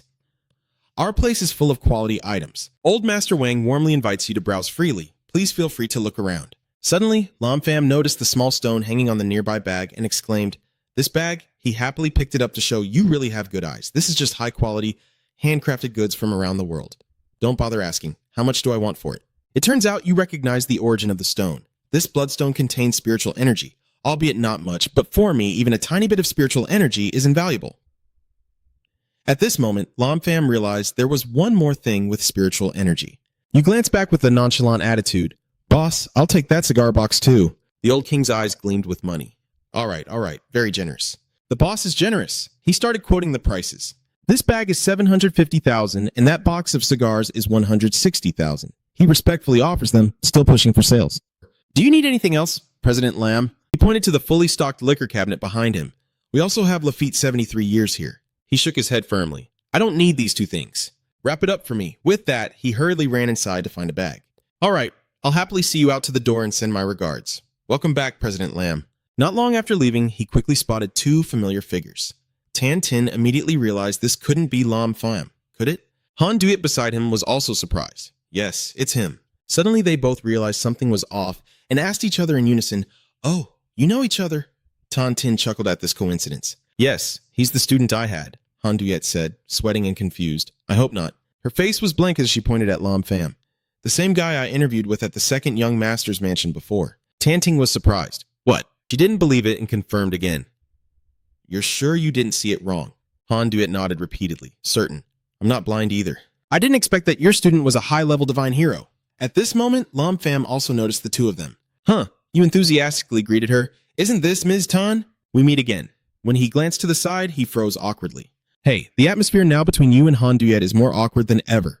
The surrounding space falls silent accordingly. Someone suddenly pinched Lam Pham's cheek. Well done. Tan Ting was pleasantly surprised that the person interviewing her best friend was actually her younger brother. He forced a fake smile. "That's right, this world is really small." Han Duet interrupted and asked, "Did you come here to buy a car?" Lam Pham nodded politely. "Exactly, and that one over there is the luxurious silver supercar." The two girls exclaimed in unison. "Damn, I speak confidently and generously, like buying vegetables at the market. For me, it's just a small matter." You started changing the subject, but it was Tan who did. "Are you both here to buy a car too?" Tan Ting put her arm around Han Duet and replied. She couldn't afford to buy it, but she wanted to buy a car. Han Duet honestly said she couldn't afford the supercar and just bought a regular one to get around. Tan Ting leaned forward to examine your face with curiosity. "How many secrets do you really have?" Lam Pham blushes and says no. Han Duet suddenly had an idea. "That's right." She squinted and asked if you could lend her the chance to try driving this car. She probably won't have the opportunity to drive such a car in her lifetime. You agreed without hesitation. "Is this it?" "All right, wait a moment until the paperwork is done." Old Wang stood in the distance, marveling nonstop. "It's great that you have money. As soon as you step out, you meet two beautiful acquaintances. So impressive. Call him back and ask him to hurry with the paperwork. We have to leave now." He immediately agreed. Okay, wait a moment. We will finish the procedures for you right away." He went to the corner to get his phone and call his subordinates, and a moment later, two people arrived with a contract for Lam Pham to sign. Old Wang still kept a flattering smile on his face. "All right, the paperwork is all done. This car belongs to you. Do I need to see it off from the shop?" "You're not holding back either." All right, it's finally time for the test drive. Han Duet excitedly said, "Let's go. I'll take you two for a ride. When we leave, don't forget to help me deliver the remaining items straight to my house. Lao Wang will make sure to do his job well and handle everything properly." The three of them got into the car, and the supercar sped off in an instant. Han Duet drove happily, but with a hint of regret. "This car is amazing, but I can't drive fast in the city," Tan suggested. "I know a closed racetrack, let me lead the way." Because of that chemistry, Han Duet praised her without hesitation. Truly a woman worth preserving. Miss Tan Tin looked at Lam Pham again, nervously asking, "Miss Tan, why are you staring at me like that?" She gently expressed her curiosity. "I want to see just how many secrets you have." He placed his finger on his cheek in a cute pose, so Miss Tan kept staring, trying to look more. She really couldn't stand this fake innocence. She turned her face away. 3 points. Han Duet seemed to sense something suspicious, exchanging flirty glances. Oh, that comment made both of them blush and unsure how to respond. 1 hour later, a button is pressed, revealing the racetrack. Little Wang signals from afar to stop the car and asks, "Hello, this is a private racetrack. May I ask if you have an appointment?" Tan Tang rolled down the window to say hello. "Xiao Wang, it's me." He tends to be more talkative when he sees someone he knows. "Oh, Sister Tan, you came later without telling me in advance. Go ahead and get in." The iron gate opens for the car to enter. Lam Pham teased, not expecting that Miss Tan was also a regular guest. She responded with a hint, "I also have many secrets." Their car drives in, passing by equally unique supercars nearby. Tan Tin takes on the role of guide, saying it's really a big parking lot, and if you were to run cross-country, race, or mountain climb, it would indeed look like that on the map. When it comes to us, we can only go to the road on the right. Suddenly, Zhao Lang appeared out of nowhere. "Tan Ting, why are you here?" She frowned in annoyance. "Does that have anything to do with him?" He flicked his hair, looking cool. "Of course, if he had known you came here earlier, he would definitely come out to greet you." That comment made Han Diet tease her. "Oh dear, it looks like he's trying to pursue you." She shook her head unhappily. "He's just a spoiled rich kid." Then the two of them turned and got into the car, while Zhao Lang noticed Lam Pham sitting there with a frown. "Who is this little brother of yours?" Tan Tin sharply interrupted, blocking irrelevant questions about him. "Young Master Zhao, please let go. We still want to practice driving. How can he let you go?" "No wonder you pursue me but act so indifferent. Turns out you like young pilots." She angrily protests. "Zhao Lang, watch your words." He doesn't even bother to care and just laughs mockingly. "So what? You hit the nail on the head, didn't you?" Long Fan retorted irritably. "I am a student of Miss Tan, and you are called Zhao Long, right? I advise you to apologize to Miss Tan immediately." He was stunned and then looked down on him with contempt. "Student love is forbidden between teachers and students?" Tan Ting, I didn't expect you to have such a hobby. You really are the kind of person with a problem in the head, only knowing how to sigh. I'm telling you one last time, I am sorry." Zhao Long patted your shoulder and said, "Sorry, I'm being honest. Why do I need to apologize?" He started saying rude words to provoke her. "Listen, if you like young meat, just tell him sooner. You know quite a few boys I could be introduced to," making her grit her teeth.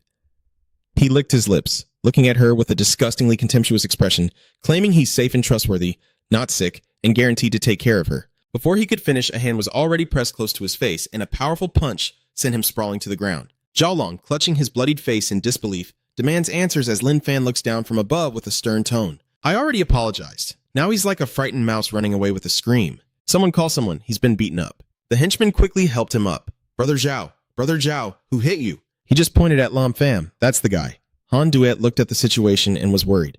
"Let's call the police." Tan Tin calmly reapplies her makeup to comfort her. "It's okay. In my heart, I know Lam Pham is not an ordinary person. These guys are doomed." Han Duet found another reason to tease them. "How many secrets do you two have that I don't know about?" She shook her head with a mysterious smile. Outside, Zhao Lang looked much more confident with his well-known followers, even daring to hit me. Lam Pham looked at him calmly and said, "I hit you." Zhao Lang Jie angrily called on his followers, "Get them for me." Everyone quickly surrounds him with no way out, shouting to boost his courage. "Charge and die, my little brother." In normal circumstances, everyone would probably be worried, but unfortunately Lam Pham was not like that. He simply uttered a powerful sentence, and everyone kneeled down unconsciously as if a mountain was pressing down on them. "Why are your people all kneeling like that?" It leaves him speechless. At this moment, he finally understood everything. So that's how it was. "You're a cultivator, no wonder you're so arrogant." Then he pointed at your face and threatened. "I don't know anyone who practices cultivation." When he kept rambling, you slapped him right away and he got all puffed up. He holds his flushed cheek without saying a word. "I don't have time to listen to you anymore. I need to go train with the beautiful lady now. Apologize immediately and don't delay my schedule." Zhao Long had no choice but to swallow his disappointment. "I apologize." He brushed his hands as if he had just touched something dirty. So far, so good. Then he calmly walked toward the car, informing the others that everything had been resolved. "It's done, let's go." Han Duet looked down curiously. Lam Fam, you are a cultivator. I overheard Zhao Lang say so.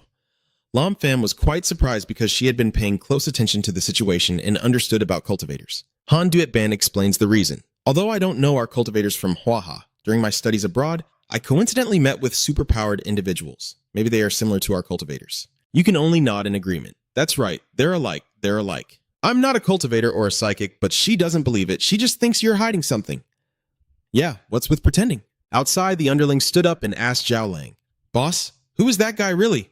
He was staring at the picture of Lam Fam on his phone, his finger trembling uncontrollably. He slowly said, Lam Fam is a cultivator, and the two underlings found it plausible. So that's why all our brothers kneeled instantly. Lang thought of a sinister plan, confident that even if he is a cultivator, today he will be forced to walk out empty-handed. His anger boiled over, crushing the phone in his hand. The psychic from the Dark Nation was also training here today. I already told him about this. Now just wait for him to take revenge for us. Do you think it might be Anderson? Zhao Long burst into a wildly satisfied laugh. It's exactly him. The younger brother remembered the image of that guy lifting a car, but it was Anderson. That guy is the #1 Esper of M Country. His unmatched strength and speed that breaks through the sound barrier made him feel exhilarated. With him here, that guy called Lam Fam is definitely dead. Zhao Lang also thinks so. That's right, his face looks like a demon. Anderson, come quickly. I can't wait to see you go crazy and humiliate that Lam Fam. Meanwhile, Lam Fam is speeding down the racetrack. Seeing Han Duet eager to try, you urged her on. The beautiful lady has delayed for so long. Let's go now. All she heard was that, so she immediately stepped on the gas and couldn't wait any longer. Lan Fam and Tan Ting didn't have time to prepare and collided into the armrest together. The supercar sped down the road like a lightning bolt. An hour later, exhausted, Han Duet stretched and looked around. She sat down immediately after entering, catching her breath and gasping for air to the point of exhaustion. While the other two are exhausted, her driving skills are truly remarkable. Tan Ting has decided not to let you drive anymore because an hour ago they went through a very terrifying experience. Han Duet kept rushing forward and making sharp turns despite the warnings. Be careful, little brother. I didn't expect that driving such a fast car would be so difficult. 3 cars arrive outside the restaurant and a heavy step lands on the ground. Anderson stands there majestically with a cigar in his mouth, while Zhao Lang and his men flatter him. Oh, Anderson dear, you're finally here. He still looks down on you. Trio Lang, don't use this kind of weird interpretive translation with me. You know my language skills. He immediately agreed. Yes. He rambled on. That's right, I was beaten by someone. Zhao Lang added, so that guy is also a cultivator, which has stirred Anderson's fighting spirit. Interesting. I wonder what I can do to help you. His face was veins bulging, his eyes blazing red. I want to make him wish he was dead. He patted his shoulder in agreement and said, don't worry, my specialty is making people wish they were dead. Then he kept rubbing his fingertips together, but it was just for show. How could Zhao Lang not be prepared in advance? Rest assured, not a single penny is missing from the 5 million. And there are also 2 incredibly beautiful girls beside that guy. By then, one will belong to me, one to you, both of us. He. He excitedly confirmed the deal, so it's settled like that. The group then entered the restaurant. Zhao Long pointed at Lam Fam's table. It was him. Seeing the beautiful faces of the 2 women, he was immediately tempted. I like these 2 women from Hua. Zhao Long licks his lips and discusses. By then, it will all be ours too, he called out proudly. Humph, kid. Lam Fam was annoyed because Trio Lang kept sticking to him like glue. Huh, you still haven't had enough after getting beaten earlier? He's so arrogant, thinking this time you'll be the one to get hurt, kid.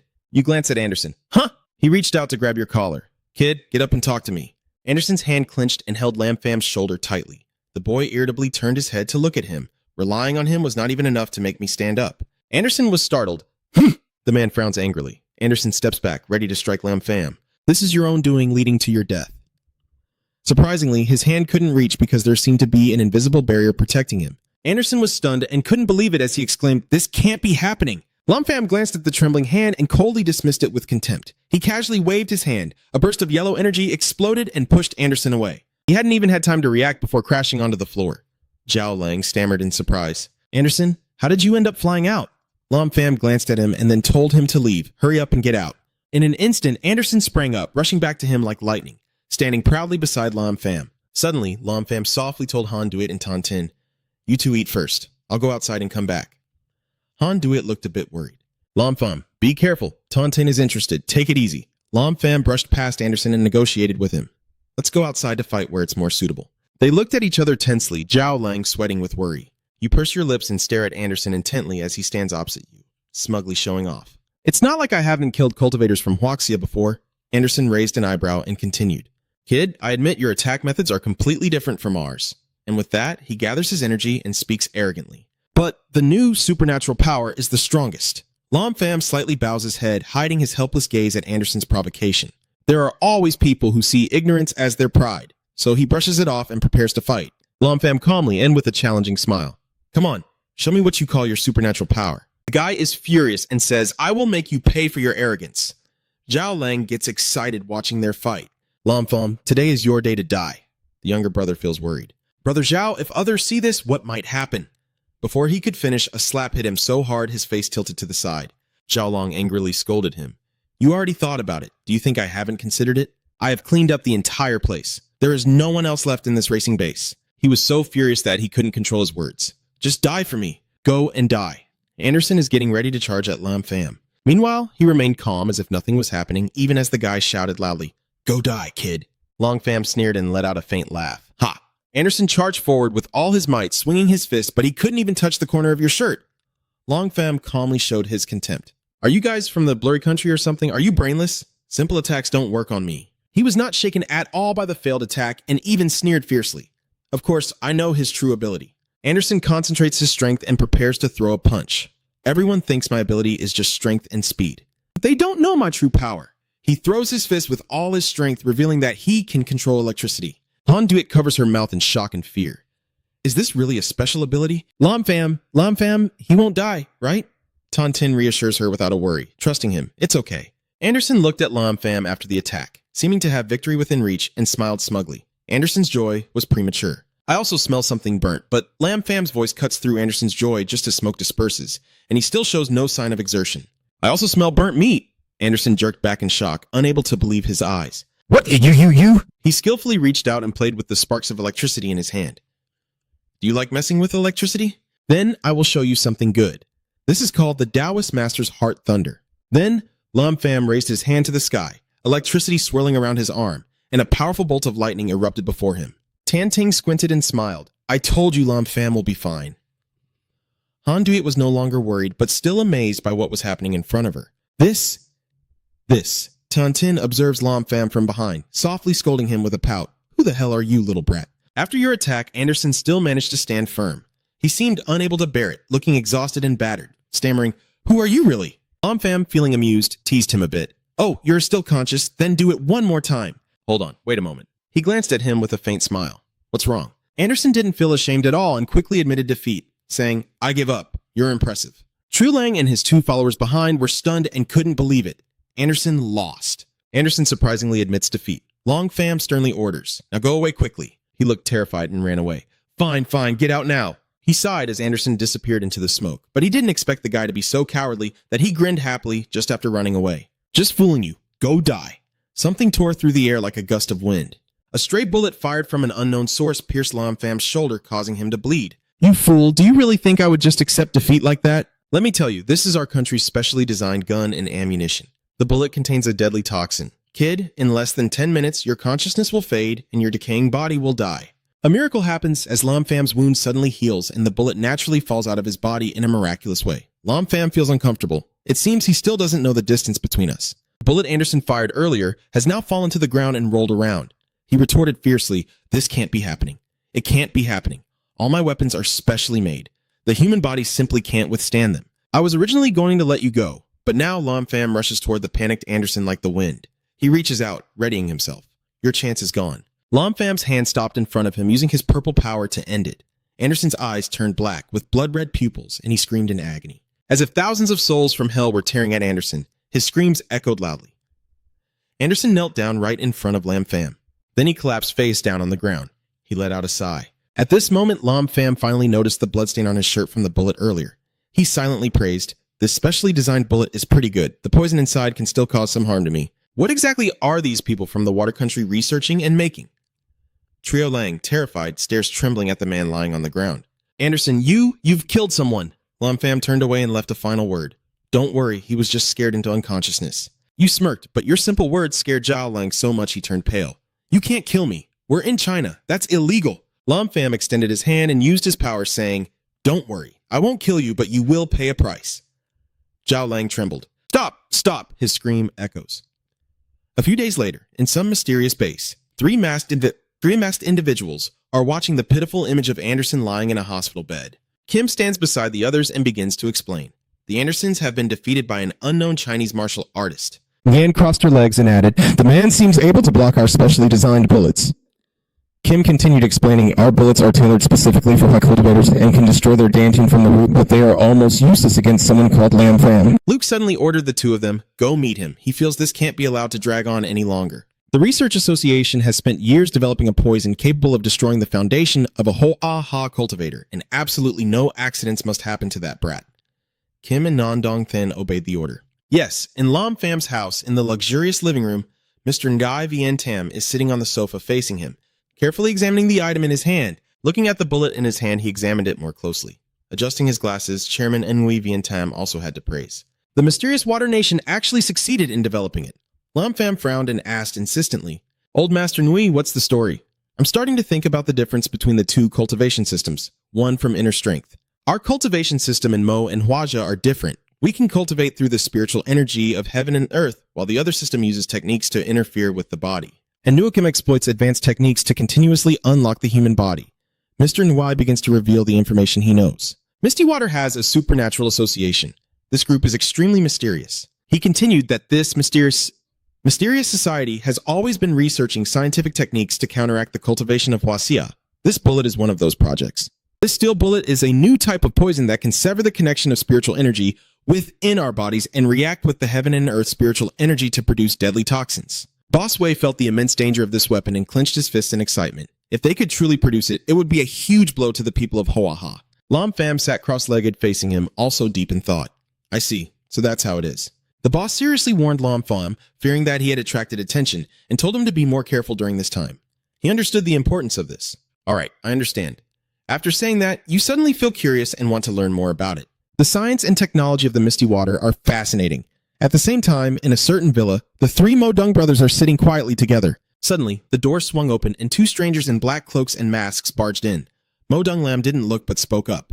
The water ability user from Mo Kim spoke to reassure him. "There's no need to be tense. We didn't mean any harm." Mu Dung Son, acting like the head of the family. "The two of you barged into the Mu Dung estate claiming it was unintentional." Mu Dung Lam, with a calm demeanor, rests his chin on his hand. Mo Dung Fong remained silent, but his gaze alone was enough to instill fear. Kim, unable to endure such blunt rejection, directly confronted him head-on. "Lam Pham, you guys aren't unfamiliar, are you? Everyone says the Mu Dung family is full of powerful people. And today I see that their reputation is well-deserved. The two of us came here hoping to team up with Mo Dung Ra, but Mo Dung Sun doesn't quite understand what their intentions are. Join forces and quickly remove the hood, then respond calmly. Ngan begins to probe for easier negotiations. "Are you here for Lam Pham too?" She crossed her arms and stroked her chin confidently as she continued to make her proposal. "Coincidentally, our goals are the same, so why don't we join forces?" Mu Dung Lam laughed at how reckless they were. "Joining forces with people from a blurry country? You're not even worthy." Mo Dung Fong couldn't help but say, "What happened between us and Lam Pham is our private matter of Hoa. It has nothing to do with you." Kim looked at the situation in front of him, sighed, and sneered. "Those who went out early already knew that you Ha martial artists are just fools, yet he still dares to challenge life and death, stubbornly insisting that today's meeting would be like this." Mao Dung Lam, furious, crushes the stone in his hand and glares fiercely, saying, "Seeking death." Kim faces Mao Dung Lam, who is already in a ready stance, emanating a powerful energy. Kim reaches into his cloak and rummages around, seemingly without any tricks up his sleeve. He pulls out a sphere and confidently threatens. The people of Hoa-Ha have no idea how terrifying our heavenly beginning truly is. All three Mo Dung brothers are stunned. "You two are from the heavenly beginning." Kim throws the ball at them and confidently declares, "Yes." Mu Dung Lam shouted warning. "No way." Kim sneered, "It's too late." That sphere suddenly emitted a wave that spread throughout the entire room. Mu Ronglin was stunned because she couldn't move at all. Kim is very proud to introduce to them that this is the latest scientific and technological research from our development team. It can release a special kind of magnetic field that uniquely reacts with what you call the spiritual energy of heaven and earth. Gain also spoke up, simply saying that as long as you're within this magnetic field, Hoa martial artists won't have any energy to resist at all. Suddenly, Mo Dung Sun tilted his head back and laughed loudly, his eyes burning with a strange fire that seemed to ignite the ice wrapped around his eyes. Mu Dung Sun couldn't help but mock Kim and Nyun's abilities, thinking they underestimated us too much. He didn't move at all, but just a glance from him shattered the ground around him.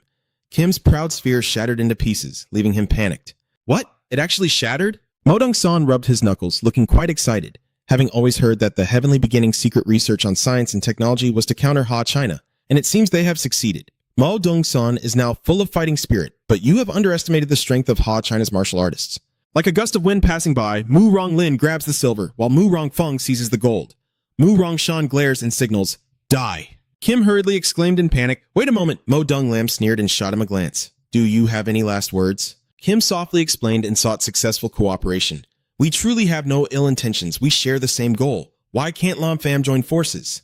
"That person in your Huaha cultivation system has already reached the core formation stage." Mu Dongsan frowned and shouted, "What did you say?" Even in danger, Ngan still advises them that cooperating with us will only benefit you.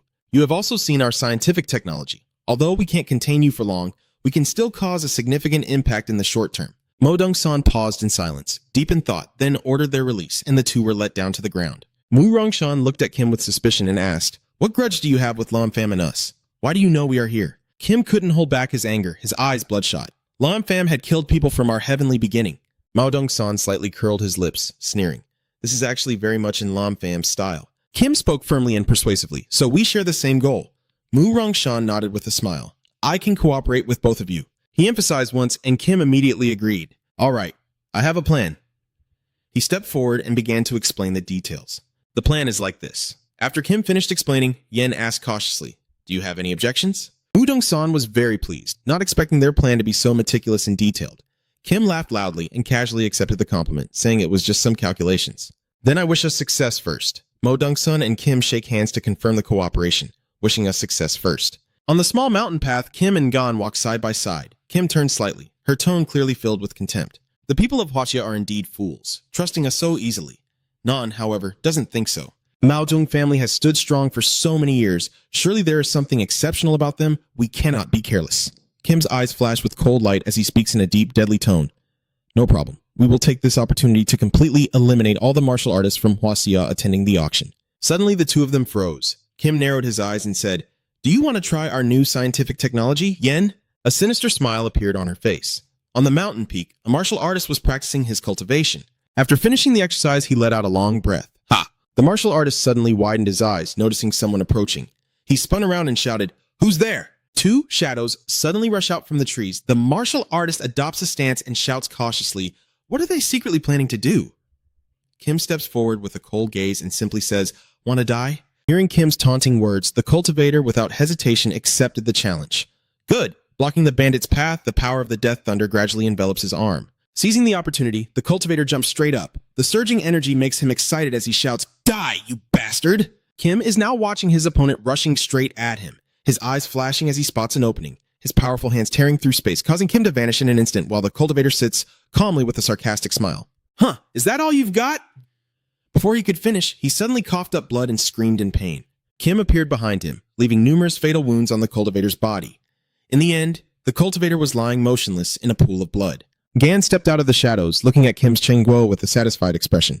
"It seems our new technology isn't bad." Strange devices are tightly attached to the body of the cultivator, and Kim can't hide his excitement. This is the latest achievement that Heaven's Origin has spent 10 years researching and creating. "The fun is over," Gan smiled and signaled, "All right, Kim, we should go now." Kim turned and left, commanding Yen to go. A also followed behind. Soon, the two of them disappeared without a trace. The cultivator forced himself to sit up in pain as strange devices slowly detached from his body. At this moment, elsewhere, Lam Pham and Boss Nui Vientiam are sitting face to face. Lam Pham slowly supports himself with his hands and speaks to Boss Nui Vientiam. "Old Master Nui, I won't bother you anymore today." He happily replied, "All right, see you in 2 days." Lam Pham also didn't hesitate to accept, no problem at all. So a day later, at Min Chao Ma Do Hotel, thousands of people gathered around waiting in front of the red carpet.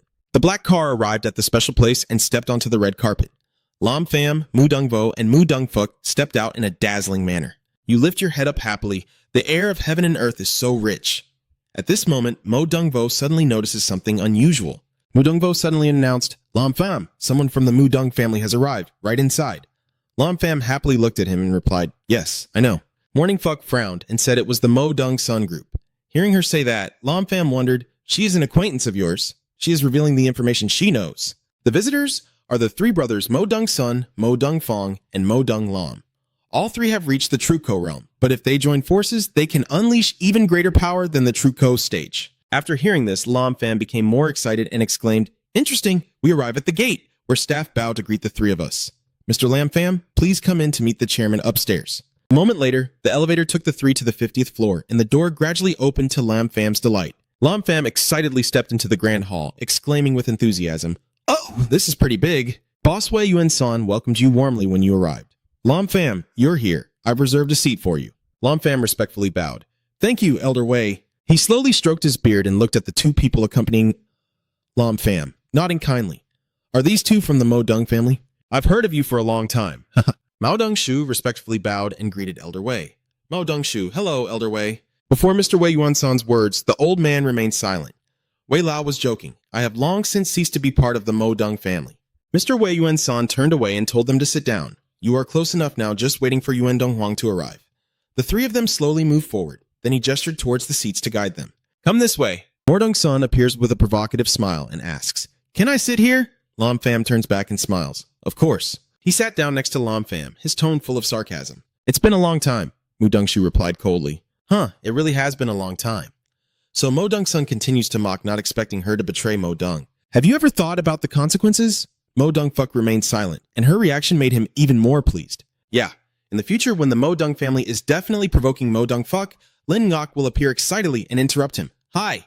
Lin Ngok happily sat down in front of Lam Pham, surprising him in front of Mu Dong-sun and Lam Pham. "Xiao Yuan, why are you here?" She immediately pressed her face close to him, excitedly. "Yes, I saw you as soon as I entered." Lam Pham nodded in approval. "So, what's the matter?" "We are truly destined," Lin Ngok cheerfully suggested. "That's right. After the auction ends, I'll invite you to dinner and introduce you to my father. You hear the surprise, and even Mu Dongfu's father can't hide his curiosity." She introduces herself happily. "My father is Yuan Donghuang." This information surprised Mo Dung Lam and Mo Dung Fong. Even Mu Dong-sun was surprised and said, "This little brat actually has a connection to Vian Donghuang's daughter, which makes things a bit complicated." Lam Pham suddenly realized, recalling the injured man who spat blood. "So that's how it is. No wonder." Suddenly, Nin Ngok smiled and interrupted Lam Pham's thoughts. Murong Fuk was just as surprised to hear the news, not expecting that he also knew Vian Donghuang's daughter. "Your connections are quite extensive indeed." Mo Dung Fuk smirked maliciously and leaned in close, causing Lam Pham to only be able to dodge. "Ha ha ha, it's just a coincidence. The sudden unexpected appearance made you startled and turn away." When he turned his head, the woman in the fancy dress had already left in the wrong direction.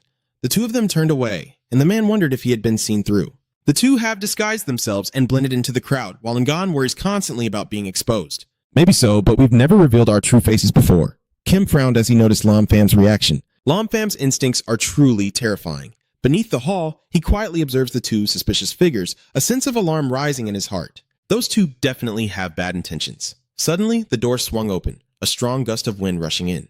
Vian Donghuang's appearance caused a commotion in the hall. It's the first time seeing him in person. He walked confidently with a commanding presence, his gait full of dignity and pride, drawing everyone's attention. Lin Ngok couldn't help but feel excited. "My father has arrived. I'll take you to meet him." He stepped forward, and Vian Donghuang happily stopped. Someone saw Yuan Donghuang and happily clasped their hands in greeting. "Master Yuan, I've admired you for a long time." "I've admired you for a long time," he said with a joyful smile. Suddenly, someone turned around in surprise and shouted, "Look, everyone, the three sages of feng shui have arrived." They appeared with a very serious demeanor, and everyone was surprised by their presence. In the north is Yuan Donghuang. In the south are the feng shui three immortals. This auction gathering is probably more mysterious than we imagine. Ziyang Ling Ngok quickly and loudly called out as she carried Lam Pham. "Dad," he saw her and happily ruffled his daughter's hair, saying, "Little one, you arrived so quickly?" Lin Ngok happily laughed and played with Vian Donghuang, who was stunned and stood up from the speed he was taken away. When the two of them meet, they both speak at the same time. "Yeah." Vian Donghuang was startled to realize that this person was him. It was indeed him. Long Pham also suddenly understood. So it was him. No wonder I felt something strange that day. It was probably this guy spying on me. It seems more than half because of the spirit gem, but he doesn't have any malicious thoughts towards me. He asked his daughter worriedly. "Lin Ngok, is the young man over there very close to you?" She happily praised. "And that can also be considered true. I competed with him before, but I lost. He's very powerful." Lin Ngok nervously grabbed Vian Donghuang's hand and said, "Let's go. I'll introduce you to Dad." Suddenly, someone rushed over and accidentally bumped into Lam Pham, who was waiting. Young Master Du eagerly greeted him. "Master Vian, at last I've met you. I'm from the Du family Imperial City. We met before, and this time I came mainly to meet Master Yuan." Seeing him cut in, she was annoyed and shouted loudly, "Hey, what are you doing?" "So it's Du, young master." Hearing that he still remembers me, he babbled on. "Sir Vian indeed still remembers me. Sir Vian, I have long been known to him." Suddenly, Vian Donghuang brushed past him, leaving him stunned. He hasn't forgotten to tell Du Kongtu, "Sorry, I have something to do." Seeing his confusion, Yuan Donghuang turned away decisively. Lingo cheerfully told Yuan Donghuang, Dad, go say hello to Lam Pham. He happily replied, only young Master Du is stiff and immobile. He could only grit his teeth in anger and curse. Damn it! Lam Pham immediately clasped his hands together and respectfully said, I am Lam Pham. Greetings, Sir Vian. Vian Dong Huang happily returned the greeting. No need to be so polite. My young lady is visiting the capital for the first time, luckily with Lam's care. He scratched his head nervously and asked, does the young lady cause any trouble for Lord Lam? Lam Pham happily recounted everything to him. Sir Yuan, you're too polite. Miss Kui is pure and intelligent, and her cultivation is very strong. Perhaps I am the one who caused her trouble. Lin Ngok, after hearing this, crossed her arms proudly, nodded in agreement, and said she was not wrong.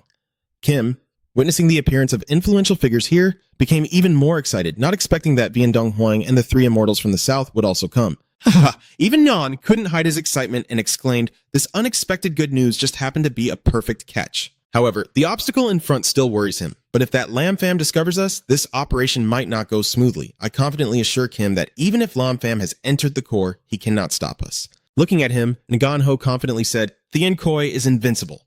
Kim nodded, a gleam of excitement in his eyes. That's right, even if Lam Pham is more powerful, he's still just an ant under Tui Koi's technological science.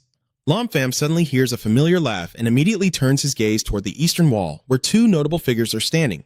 Lam Pham recognized that special identity and couldn't hide his surprise, a faint smile appearing on his lips as Mo Dung launched a net to catch everything.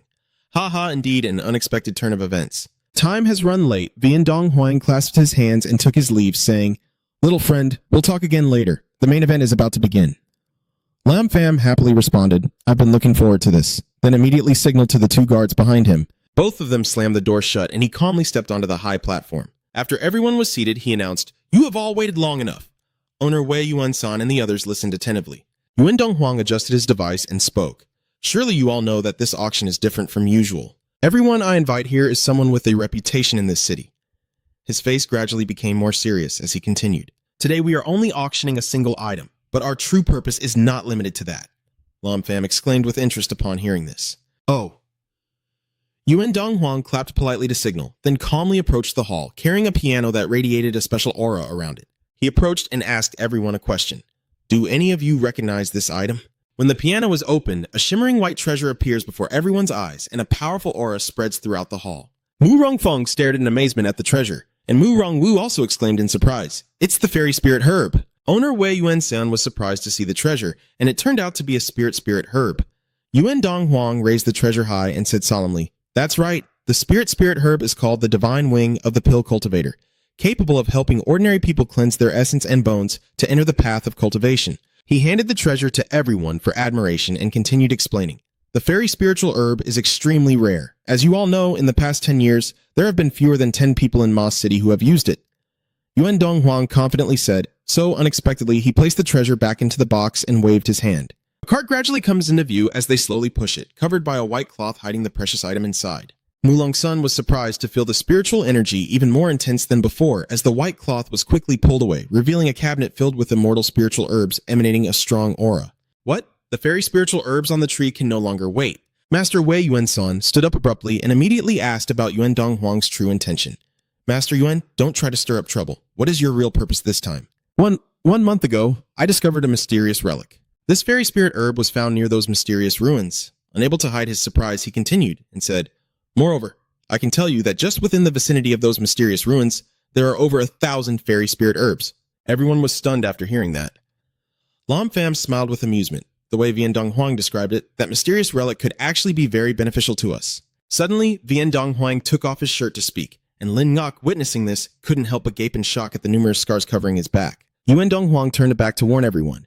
The mysterious relic is guarded by countless beasts nourished by the divine earth. My wound has been there ever since. Unable to bear the pain, she hurriedly rushed over. Overcome with emotion, Lin Ngok tightly embraced him, questioning, Dad, why are you so badly injured? You didn't tell me. Yuan Dong Huang gently stroked his daughter's head to comfort her, knowing that despite his serious injuries, he had gained important insights and there was no need to worry. Then he put his clothes back on. Vian Dong Huang warns that outside this mysterious relic, there are over 1 million mutated creatures lurking, and the strongest among them is already comparable to the core formation stage of our humans. My injury was also caused by it. Yuan Dong Huang snapped his fingers and the boss responded, Understood, send the scroll flying.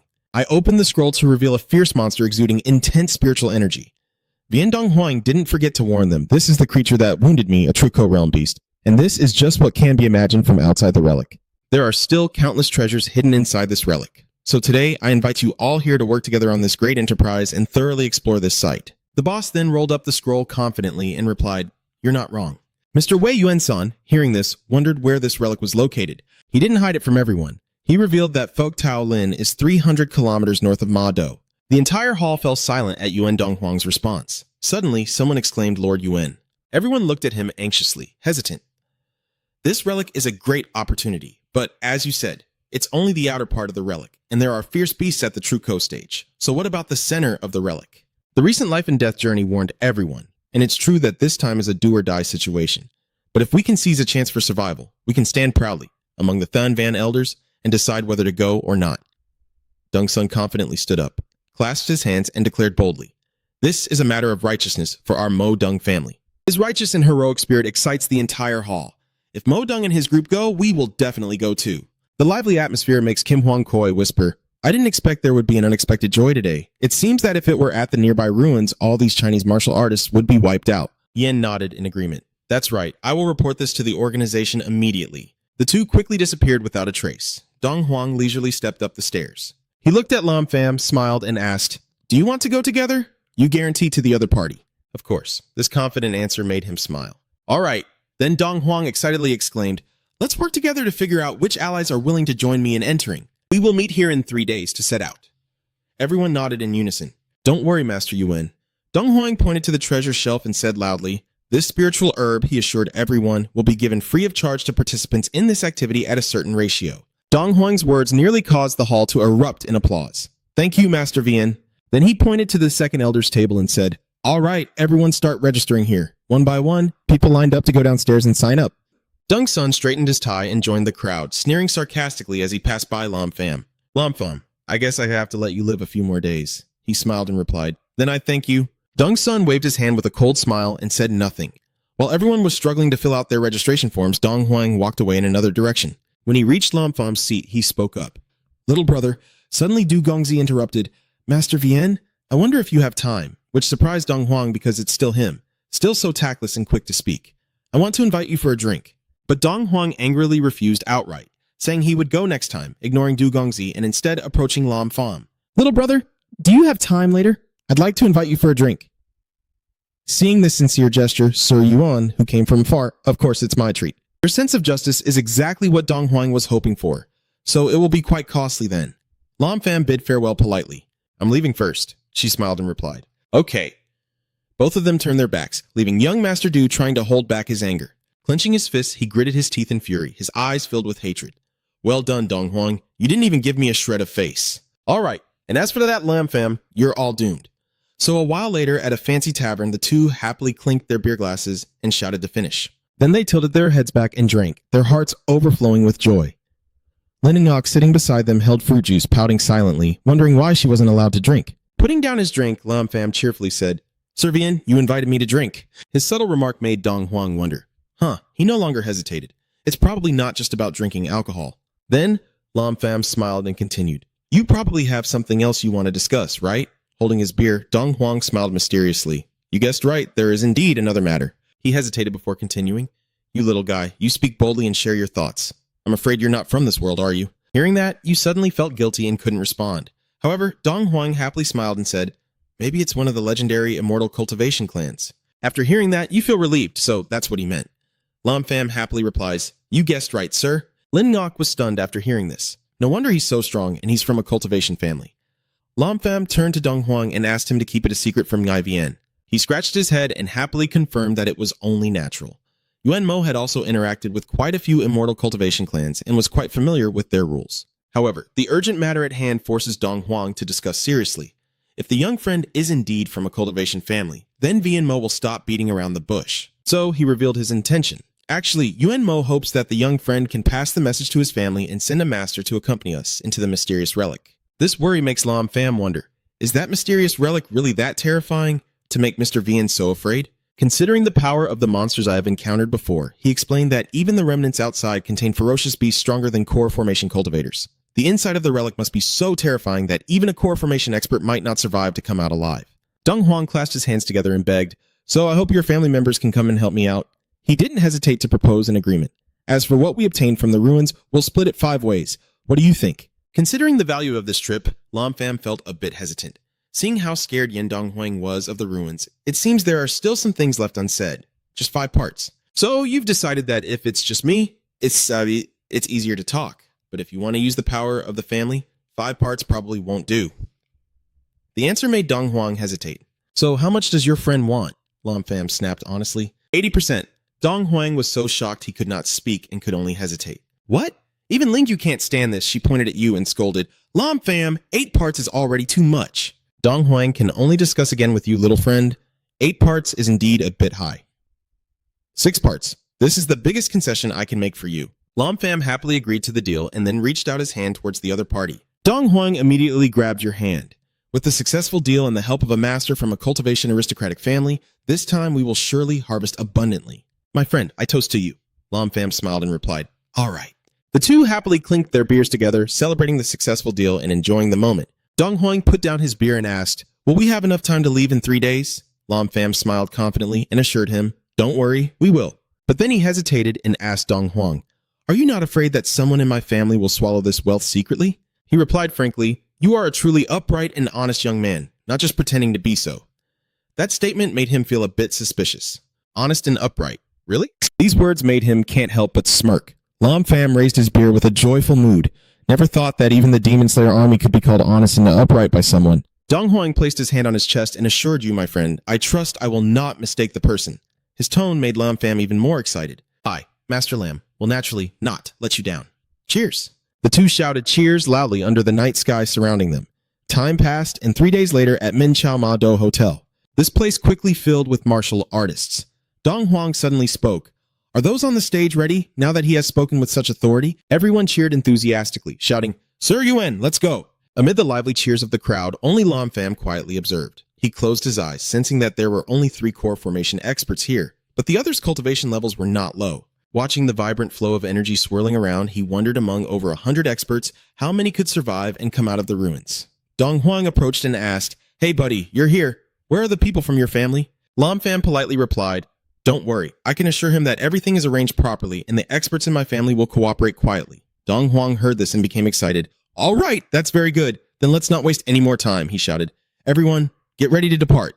Half a day later, at the majestic Fok Line Mountain, Dungthuk and Dungvo stood ready to set out with overwhelming momentum. Lam Pham blended into the excited crowd, his eyes shining with anticipation. People from the Mo family gradually appeared from afar, all heading towards the site to be explored.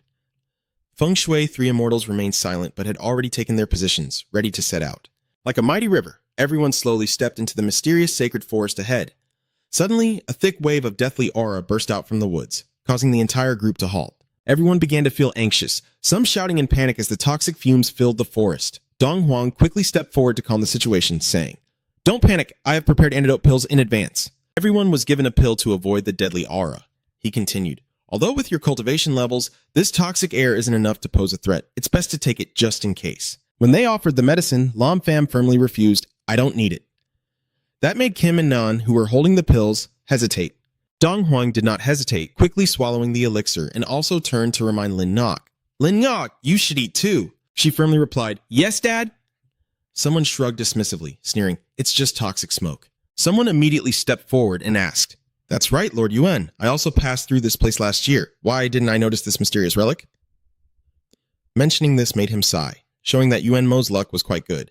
Everyone burst into laughter at the reply. Yuan said, You're right, the time has come. Donghuang raised his hand and shouted, We will reach the foot of a mountain in 2 more hours of travel, and beneath it lies a mysterious cave. He continued to boost everyone's spirits, saying that once we pass through the cave, we will arrive at the outer perimeter of the sacred site. Hurry up, everyone. In half an hour, the golden sun will shine brightly around us, and each step will gradually move forward. The flow of deathly aura is becoming increasingly dense. Donghuang, leading the way, warned that the poison ahead is getting heavier. Everyone be careful. Is Lord Vian being too cautious, or is that just your arrogance? Just a little toxic air, I can handle it without medicine. Before I could finish, they suddenly widened their eyes. Ugh! My body is full of bulging veins and I am writhing in pain, blood pouring out. The incident took Donghuang by surprise, and he turned back. When that person collapsed, he quickly shouted, It's over! The 3 Feng Shui immortals immediately rushed to the rescue, one holding the patient's wire, the other quickly pulling out acupuncture needles, trying to save the other's life. A mouthful of black blood was spat out as his body trembled in pain. After finishing, the old third quickly ordered him to step aside and rest. The two young men behind immediately obeyed. Yes, this situation made Dong Huang feel strangely hesitant as the toxic air around here was several times stronger than before. He quickly turned to warn, "Watch out everyone, the poison gas is getting stronger." Everyone responded in unison, "Yes!" 2 hours later, the forest suddenly became unusually dark. Identifying the exact location, Dong Huang announced that passing through the mountain cave ahead could lead to the outer perimeter of the relic. However, the dark mass in front of them piqued their curiosity. Someone exclaimed, "What is that?" When they saw him clearly, they widened their eyes in horror. The pile in front of them was made up of dead birds killed by poison. Someone pointed to the rising pillar of toxic gas and shouted, "Look!" At this moment, a bird flew over the mountain area. Suddenly, it let out a tragic cry and collapsed midair. It fell alongside the pile of corpses, causing everyone to be terrified. What is this gas, this toxic gas? Birds flying hundreds of meters in the sky also die from the toxic gas, and it doesn't stop there. Even after taking the antidote, some people still fall ill and cough from the poisoning. Cough, cough, more and more people are getting poisoned. Everyone is worried. Dong Huang quickly waves his hand and orders everyone to stay away from this place. Everyone quickly retreated, staying away from the area with the strongest deadly aura, and the urgent situation made Lam Pham curious. "Sir Yuan, the last time you came, was there such toxic gas in this cave?" Dong Huang honestly explained, "Although there is toxic gas, it's not as bad as outside the dense forest, let alone in the current situation." He frowned, thinking of a possibility, an outbreak of toxic gas, indicating that a formidable opponent might soon appear. Seeing the dense fumes in the forest, Dong Huang could only feel helpless, relying solely on my antidote to resist this toxic gas. The boss also spoke up now, saying our rare antidote pills aren't enough to share with so many people, and everyone started to discuss anxiously upon realizing the unusual danger. Someone anxiously exclaimed, "Let's go back first and come back when we have enough high-grade antidote." In this life-threatening situation, everyone is starting to give up. Dong Huang quickly spoke to reassure everyone. "Stay calm if you are willing to continue. Move forward. Share the high-grade antidote. Others leave now." In such a situation, they had no choice but to give up. Master Yuan, I, and my companions bid farewell. Kim and Nan stand still as the crowd gradually departs. After a while, Dong Huang stands at the cave entrance and speaks. The others are willing to advance and retreat together with Master Vian. Master Vian is deeply grateful. While the second elder was distributing medicine to everyone, he continued to offer each person an antidote. Without hesitation, Dong Huang turned and loudly declared, "Let's continue our journey." Everyone responded in unison, "Yes." Then they began to enter the toxic-filled cave. After a while, inside the cave, the deadly air and fluids dripped slowly down. The group couldn't avoid stepping into the sticky substance and slipped. Everyone looked around, each feeling uncomfortable due to how sticky it was. Dong Huang led the way, anxiously warning everyone, "Be careful, the toxic gas ahead is quite thick. We can't see clearly." Suddenly, a flash of light flickered within the dense fumes. Dong Huang-ting quickly spotted the danger, turned to dodge, and warned those behind him to be careful. But it was already too late, and a teammate was pierced in the neck by a poisonous thorn. The attack was so powerful he was thrown backward. The poison from the spike spread throughout his body, eventually draining the fluids from his prey, leaving only a withered corpse on the ground. The tragic scene left everyone in shock and disbelief as a creature wriggled nearby, gradually approaching the group. Lam Pham sensed the movement, quickly turned and directed his power at the sound, splitting the creature in two.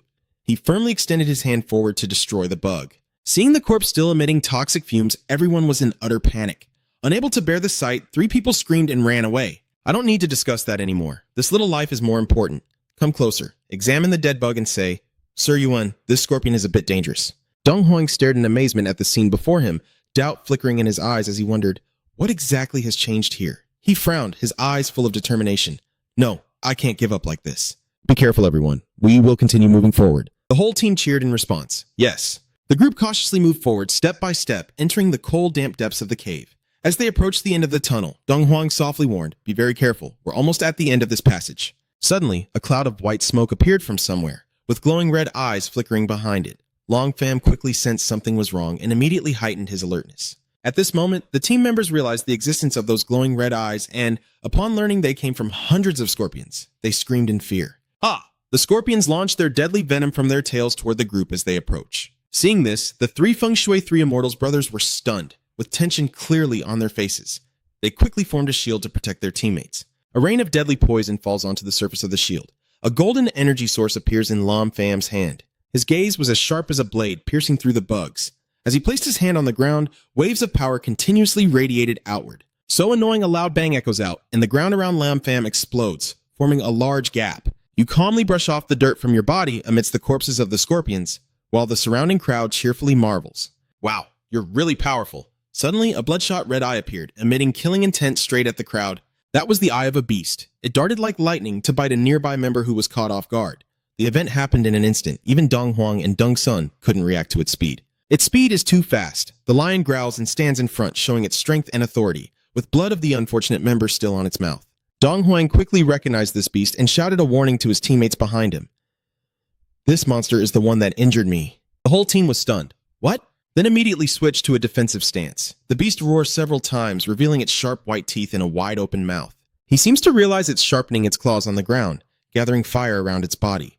The lion spreads its front paws in a ready stance while its hind legs retreat to strike. Be careful. This beast is extremely fast and its flames are hard to counter, so please don't engage. Before he could finish speaking, they already heard rapid footsteps pounding the ground with terrifying speed, shaking the space. In an instant, the sound of claws tearing flesh blended with the overwhelming stench of blood spreading everywhere. The unlucky victims could only cry out a few pleas for help before Dong Huang clenched his fists and cursed in anger. Damn it. The chains within the formation's eyes shoot out, tightly binding the limbs of the furious beast as it struggles wildly. Second brother quickly and skillfully set up the formation to help, sealing it with the heavenly abyss and earth net. Finally, the lion was trapped within the powerful formation.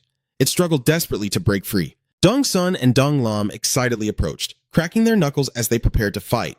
Well, now it's our turn. The Jang brothers stand wide apart, raising their hands in a ready stance. A team of Dong Lam, Dong Sun, and Dong Fong has entered a combat-ready state with fierce determination. Dong Sun laughs happily, his energy radiating intensely. Die already. They cast a spell that tightly constricts the lion's body, making it bulge its eyes and tremble. It growled and bared its teeth in pain. The combined attack of the three turned into sharp beams, piercing through the giant beast's body. Maybe they felt the attack wasn't enough, so they added another move that still wasn't finished. With unity and understanding, Dong Sun's team coordinated to transfer more energy in a giant magic orb. The three of them coordinated seamlessly as if they were one, unleashing overwhelming power. They did not miss a beat, shooting swirling flames straight at the struggling beast, leaving a blazing streak tearing through space. When the sphere hit the lion, it emitted a deafening roar that shook the heavens, and the shockwave from the explosion blew dust into the air.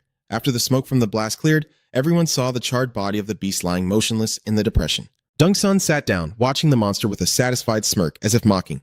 That's all there is to it.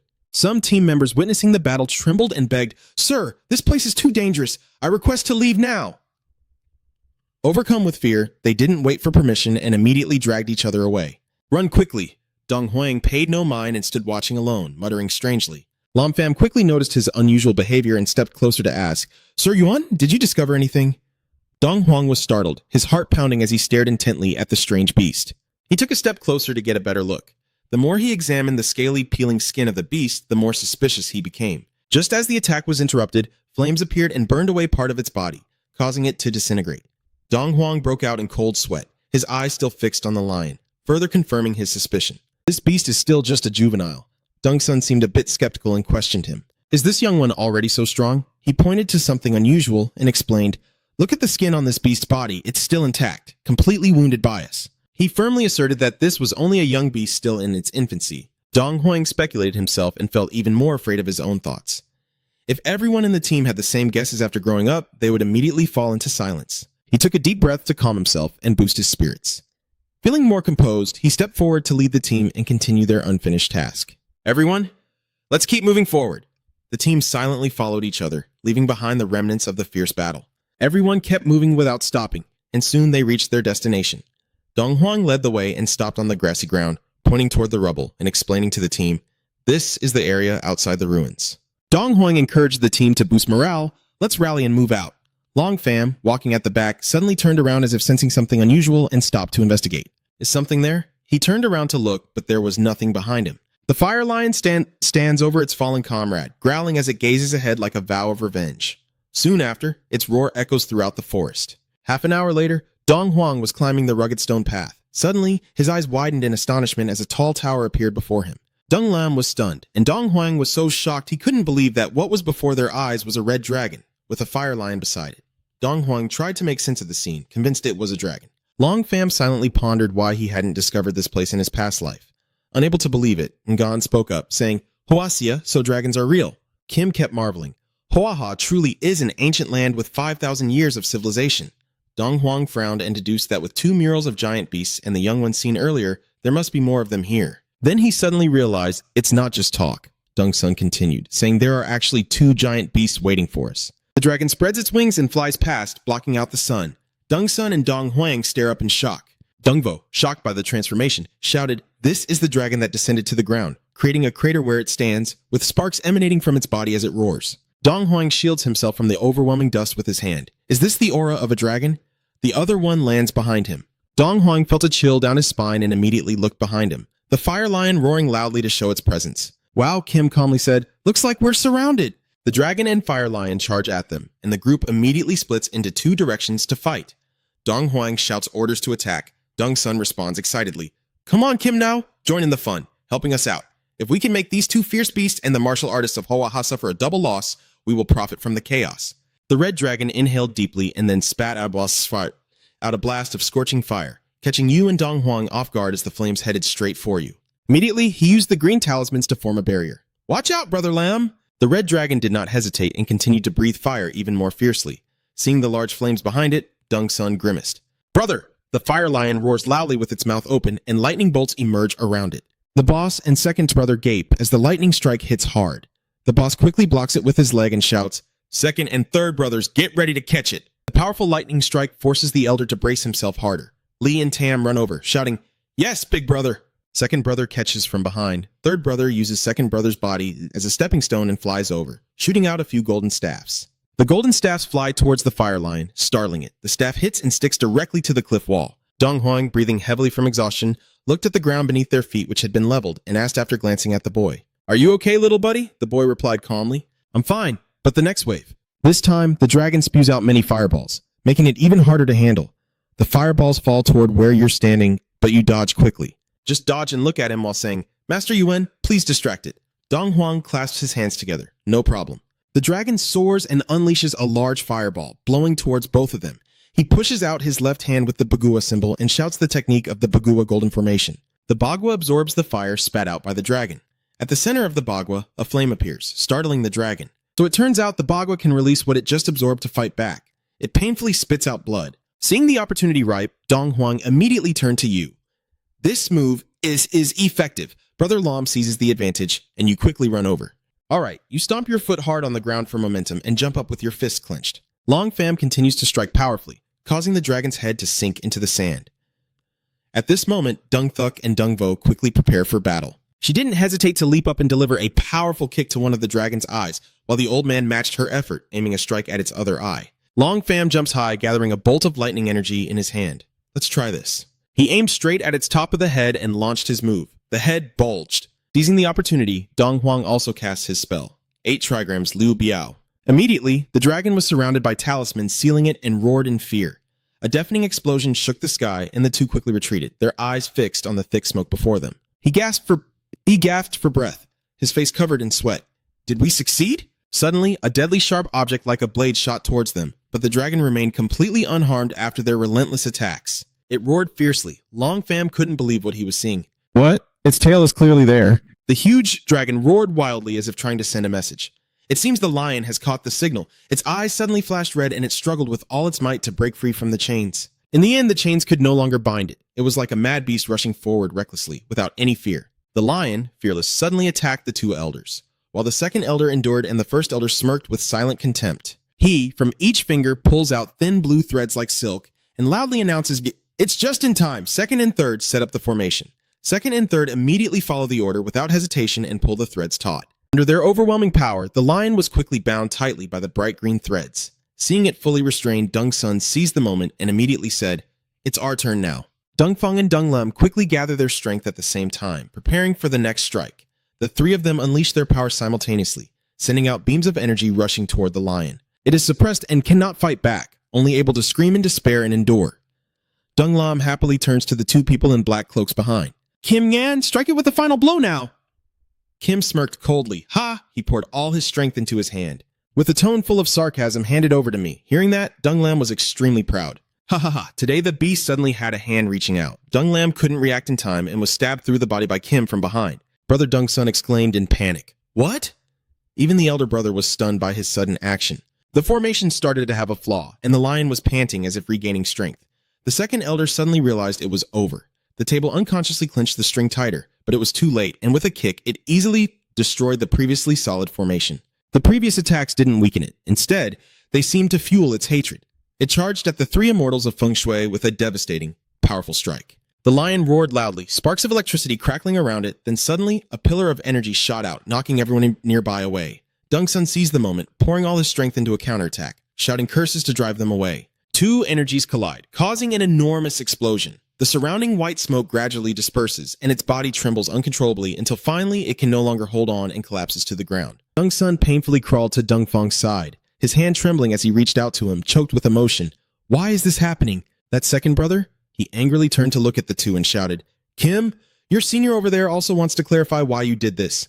People say that your civilization of 5,000 years is full of culture, but you are so foolish. It is an honor to die at the hands of Thien Koi. The boss couldn't believe what he was hearing. Thien Koi suddenly realized and turned to Dongsun, shouting loudly, Mok Dongsun, the boss is furious, and blaming you two for bringing these people here. Mok Dung is colluding with the enemy to betray the country. He quickly shook his head, denying it, saying, no, we don't have it. Then turned to question the two culprits standing nearby. This doesn't match what you told us. He scoffed contemptuously, only blaming you for being too stupid. That remark drove Dongsun into a complete rage, his whole body blazing with murderous intent, as the petty traitor teamed up with Dongfang to create a fierce blazing fire rushing toward Kim. Go and die. He showed no fear of their attack and even took out some kind of orb, this time not like the one before. Then he threw the sphere, which immediately formed a barrier to block that energy. It kept draining the energy from the Muodong brothers, and he couldn't believe what he was seeing, shouting in surprise, What? No way. And then from a single sphere, it automatically duplicated into countless others, soon filling the air with numerous floating orbs. He looked up at those things and couldn't help but be stunned. They all launched a devastating attack at once where he was standing, with dust and smoke billowing, making it impossible to see what was happening inside. Kim still keeps his sharp eyes fixed on them. Dongsun, exhausted, lies motionless on the ground, while the boss also took significant damage, trembling as he struggles to get up. Yeah, at this moment, Ngan stepped forward, a mocking smile spreading across his face, full of confidence. Can't withstand a single blow. Hey, come over and finish off these people. And as for that lamb fam, let's take his body back to the organization. Kim nodded in agreement. All right. The boss chuckled self-deprecatingly and said, Well, I didn't expect to end up in your hands after all, so let us enjoy this moment. He was extremely proud, holding many small orbs in his hand, so I will make it happen for you. Then he forcefully threw them back at them. Die. Stupid Chinese people. The three immortal fates suddenly became serious, their eyes behind the glasses seeming to stare at something. A streak of light suddenly appeared above Kim and Ngan's heads, accompanied by a mocking voice. As always, there are foolish, arrogant fools who think they're right. He was startled and turned his head around. What? Immediately after, a powerful golden light appeared, hiding within it a blurry figure. The small spheres floating in the air flickered with lightning around them, and seeing this, he couldn't help but feel angry. What is this? Everything's been destroyed? The newcomer softly said, Sorry, I miscalculated you. That figure gradually reveals the silhouette of Lam Pham. The surrounding murderous aura now envelops him, making opponents wary. I can't let you take them away. He concentrates his power in his palm and taunts. Now, let's see what you two are capable of. Kim noticed that Lam Pham showed no unusual signs on his body, so he spoke cautiously. You got hit by that beast's attack and you're still fine. After saying that, he reached under his shirt as if searching for something, then pulled out a pistol and aimed it directly at him. Relying on just you, you're basically no match for us. The era of the Hoaha people has changed. Now is the age of science and technology. The gunshot rang out, and he didn't hesitate to pull the trigger. 2 bullets, swirling with blue and red, sped toward Lam Pham, but he was unfazed, calmly catching them with one hand. Immediately after, the 2 bullets were securely in his hand. Lam Pham dropped them, his voice full of disdain. That's all. Suddenly, Kim burst out laughing because he achieved his goal and got caught. Ha ha. You were startled and quickly glanced down at the 2 bullets you just caught. What? They quickly split into 2, with blue and red smoke swirling out. The more there were, the more he could only quickly cover his nose with his hand to avoid inhaling what he shouldn't. Seeing this, he didn't bother hiding his smugness and laughed out loud.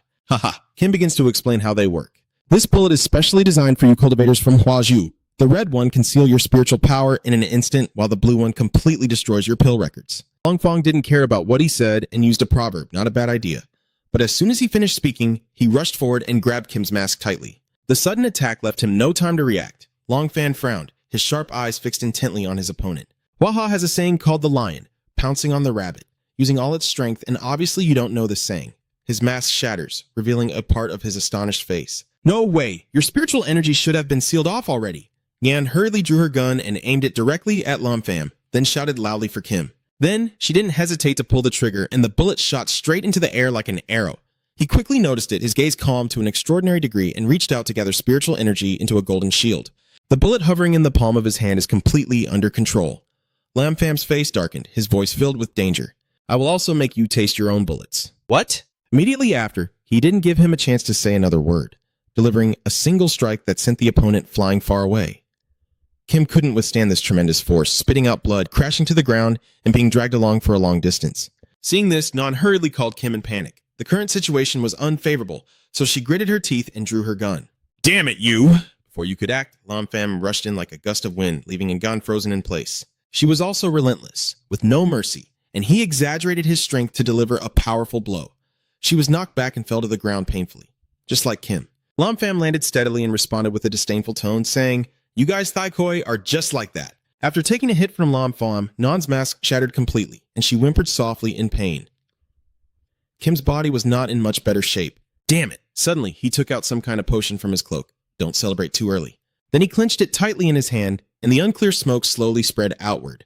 After the bottle's lid was removed, the fog covered both of their bodies completely. Long Fam frowned, clearly surprised. As the smoke was about to dissipate, the wounds from earlier had now healed completely. He is extremely proud of his family's heirloom. The science and technology of our Thien Khoi clan go far beyond that. Kim took out another bullet from his body. I originally didn't plan to use this one. Then he loaded it into the gun and aimed straight at Lam Fam, with a challenging tone. Let you feel a little. The bullet sped straight through the air towards him, but only sliced off a strand of his hair. A flicker of interest and a hint of amusement appeared in Lam Fam's eyes this time. He quickly shifted his stance, a small move enough for Lam Fam to dodge the next shot. He felt bored, thinking that was all, but then suddenly noticed the bullet behind him, splitting into 3 pieces. They turn back and rush straight at you. You quickly spin around, using your energy to block them. The sudden change in momentum caused the 3 fragments to spin and kick up smoke. Lam Fam looked at the 2 of them, appearing somewhat intrigued by this toy. Kim sneered confidently, knowing what would happen next. Ha ha! The spinning bullets pierced the shield, causing it to crack and shatter immediately, leaving Lam Fam stunned and unable to react. You staggered backward from the rain of bullets grazing past you, each one hitting your body and forcing Lam Fam to cough up blood in surprise. Kim's name chuckled happily as he achieved his goal. Ha ha ha! While you clutch your chest in pain, he arrogantly boasts. This is the power of our science and technology, Huaxia. Long Fam used his magic to push the bullets out of his body, and they fell to the ground, rolling everywhere. But the pain still remained, more intense than ever, causing him to kneel down, his aching heart pounding harder and harder, veins trembling with each beat. Long Fam struggles to release his aura, and suddenly his power and rage surge forth. The more he sees him writhing, the louder he laughs. Haha, your meridians will wither immediately. Now Lam Fam can only look at him in anger and curse. Damn it. But then he quickly regained his original momentum and warned, no way I'm underestimating you. A source of power suddenly emerged, its light piercing through the entire space. It turns out that source of power came from Lam Fam, so strong that even onlookers had to be terrified. Kim was so surprised he couldn't believe his eyes. Dũng dỗ cũng không khỏi kinh ngạc khi luồng nắng luồng ngày càng dữ dội. Một ngọn lửa xoay cuồng bao bùng lên như con lốc quét thẳng về phía hai người bọn họ. The surge of power makes Lam Fam stand firm on his feet, radiating a glow as his attack heads straight for Kim, and only now does he dare to let out a tired breath. Phew. He carefully observes them, recognizing that Thien Khoi's technology is truly impressive. Without the 9 Heavens Divine Stone, restoring the meridians would at least take the time of incense burn. Now he can only stand trembling in place, unable to believe it. The situation has been reversed. Where Kim Hun Huang was arrogant before, now Lam Fam is twice as proud. Sorry, your technological power isn't strong enough to panic him, so he wildly fires his gun, repeatedly saying, no way, you're not human. But he easily dodges each bullet and moves toward him. Lam Fam quickly pressed his face close to Kim's, leaving him no time to react before hearing a cold voice say, you're right. Then I softly whispered in his ear, I really am not human. Kim collapsed to the ground, his mind no longer stable, stammering, you are finally just a kid, your smile turning dangerous, as the magic within you erupts and spreads through the space. I am the Celestial Emperor. Lam Fam's attack hits Kim directly in the face, with such force that the ground beneath them spirals into a circle. Kim immediately vomits blood from the blow, and Ngan screams as he sees him collapse to the ground shortly after. Kim's piercing scream made him coldly remind her what to call her, and then turn to face her and say, the next one is you. His steps gently lifted and moved, his deep hoarse voice like a demon. Then it was her turn. Why are the people from Huaxia so strong? A collapsed to the ground, looking just like a trembling puppy, only able to whimper and shiver. Lam Fam stepped closer, his gaze icy cold, and said, don't worry, it will be over quickly. He cast the same magic on Kim that left her completely unable to resist, causing Ngan's eyes to gradually lose consciousness, her body falling into a new world as she gazed ahead blankly. Dung Fam arrogantly lifts her chin. I ask one question, she answers one question.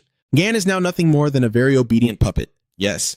You didn't hesitate and asked, how many years has Thikoi existed? What is the secret behind the scientific techniques that the women are secretly researching and using to deal with the Wasia cultivators? Now he has no more consciousness at all. Just answer like that. Thikoi was founded. Suddenly, Lam Fam's eyes flicked to one side as if sensing an approaching danger. You quickly dodged to the side before the beam of light suddenly shot out. It pierced through her body, leaving Nagan stunned and coughing up a large amount of blood. Lam Fam didn't have time to understand what was happening before Nagan's body collapsed to the ground, lying helplessly on the floor but still muttering to herself. The Thean Koi crystal, and then her eyes rolled back. Her body gradually disintegrated, turning into 2 jade pendants in an instant, and before any secrets could be uncovered, she was dead, leaving Lam Fam furious. Damn it, seeing a helicopter flying in the sky, do you think it's her accomplice? A masked man in black watches from above, smiling with amusement. Haha. Yek Han, still holding the gun in his hand, hurriedly celebrated, almost revealing the secret of heavenly beginning. He aimed his scope at you again and sneered, you will also die.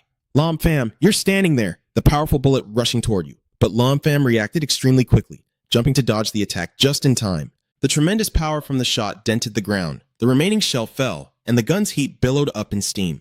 Dongfang, who was flying the plane, warned him to stop being reckless, saying, Yue Han, our mission is to protect the secret of Tianqi, don't get involved. Annoyed, Yue Han turned to glare and said, Wu Wei, I still want to see what Lam Fam is capable of. But with a plan in place, Dongfang is confident there will be a chance to go. Longfang smirks faintly. If they want to go that easily, it's not that simple. A sphere of energy gathers in his palm as Long Fam smugly says, Wanna go? Here's a big treasure for you. You control a massive surge of power heading straight for Yu Han, making him panic and shout out, What? The eastern side was also startled by the abnormality. Neither of them managed to escape and they exploded together in the sky. A remaining piece of metal from the crashed plane falls down. Long Fam looks at it with disdain before walking away, unaware of his limits, then suddenly stops in his tracks. Now you are standing in front of the little dragon, staring at it intently to assess. Still full of energy, the fierce little monk approaches. Long Fam still stood there calmly and said, I won't kill you. Long Fam's whole body radiates intense anger, signaling a warning, but he hopes you stay calm, or both the little tiger and the little dragon will be frightened into submission. They immediately lie down obediently. This attitude makes him immediately praise you. Very good, just keep it that way. After teaching them a lesson, I could finally focus on other matters and go check on the situation of Ngai Vien's people.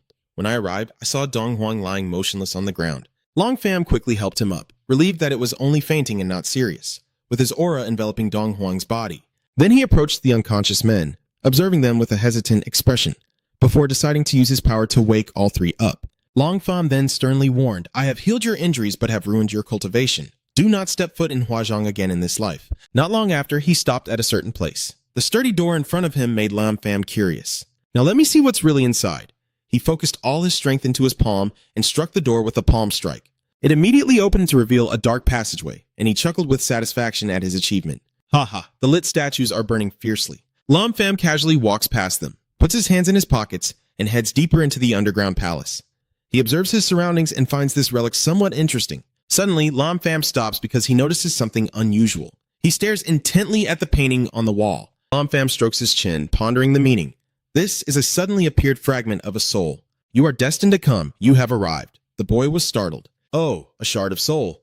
Master Lam Fam recognizes himself, and he is a bit surprised. Huh, you know about the shard of the soul? The boy quickly grabs it. Spare me the chatter and show me what treasure you have here. Little soul fragment, I'll let you go. Just wait a moment. After an unknown amount of time, he suddenly stopped. Long Fam examined the statue very carefully, then casually smirked. So this is where you keep your treasure. Long Fam glanced at the pile of bright, dazzling sun orbs, huffing at how tempting they were. He was at a loss for words, wondering why someone always liked to play this game. The fragment of the soul escaped from Lam Fam's hand, approached the statue, and then began to merge into it. You stared in shock at what was happening. Yes, the soul of void hope appears, young man. Long Fam nodded knowingly. Indeed, he is also a cultivator. He was surprised to hear you say that. Ah, you. Long Fam smiled smugly as flames gathered around him. Yes, your sudden transformation into your true form startled Vovong. What? He suddenly knelt down in silence, and Vovong was so terrified he stammered. Sir, who exactly are you? Long Fam calmly said, putting his hand in his pocket. The Tao Destroyer God? He was shocked, and now even more so. What girl? Ignoring the despair, Lam Fam approached the treasure and asked, what do these things matter? Let me see your treasure first, and then talk. He bowed his head and looked at it carefully. Is it inside these chests? Long Fam uses his power to open the entire treasure chest, revealing countless sparkling gems and gold and silver. Two streams of blue spiritual energy pass by as he casually dodges, while several arrows are embedded in the wall. Long Fan sighed helplessly. Immortal cultivators often enjoy playing these boring games. Vong Vong felt a bit embarrassed and scratched his head with a smile. Ahem, Lam Pham sensed a special glow from the Yang treasure. He took out a book and held it up high. Vovong stepped forward to introduce it. Haha, this is the Vovong True Scripture. His face is full of pride. This is the thing I have cultivated and achieved in my entire life. Long Pham slammed the broken scripture book into Vovong's face and shouted angrily, What kind of trash is this? You call this hardship and show me this thing? Long Pham's whole body was burning with anger as he asked again, Do you have anything else? He scratched his head in embarrassment. That's all. Lam Pham, disappointed, turns away and says goodbye. Seeing him leave, Vong Vong immediately tries to hold him back. Wait a moment. I'll be right back. The boy immediately turned around coldly to warn. He nervously waved his hand and said, Elder Chien. Vo Vong quietly bowed his head and said, I am Vo Vong Chan Quan. It is the false illusion scene. Years ago, it was betrayed by a disciple, leading to a missed opportunity. He sadly continued, decisively leaving a soul imprint here, waiting for someone destined. Long Pham seemed to realize something, feeling that this sentence sounded familiar. Hu Vo Vong knelt at his feet, begging, If Senior has come here, it is also my fate. Please, Senior, help me fulfill my wish. Long Pham, with a cold face, refused. Handle your own affairs. Hearing that, he also sighed. He replied, I only have one soul left. What trouble could I possibly cause? I only softened seeing Vo Vong look a bit pitiful. Long Pham bowed his head. If meeting you is fate, I will help you. He summoned surrounding spiritual energy to gather, forming a curved, mysterious red magic tool. Vo Vong stared in shock. This is an item emanating a powerful energy. It begins to enter his body. Vo Vong's eyes shine brightly, the energy never more abundant than now. What kind of power is this? Long Pham calmly witnesses everything. He unconsciously smiles with satisfaction as Vo Vong touches his feet to the ground. He is exhausted, panting heavily, panting in disbelief as if he can't believe his eyes. This is him being extremely surprised. I have restored my body. Vo Vong stares wide-eyed in contemplation. Restoring the body? What kind of divine power is this after all? Long Pham looked at him seriously. What I should do, I have already done. Your own revenge. Settle it yourself. Vo Vong sincerely kneels down. He speaks seriously. Senior, you have saved me once again. From now on, Vo Vong is willing to follow your guidance and obey your instructions. Lam Pham only remained silent, and when Vo Vong saw no response, he became worried. Senior, please give me a chance to follow you. Lam Pham looked at him and said, If that's the case, I will agree with you. He was overjoyed and thanked the senior. At the same time, Dong Fong supported Yue Han as they walked along the road. He asked his companion, Have the cultivators of Huazhou already evolved to this level? Dong Fong cast a serious look and decided that he must report back to the headquarters immediately. His face was filled with determination. Lam Pham is the obstacle blocking our path to greatness. Dong Fong whispered as he helped Yu Han along. Lam Pham sets a condition. From now on, we will sign a soul contract. He raises his hand, ready to perform the ritual. Lam Pham places his hand on his forehead, and a spiral of spiritual energy radiates outward. He closes his eyes and asks, Do you regret or not? Vo Vong confidently declares, I have no regrets. Lam Pham smirks with satisfaction. Very good. A flame erupts between the two, and the spiritual energy gradually begins to glow. It is fixed, right at the point of despair. Lam Pham waved his hand, saying, The contract is complete. Now tell me, what is your grudge? He asked respectfully. Yes, master. Then he briefly introduced Vo Vong, whose original name was Hu Vo Vong. The introduction surprised him. Vo Vong, you are indeed from the Tu family 300 years ago. He exclaimed in shock. Master, you know the Tu family. Long Pham now recalls the past, so the legend was true. In my previous life, I heard some scattered news. 300 years ago, the Tu family was a superpower at that time. Vo Vong recounts the story. 300 years ago, the Tu family was the most powerful and dominant force. At that moment, I had just broken through the reverse void realm and was about to take control of the family, but I didn't expect my disciple to betray me. He was haunted by the villain's sinister face and cursed the treacherous heart, and my Tu family's legacy was overturned by a petty villain. Vo Vong clenched his fists. Mo Dong Hak Lin was originally just a maidservant by his side. I saw her talent was not bad, so I took her as a disciple and nurtured her wholeheartedly, not expecting her to turn against us. His face is full of determination. I must make Mo Dong pay the price for this. Lam Pham, after hearing that, turned and left. Let's go. Vo Vong didn't hesitate and immediately followed.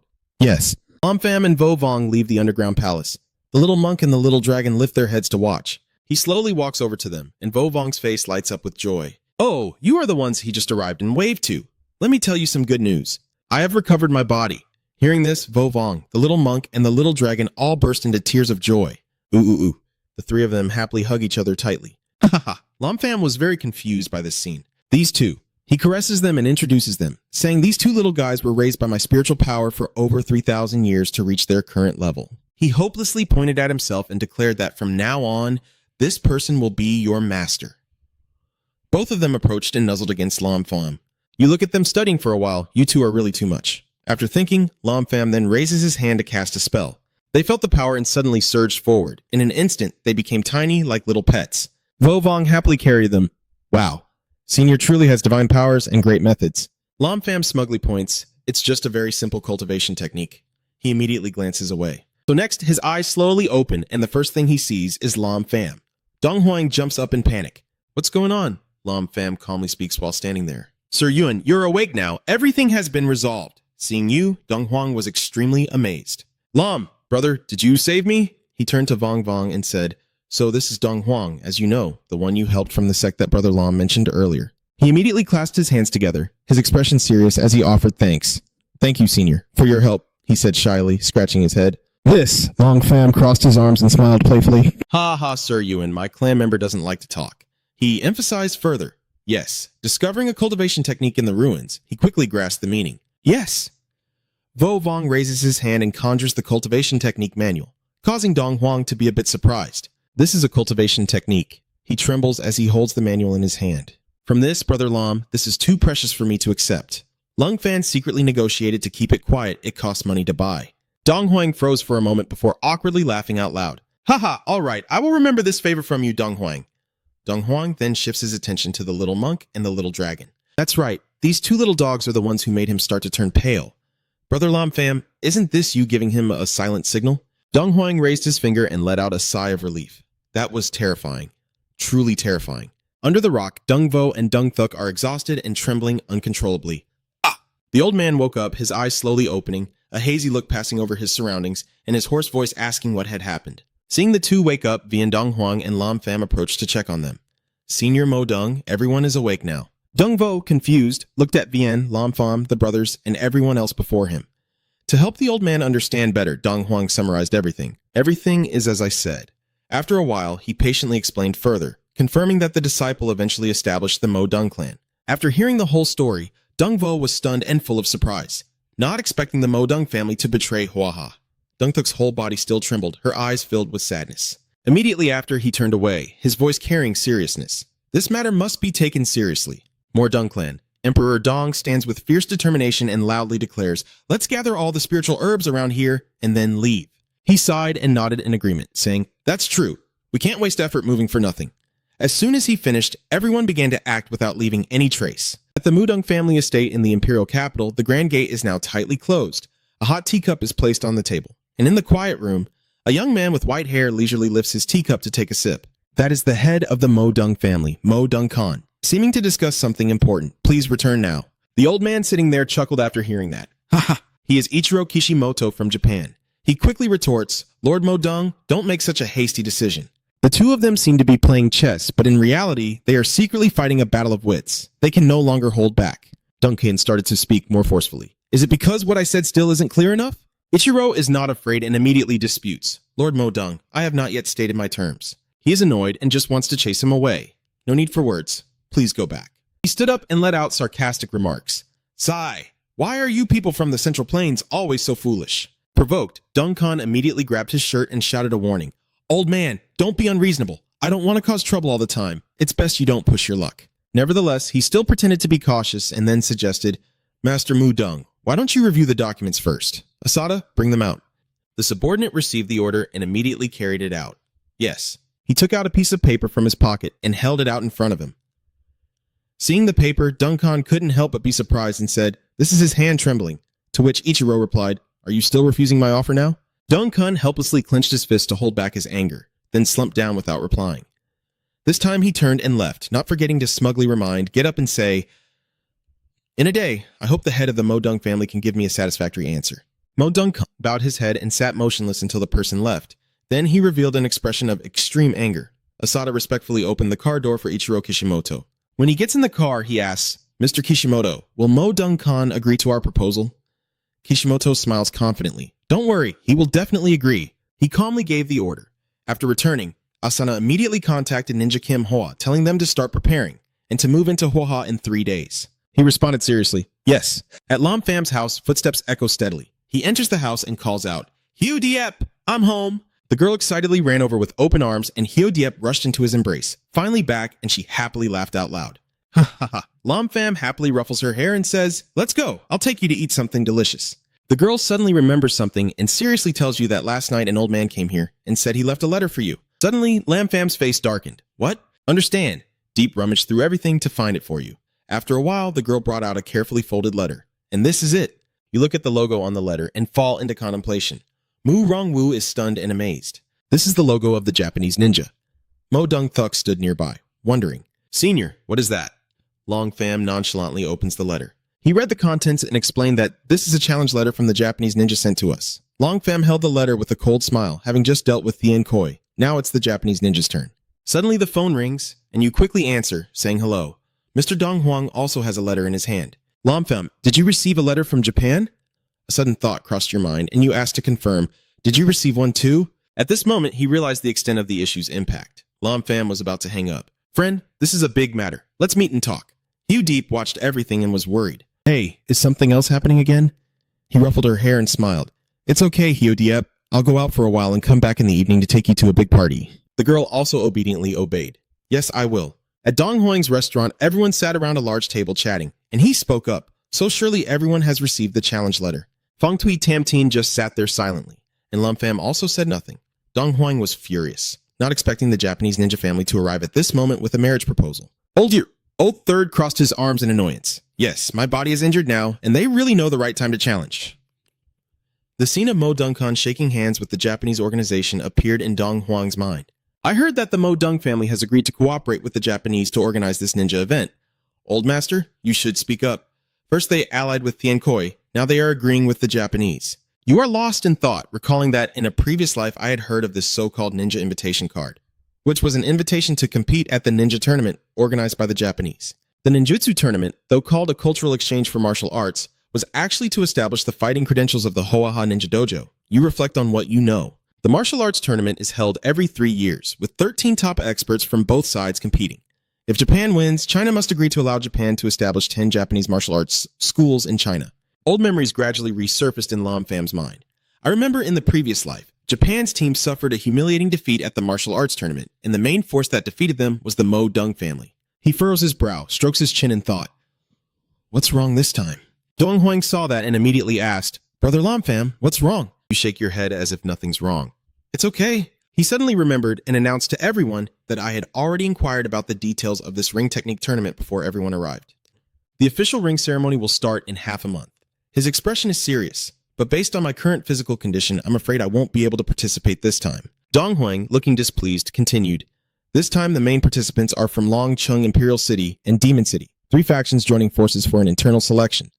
The boss agrees with the worried mood, and Dong Huang, sitting in the middle, explains seriously to everyone.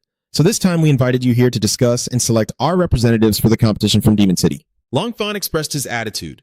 Lord Yuan, just say it directly if you have something to say. He also didn't hide anything. Actually, I got insider information that all the competitors Japan is sending this time are Kim Hoa level ninjas. The boss looked shocked after hearing that. What? They are all Kim Hoa. Dong Huang firmly confirms it. That's right, Kim Hoa level ninjas are equivalent to the foundation establishment stage of our cultivators. I pondered silently, and bringing this up actually aligns with my past life's memories. Bloody images flashed through his mind. I still remember when Mo Dong Khan's younger brother personally took action defeating 6 Kim Hoa ninjas by himself. In the remaining matches, Huaxia only lost 1, and the result was that Japan couldn't defeat Huaxia and had to retreat. The scene left a deep impression on Lam Fam. Dong Huang turned to him sincerely and reminded him, Brother Lam Fam, this martial arts tournament is not as simple as it seems, and we shouldn't underestimate our internal opponents. He smiled lightly with interest, as if explaining in detail. Zheng Bendo, head of the Zhang family, and Mo Dong Khan, head of the Mo family, along with many experts under their command. The one who defeats the most Kim Hoa ninjas will earn the right to be one of the 3 participants in the next Huaha martial arts tournament. So Brother Dong Huang nodded softly. Ahem. Then he chuckled awkwardly and scratched his face. You understand. Seeing that, you were left speechless. Dong Huang awkwardly scratched his head and chuckled apologetically. Brother Long Fan, please help with this. Long Fan pointed at his face and asked, Do you really see me as a top-tier human tool? He quickly waved his hand and said, That's not true. I told him casually that I could handle this small matter myself. Just a dozen Kim Hoa ninjas. Dong Huang then seriously advised Brother Lam Pham not to underestimate the Kim Hwa ninjas. He continued to explain in detail. I heard that this time the Kim Hwa ninja is the strongest generation in the past 30 years. Lam Pham smiled confidently. No problem, leave it to me. He finally felt relieved and clasped his hands together to thank you. If so, then thank you, Brother Lam Pham. Feng Shui's three immortals sat there with puzzled looks, not understanding what was happening before their eyes. Dong Huang solemnly announced to everyone that our internal selection battle is scheduled for the day after tomorrow at Mo. He smiled happily at Lam Pham and said, Brother Lam Pham, please prepare a little over the next 2 days. I can't even be polite in response. In Zhangjialing City, I angrily threw the letter to the ground. Humph, a boring game. Just find a few people to go there. His subordinate knelt and reported that the Mo Dong family was also participating and had even formed an alliance. He was very surprised to hear this. Dans some pants too. What? The Mo Dong family is involved. But then he quietly nodded, closing his eyes to reflect before giving orders to his subordinates. Let Tutai and Taemin go. Taemin hasn't happened to be in Mado recently, right? The subordinate respectfully clasped his hands. Yes. At a certain villa within the territory of the Lam Ni First Clan, warm sunlight shone down on the surrounding green garden. Yuan Tian held the letter in his hand, his face cold. Do these Japanese people really think there's something special? His eyes are full of murderous intent. I will make you all realize that Hua-Ha is not something insects like you can mess with. 2 days later, at dawn, there was not a single soul in front of the martial arts hall's main gate. Long Fan looked around and then spoke. I'm telling you, sir, you looked over and wondered if we arrived early, right?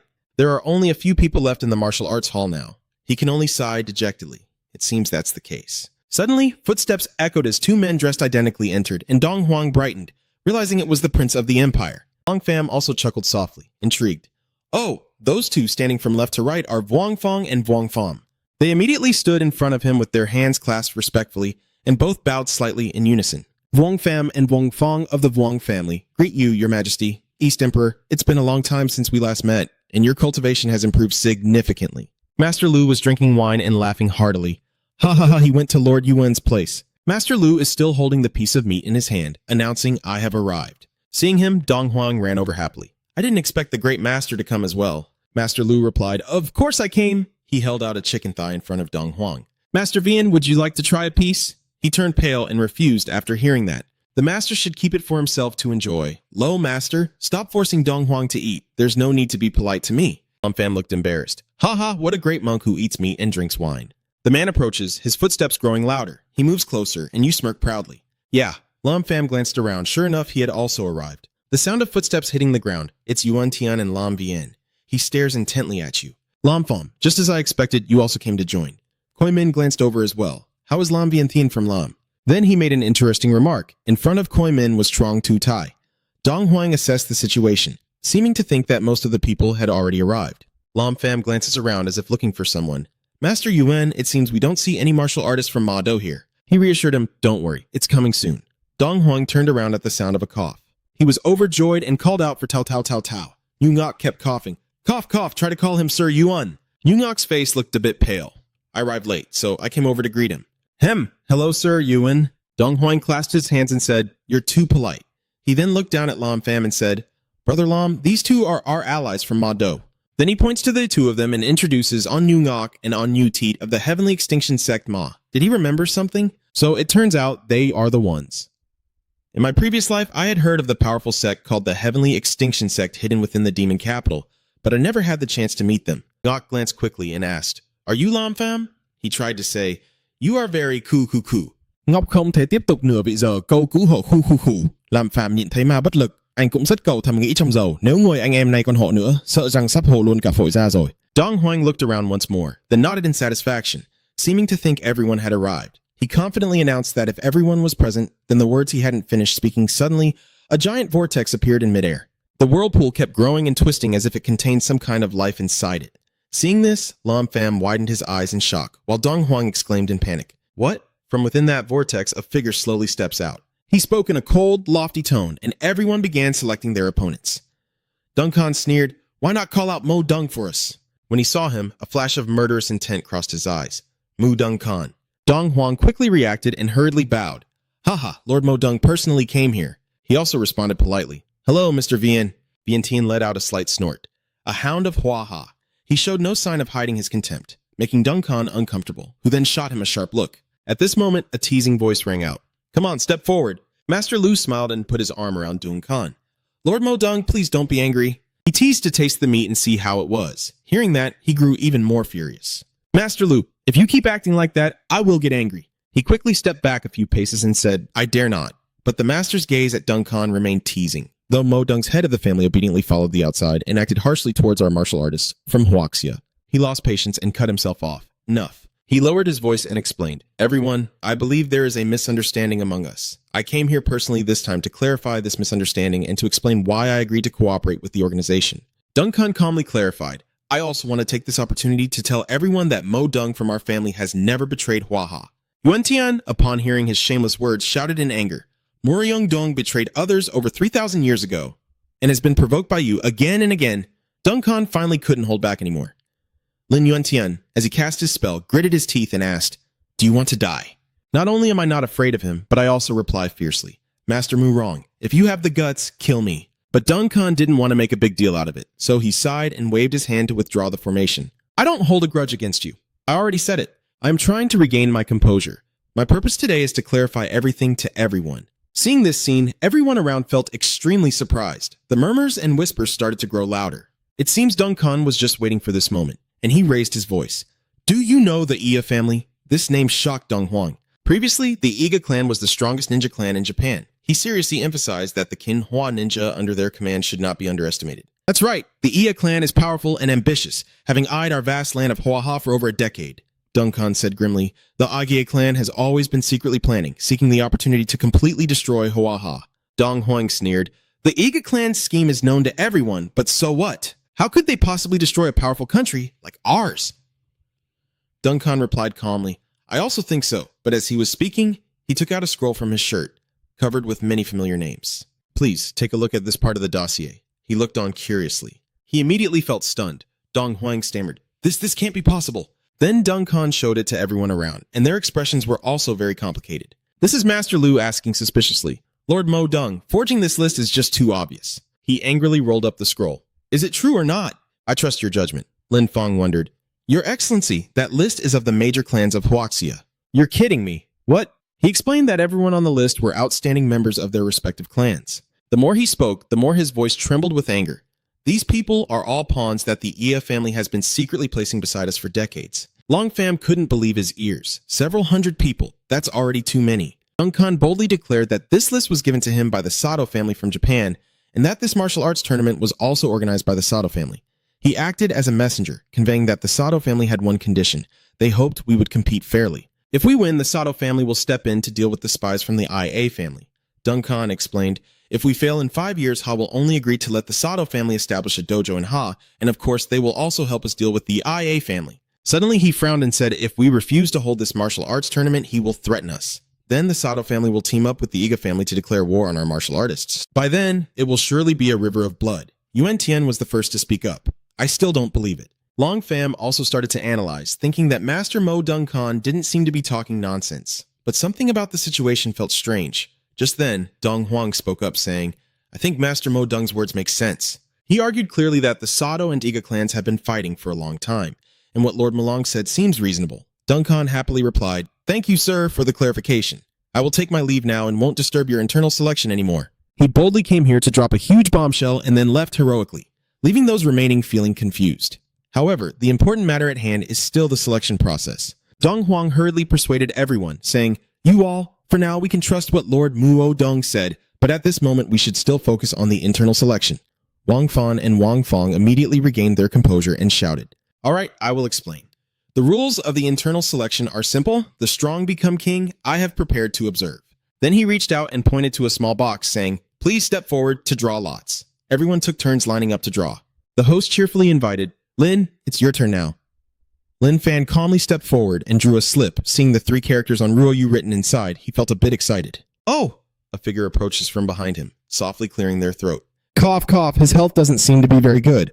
Constantly coughing, cough, cough. It looks like I am his opponent after all. Cough, cough, opponent. Seeing how difficult it is for you to even say a complete sentence, Lam Pham kindly reminds you to take care of your body. After everyone has finished drawing, Dong Huang declares, everyone has seen their opponents, so our internal selection doesn't need many formalities. Who is willing to be the first? Everyone around fell silent. Some were excited, while others quietly assessed their opponents. Lam Vien and Vien Tien exchanged silent glances and nodded. Seeing that, Master Lu spoke up. Haha, why is no one saying anything? He cheerfully raised his token, then said, Well then, I'll go first. Master looked at the fellow practitioner standing not far from him and smiled. Master Chuang, is that correct? Please. Tutai happily replied, I yield. They didn't speak much before stepping onto the arena, both exuding a relaxed aura that made it hard for everyone around to tell who was stronger. Dong Huang smiled softly at Lam Pham and asked, Do you think which of these two is stronger? Without much thought, he replied, Master Lu will win. Seeing his somewhat playful and teasing smile, I silently thought this monk is not just an ordinary strong person. I seriously assessed that Zhang Zitai is no match for him, as Tutai is unaware of my current situation and is still bowing. Master, please enlighten me. After saying that, he immediately cast a spell to summon dozens of needles, and Tutai waved his hand to perform the fierce storm of falling needles. They immediately charged straight at the Grandmaster like a storm, but he only smiled disdainfully. The Grandmaster channeled his energy, and the needles, though piercing into his body, could not cause any injury. He was a bit surprised, and said, What? Are you going to stubbornly resist my violent and beautiful attack? The master gently pulls out the cluster of needles from his body. Master Chuang, do you want to treat my acupuncture? Tsutai Shuksheng warned. Sifu, just admit defeat. These needles are laced with our Truong family's deadly poison. Unfortunately, he hadn't finished speaking before the master coldly threw all the needles he was proud of onto the ground. He calmly sighed, It's just some ordinary needle poison. What's so scary about it? Long Pham, witnessing this scene, calmly revealed that the chicken thigh this great master is eating contains a deadly poison far more powerful than this needle poison. Dong Huang's eyes flickered slightly, surprised that Master Lu's poison had reached such a level. After discarding all the needles onto the ground, the master continued to prepare for a counterattack, saying, Then it's my turn now. Tutai still wants to save face, so he boldly declares, It's not over yet, Violent Wind. However, he seems unwilling to waste more time and immediately punches straight at his opponent's elixir core. The powerful strike made Tutai spit out a mouthful of blood. Cough, cough! Under the stands, Koiman Sok was speechless. A single punch was enough for a monk. Master Lo also felt his strike was a bit too heavy, so he hurriedly caught him. He still keeps a gentle smile on his face. Are you all right, Brother Zhang? I used too much force and Tutai was knocked out with one hit, so he surrendered. Hem, your skills are not as good as theirs. The Grandmaster has won. The host loudly announces, The winner is Grandmaster Lo.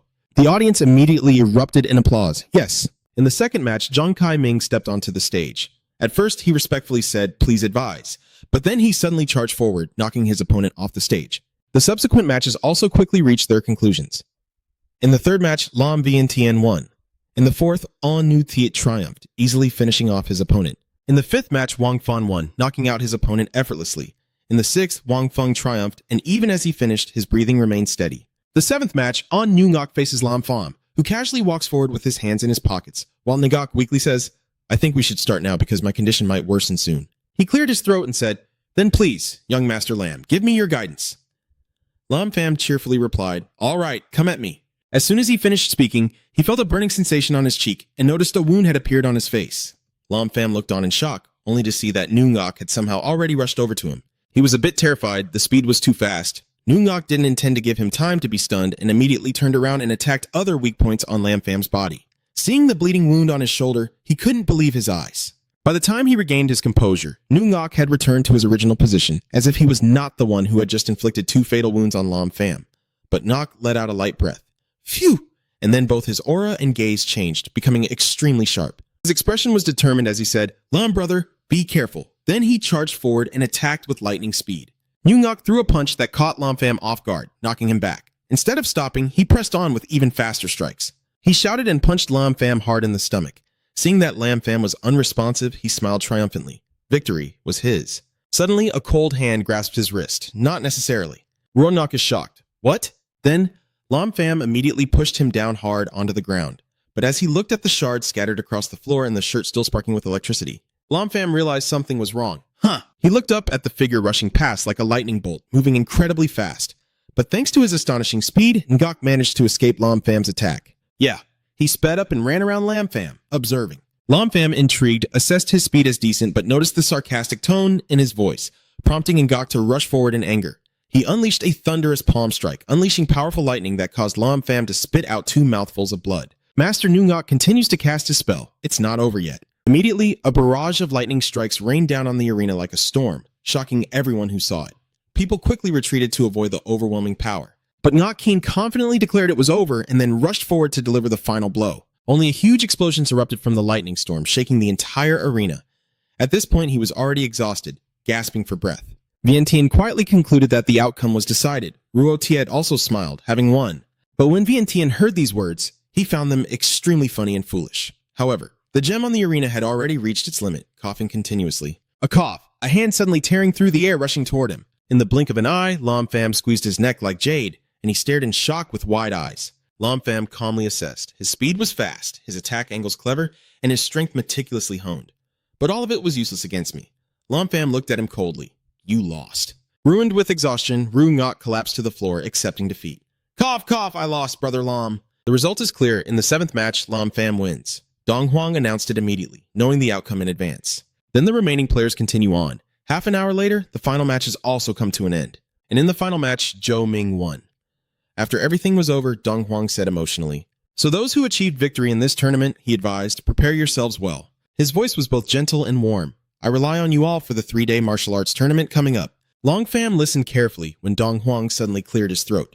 The next day, "I will also go with you to that place." His gaze briefly flashed with a coldness that revealed the strength of our Huaha to the Japanese ninjas. Everyone below was moved by his aura and responded in unison. We cannot deny it. A few days later, in Donghai, a boat was crossing the sea towards the mainland. Only on the bow of the ship, a white-haired man gazes into the distance. Finally, we have arrived. The disciple behind him respectfully clasped his hands and said, "Master," Sato bows respectfully, "we are about to reach Huaha." Hit Akuma smiles with satisfaction. "You'd better perform well at this year's Ring Technique Festival, Sa'at Sukuki." Hearing that, he resolutely replied he would absolutely not let his master down. The old man turned his back and looked toward the distant land. The family's ring technique he had diligently practiced. Huaxia only has a martial artist named Yuan Donghuang, who specializes in mystic techniques. When facing him, you must be more careful. Satuo obeys the order. Yes, his eyes clearly show contempt. Huh, just some trivial matter and they dare to oppose my Japanese ninja technique. The big ship speeds up, riding the waves toward land. As I predicted, something bad is about to happen. The next day, on a nameless mountain peak, a group of people gathered to discuss something, and it was none other than Lam Pham's team welcoming the arriving Japanese delegation, with everyone looking extremely serious. Only Master Lu is still leisurely munching on chicken thighs, so why haven't these ninja in kimono arrived yet? Dong Huang smiles mysteriously. No, they have already arrived. Hearing that, Master Lo was intrigued. Oh, as expected from Yuan Donghuang. Suddenly, a pool of water appeared on the ground, startling him and making him step back several paces. Yeah, then a fully dressed person slowly stepped forward. Kurakaji Yama gritted his teeth and said, "Come out, everyone." Immediately, a divine spirit appeared. Dokuwaka-on used water to conceal his presence, and Ankaruki buried himself underground, each choosing the most flamboyant way to reveal themselves as if to strike first at the Ha people. Long Pham sneered disdainfully, and Sato chuckled softly, saying, Then he arrogantly declared, "Let's begin." Immediately, the atmosphere became tense. Only Vientiane still stood calmly to one side, as if he didn't care about these Japanese people. Yeah, boring stuff. Then a light step sounded softly. Duncan, who had arrived and seen the scene of Yang Gongbian drawing his sword, calmly intervened, seeming to indicate that everyone had gathered. Wentian's eyes widened in disbelief when he saw him. Huh, traitor. He was too lazy to argue with him and quickly announced that this year's ring martial arts tournament would be introduced by me, Mo Duncan. He raised his voice, saying the rules were very simple, and there are 3 types of competitions in total. The first type is a magic duel, where Japanese ninja will compete against our Chinese martial arts.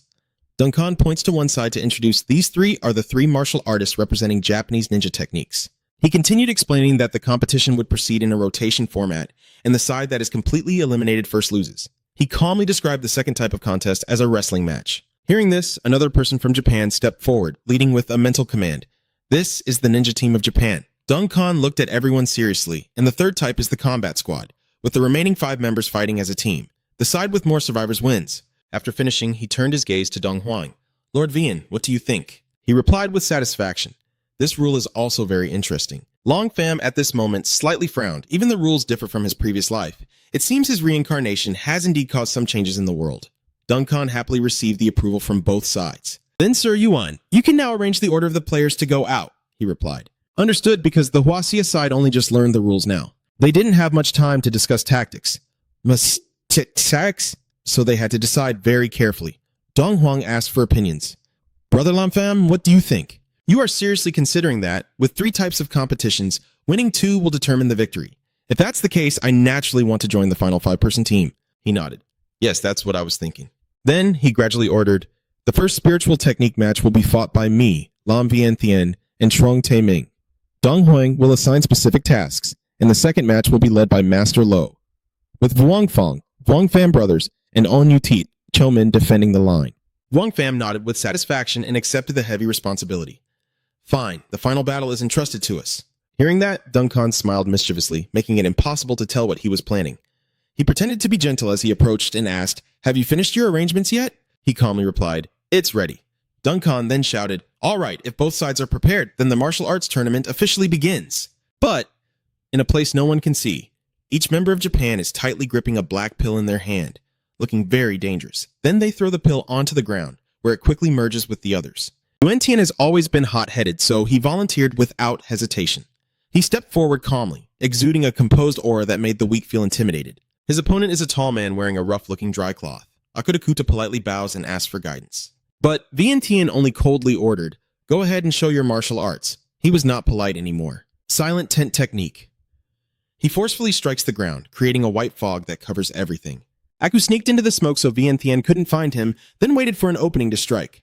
Fire shield fireball. Vientiane indifferently said something dull, then immediately cast Earth Magic Mountain Self-Determination, causing a huge stone to appear and break his fireball, making him grind his teeth in fury. Damn it! Aku immediately unleashed a wooden shield, and a surge of giant wooden discs shot towards Vientiane in an instant, as if wanting to devour him alive. But these weaklings are no match for him. Yeah, just kids. He waved his hand and unleashed a wall of fire, burning away the incoming roots with blazing flames. Seeing this, Ao became excited and left an opening, using a water shield. Unfortunately, he underestimated Vientiane's fire. He merely shook his body and the flame turned into a sharp spear piercing through him. Aku was beaten so badly that I could only let out faint whimpering sounds. Yeah. Vientiane calmly questions, "Do you think your water shield can truly block my fire technique?" The Japanese group merely watched indifferently as their teammate was slowly burned to ash by the flames. He hadn't even fought seriously yet, so he arrogantly tilted his chin. Next is Kurok Kageyama's turn, who contemptuously insults this useless guy. Kenjaku, standing beside him, quietly speaks up. "Next is me." Yuan Tian chuckled at the sight. "Maybe we should just give up," the hero boldly declares.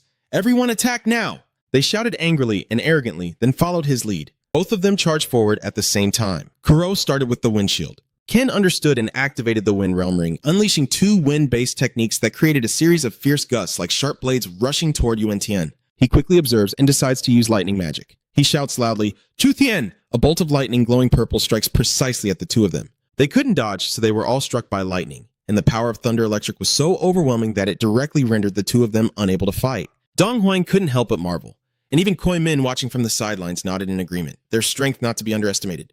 Vientiane grew even more confident, so this is the Renfa of you Japanese people. The Japanese representatives could no longer laugh and all fell silent, exchanging glances, wondering why the martial artists of China were so powerful. But the one who ultimately wins will definitely be us, Duncan declared at this moment, so let's start the second match. Then I, the great abbot, will go first. On the Japanese side, Mao carried a large sword and stepped forward. "Let me handle this match." Ma Du calmly walks up to Master Lo, looking more professional than those in the first round, but Master Lo remains unshaken, clasping his hands and inviting the challenger to start. Ma Du slowly draws his sword, the blade unsheathing with sparks of electricity running along its body, creating a stunning sight. He raises the sword high, the divine blade aura advancing like a martial legend. The master's face slightly stiffened. Divine sword flow. Ma Du's sharp eyes, the divine sword glides, pointing with a single strike. "Be careful." The master hesitantly ruffles his hair. "I see. I don't have any weapons either." He looked at the chicken thigh in his hand, took a big bite, then held up the remaining bone and said, "I'll use this chicken thigh bone as a replacement." The old man shouted in anger, "Third elder, meaning to call you an idiot." After insulting him, Mao still felt unfulfilled and rushed forward to unleash the divine sword Lu Uk Imi. People often say that swords and blades are emotionless, and with a single slash, not only did it cut through the chicken bone of the master, but it also split him in two, truly worthy of the divine sword Tram. Seeing the fatal wound on his body, everyone was stunned. Master Ma Du did not look back and simply said coldly, "I have won this round." But surprisingly, the master still stands firm and the wounds on his body heal quickly, frightening the old man into a stone statue. He sneered a bit in pain, then rubbed his stomach where there was still some blood, and it gradually scabbed over. Ma Du was terrified. "What is this?" Duncan thought to himself. Although the divine sword is powerful, unfortunately, it still cannot break the Dharma body of this great monk. The great master cheerfully said, "Then let's continue. Now it's your turn to counterattack." Ma Du watched him rush toward him in panic. Too fast, the old man could only barely block the attack with his sword. But this was his biggest mistake, as in an instant his sword cracked, and he stared in horror with wide eyes. He immediately struck with full force, sending Mao flying 1,000 meters away. The old man entered the fierce and steady battle with confidence, but he ended up more miserable than ever. The Japanese group was now somewhat hesitant, and only after a long while did someone dare to step forward and challenge. Kaka. From the lower world Nagazi, please advise. He assessed him and then smiled politely. Nagaji, sword in hand, charged fiercely with an imposing aura, but Master Lo only used a single move to subdue him to the ground, leaving him unable to stand, even if he wanted to fight. At this moment, his eyes showed a hint of combativeness, as if it had been a long time since he had fought so fiercely. He roared loudly. Then Tin Lu stepped forward and ordered a man beside him to come up. The person nodded. Yes. The next two to step onto the stage are Tin Lu and Ho Lu, who both respectfully asked for guidance. It doesn't matter who they are. Soon after, they all lie defeated at the master's feet. He still happily posed and teased them, clearly a person of unmatched strength, but always with a playful attitude that kept everyone on edge. He cheerfully mocked, Japanese ninjas are just that. Suddenly, the master realized something. Watching the Japanese people who had remained silent from beginning to end, he couldn't help but wonder what was going on. They're just one battle away from losing. Why are they so calm? Strange. Then someone stepped forward with sharp eyes and a calm demeanor, seeking guidance. After speaking, he quickly drew a straight sword, glanced at it, and prepared to fight. The Grandmaster, seeing the sharp movement of the mind flow entering the battle, was a bit surprised. Seeing the man rushing to attack, he sneered with a smile. Very fast, but it's all useless. The man remained unfazed and immediately stabbed the dagger forward. Under the snowstorm, the dagger pierced straight into the Grandmaster's abdomen. He looked down on it, not saying it was useless, but suddenly his expression changed. The small-looking dagger, through the magic of the mind flow, managed to create a large hole piercing through the Grandmaster's body. A fatal wound made him spit out a mouthful of fresh blood. Master! The master looked surprised and said, how is this possible? How could my body be like this? Is it poison? But it's just a small amount of poison. Why would that be? Tam Lu sneered. Ha, I didn't expect that. Then he sped up and attacked the Grandmaster's leg to disable his movement, causing the Grandmaster to fall unexpectedly. He immediately moved to strike him again. Feeling pleased that he had succeeded, luckily the master dodged just in time. He struggled to stand up, damn it. Feeling that his body was unwell, he was terrified. What on earth was happening? Dong Huang staggered back with a frightened expression. Master Lu's appearance seems a bit off. Could it be? Suddenly, Dong Huang's eyes rolled back and a look of shock appeared in his eyes. He clutched his chest and gasped. Old man. At that moment, Dong Huang finally understood and gritted his teeth. You users are fools, Kit and Ichiro grinned with triumphant smiles. Dong Huang can no longer stand up. He sank to his knees. This can't be happening. Lin Fong quickly confirmed again. No, this is not poison. His eyes flicked downward with a focused and serious expression, watching the golden meridian line carrying divine power running through his hand. These are not poisons, but small fake spheres within the blood vessels. Lam Pham based his conclusion on that. This is science and technology. After saying that, his eyes clearly showed disdain, as if dismissing trivial matters. Then Lam Pham began to summon divine power, radiating a bright golden light all over his body. The small spheres immediately shattered under his divine force. After finishing the task, Lam Pham sighed softly. Dong Huang was still furious and couldn't believe he was so shameless. Ichiro sneered, responding with a tone full of indifference and guilt. I don't understand what you guys are talking about. Dong Huang grew more and more exhausted. Damn it. This time, Master Lo collapses, trembling all over. Yeah. After a few seconds, Master Lu lowered his head to the ground and vomited a stream of red blood. Although his face was covered by a mask, his tone of contempt was still audible. But that was all. Duncan, after assessing the situation, anxiously asked, Master Lu seems to have no more strength to fight, so who will be next? Lam Vien Thien, seeing him so nonchalant, pointed and shouted, Mu Duncan, why aren't you poisoned? Sure enough, you have betrayed Hua Ha Suk-sin. Duncan didn't bother to respond. The next person stepped forward to fight. Tam Lu continued to show contempt. It seems that the martial artists of Hua Ha have encountered some problems. It looks like this year's ring martial arts tournament victory will belong to us. Although the poison has not yet dissipated, Chow Min still loudly declared when he heard that Han China was insulted. You bastard, if you have the guts, fight me in a fair duel.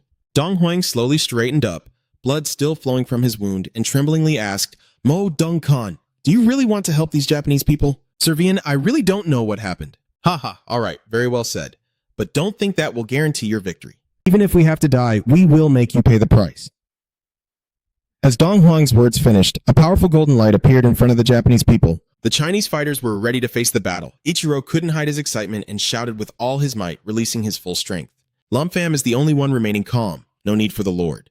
He steps forward and makes a proposal, then hands it over to me. Dong Huang was very surprised. Brother Lam, you didn't get poisoned, but he had almost already surrendered long ago. And even you.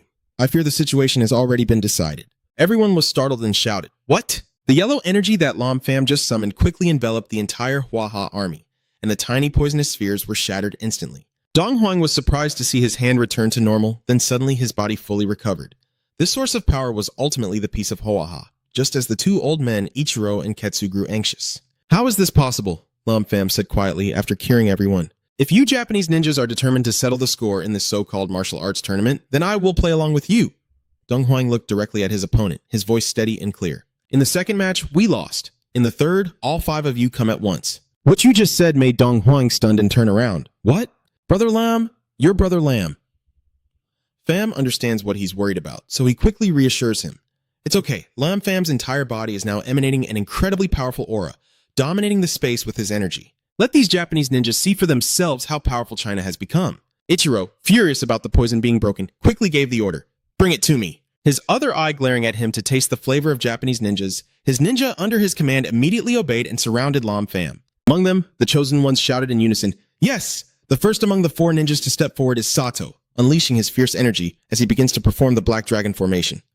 Immediately, Lam Pham was enveloped by a strange purple pillar of light, but he showed no expression at all. Sato continues to summon the 4-elephant La Sin Gate. From the mouths of the 4 statues, under Sato's command, 4 chains infused with magic power shoot out. They quickly bound Lam Pham's limbs, and only now did he lift his gaze to his opponent. Only then, Sato stomped hard on the ground and swung his sword with bloodshot eyes. It's not that simple, Sato said firmly. This demon sword thirsts for your blood. His eyes slowly narrow. Lam Pham at this moment looks as if he has been corrupted by darkness, his body emanating a demonic aura that shakes the heavens and earth. Sato glared at Lam Pham and taunted, Die already. Then he bent his knees and leapt high into the air. Sao rushes forward with his ultimate move. Heartless Flow, Inhuman Slash. Lam Pham casually says, Boring game. You stood stiffly there, even as his sword was already slicing toward you. Sato, furious, suddenly froze, eyes wide with shock. What? His greatsword is so huge, yet Lam Pham only needs 2 fingers to stop it. The divine power within him radiated intensely, combined with his calm smile, which only made Sato even more furious. It's just with 2 fingers. He stared intently at Lam Pham, wondering in his mind how this could be possible. Seeing the opponent let their guard down, you quietly announce, It's my turn now. As soon as you finish, Sato suddenly opens his eyes wide, his face darkening as he roars. Ah! Then he fell to the ground, and the sword in his hand also dropped. He kept his head bowed, trembling all over, sweat pouring down as he muttered, using his forbidden magic. And then Sato was able to jump out of Lam Pham's space. But you have decided not to forgive, and seeing Sato run away, you straightforwardly said, Useless. In an instant, he was pulled back and suspended in midair. Moreover, Lam Pham's attack also caused Sato to sustain internal injuries, and he coughed up a mouthful of blood. The remaining ninjas shouted in unison as Sato and Lam Pham brought Sato before them. He clenched his hand around his neck. The other ninja quickly rushed in to save their teammate. All 4 of them attacked at once from different directions, shouting, Go to hell! As he spun around, glaring and commanding him to kneel. So before they could do anything, they were already on the ground. With no other choice, Ichiro and KJ had to step in directly. Losing control even more, he cursed directly. You brat, don't act so arrogant. 2 elders suddenly lunged forward with their eyes rolled back, showing only whites. But at that moment, a firm arm reached out to stop them, causing Ichiro to startle. What is that? Lam Vientian stands in front of the 2 elders, bowing his head but speaking with courage. If you want to get through, you must first pass through us. He said that, then slowly raised his head to reveal a slightly cunning smile. The Japanese Ichiro and Kei gritted their teeth. Damn it.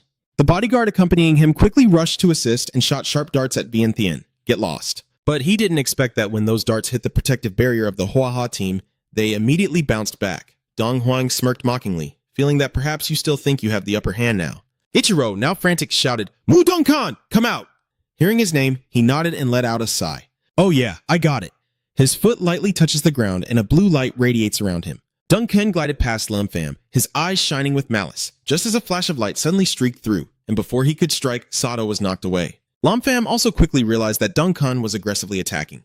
He muttered curses at this guy. He swiftly charged towards you with agile movements. Lam Pham dodged lightly, but then the 2 directly faced each other. It's only now that you realize you're not Mo Duncan. The imposter you suspected is laughing mockingly. At the same time, Ichiro and Kit were stopped by the Huan-Ha army.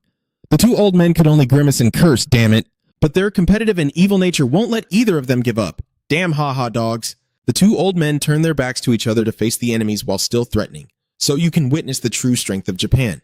Zhou shouted, Let's go! Over here, Lam Pham is still busy fighting Duncan. The attacker counterattacks smoothly without missing a beat. He quickly asks you why you are impersonating Mo Duncan. He smirked. Oh, when did you realize? Lam Pham raised an eyebrow and said, Your disguise technique is indeed good, but if I hadn't seen you up close just now, You might have really fooled me. The other person burst into hearty laughter. Ha ha ha. The mask is gradually coming off, revealing big round eyes with sharp, sinister eyes. If you've been exposed, then there's nothing more to do. So you disguised yourself as Mo Dong-kan, but you're actually a woman. The enchanting woman standing before Lam Pham is named Sato Kyoto. She said casually, Hua Ha truly is a place where hidden dragons lie. You burst into laughter and said, your fate is sealed. Surrender and stop resisting. Kyo raises his finger, his voice tinged with danger. You are the ones who should give up resisting. Suddenly, dozens of helicopters appeared in the sky, and judging by their arrogant smiles, they were definitely her troops. The people on the helicopters land confidently. Among them, the cunningly smiling Yue Han stands out. Ha ha! Lam Pham was slightly startled. This guy still isn't dead. He stepped beside him, looking smug. Miss Kyo, I told you from the start. We can't do it without the help of Heaven's beginning, she calmly reminded. Lord J, don't forget our agreement. Yu Han honestly states that, of course, these warriors' bodies belong to me. He also glanced at Kyo before emphasizing that their wealth and resources would belong to you. With that, he waved his hand to signal the soldiers to advance. Everyone's eyes are fixed on one target, Lam Pham. Yu Han calmly declares, Lam Pham, your fate is sealed. Surrendering now is the best choice for everyone. Wen Tian looked at the current situation and felt extremely uneasy. Damn it, they were surrounded. 2 blue beams flashed suddenly. Ichiro and Kitch moved to stand in front of Kyoto, grinning with satisfaction. It seems the situation has turned around. The Chinese are from the Eastern Empire, Dong Huang shouted angrily. The Japanese are truly ruthless, Lin Fan spoke seriously. You are right, aren't you? His face was cold. I ask you, is Mo Dong-kan still alive? She chuckled softly. Of course she is still alive. Lam Pham felt more at ease after hearing this. That's good, but the divine power emanating from him was growing stronger every moment. Lightning courses through Lam Pham's body as he declares, Dong-kan can only die at my hands. The space suddenly falls silent, allowing Lam Pham to freely activate the divine energy within himself. Now it's erupting more powerfully than ever before. Yuo Sihan was a bit frightened, as this was a calm statement that would make you witness. His hair stood up, his hands slightly clenched to allow spiritual energy to flow into his body. Lam Pham's whole body shone brightly, making his form indistinct. The only thing that remains is the voice still echoing, the true power within me. Yuhan is starting to feel restless inside. Damn it! How is this possible? But with no other choice, he ordered the troops to attack. The soldiers then lined up and simultaneously fired their bullets at the boy. Kyo also desperately supported, kneeling on one knee and shouting loudly, Aura of the Immortal. Lam Pham is now in his celestial form. His eyes see through all the useless attacks. The lightning-fast bullets are blocked one by him. Lam Pham floated in the air, and Ukon quickly gave an urgent order. Attack, attack. Your blazing orange light now freely roams through the sky. It easily swept away those fierce soldiers. Returning in the form of an immortal, Lam Pham immediately judged just an ordinary human. Then he looked down from above at the ninja. Do they really deserve to oppose the true king? The bullets aiming at him were blocked by a magic shield. A few seconds later, it absorbed spiritual energy and shot back. Under Lam Pham's control, the bullets flew straight at the soldiers. They kept hitting each other with their own weapons, and every bullet pierced through the enemy. Hoping he's not here right now, he puts down the gun, still wearing the mask but clearly showing his fear. Shaking like a dried-out chicken, he mutters through tears. This whole thing just overwhelmed him. Is this the power of Hua Ha? Lam Pham gently glides through the air, stopping in front of Wakhan. Then with a disdainful voice, he says, Dai Koi! It's just a bunch of frogs sitting at the bottom of a well, thinking they're the best. His finger, like a gun barrel, pointed straight at his forehead. A magic circle appeared, trapping Uok-han and leaving him no chance to turn back. Kyo saw that, and Bang Huang exclaimed, Here you go, Uok-han, after dealing with this guy. Lam Pham continues to check off names. Now it's her turn. In the blink of an eye, he appeared in front of her. His hand radiated with power, and he harshly shouted, Die! Suddenly, she raised her hand, and Lam Pham also froze in response. Kyoto tremblingly stammered, I surrender! Ik and Kit looked shocked. Sato, even your calm demeanor can't hide your surprise. Sato, miss, she desperately pleads. I surrender, please don't kill me. Lam Pham normally wouldn't be moved by beauty. He smiled softly and looked directly into Kyo's eyes, then suddenly tightened his grip around her neck, lifting her small body off the ground. He sneered and looked down, saying, So that's how it is. He already knew that Commander Q was hiding a sharp needle under his sleeve, so Lam Pham despised him even more. Unfortunately, this cannot hurt me. She hurriedly looked for another way to defend herself. You can't kill me, my father asked sternly. Give me a reason not to kill her. Kyo clenched his fists and replied, If I die, then the flames of war will surely engulf all of China. If you spare my life, I promise I will not set foot in Huaxia for 10 years. Hearing that, Lam Pham smiled softly. Oh, then he let her go. His 2 fingers slowly released divine energy, a mischievous smile on his face. It seems her status in Japan is very high. I suddenly have a very good idea. Seeing that, Kyo also trembled uncontrollably. What do you want to do? Lam Pham gently used his divine power to suppress her. He didn't take her life, but she was so scared she was on the verge of tears. The light goes out, and Lam Pham waves his hand, saying, I will reduce part of the master-slave contract for you. From now on, you will be my slave. Kyo was a young lady with a respected status. Of course, she was unwilling to become a slave to the enemy. No, this can't be happening. If you want me to become your slave, I'd rather die than do it. But her hands were already bound by a ring of golden light. What is this? Lam Pham stepped forward and placed a finger on her lips. He sneered and whispered to Kyoto that now, even if she wanted to die, she couldn't. Then he turned and walked away, leaving her to collapse in despair. Having dealt with the opponent's trump card, Lam Pham calmly marks the remaining ones, then looks directly at the top three in the middle, Ichiro, Kitch, and Thon Tam Lu, who are trembling before him. Now it's your turn. As he raised his hand to cast a spell, he muttered a curse under his breath. Damn it. In this life or death situation, Ichiro no longer cares about holding back. Running away is the best option. Let's retreat. After saying that, all three of them suddenly disappeared. Lam Pham's eyes shone brightly as he radiated divine power, ready to run. Without a moment's hesitation, he appeared before the three of them. Standing boldly in the way, Ichiro was startled and shouted, What? Lam Pham gently waved his hand, transforming divine power into beams of light that pierced through their fragile bodies. They are dead. The bodies of the three people fall on top of each other, and he breathes a sigh of relief without a care. Yeah, Kyo watched this scene, still stunned, trembling, and realized that his grandfather was right. She only now concedes, Hua-Ha is like a sleeping dragon, and I actually want to kill the dragon. Having settled everything, Lam Pham returned to his human form, leisurely putting his hands in his pockets. Chow Min and his teammates stared in amazement. Dong Huang was very happy, his eyes full of admiration. Brother Lam truly is astonishing. They began to clasp their hands together and then all shouted in unison, Thank you, Mr. Lam, for your help. He did not appear arrogant. On the contrary, he was very careful in his instructions. Everyone, defeating this group of Japanese ninjas is just the beginning.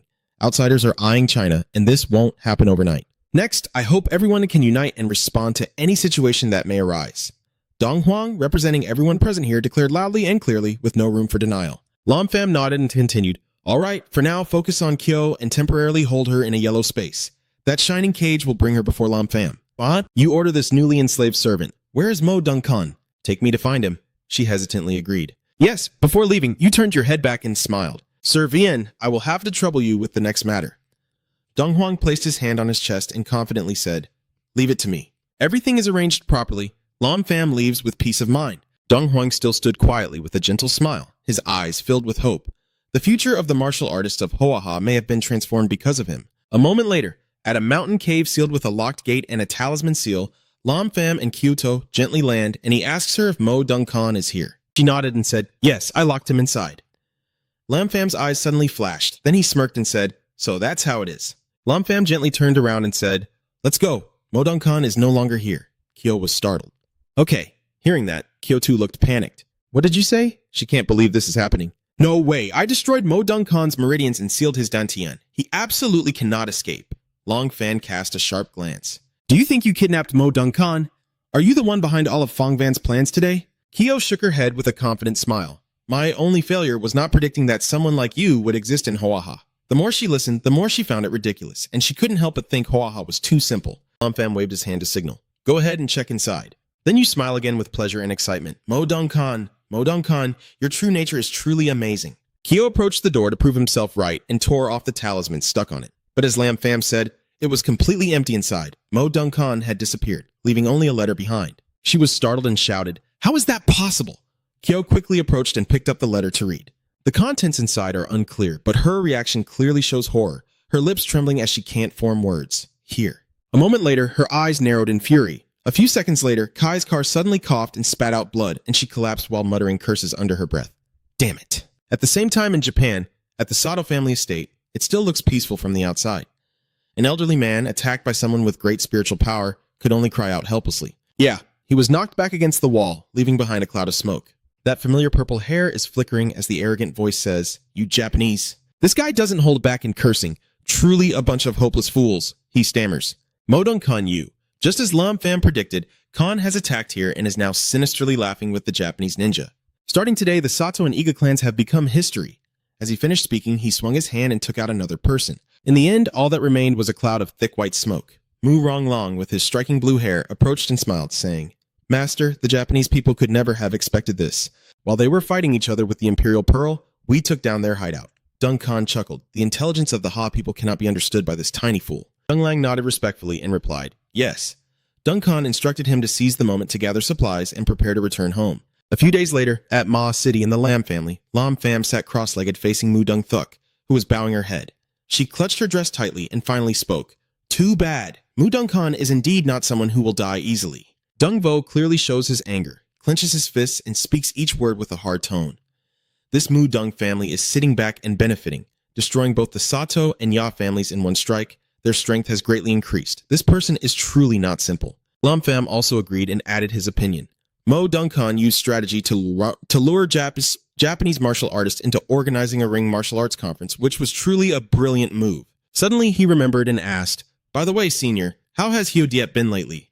Dung Vo laughed heartily. "Ha ha, very well, very well." The old man happily recalled Hyo Diep's mischievous look and said goodbye to Mr. Mo Dung, then recounted her journey. "That little girl just left Ching Cheng yesterday. The school organized a trip, and I already arranged for undercover guards." Lam Pham also smiled in relief. "That's good." While they were talking, someone pushed the door open and entered. Vo Vong stepped in and greeted him. "Master, I am back." Seeing him, Lam Pham stood up and asked immediately, "So I've been looking for you. How is the task I gave you going?" Vo Vong smiled with hope. Of course, everything regarding the person he was entrusted to handle was arranged properly. He nodded in approval. "Very well. From now on, all of Huaxia will face turmoil. The formation I instructed you to craft is our trump card to protect my sister." "You don't know, do you?" "Because they worked hard to create this formation for someone, those two have endured quite a bit of suffering." The two kids finished practicing the magic circle and collapsed on the ground, panting heavily, then shouted loudly, "Are you okay?" Long Pham listened and pondered. The magic circle was created from despair. So even a core formation expert would find it hard to harm Hyo Diep. Now is also the time for me to show my strength. At this moment, Dung Vo suddenly interjected. "That's right, Lam Pham. There's one more thing." You turn around in surprise. "Oh." The old man is seriously asking a question. "Recently, I received some news related to the underground forces of China. Do you know about the Holy Heart Martial Arts School?" Long Pham smiled softly. "Of course I know. You might as well let me answer. The Holy Heart Martial Hall looks like just an ordinary martial arts school." The more he spoke, the more he enjoyed it. But in fact, it was secretly created by Li Shengtam, who, when alive, was the only superpower house in Huaha to become a fairy. Yet he still didn't understand the hidden meaning behind Dung Vo's question. Lam Pham asked, "What is going on with Vo Quan Than Tam?" The old man lowered his voice, frowning as he speculated. Recently, Vo Quan Than Tam has allied with many hidden clans. It seems they are plotting something. If I'm not mistaken, it's probably launching a full-scale attack on Thien Koi. The old man's expression grew serious. "I'm afraid that soon you will also receive an invitation, as my good friends have all been invited by Vo Quan Than Tam." Lam Pham, on the other hand, seemed to look forward to it and muttered, "A total attack on Thien Koi? Interesting."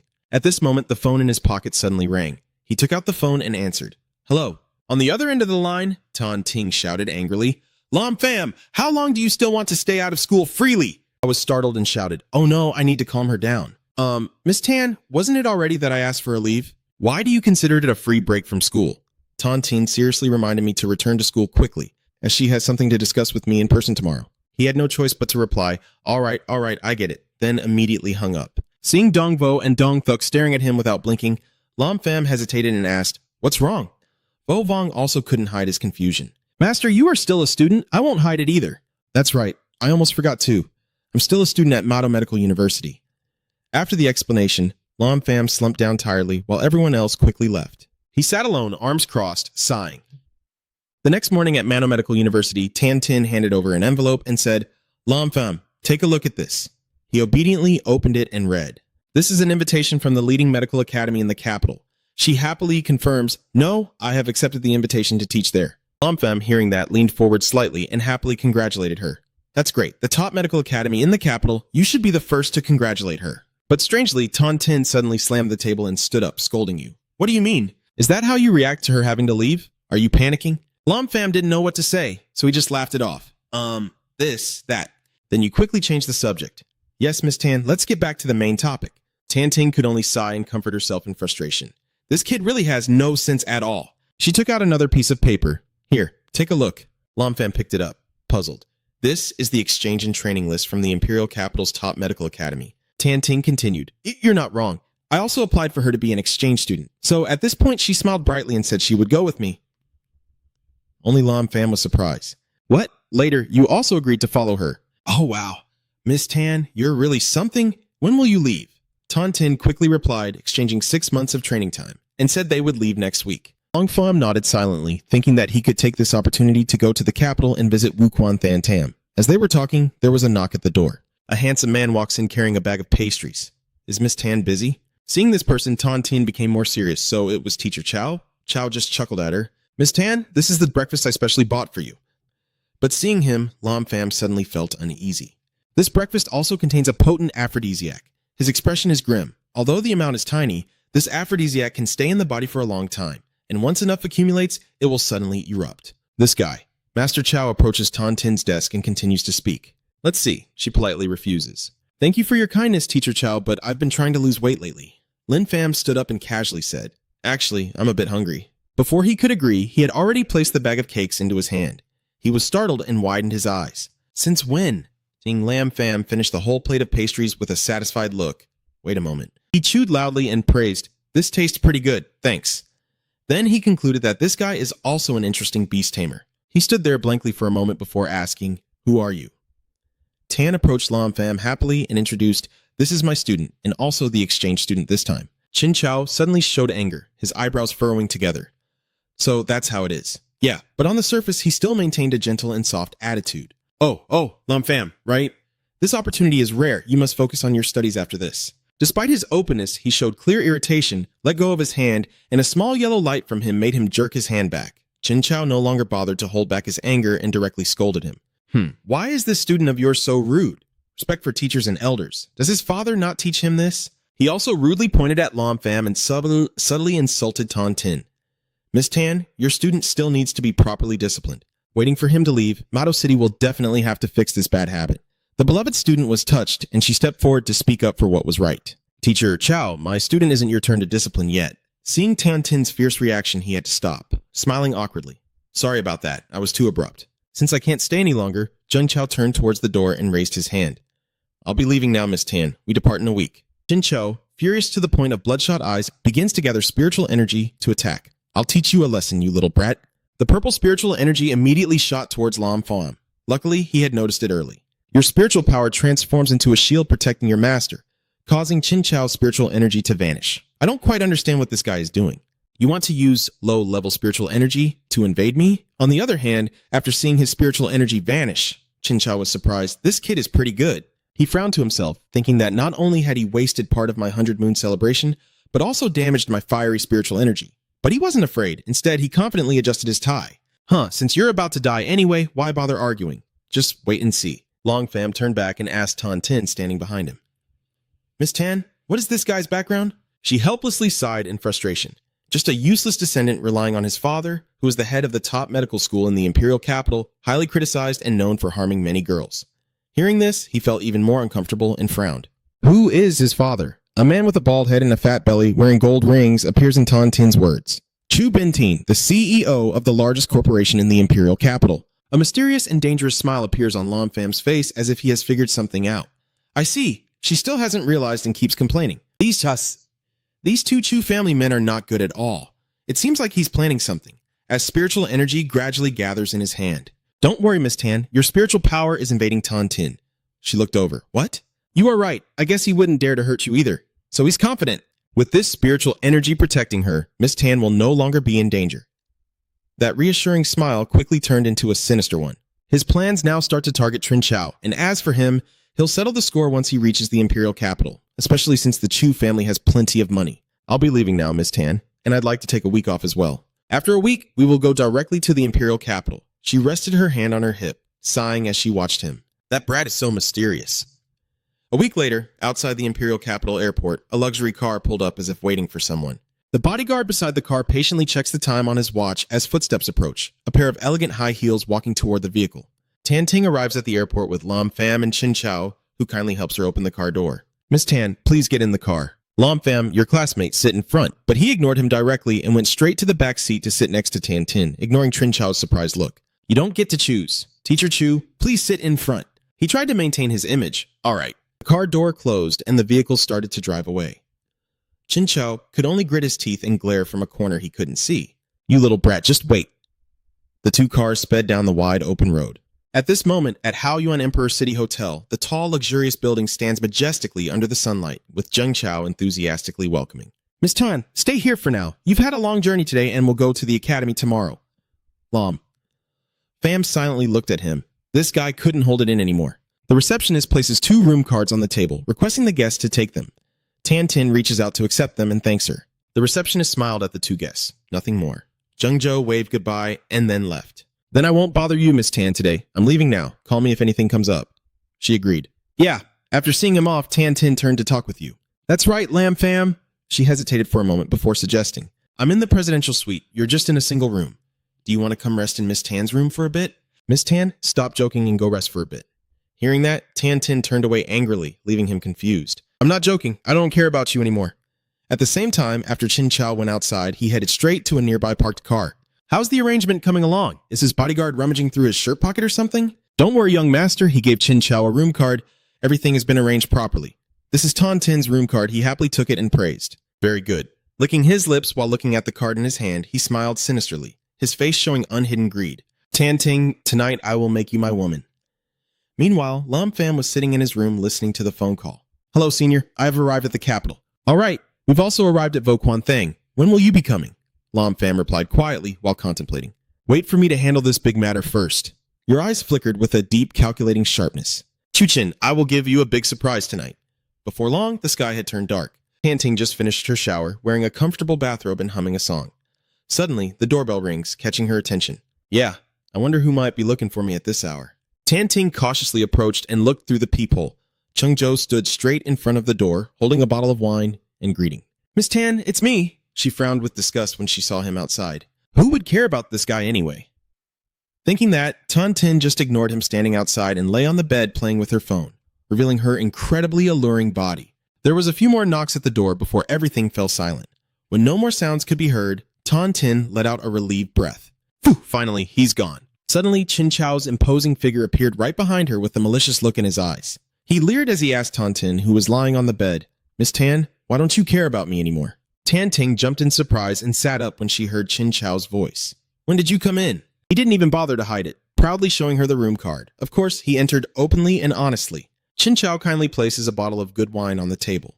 Miss Tan, I brought you a fine bottle of wine. He pushed up his glasses and approached, his voice tinged with a hint of menace. Don't betray my kindness. Tan Tin, trembling, pulled the blanket over herself and replied, Master Chu, I just want to rest now. Can I invite you to drink tomorrow? Hearing this, Chin Chow smiled evenly. Oh, resting up? He asked as he took off his coat. Well, then I'll rest with you. His actions made Tan Tin fearfully retreat to the bed to increase the distance. Chu, if you don't leave here, don't blame me for being impolite. Jung-ju took her threat as a joke and dropped his coat to the floor. Well, then, let me see why I should be polite. Jung-ju removed his glasses with a sarcastic smile. You really think having a cultivator by your side can truly protect you entirely? Feeling something, he glanced at the shadow behind the door and called out, Go on, kid. Long Pham saw that he had been discovered and smiled with interest. Oh, you're not hiding anymore and just revealing yourself, closing the door and leaning on it. Do you want to see me come so badly? Tan Tin saw you as a savior and called out your name. Lam Pham, while Chin Chow sneered mockingly. Kid, you don't really think that learning a few cat claw techniques makes you a hero saving the beauty, do you? Lam Pham crossed his arms and chuckled, unconcerned by his provocation. Let's see. Chin Chow, angry, broke the glasses in his hand but still pretended to coax. I see you have some talent, so why not join me in the future? I guarantee you'll rise to wealth and honor. He glanced at Tan Tin, hesitated for a moment, then made a decision. As for this woman, I can also give her to you. Chin Chow, with a shameless attitude, revealed his thoughts, implying he wanted to seduce Lam Pham. How about we spend tonight together? Anyway, isn't it because of this woman's body that you're staying by her side? That makes Tan Tin tremble with anger. Don't even think about it. Lam Pham just waited until this moment, then turned around and pointed to the door, signaling him to come out. It sounded promising, so he went out to talk. Chin Chow easily fell into the trap and followed him. Good for him for knowing when to back down. The two of them went out one after the other and closed the door behind them. Lam Pham smirked, preparing to cast a spell, then a loud crash echoed through the room, followed by the usual silence. It seems she already knows what you're up to. She sighs helplessly and gives up. Come on. At the same time outside, Jung Chao was lying sprawled on the floor, looking extremely miserable with bloodshot eyes and a mouthful of blood. He trembled as he crawled up, wincing at his wounds.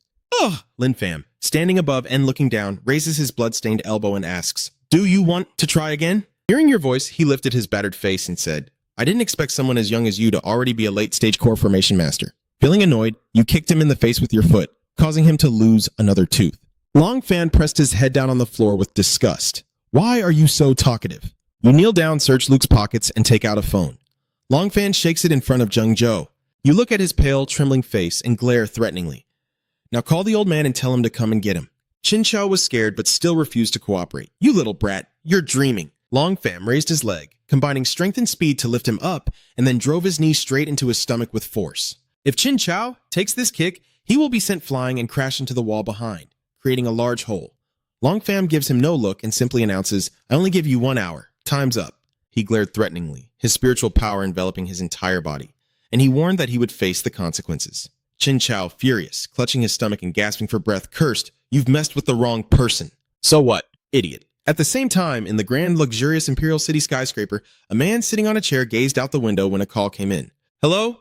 After hearing the full story clearly, he shouted loudly, What did you say? Long Pham put his hands in his pockets and calmly announced, I'll give you 1 hour.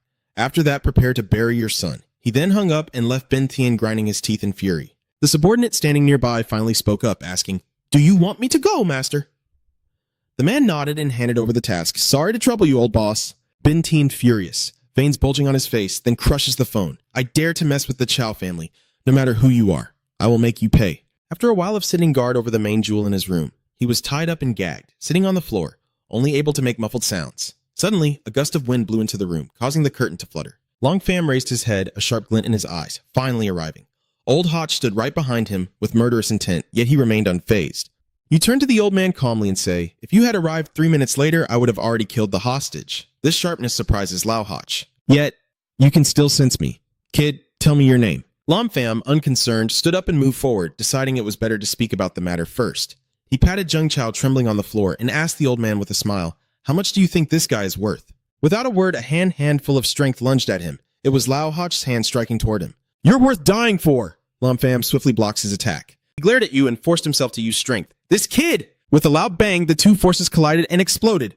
Old Hao retreated several steps before he could hold his ground. Old man, badly wounded and coughing blood, asked in disbelief, So Long Pham no longer cares about you. Now can you speak calmly and politely to me? Old man Ha is very perceptive, so he respectfully bowed and apologized. It was our Chao family who was deceived. I didn't expect to offend such a great master.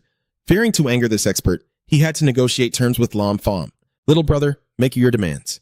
As long as Chao Jia can fulfill them, I will definitely not refuse. You know this plan has succeeded, so without hesitation, you set 2 conditions.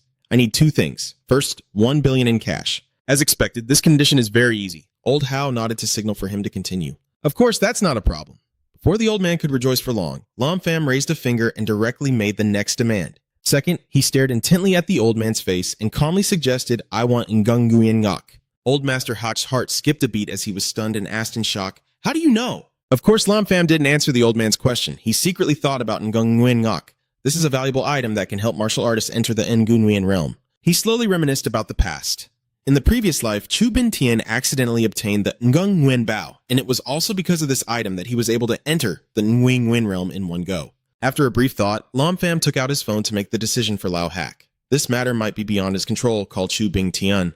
At Ben Tian's company headquarters, the phone kept ringing loudly throughout the room. He happily looked at the incoming call and answered. Oh, so you handled it quickly? Old man Hotch on the other end hesitated, wary of Lam Pham, then reluctantly reported the result. Master, you've provoked a formidable opponent. The other side is Truk Kodi and Fong, and this confrontation has ruined Ben Tian's mood for sightseeing. He is furious and asks, What did you say? Did they say something? He stood up abruptly, as if he couldn't believe his ears. What does he want? Old Hao recounted seriously. Ngung Nguyen Ngok. The guy widened his eyes and shouted into the phone. What?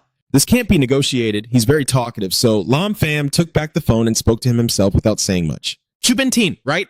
Ngung Nguyen Ngok is my last limit. If I can't hand it over, then... You said it, then point the camera at Chin Chao, who is gagged and trying to speak. So say goodbye to his treasure. Seeing Lam Pham decisively hang up, Ben Tian erupted in fury, tightly squeezing the phone. He stood straight, his face grim, trying hard to suppress his anger. Why would that bastard Chao Chin provoke a cultivator at the peak of Foundation establishment? Damn it, damn it! While boiling with rage, Ben Tian suddenly sensed something was off and paused to think. No. How does this person know about the Ngung Nguyen Ngok of the Chao family? Could all of this really be a trap? His eyes flashed with a calculating murderous intent. I will play with you. Then Ben Tian tried to stay calm and lowered his voice to speak with the other side. Ngung Nguyen Ngok is a big deal, little brother. Let's arrange a meeting to talk it over sometime. Lam Pham nodded in agreement, having been waiting for this. All right, the time and place are up to you. Ben Tian walks to the window, looks at the scenery outside, and chooses a suitable spot for the plan. If that's the case, I will hold a banquet at the Zhou family tomorrow afternoon to celebrate your visit. After hearing the time and place, Lam Pham hung up. A beam of light appeared on his hand as he whispered in a dangerous tone. Next, the magic from your hand flows over and tightly wraps around your body, causing your face to distort in pain. After completing the spell, you withdraw the magic and slowly explain, I have placed a curse inside your body. In this world, only I can solve it. If I don't get the frozen origin jade, in less than 3 days, you'll turn into a puddle of mud. Then he ignored them and waved his hand to order Lao Hach to leave, and Lao Hach nodded, holding Zheng Zhou with one arm and bowing with the other. I will take my leave first. As soon as the old man finished speaking, a gust of wind arose, and the two figures standing in the corner of the room disappeared along with it. Long Pham also didn't stay and went to Tan Tin's room. When she saw him open the door and walk in, she quickly stood up and asked, Long Pham, how is he? He smiled happily to reassure her, saying, You can rest assured for now. The Chu family won't bother you. After everything was settled, he put away his smile and seriously advised, I have something to do tomorrow, so please go to the #1 academy first. Tan Ting trusted him completely and nodded in agreement. At that moment, a tense meeting was taking place deep underground in the Chu family's secret chamber. Bintin sat grim-faced on the main seat during the meeting. Is there no way?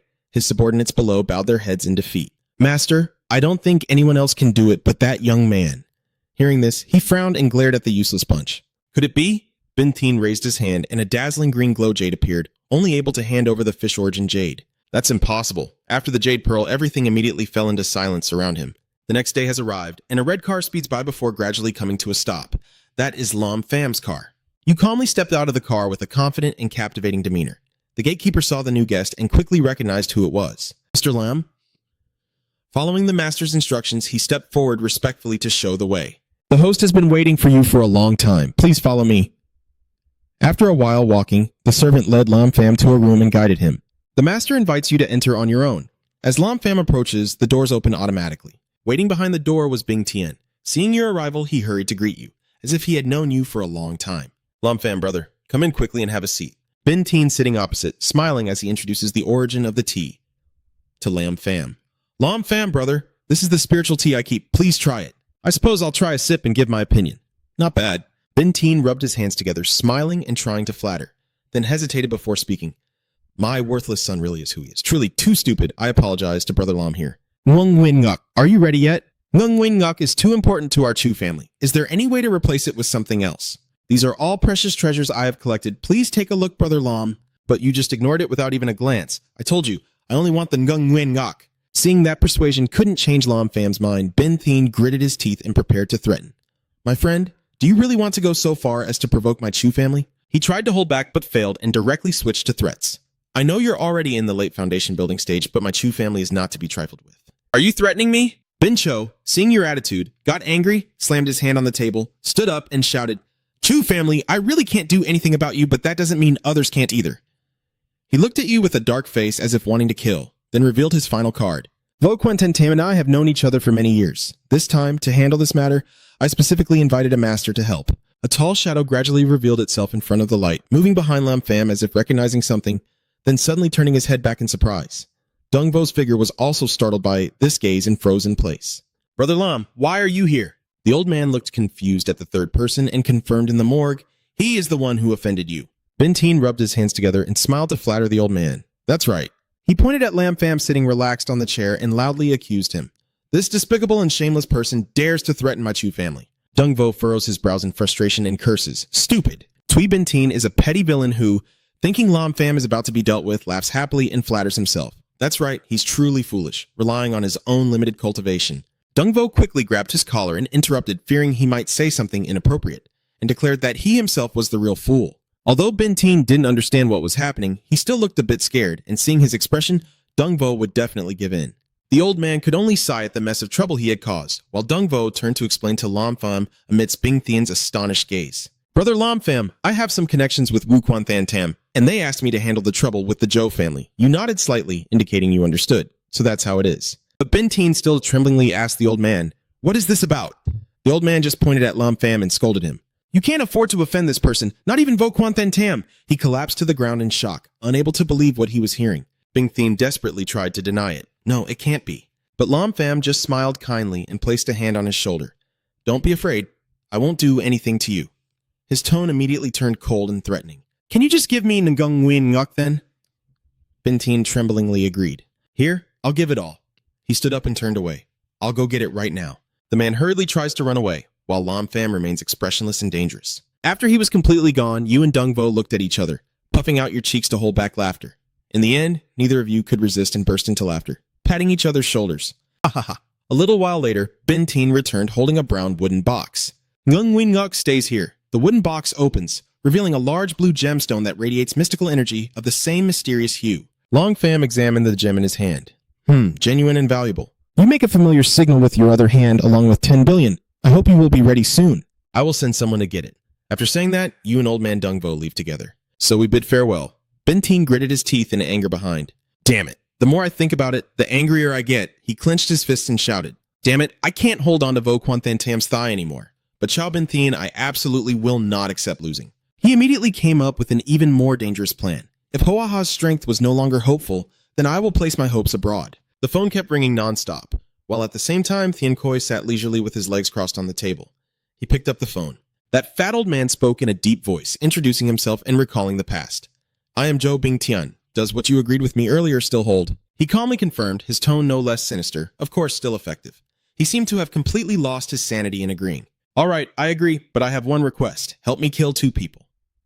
Meanwhile, the chow door opens as Lam Pham and Dung Vo step out of the car. The old man chuckled and turned to you. That's right, brother Lam Pham. I'll take you to the Holy Heart Martial Arts School. Without hesitation, you immediately pulled out the key.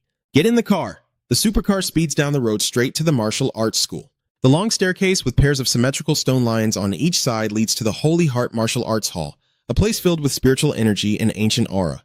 The two gradually step toward the stairs leading to the hall's gate. Lam Pham observes the scene ahead, noting that Dung Vo's appearance still exudes a commanding presence, while a small aura of spiritual energy emanates from the pink jade ring on her hand. The old man explains to you, Brother Lam, that the Holy Heart Martial School has a rule that you must wear martial arts attire to enter. The ring on his hand disappears, replaced by a set of clothes for you to change into. Lam Pham received the clothes from the person opposite him. At the gate of the martial arts hall, 2 guards are standing watch. From afar, one of the guards saw 2 figures approaching. It was Dung Vo and Lam Pham. The 2 guards simultaneously clasped their hands in greeting. Greetings, senior! The person on the left gently bowed and said, Please come in. Old Ung Dung stepped through the open door. You follow behind the old man, making the 2 brothers at the door curious. Who is this person? I've never seen them before. Being so young, he is probably a senior guiding him here to broaden his skills. On the first floor of the martial arts school, everyone is training intensely with wooden sticks and punching bags. Lam Pham nodded in satisfaction.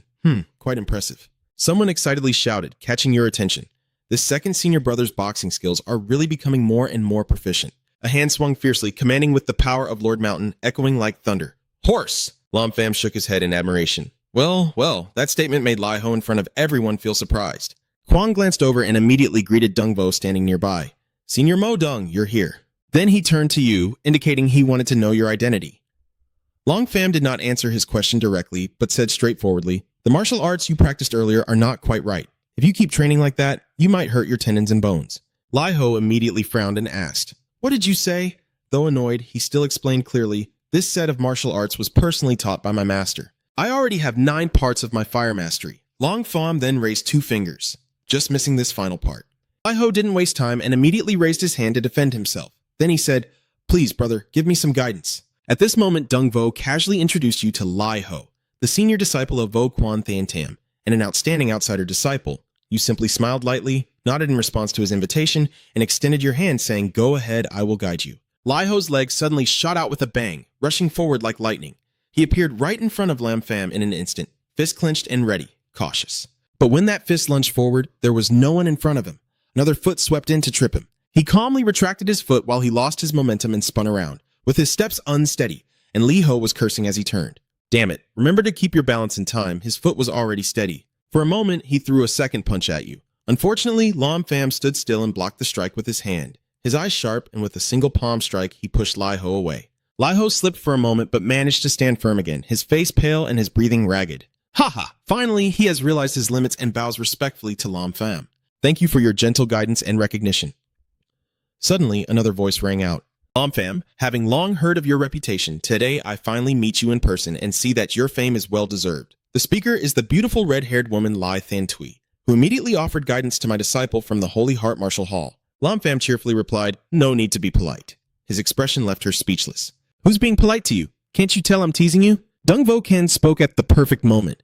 This person is Lai Than Tui, the shy granddaughter of Lai Than Tam. This name surprised him. She is Lai Than Tui. My gaze became passionate. In my previous life, I heard that Li Than Tam was favored by heaven, reaching the peak of Trucco, but unfortunately died unexpectedly later. Remembering her past life calamities, you feel even more regretful. Outside, people are buzzing with rumors. Some say she was poisoned, others claim she was murdered. It's just a pity that Vo Quan Than Tam is very discreet, so no one knows the true situation. Suddenly, he looks straight ahead. Could it be that the surrounding Than Tui is confused and unaware with these streams of aura seeping through? The aura surrounding her body revealed a purple flame within, while she herself remained unaware. She asked, "What are you doing staring at me like that?" Long Pham was still standing there lost in thought, so that's how it is. She's lost in her cultivation, rushing too fast, her foundation unstable, and now her body has accumulated too many hidden injuries. I'm afraid she'll explode in less than 3 years. Deng Vo didn't know anything, just chuckled softly. It seems she's seen through us. Then Tui shyly asked, "Have you looked enough?" Long Fang calmly closed his eyes. "I've looked enough." Her annoyed expression made her upset. Yeah, she grabbed Deng Vo's hand and turned away. "Senior, my grandfather has something to do outside. Please come with me to the 3rd floor to rest." All right. The three of them walk up the stairs to the 3rd floor of the martial arts hall. The old man suddenly laughed out loud, making Lam Pham laugh too, leaving you completely confused. The old man put on a mischievous look. It seems the Holy Heart Martial Arts School is about to have some big fun. You look at that lewd smile and are speechless. The old man turns away and laughs even louder, leaving you still clueless. What are they talking about? In the 3rd floor tea house, Than Tui is brewing tea for Deng Vo and Lam Pham. The freshly brewed tea still steams as she happily gestures for the elder. "Please, senior." The old man smiled as he picked up his tea and asked, "Than Tui, you're 25 this year, right?" She paused for a moment. "Huh? That's right." The old man couldn't hide his excited expression. Slightly older in age, but the woman who was 3 years older embraced the golden brick. Ha ha, this remark made Than Tui and Lam Pham both sweat. "Huh?" A quick hand suddenly struck the old man's throat. "Wait a moment, senior. I mean it." Than Tui was completely devoted to martial arts and had sworn never to think about anything else unless she reached the Nguyen Nguyen realm. But Lam Pham's words shattered her dream. She couldn't reach the Ngung Nguyen realm. She shouted in anger. "What did you say?" Deng Vo thumbed up. "That's a brilliant move." He didn't pay attention to the old man and explained seriously. She was training desperately for immediate benefits, but there were already hidden wounds in her body. He remained calm as if this was just an ordinary matter, and within 3 years she would definitely go mad and die. Then Tui felt resentful, but the senior said, "You are a genius, but I hope you understand that there is always someone better. Heaven has higher realms. People must be humble and not just boast about ruling the world." Long Pham, seemingly unaware of her frustration, calmly sipped his tea. "Have you been transporting the great continent's heavenly blessing these past few days? Do you feel any strange sensations in your dantian?" Then Tui was stunned for a moment, her eyes filled with amazement. He seemed to have a gaze that saw through everything. This kind of situation has probably happened a long time ago. Every time it occurs, she forcefully uses internal energy to manipulate the aura in her dantian. The confusing feeling temporarily disappeared, but it will appear again later, and she still forcefully pushes her energy as before. "I wasn't wrong, was I?" His expression grew heavy. If she kept waiting like that, only death and disillusionment awaited her. She stammered, "Do you have a way to solve this?" Lam Pham nodded gently and said, "If it were someone else, of course there's no way. But if it's me, it's different. She doesn't dare to delay anymore. How should we handle it?" However, Lam Pham was not so easy to negotiate with. Her attitude didn't match that of someone seeking help from others, and she choked on her words. "Hey!" Hurry footsteps echo as Zheng Huan happily runs over, while the old man behind is already out of breath. "Then Tui, I have invited Wang Shinying already." He was surprised to see the person in the room. "Please quickly hold Deng Vo's arm." She pulled the old man to introduce him, saying, "This is the friend your grandfather invited, Senior Deng Vo." Long Pham behind could only shake his head in disbelief, thinking this little girl is getting too arrogant. Junior brother Zheng Huan bows respectfully, saying, "I, Zheng Huan, humbly visit the senior," then rushes excitedly in front of her. Junior sister. He reached out to the nearly unconscious old man, now standing upright. "This is Vuong Than Y. I have told Vuong Than Yi about your sister's cultivation condition. Vuong Than Yi said there is a cure." Then Tui stepped forward to pay her respects to him. Then Tui visits Wang Shen Yi. He nodded and stroked his beard.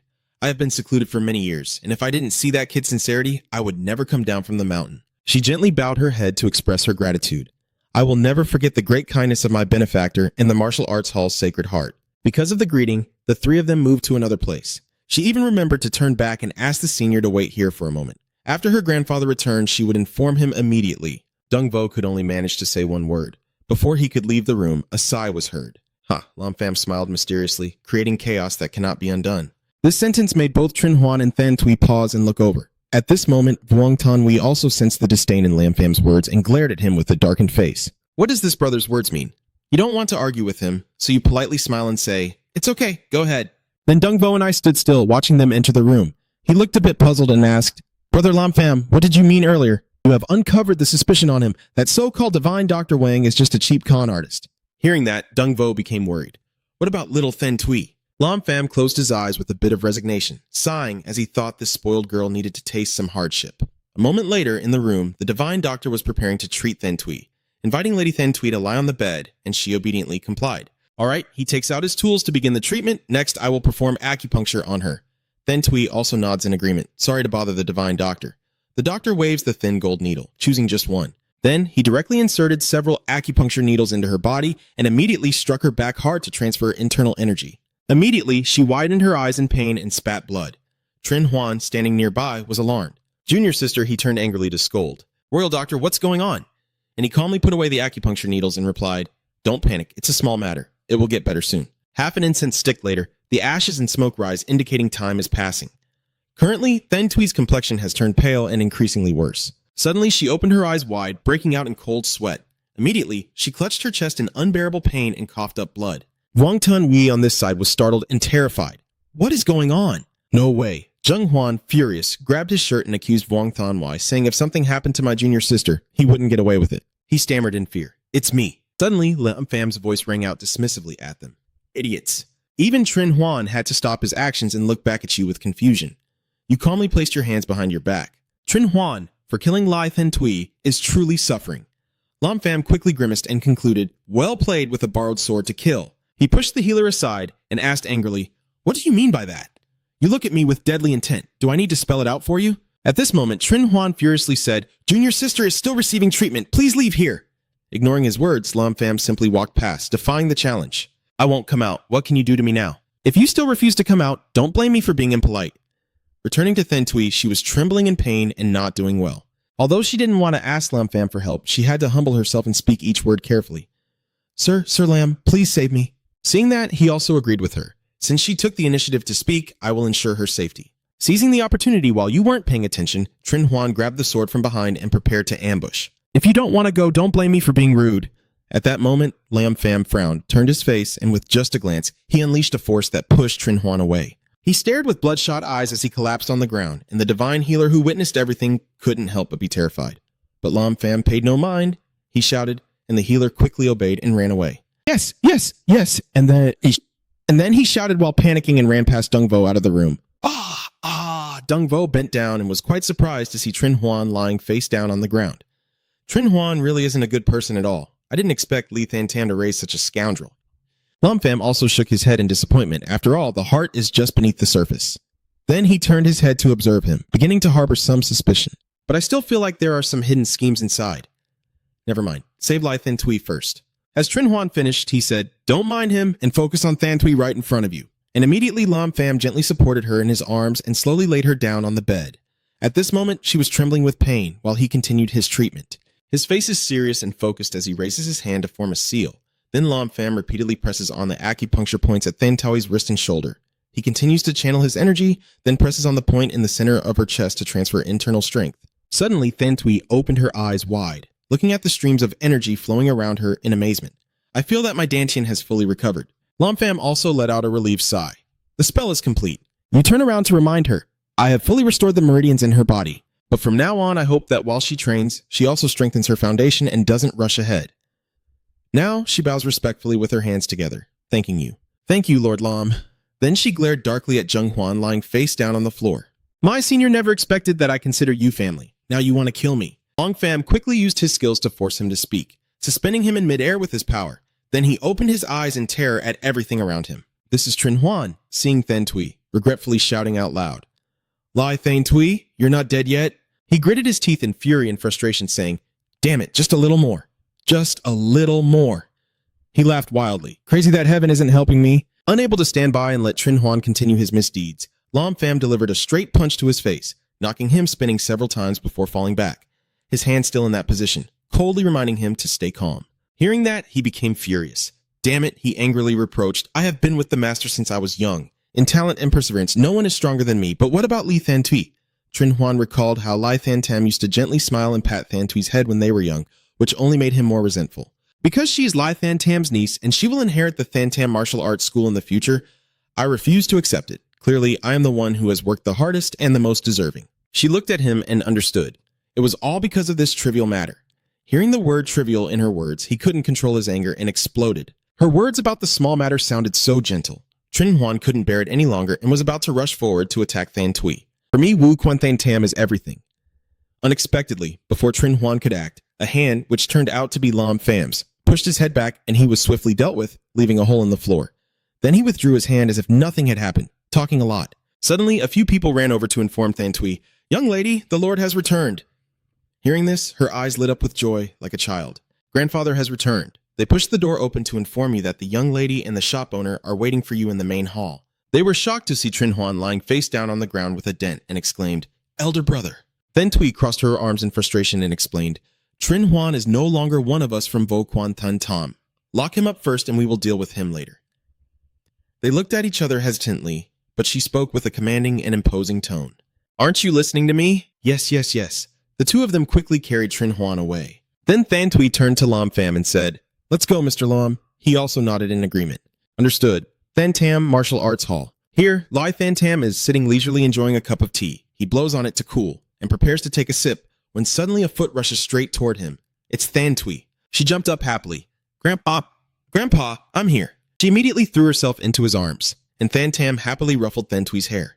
The little girl in front of the guest can't even behave properly. Dung Vo, standing nearby, then speaks up. "What's wrong?" Than Tam and Dung Vo shoulder to shoulder, laughing and saying, "It's been a long time since we last met. Ha ha ha." Than Tui beside her also steps in to inform Than Tam about an important matter, saying, "Yes, Grandpa, I have something to tell you that has caught his attention." She whispered something in his ear that surprised him as well. Oh, and later, when Than Tam understood everything, he clasped his hands in gratitude to Lam Pham, the great benefactor of my little brother Lai Than Tam, whom I will never forget. He modestly replied, "Lai Quan Chu, there's no need for such praise. I was just helping out casually." Hearing that, he also praised sincerely. "Little brother, you're still young, but already so talented. Is it really a blessing for a martial artist of Hoa Han?" Then Tom asked happily. "I wonder if little brother is already married." This made Lam Pham startled, and he sweat profusely as he replied, Not yet." As soon as Than Tui heard that, he blushed and shyly waved his hand. "Grandpa, what are you talking about?" Then he burst out laughing. "Ha ha ha ha, maybe it's better for the young brother to spend more time with my niece. This little girl is actually very good." Lam Pham cleared his throat and gently reminded him, "Cough, cough, Master Lai, we should discuss the main matter first." Dung Vo also agreed with Than Tam. "Truly a perfect match. Ha ha ha." Then Tam turned to Than Tui and said, "Yes, Than Tui, focus on the main matter first. You go outside for now, she will listen." "Yes." Then he immediately stepped outside. Now he is asking those two for help. "This time I am willing to gather the hidden family forces because there is actually a major matter that requires your cooperation," the man solemnly revealed, just as a fan suddenly interrupted their conversation and Hot Hai ran over to report. Quan Chu is in trouble." Lam Pham and Dung Vo were startled and exchanged glances, while Than Tam scolded his behavior, shouting, "What kind of conduct is this?" The fan immediately knelt and reported. "But the shop owner, a group of people has arrived outside, looking like they came to cause trouble." He crossed his arms and questioned, "My holy martial pavilion has been established for many years. Why should I be afraid?" He looked worried, and this time it was different. There was a group of foreigners, and they even demanded that we hand over a young man named Lam Pham. When Lam Pham heard his name, he stepped forward to confirm, "You're looking for me?" I wasn't angry at all, but Saint Heart beside me was already furious. Brother Lam has great gratitude towards our Than Tam martial arts school. These people are staring like hungry tigers. Do they really think we are easy to bully? He unleashed all his energy, exuding murderous intent, saying, "I'll handle them." Suddenly, a hand stopped him, saying, "Wait a moment. If they're coming for me, let me deal with it." Than Tam was quite surprised, and in the blink of an eye, he disappeared, causing a gust of wind around his position. Seeing such a scene, Than Tam opened his mouth in shock. "All right," Dung Vo also stepped forward to pat him on the shoulder to comfort him. "Don't worry, leave it to him, and we'll continue drinking tea." Outside, suddenly Lai Ho was pushed away by them, crashing hard onto the ground. The other disciples saw him fall and rushed over to help their senior brother. Jia Laksa and his man arrived. He walked over, dismissing the Sacred Martial Arts School with contempt. He looked at them with disdain, unable to withstand a single blow. Lai Ho trembled as he held his arm and tried to sit up, while his father asked, "Who are you?" San quickly got to the point, not caring where Lam Pham was, and said, "I heard you are looking for me." With his overwhelming power, he jumps down suddenly, making San flinch, while Lam Pham's face darkens and radiates a threatening aura towards them. "I don't remember knowing any of you." The guy, still acting fearless, showed contempt. "You don't need to know who we are. You just need to know you've offended some people you shouldn't have." Hearing this, he chuckled softly. Suddenly, he widened his eyes in horror as Lam Pham quickly appeared in front of him with a formidable aura. "So that's why?" Seeing the unexpected scene before him, San quickly reacted and stepped back on his own. He didn't rush and simply lowered his foot to the ground, before raising his hand in a challenge. "Come on, show me what you've got to lead me away," San shouted angrily at Lam Fam's arrogant attitude. "Brother Huang," immediately he activates the missiles attached to his legs and rushes straight toward you. San lifts her knee from above, aiming straight at your body. "You're dead." He kicked straight at you, but you raised your hand to block it. Without stopping, he threw another punch at Lam Fam's face. This time, you also dodged quickly, and immediately you used a palm strike to push him back. But there was no internal energy. Strength and speed are absolutely not things ordinary people possess. In the end, Lam Fam finally realized, so that's how it is. "I know who you are now." The guy is still pressing his foot against the floor to stop himself. Hearing that, he snorted, and San tilted his head arrogantly. "So what if I know?" And you sneer contemptuously, "It seems you still don't know who I am." In the blink of an eye, you slipped behind him without him noticing, leaving him stunned. Lam Fam whispers in San's ear, making him break out in a cold sweat. "I've taken care of quite a few people from Thien Koi." "What?" In a flash, Lam Fam systematically eliminated each of his subordinates' men along a winding path. San's father, staring in shock, asked him, "What did you do?" He looked at him and sneered. In a brief moment, he was behind him, grabbing San's neck. "You are too weak. Today I will spare your life and bring some experts here." Hearing this, he trembled with fear. Then Lam Fam also released his hand. You just turned and walked away, not bothering to prepare anything, but Lam Fam saw through it. "That thing is useless to me." San was stunned, eyes wide with shock. He silently looked at the fallen subordinates on the ground, no different from a pile of rags. Without saying a word, he bent down, grabbed their collars, then shot straight into the air, swiftly streaking back to the bustling city. San looked at the miserable subordinates on the ground and felt furious. 4 useless fools. In his hand is a phone. The screen shows an ongoing call. As soon as the other end picks up, he sternly asks, "Zhou Bingtian, who exactly is the Lam fan you offended?" Bintian's face paled as he stammered, "He's a cultivator." He sweat profusely listening to San's report. That guy is extremely difficult to deal with. The man made a demand that if they wanted to kill him, they would have to pay an additional price. Bintian immediately agreed, saying, "All right, I agree with you." After ending the call, he immediately dialed another number and waited silently for the call to connect. The ringing phone made him anxious. It looks like he has to ask him and Yan to step in. Seeing no response, he grew even more annoyed. At the crucial moment, the chain slipped. These damn officials. He held a vial of blue liquid and poured it directly onto the unconscious subordinate. In an instant, their bodies dissolved into pools of blue water, and the man calmly walked away. The sky outside remained as blue as if nothing had ever happened. At the same time, Lam Fam was talking with Then Tam and Dung Vo. Those guys are from Thien Koi Tentam Yim Yi, who said, "I haven't gone to find them yet, but they came to find us first." He smiled meaningfully and said, "Brother Lam Fam, are you keeping that person alive just to catch a big fish?" You're quite proud, and he's excited. "We don't know much about Thien Koi, so if we can take this opportunity to study it more deeply, that would be a good thing." St. Tam happily suggested, "That's right, Brother Lam Fam. You should stay at our St. Tam Martial Arts Hall during this time." Lam Fam politely declined and said, "Thank you for your kindness, Master Li, but I still have other matters to attend to and cannot stay. If that's the case, I won't insist further." He said that in 3 days, I will invite all the martial arts schools here, and I hope Brother Lam will come to the St. Hart Martial School again. You fold your hands in front of your chest to show respect. Then he also bid farewell to everyone and left.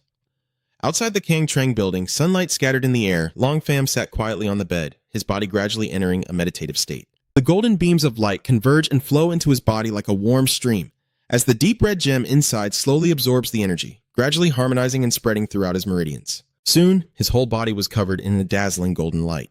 The golden rays gathered, as if being drawn into his body by the red object, forming a swirling vortex around him. Inside his subconscious, the spiritual energy surrounding it begins to be absorbed, increasingly merging into one, and a satisfied smile appears on Lam Pham's face. "I'm thrilled. I've become a 9 Heavens Divine Stone, and I never expected the 9 Heavens Spirit Stone to also turn into a UN condensation within my body.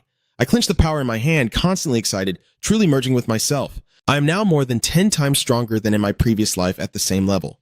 The image of my past life appears in my mind, and with the 9 Heavens Divine Stone, I was destined to surpass my previous self and achieve the realm of creation." Having completed his goal, he calmly lay down, closing his eyes and gradually falling asleep. The next day, Lam Pham and Tan Tin stood in front of a large building. He expressed his admiration. "No wonder it's the leading medical academy. Indeed impressive." Tan Tin announced that today the Medical Institute will hold its first public lecture. "Top students from the academies come here for the assessment." She glanced at him and warned, "Lam Pham, don't embarrass me." Lam Pham calmly said, "Just relax. The teacher beside you only looks at you with suspicion." As more students gather around, the two of them blend into the crowd heading toward the building. Suddenly, someone appeared causing a buzz around. Hey, isn't that Huan Ya Chao?" "He's going to school again." The other person approached, dressed in a stylish outfit, and someone exclaimed in surprise, "Damn, Hua Nyat Chao going to school. Am I dreaming or what?" Ning Chao paid no attention to the noise around him and calmly said, "Hello, Miss Tan." Tan Tin was delighted. "Are you the classmate Hua Nyat Chao?" She politely added that he was a once-in-a-century genius from the #1 medical academy in the capital. Hua Nyat Chao waved his hand and said, "That's just a joke from a classmate." He looked at Lam Pham and greeted him, saying, "Hello, are you the exchange student from Yado Academy?" Nyat Chao smiled warmly. "If you have any questions in the future, feel free to ask me." Then he turned and stepped onto the stairs. "I'll go in first." Lam Pham nodded lightly. "All right." He showed an amused expression, another talented cultivator from the core formation stage, truly deserving of his reputation. In the public lecture hall, Lam Pham and Tan Tin headed towards the crowded rows of seats, drawing the attention of nearby students. At this moment, the classroom door opens and a person enters, greeting loudly, "I am Professor Zhang Tongji." The students excitedly buzzed, "This is Professor Zhang, the shining star of modern medicine. I hear there's no surgery he can't complete." Yes, Professor Chuang Han Yi has never made a mistake in the past 30 years. He is truly the model for me to learn from and follow. "Dear students, today is our first class, and I hope we can have a great exchange." Lok Vu suddenly raised his hand to share his opinion. "Professor Zhang, I have a question I'd like to ask you." "Go ahead." He opened his mouth but didn't speak right away. Then, seeming to make a decision, he paused and said, "Professor Trung, I was born into a family of traditional Chinese medicine and have been learning it with my grandfather since I was young. But in recent years, I've started to feel that more and more people don't trust traditional Chinese medicine or agree with it." He looked visibly anxious. "I want to ask how you feel about this." These words made Nyat Chao burst out laughing, and everyone's eyes quickly turned toward the sound. He quickly waved his hand to explain, Sorry, I just found the problem with that student really funny and couldn't hold back at the moment. Please don't mind." The professor observed his reaction and silently commented that Hua Nyat Chao thought himself more talented than others, with a cocky and arrogant personality, especially in trying to make things difficult for Dong Yi. Yes. And then the next situation surprised him. Lak Vu stood up and pointed directly at Nyat Chao. "I know you. I've heard you're a rare genius at the First Medical Academy of Dedo." He smugly adjusted his shirt. Too much praise, Lak Vu said irritably. "I ask you, where is my question funny?" He gently lifted his glasses, appearing knowledgeable. Traditional medicine is actually quite funny about this. As I see it, it's just a trick to deceive people. Illnesses can be cured with traditional Chinese medicine. Even if you don't treat it, it will heal on its own. Nyat Chao declares that only modern medicine is true medicine, causing all the traditional medicine students to frown. This guy Lok Vu looks so angry he's about to lose his temper, damn it. My comrade advises him wisely. Traditional Chinese medicine is profound and deep. "Professor, I disagree with that. What is discarded by the times should just disappear." He puffed out his chest, saying traditional Chinese medicine is just a deceptive show. Herbal medicine has some benefits, but it also needs to be refined using modern medical methods. You are all prodigies, so perhaps you should focus on studying modern medicine instead of relying on what is called chaotic traditional Chinese medicine. Comrade Zhang and the herbal medicine students were furious, but they could only stare in silence as he spoke. Amid the chaos, Lam Pham calmly stepped in. "If you think traditional Chinese medicine is unreliable, then let's see who comes out on top." I looked straight into Hua Nyat Chao's eyes with determination. "I ask if you dare, yes or no." Nyat Chao replied casually. "I might as well prove it to you all." He still spoke with contempt, saying, "Traditional Chinese medicine is just a scam. How do you want to compete?" Long Pham replied confidently, "If you look down on traditional Chinese medicine that much, then you decide so I won't have to say I'm bullying you. In that case, let me decide. Let's compete in the most basic technique of traditional medicine. I ask, so what do you think?" He made a condition. "If I lose, I will apologize to everyone in the traditional medicine sect. But if you lose," Long Fan interrupted and declared to the whole class, "I will stand in front of the entire school and say, our traditional medicine is rubbish." What do you think? Hearing that bold statement sparked a heated debate all around. Where does he get the courage to compete against Hua Nyat Chao? Is he really that bold?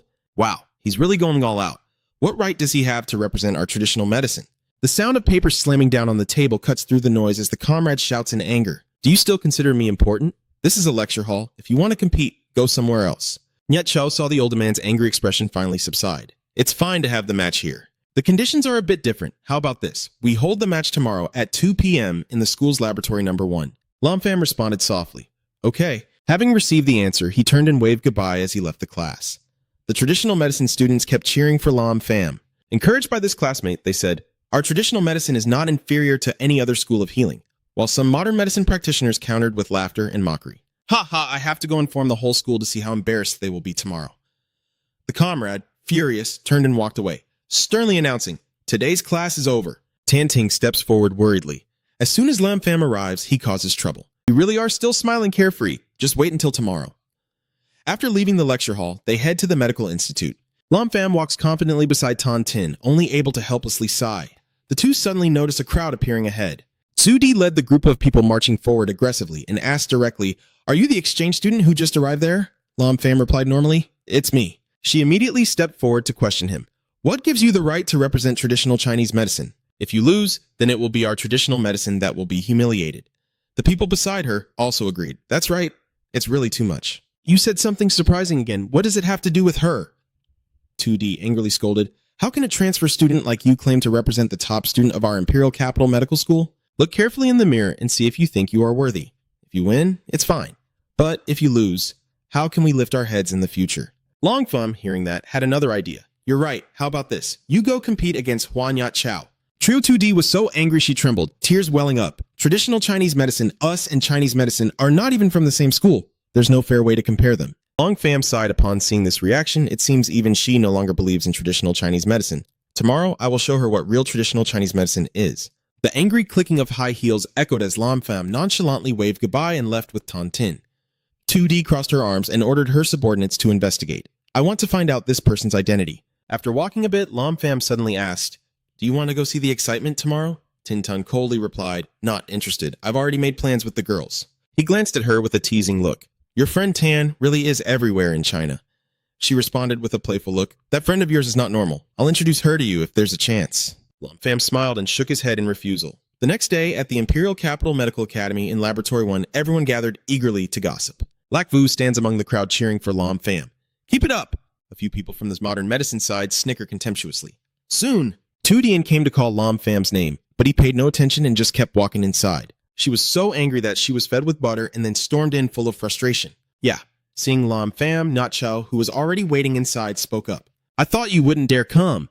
You casually plopped your bag on the table. Then you really underestimate me. When does it start? He points to the machine behind him. Any time is fine, then he announces the rules. The first round is just looking.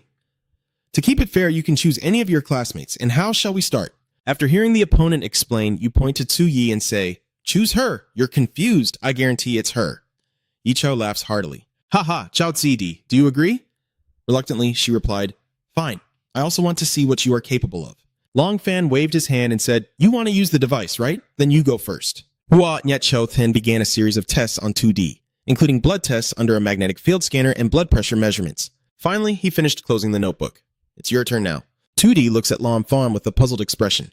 The atmosphere between them is now so quiet and still that it's almost terrifying. She suddenly spoke up. "Have you looked enough yet?" Lam Pham pondered for a moment, then sighed and turned away.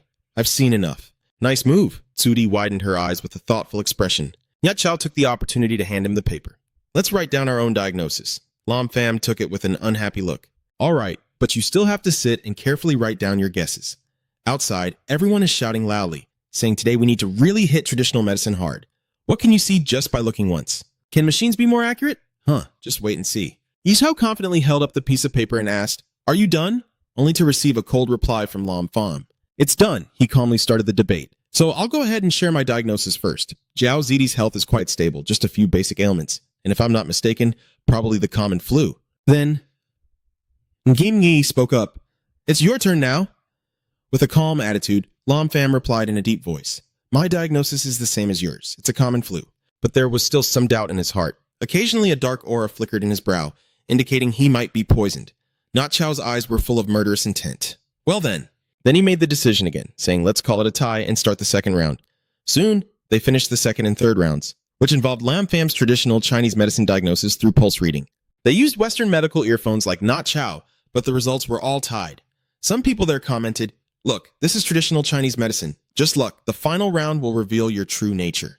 This evenly matched contest even prompted Not Chow to subtly praise him. "Your skills are not bad." In the final round, suddenly a patient there collapsed to his knees and cried out in pain. "Ah!" His face contorted in pain. Then she lay on the floor, clutching her lower abdomen, shocking everyone around her. Not Chow was extremely panicked. "What's wrong with you?" The patient looked up and tried to speak, clutching their aching stomach. As soon as he heard that, he became anxious. With crude equipment here, it's better to take him to the hospital. However, Lam Pham still calmly checks his pulse and assesses the situation.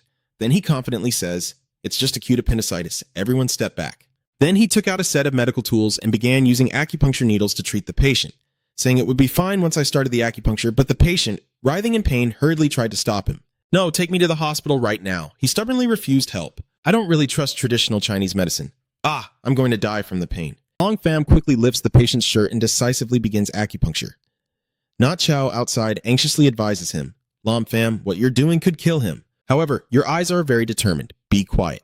Then he seriously used a needle to puncture the acupoints around the patient's abdomen. He is now more alert and suspiciously said, It seems so. I'm so happy. It doesn't hurt anymore. Lam Pham felt a bit relieved and said, I will prescribe a medicine for you later. Just take it for a few days and you'll be fine. You even assured him that there was no need to go to the hospital to get his head checked. This situation left everyone there wide-eyed in surprise. Su Yi was watching from outside, puzzled. Who would have thought acupuncture could treat appendicitis, but someone still stitched it up. Did you do it? He was fine all along. Everyone was surprised and started to discuss what really happened. But the previous patient openly supported Lam Pham. What are you guys talking about? Rescue really works. After finishing the matter, he glanced at Not Chow and challenged him. Come on, let's continue with our final round. He now has a different opinion about you. This kid is pretty good. Suddenly, the door bursts open while everyone is tense. What are you two doing shouting like that? They didn't study all day. They were making a loud fuss. Everyone disperse. Everyone disperse. Not Chow looked at Lam Pham with a hint of regret. Looks like our fourth round isn't going to happen. You ask back, seeming not to be willing to accept it either. He approached and said seriously, I know you're also a cultivator. In 3 days, I will find a place for a real showdown. Before leaving, he left a challenge. I wonder if you have the courage for it. Lam Pham quietly guessed that this was indeed his true goal, then indifferently replied, Of course I can. Yi Chu quickly responded, All right, I will contact you tomorrow. The man who just entered was still trying to disperse the crowd. Hurry up and clear out. What kind of show is this? You calmly stepped outside while the person beside you sighed in boredom. Hey, that's so disappointing. Suddenly, someone grabbed Lam Pham's shirt. It turned out to be 2D, rushing to stop him from behind. Stop right there. Lam Pham glanced at 2D and asked, What's going on? You were just lucky today. If it had been round 4, you would have definitely lost. Hearing that, you feel extremely annoyed. She's a student of the Eastern Medicine Institute and has no confidence in Chinese medicine. She's not worthy of studying Eastern medicine. After Lam Pham finished speaking, he immediately turned away without saying more, making 2D furious. I'm so pissed off. It's still the vibrant school scene under the golden sunlight. He walks away feeling bored, indifferent, and unenthusiastic. Suddenly, Lam Pham saw a female student rushing toward him. It was Hua Fifi, who cheered happily upon arrival. It's him, then reached out as if trying to grab something. Wait a moment. Before Fifi could finish her request, he quickly grabbed her wrist, twisted it behind her back, and asked sternly what she wanted to do. Nevertheless, she still responded enthusiastically. Indeed, you are also a cultivator. As she was happily celebrating, Lam Pham let go, causing her to stumble and fall. A Fifi turned around and nervously said, I have something to ask for your help. This is not a place to talk. I sincerely want to ask for your help. Lam Pham immediately doubted, what is your relationship with Hua Nyat Chow? It turns out it was because you sensed something unusual. The internal energy on this girl is exactly the same as Hua Nyat Chow's. She suddenly rushed over and grabbed your hand. I knew I wasn't mistaken about you. You've been following me. Wait until we get there, and I'll tell you the truth. Long Pham immediately looked excited. That's interesting. Let's go. But their meeting was seen by 2D. She found out and stomped her foot in anger. This guy actually went with Hua Fifi. In the luxurious and grand tea house in the Imperial City, there seems to be something strange lurking here. Lam Pham just arrived and stepped inside, while Fifi kneeled down and begged desperately. Please save our divine medical sect. At the same time, in the fairy world, there is a mystical land completely different from the mortal realm. Old Master holds the treasure in his hand and expresses his wish. Dao Tai God General, if fate allows me to meet my successor, I hope you can take care of him. Long Pham was very surprised after hearing the story. She is the heir of the Divine Doctor sect, and he secretly rejoiced, never expecting to meet her. Fifi looked up at you with shining eyes, her cheeks slightly blushing, and quickly explained that the current leader of the Divine Doctor sect is my father. Lam Pham guessed that she was asking me to save her medicine god sect. She must think I have the ability, right? Hearing this, Fifi became excited. I already know about your fight with Hua Nyat Chow, so I believe you definitely have this ability. Moreover, you carry a special aura of confidence and pride. Lam Pham felt helpless after hearing that. This girl is a bit naive. Then, hesitatingly guessing that Hua Nyat Chow was her, he hadn't finished speaking when Fifi revealed that Hua Nyat Chow was my adoptive son and a traitor of Thon Yiman. At this point, Lam Pham began to understand a bit of the interesting story. Why does Hua Nyat Chow, who comes from the Divine Doctor sect, insult and belittle Chinese medicine? She immediately responded with an indignant tone, saying he is a terrible scumbag. All the suppressed grievances over the years were poured out by Fifi. Hua Nyat Chow is my adoptive son. He has incredible talent in cultivation but doesn't follow the medical path, so he's dissatisfied with the Divine Doctor sect. Yet no one in the sect has ever looked down on him. As he confided this, tears welled up in his eyes, and even my father secretly told me that many years later, the sect would pass the inheritance to him. Chao, through 5P's account, clearly had malicious intentions, but unfortunately Huan Yat Chao's ambition was great, and he betrayed our divine medical sect for personal gain. Relying on some mysterious forces, then began to undermine and pressure Chinese medicine relentlessly. She detailed every step. Moreover, Huan Yat Chao has monopolized 1/3 of the entire imperial city's pharmaceutical industry. The outcome seemed predetermined, as his advanced tactics produced large quantities of symptomatic medicines rather than cures, bringing him considerable profit. Fifi recounts everything with great indignation because of this. My father was so angry that he fainted, and Huan Yat Chao organized a medical exchange event mainly to completely humiliate Chinese medicine and our Than Miman during this major gathering. But Lam Pham remained very suspicious. No, even if Huan Yat Chao betrayed the divine healer sect, there should still be many talented disciples in the sect. How could they be pressured? Fifi hurriedly explained, there are only a few disciples left in the divine doctor sect now. The others have all been recruited by Huan Yat Chao. She sighed repeatedly. Now besides me, the sect only has a few young disciples left. Now you understand the whole story, so that's how it is. But this Huan Yat Chao can persuade most of the disciples of the divine doctor sect. It's certain that your medicine god sect already had some inherent issues. 5Phi was stunned to hear this. Lam Pham asked further, is Huan Yat Chao's medical skill even better than yours? He received an awkward reply. Not exactly. It's just that 5Phi was too shy to explain, and this medical exchange event is organized by the same group, so we need all three of us to be there. In the end, he made a decision. If that's the case, I will help with this. She was so happy she opened her eyes wide and cheered excitedly. Really? Really? Thank you. I haven't celebrated for long before Lam Pham added, but I have one condition. 5Phi quickly replied, go ahead and say it. Upon hearing that, he seriously said, perhaps the divine doctor sect has many herbs rich in spiritual energy. As soon as she realized Lam Pham's intention, she jumped up in panic. Thou Duck has such precious spiritual energy, but you still calmly explained, don't rush to refuse. I can guarantee I will make you win this match. If you lose, I won't take anything from you. 5P's face darkened with hesitation, but Lam Pham assured her that if she lost, there would be no harm, only benefits from this deal. Her mind was unstable, so she agreed immediately. I accept. After the deal was successful, he demanded more than 30 spiritual herbs instead of just 10, and at this point, 5Phi had no choice but to accept. The deal was successful. Lam Pham was quite satisfied. He even reached out his hand to her and said, then let's have a pleasant cooperation. Both of them shook hands to confirm the secret agreement. A moment later, Lam Pham mocked her again, weak and fragile, truly unrecognizable as a medical prodigy. After ending the conversation, he cheerfully said, all right, that's all for today. He turned away and left a message to ensure victory, saying he's going to prepare something. 5Phi's eyes were filled with worry, hoping he could truly help her win. At the dangerous house on the main road of the imperial capital, Lam Pham had been pondering on the way there that if he was to compete in medicine, he needed to have the right tools at hand. You are muttering the names of each item, silver needles, medicinal liquids, when suddenly you bump into Lam Huck in a rush. The boy quickly lowers his head and says, sorry. Lam Pham looked at the boy and said, no need to apologize. It turns out he knew Lam Huck's intentions, so he grabbed the boy's collar and threatened him, but stealing isn't a good habit. But the boy turned to resist, saying nonsense. I didn't steal anything from you, and Lam Hook was feeling very scared inside. Damn it, luckily this guy is just a poor nobody with no money on him. Lam Pham angrily threats and intimidates. Today I will break this arm of yours, Lam Huck timidly pleads. No, please, I can't lose my arm. Lam Pham releases the boy and questions him. Young people's strength shouldn't be used for such things, yet you're doing them? Lam Huck hesitantly replied, I was also forced into it. The boy continued to be questioned by his father. Tell me, why were you forced? He realized something was strange inside, yet this kid was actually a congenital divine body. Lam Huck's face darkened as he looked regretful. Seeing the boy remain silent for quite a while, Lam Pham had to speak up. Do you have no money? Are you familiar with the imperial capital? Lam Hook widened his eyes and explained that I have lived here since I was young, from every alley to the main streets. I know every corner. Lam Pham was very pleased and continued to probe Lam Hook. Good. So I ask you, do you know where the oldest antique market in this city is? The boy excitedly replied, Of course I do. You've come to the right person for this. Then the boy secretly revealed to Lam Pham that outsiders think the 4 great ancient attractions in the imperial capital are the oldest, but actually they are not. Only those who have been familiar with this place for many years like us know that all those stories are just tricks. Lam Huck firmly said, The real good stuff always appears in the hidden market. Upon hearing this, Lam Pham ordered the boy to take me there, but Lam Huck, being shrewd, had already asked for a fee for the job. You need some money to get there anyway. Lam Pham casually assured that Tian Long doesn't need to worry. Then he handed a credit card to Lam Huck and said, No password needed. Take as much as you want. I'll wait here.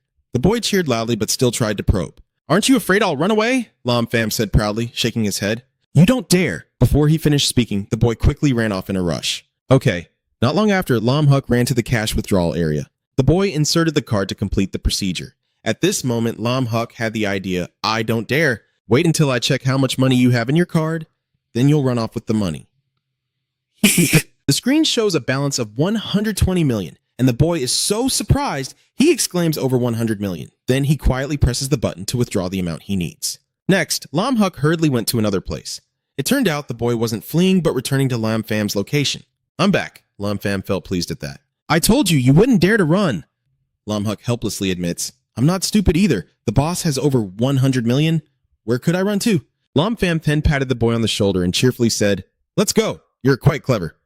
They then moved together to the antique shop. Suddenly, the boy looked into the distance at something and quickly ran over to the two guards shouting loudly, Ho family. Loi family. Loi family happily replied, Oh my, isn't that the second fool? Hojia also teased, What's wrong? Are you going to the underground market to hang out? Lam Huk awkwardly explained, Please don't call me by my nickname. This time, I'm bringing a wealthy benefactor. The Ho family quickly accepted the item the boy handed over and said, All right, go in now. Remember the rules. The boy led Lam Fam to the underground market and didn't forget to wave goodbye. On the way, Lam Fam teased Lam Huk, revealing that his name was Erkau. The boy hurriedly explained, My name is Lam Huk. I thought about this name for a while. It's not bad. As soon as they arrived at the market, someone came out to greet the guests, and Chivi bowed respectfully to welcome the visitors. Lam Fam quickly assessed that this person was also a master of internal cultivation, indicating that this underground market indeed held some prestige. He gestured for Lam Fam and Lam Huk to follow him. The boy looked around the environment as he entered, while Lam Fam remained calm and observant. He looked up at the ceiling, deducing that this underground market was not quite what he had imagined. Chivi still remains very respectful and invites me to follow him. It seems this market is quite grand and well organized, but the guests are also a special group. He asked politely, not sure if this gentleman wants to participate in the regular auction or the martial artist auction. Lam Fam generously replied, Of course it's a martial artist auction. Did you already think this kid is very familiar with this place? It seems they are also aware of the existence of martial artists. Then they continued on, with Chiwei still enthusiastically leading the way. Please follow me. The three of you proceed into the marketplace together. They enter the elevator to go to another location as instructed by Chivi. Strange noises sound as the elevator opens into a grand underground hall. Chivi looked at Lam Fam and said, Please register with me first. The receptionist reminded Lam Fam and said, Sir, please leave your inner energy signature and cooperate so we can match their aura. But as he just placed his hand on it, Chivi and the receptionist were both stunned by the shining light. Lam Huk was startled and thought to himself, Core formation, no wonder it's so powerful. Chivai also looked surprised and asked for advice, never expecting it to be a cultivator at the core formation stage. Even Lam Fam knew nothing about this. In his previous life, he had never heard of a place like this. It seems that the person controlling this place now has a very significant background. Suddenly, there was a commotion. When does today's auction start? Chu Benthin, upon seeing Lam Fam, gritted her teeth in surprise, and Chivi also looked at him to ask about the situation. Mr. Chu, you know each other, but he dismissively turns away and denies it, saying, I don't know. Somewhere, Benthin is connecting a call with a mysterious figure. That kid Lam Fam is now in the underground support area. The other side calmly confirms, I understand. He hung up the phone with a calculating smile. Haha. Chivai led Lam Fam and the others into the underground support area and then said solemnly, Please sit down. Lam Fam sat and then gestured to Lam Huk. You can sit too. The boy happily agreed. All right then. Chivi suddenly fell into deep thought for a long time. He quickly excused himself from Lam Fam's group. The auction will start soon. I'll head down first. However, Chivi's mind was already speculating. Where did the young master of the Lam family meet a core formation expert? Could it be that he wants to return to compete again? Not long after, another man entered the room. He was Kuathien, a key figure in the underground auction. He greeted the crowd calmly. Everyone had been waiting for a long time. As soon as he appeared, Kuathien was seen through by Lam Fam. This old man is also in the nascent soul stage, and at the same time, he is catching up with the situation. Kuathien looked at Lam Fam and also sensed the powerful cultivator in the Ngung Win realm. Then he glanced over at Lam Huk. Wait a moment. Next to him is young Master Huk. This made Kuathien hesitate for a moment. It seems that this young man is not so simple after all. However, in the next moment, he returned to his enthusiastic state, welcoming the guests. Welcome everyone. Today's auction officially begins. Kuathien claps to signal his subordinates to bring up the item. A masked person pushed a cart covered with a red cloth. This item is the divine healer's gold needle used when he was young, over 100 years ago. Long Fam focuses on the auction. The first item is here. The item is detailed as this gold needle set has been with the medicine god for over 100 years, receiving countless nourishment from divine treasures and geniuses, making it a supreme treasure with the lowest price at 70,000, 10,000. Ladies and gentlemen, please start bidding. The distinguished guests are excited to bid higher to win the gold needle. 75,000, 80,000, 85,000. Suddenly, the auctioneer also shouted out a sky-high price of 100 million, catching Lam Pham a bit off guard. Quat Thien excitedly spoke. So, it's the Hua Thi Pharmaceutical Company. That makes sense. This set of acupuncture needles truly means a lot to you. Lam Pham listened to what he was saying and suddenly had a vague idea. Isn't the Hua Thi Herbal Medicine Company run by Hua Nyat Chow? A moment later, Lam Pham boldly decided to raise the price by more than 200 million. Some guests at this point couldn't believe their eyes. What? 200 million? Big brother, it seems you don't have that much money, but you still calmly rebut. I also said I only have one card. The man has his own plans, and today the important thing is to preserve our strength, especially Vuong Din Ton Duok. Since no one bid higher, Quat Thien decided then. So the first item will go to that gentleman. The auction quickly resumed, with each precious treasure displayed for the bidders. This time, the auction item seems to be huge. Long Pham immediately senses the energy. The spiritual energy is so strong, this is the pill furnace. The Quat Thien Thunder released a giant Medicine King cauldron filled with spiritual energy and said this is today's final auction item, the Medicine King Peak. He also told the legend. This medicinal cauldron's origin is unclear, but the spiritual energy it contains can nourish meridians, strengthen cultivation, and any medicinal ingredients inside can enhance the potency of the medicine by over 20%. The Han has waited for exactly what he wanted. Lam Pham also became interested in this auction, the Medicine King Cauldron. So this time, it's the real Medicine King Cauldron. You remember your past. The spirit pillar of the previous life, after your ascension, occasionally heard others mention that 100 years after your ascension, one day the heavens and earth reversed and a medicinal cauldron appeared, leading to your direct ascension. And this medicinal peak is the Medicine King Peak. It is this memory that makes Lam Pham even more determined. This item must be obtained. Quo Tien happily announced to everyone that this medicinal peak is extremely valuable and cannot be simply measured in cash, so the rules for auctioning this final item will be slightly changed. He also raised his hand to add more. Those interested, please bid freely, with a minimum of 3 billion. Additionally, you need to present items of equivalent value for exchange. After hearing the auction rules, everyone fell silent. Suddenly, a clear-voiced man declared, I will offer 10% of Longdang Group. Is that enough? He remained silent for a long time to gauge Quat Thien's expression. A woman wants to bet in this auction. I have a piece of jade pendant once used by ancient Master Fuang. I wonder if it's acceptable. Cheek Han also boldly declared, 10% of Hua Pharmaceutical is enough, right? Quat Thien nodded with satisfaction. The Huo Pharmaceutical Company is definitely enough. At this moment, the Han man looked pleased, thinking that this deal would succeed. Many bidders started to turn pale at the thought of this item. Quat Thien calmly asked the guests one last time, do any more bids? Just as things seemed hopeless, Lam Pham suddenly spoke up. I have a cultivation technique suitable for strong cultivators at the fish origin stage. As long as your talent is decent, you can easily advance to the nirvana stage. The entire hall was silent. Is that true? Lam Pham confidently vows, I dare you to try and see for yourself, forcing Quat Thien to consider other options. This person has already reached the fish origin stage. If he truly possesses a cultivation method capable of breaking through to nirvana, then I can free myself from the constraints of fish origin. He advanced to the nirvana realm. Overcome with frustration, the Han boldly made a bet. I will take 20% of Huashi Pharmaceuticals' shares. However, Quat Thien still shook his head in refusal, still a bit short. This made him extremely resentful, while Lam Pham glared at him with contempt, refusing to give up. The man then offered a different price. He goes all in this time, adding 100 truck Kodan. Quat Thien was very surprised to hear that. Even with 100 truck Kodan pills, he still couldn't accept it, still unable to surpass the cultivation method that could break through to nirvana. A rather gloomy atmosphere settled in, and no one dared to bid higher. Quat Thien decided that this Duok Vuong peak belonged to this gentleman. Lam Pham looked pleased as he heard the announcement. The auction is officially over. Thank you all. We have prepared some snacks. Please enjoy.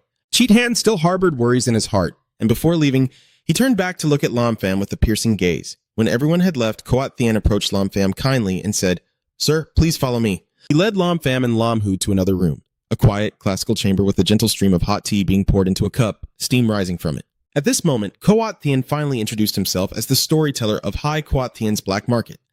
Lam Pham also responded coldly. Lam Pham looked him over with some suspicion, then happily discussed the cultivation technique he mentioned with Lam Pham, since they share the same surname. Please kindly hand over the item and bring the paper and pen here. Quat Thien quickly sends someone to bring the tools. Mr. Lam, please. Lam Pham calmly writes something on the paper with a rarely seen focused expression. A bright light shines through the room. The boy immediately calls out, Done, please take a look. Quat Thien carefully examined the document. Isn't this martial art only about reaching nirvana? Long Pham calmly explained that with exceptional talent, one could even cultivate to higher realms. But my foundation is already set, and there are too many hidden wounds in my body. Reaching the nirvana realm is the highest peak I can achieve. Quat Thien's face darkened with disappointment. Hi, you are not wrong. Outside the sunlight still shines throughout the room. Lam Pham confidently states, I can cure your illness, though I can't help you break through to a higher level. But I can extend your life by 30 years. And with luck, you might reach the peak of nirvana. Quat Tien tremblingly read, unable to believe his eyes. Are what you said really true? Suddenly a hand grabbed the paper. Lam Pham lightly wrote a few strokes, then held it out in front of him to remind, Prepare all the ingredients listed here. I will treat you in 10 days. Hearing this, he was startled and widened his eyes. Then Quat Tien clasped his hands together and bowed his head respectfully. If you can truly cure my internal injuries, I, Quat Tien, am willing to serve you for the rest of my life. He turned to look at Lam Huk with curiosity. I wonder how the master knows Lam Huk, Lam Pham calmly replied. Just a chance encounter. Quat Tien smiled silently but was secretly pleased. It seems the young master really met a great expert this time. Outside the hall, the crowd had thinned, and a man picked up the phone to report.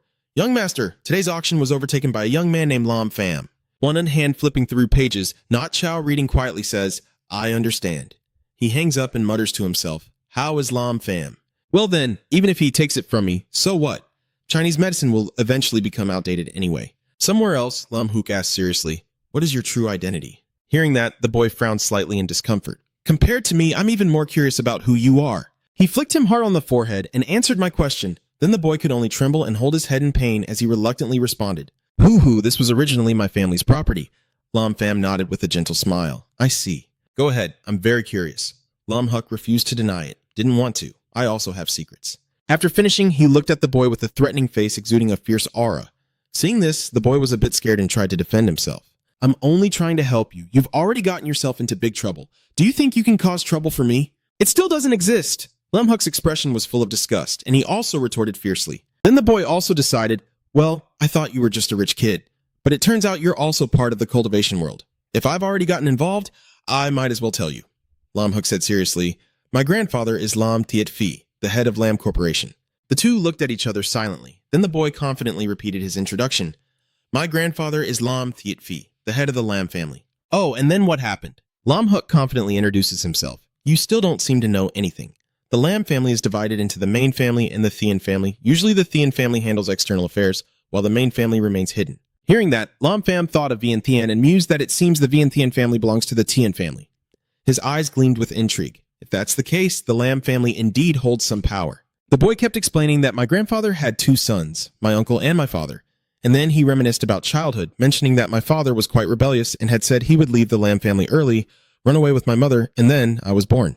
Well, you could say I am the eldest grandson of the Lam family. Lam Pham was a bit confused. He wondered why he had to secretly steal things instead of peacefully being the eldest grandson. Lam Huk's face smiled happily and foolishly. When my father was alive, he used to say that the Lam family was deep and unpredictable, and told me not to have any ulterior motives, that it was better to be a wandering free spirit. Then I gently scratched my head in frustration, not expecting him to be so formidable. But if my uncle's children find out about this, they'll think I came back to compete for the heir position with them. Thinking about my brothers, I said, my older brothers are all at the peak of the Trot Ko stage, and based on my judgment, Big Brother has already entered the Nirvana initial stage. Lam Pham's eyes flashed sharply. Then he calmly thought to himself, Nirvana initial stage isn't anything extraordinary. He rested his chin on his hand and softly said, You're facing a big problem. Do you know that, little one? Lam Huk's face showed clear displeasure as he pointed at him. Just as he was about to speak, Lam Pham flicked him hard, causing him to stumble backward. The boy painfully clutched his head, rolling around in frustration. Hey, can you hit somewhere else? Then he sternly pointed at the boy and gave his opinion. Kid, now I give you 2 options. Lam Pham held up one finger and said, Follow my training. I will lead you down a path you've never taken before. I choose the second option to return to being a free and independent person, continuing a life of theft. Without hesitation, Lam Huk firmly said, I choose the second. As if he hadn't heard, Lam Pham nodded in satisfaction. Very well. If you've chosen the first option, then follow me from now on. The boy widened his eyes in surprise. Huh? I actually chose the second one. My eyes turned cold, and I threatened with a menacing tone. I said, if you choose the first one, then it is the first one. Seeing that, Lam Huk trembled in fear and thought to himself, this guy is so sinister. So sinister. Then Lam Pham reached out his hand, the boy startled and alert. What does he want to do? He placed his hand on the boy's head and said he would purge the evil and punish the marrow. The energy flowed out from Lam Pham's hand, enveloping Lam Huk, who clenched his fists in slight pain. Lam Pham immediately shouted loudly, Endure for me! The demonic energy surrounding the boy lifts him up, while the gathered aura forms a demonic force in Lam Pham's hand. The purified aura is being drawn out from Lam Huk. Lam Pham softly recites a spell, and the appearance of the immortal body on his face takes shape. allowing him to directly advance to the peak of chi refining stage through cultivation. Suddenly, traces of tears appear on the boy's face, spreading down to his arms. The boy collapsed on the ground, and Lam Pham continued.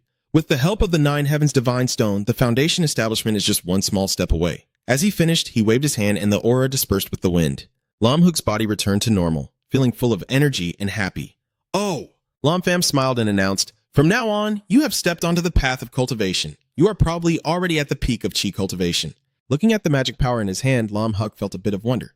Is this really chi? He pointed and formed a symbol, saying, "This is the heavenly will creation technique that can help you reach the celestial platform stage." Lam Pham now guides him to follow the cultivation method to strengthen the energy within his body. Lam Hook sits seriously to meditate, observing and thinking to himself that the innate celestial body is truly excellent, as it requires no strict training and there's no need to worry about unstable foundations. After a while, the boy exhales and suddenly wakes up, opening his eyes to end his breathing exercise. Seeing this, Lam Pham praises him, saying, "Good.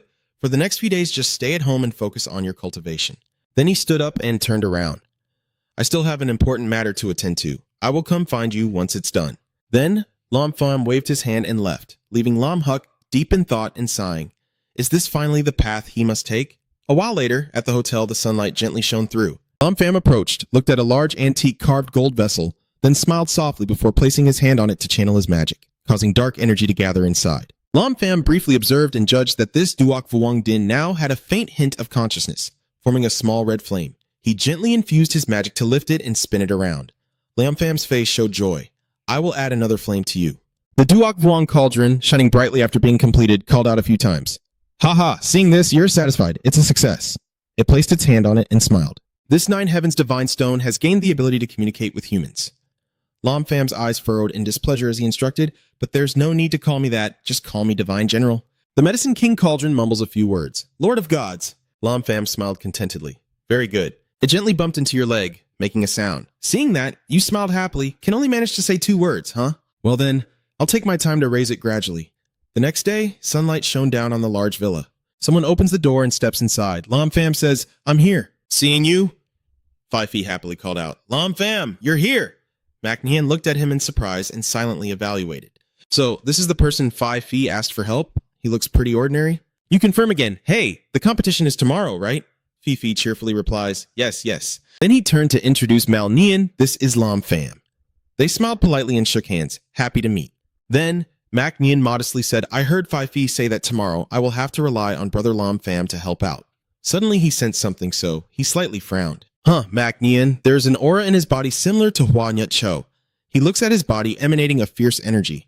Lam Pham turned to ask, "Fifi, do you know the competition schedule for tomorrow?" She explained seriously, "I know. Tomorrow's 3 events are acupuncture techniques, herbal medicine preparation, and differential diagnosis." The symbolic competition tools also briefly appeared. Hearing that, Mac Nian stroked his chin and nodded. "I excel at dialectical medicine." Then he gently told her, "If it's a formation, leave it to 5 feet." She clenched her fist, determined. Then she turned to look at Lam Pham with curiosity and asked, "How good are your alchemy skills?" Without hesitation, he calmly said, "It's a sure win." Seeing this, he frowned and warned, "Lam Pham, there are many experts in Hua Nyut Chao. Don't be careless. This competition is very important for 5 feet. Mac Nian's eyes carried a hint of threat. "I hope Brother Lam can do his best," he calmly replied. "You don't need to worry about this."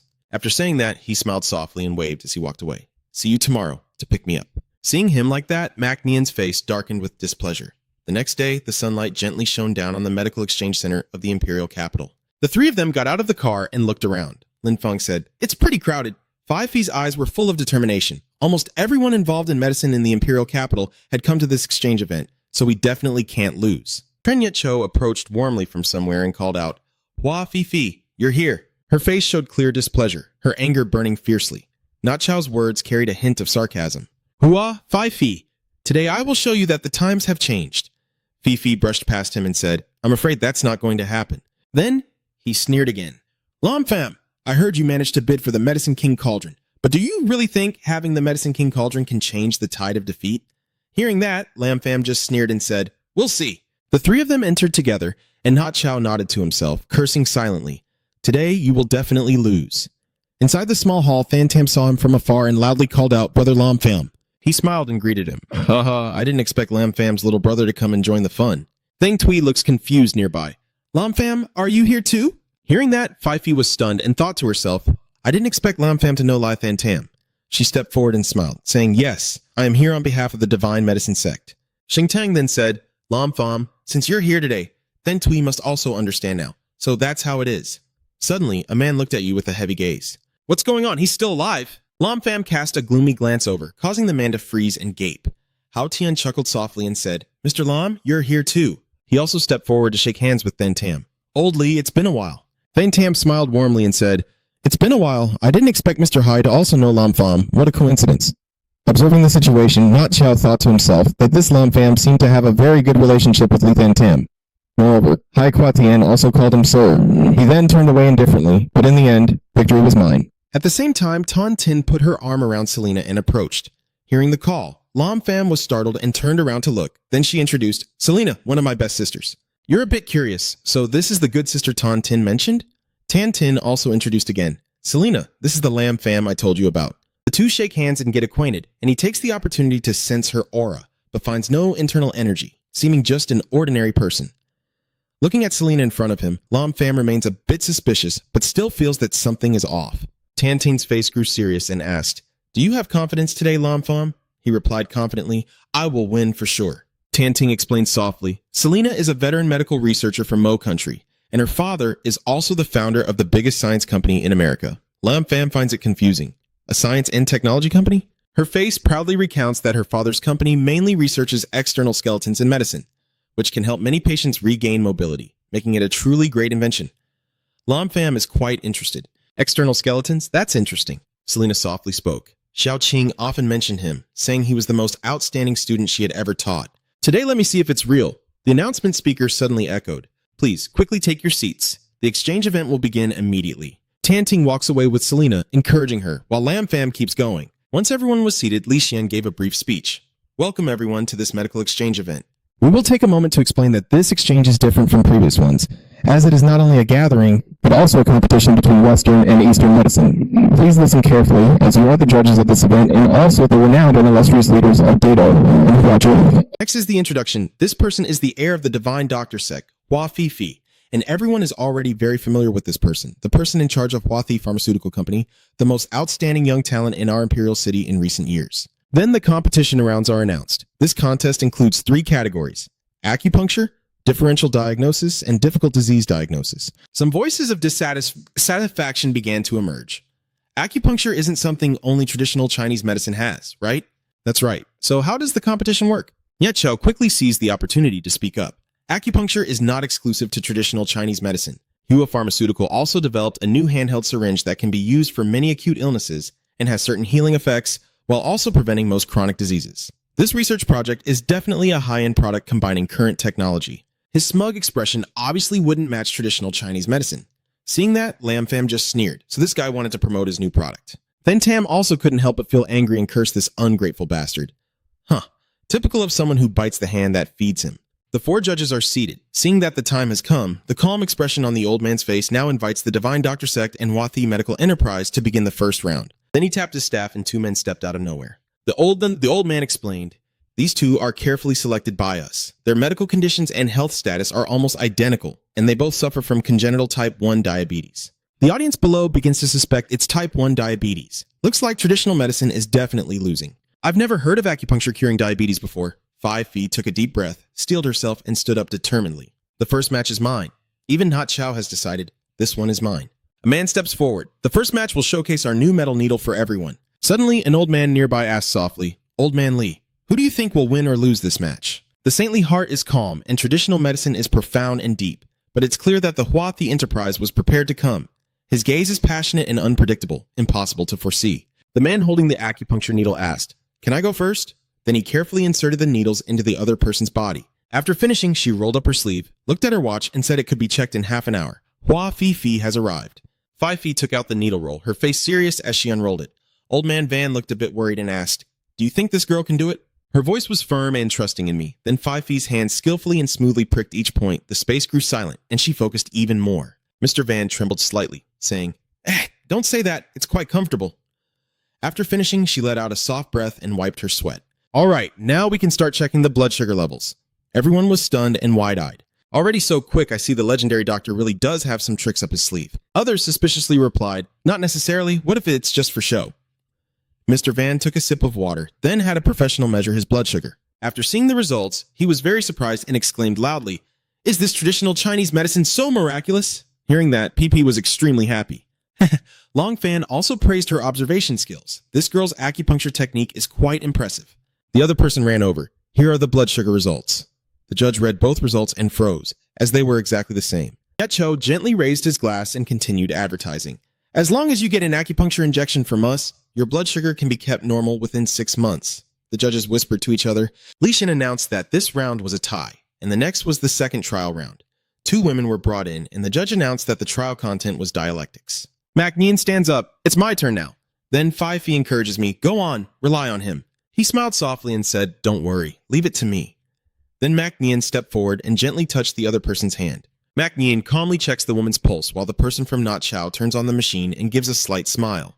Yes, this is a health monitoring device, and he skillfully adjusts the buttons. Not Chow then introduces it, saying, Ladies and gentlemen, this is our company's latest ultra-compact device from Hua Thi Duok Ngeep, capable of fully replacing existing measurement equipment on the market. Everyone below was stunned and started whispering among themselves. Seeing this, Lam Pham frowned and muttered angrily, This guy's mind really is here. Hua Fifi was completely exploited, with victory as only a secondary goal for him. Thinking of his huge gains, his main purpose was for Hua Thi Duok Ngeep to fully dominate the Hua Ha market after this competition. Phi Phi also clenched her fists in anger, while Selena simply crossed her arms and gave a slight smile, a look that Lam Pham caught sight of. From their appearance, it seems they have developed a more advanced device. Ma Nian carefully recorded the results by hand, then the printer produced a copy of the results. Both reports were handed to the judges. This is the diagnosis result from the second person. Seeing him return, Phi Phi immediately asked, Mac Nian, how did it go? He smiled reassuringly and said, Don't worry, it's definitely correct. Lai Hien, holding the paper, announced loudly, Now I declare the results of the competition. In the second round, the Hua Family Pharmacy wins. Hearing this, Mac Nian was excited. What? This can't be happening. The person from Not Chow chuckled softly, and seeing that, Lam Pham was a bit surprised. He frowned but smiled, as I expected. This guy was deliberately losing. Lai Hien's stick struck the ground with a thud, and the old man calmly announced that in the final alchemy round, both sides would use their own methods, causing a body to tremble uncontrollably. The 2 men are brought in, both suffering from cold body syndrome, always having cold hands and feet, afraid of wind and water. The other judge reminds the contestants that their task is to prepare effective medicines to improve their physical condition. Candidates, please prepare. Lam Pham quietly stands up and steps toward Thai. Phi Phi anxiously from behind. Please, Lam. Pham, you must win. I believe in you. And then he confidently turns around and gives a thumbs up. Mac Nian saw Lam Pham approaching and forced a stiff smile. I'm really sorry, my skills aren't as good as theirs and I cause trouble for everyone. You can't fool me with tricks like that. Then he just walked away, leaving Mac Nian standing there stunned. Nya Chao also stepped forward, chuckling, saying that he could finally have this last match with you. Hearing that, Lam Pham nodded, but it seemed he wasn't pleased to be fighting this battle with me. He slightly adjusted his glasses and said, Oh, Lam Pham continued, if it weren't for Hua Fifi's solid cultivation, the situation would have already been a tie or worse, and it would have ended sooner. In that case, I have to thank her then. His voice turned sinister, but even if we are evenly matched, I don't mind giving you a chance to lose completely to me. Your face remains calm as you let out a sigh. Ho ho, it's still you business people who know how to calculate. Li Xian raised his hand and announced loudly, The final round of alchemy training begins. Lam Pham gently touched the other's wrist, then closed his eyes to feel and asked, Is your mother yellow-faced like turmeric? Li Xian nodded. That's right. Then he analyzed in his mind that this type of physique might be due to his mother not adjusting her health properly before pregnancy, rushing to give birth, which weakened her constitution. Meanwhile, Not Chow listened to the heartbeat and then said, the heartbeat is normal, caused by poor sensory nerve function leading to low blood pressure. Where did the Medicine King peak come from? Lan Pham raised his hand to the fire, and it suddenly burst into flames. The 2 sides are facing each other, with Not Chow focused intently on making medicine, concentrating all his attention on the vials of vessels of liquid on the table. The spectators below are also discussing, Hey, these days no one still refines pills, it's just to scare others. With his age, what could he possibly refine? The group of girls also chatter excitedly. But everyone's eyes are still on Huan Yat Chao, while Duok Vuong Din burns fiercely and Lam Pham's determined gaze narrows as he crafts a perfect round pill that jumps out. You gently hold the still emanating magic pill and smile with satisfaction. It's a success. The potion bottle is placed in the manufacturing device. Not Chow happily picks it up. It's done. He hands it to the judge for everyone to see. Then analyze it. This is a nerve fiber supplement developed and researched by our company, which can enhance the chemical activity of nerve receptors. He handed it over to the other person to give to the patient. The person replied respectfully, yes. Mr. Lamb took a sip of the medicine. Then his eyes widened in surprise. He quickly stood up, threw off his puffer jacket, and Mr. Lamb happily laughed out loud. Haha, I'm not cold anymore. I'm not cold anymore. Seeing that, Not Chow also smiled with satisfaction. This is a physical nerve medicine developed by my company with very quick effects. He explained that it not only addresses cold sensitivity, but also relieves headaches, heart conditions, and blood vessel issues immediately. The audience below cheered excitedly, saying Hwathi Corporation is amazing. Yes, yes, when my grandmother's sudden heart attack happened, Hwathi's rescue ointment was also there. Saved a life. Hwathi Pharmaceutical is truly the light of our China. Nyat Cho took the applause as a cue, and two bodyguards carrying boxes of medicine stepped forward. He then introduced, this is our latest biological medicine product from Hwathi Corporation, effective for everything from scratches to bone injuries. Then, he confirmed that although it couldn't heal instantly, it could definitely be 10 times faster than going to the hospital. Hearing this, the audience reacted positively, and the judges happily discussed among themselves. Lam Pham sneered contemptuously, risking his lifespan. He understood everything clearly, daring to sell a drug that drains the body's potential. It seems you're right. Not Chow was a bit startled. He turned around and warned, if you don't have evidence, I hope Brother Lam Pham won't talk nonsense. The audience also reacted strongly. The medicine from Hwathi Corporation has saved many of our family members. And it's affordable. How could there be a problem? That's right, that's right. Even ordinary folks like us can buy it. Seeing this, Lam Pham frowned slightly, clueless, then raised the enchanted pill. I introduced this is the body nourishing pill, I refined. It can repair the original root of the previous illness in the body with excellent results. Then Lam Pham handed it to La Pian and said, come on, drink it. His face showed a bit of hesitation and caution. Here, La Pian closed his eyes and quickly put the medicine into his mouth. Suddenly he sensed something, and Tran La Pian with a mischievous smile burst into laughter. Ha ha ha, sweat pouring down like rain. He was so happy he was moved to tears. So many years have passed, and I finally feel warm. Then he excitedly waved to Lam Pham. This is great. This is great. Hua Nyat Chow stood behind them, secretly smiling to himself. You do have some skill, but I am still the winner today. From now on, Hwathi Nghep Pharmaceuticals will win wherever we go. In the next second, Lam Pham said, Hua Nyat Chow, do you think you're the winner today and your goal has been achieved? He only smiled without expressing an opinion, then turned to Lai Hien and said, I have something to say. He immediately asked, what is it? Suddenly, he pointed at Hua Nyat Chow and exclaimed, I once said that Hua Nyat Chow's medicine stimulates the body's potential, using lifespan as sacrifice for long-term use, with consequences beyond imagination. His mind is now in chaos, but he still tries to stay calm. Lam Pham says there must be evidence, but deep down he thinks even if he can see through it, the current testing method is fundamentally insufficient to check for side effects of the medicine.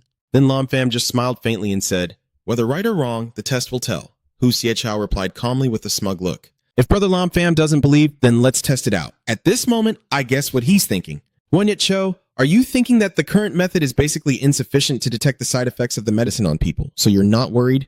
Then he paused briefly before continuing. But you made a mistake. Even if the measuring tools for side effects are ineffective, it is still possible to monitor the effects on living creatures. As soon as the words finished, Hua Nyat Chow opened his eyes in shock. Then Lam Pham smirked proudly at his frustration. Your medicine stimulates the body's potential. If that's the case, then the medicine must contain many components exceeding the allowed limits. Just testing the medicine properly will reveal the truth. At the same time, the spectators started to discuss excitedly. Then he described how injecting the drug into the mouse for testing and measurement was very simple, just by continuously using Hwathi's medicine on a white mouse. If I'm not mistaken, the little white mouse will die of old age in no more than 3 hours. Suddenly, someone spoke up. Could it be? Meanwhile, Mac Nien stood silently. A few seconds later, he straightened 2 fingers, and a sharp object suddenly appeared from his sleeve. It seems Lam Pham sensed movement behind him, and he slightly curled his lips. Yes, he pushed himself to run forward. Suddenly a fire appears covering him. His eyes look at Mac Nien as the flames rush toward and explode. Hit on the hand, he cried out in pain. At this moment, the troublemaker stepped forward and asked, what is going on here? Hua Nyat Chow gritted his teeth in anger, muttering, only destruction is his forte. Then Lam Pham looked at him and said, I guess you've done something unethical. Then he mockingly sneered, but this clumsy attempt to delay the measurement results was useless. Suddenly, he panicked and shouted, you spit blood and curse people. How can I stop the measurement? Lai Hien said seriously, if it's not, then let's begin. Hearing that, Not Chow's face instantly turned pale. At the same time, the medicine was taken for testing. 3 hours later, someone came to report. The test results are in. Then he whispered the report to Li Hin, who at this moment looked at Not Chow worriedly and smirked smugly. After hearing the report, Li Xian suddenly raised his voice to announce through the measurement with a serious expression that the mice had died due to aging, from the depletion of their lifespan. The two Back Lam people, after taking the medicine, were panicked and scared. What happened? I don't want to die so quickly. At this moment, Not Chow was trembling and sweating so much he couldn't speak. Suddenly, Lam Pham asked, "Do you have anything else to say now?" He curled his lips. Then, Nate Chow loudly shouted, "My medicine is definitely not problematic." He pointed at them and accused, "Those inspectors must have been bought by you again." After hearing that, you praised him, saying, "Hua Nyet Chow, your talent for slandering others is truly impressive." The next second, Li Xian asked, "Do we operate based on fairness and justice? And do you have proof that our people are bribed?" Then he frowned and warned, "If you can't produce evidence, you won't be able to handle the consequences." Suddenly, everyone shouted in unison, "Do you have proof?" Not Chow, confused, asked back, "So what is your evidence?" Suddenly, someone in protective gear approached, holding a cage with a dead mouse inside, and said, "These are the experimental mice." Its limbs twitched and foamed at the mouth. Dr. Lam examined the mouse and was horrified. The smell of the drug was still there. It was definitely Hua Thi's medicine. So Li Haiyan said, "Everyone has seen it. Now I will announce the results." He turned to Lam Pham and said, "This exam result belongs to the Than Wai sect." After Li Hien announced the results, everyone angrily threw their accusations at Nyat Pham, criticizing him. "Hua Nyat Pham, you bastard. With such severe side effects, you still sold it to us and treated people's lives like trash. He won't just accept it quietly." Suddenly, a woman spoke up. "Hua Nyat Chow, give me back my son's life." His face turned pale with worry. "It's over. This time the Hua Thi Corporation is truly finished." In the next instant, bloodshot hatred filled Nhot Chow's eyes whenever he mentioned Lam Pham's name. He glared at Lam Pham, clenched his fists, cursing silently. Damn him, damn him. Then he rushed towards you, shouting, "Lam Pham, now you're starting to use your stupid power," when suddenly a shield appeared, sending Nhot Chow flying backward. His eyes turned white, and he kept coughing. Cough, cough, the forceful push caused him to crash into the wall. Then, Lam Pham stepped towards Nhot Chow, who groaned in pain, grinding his teeth with fury.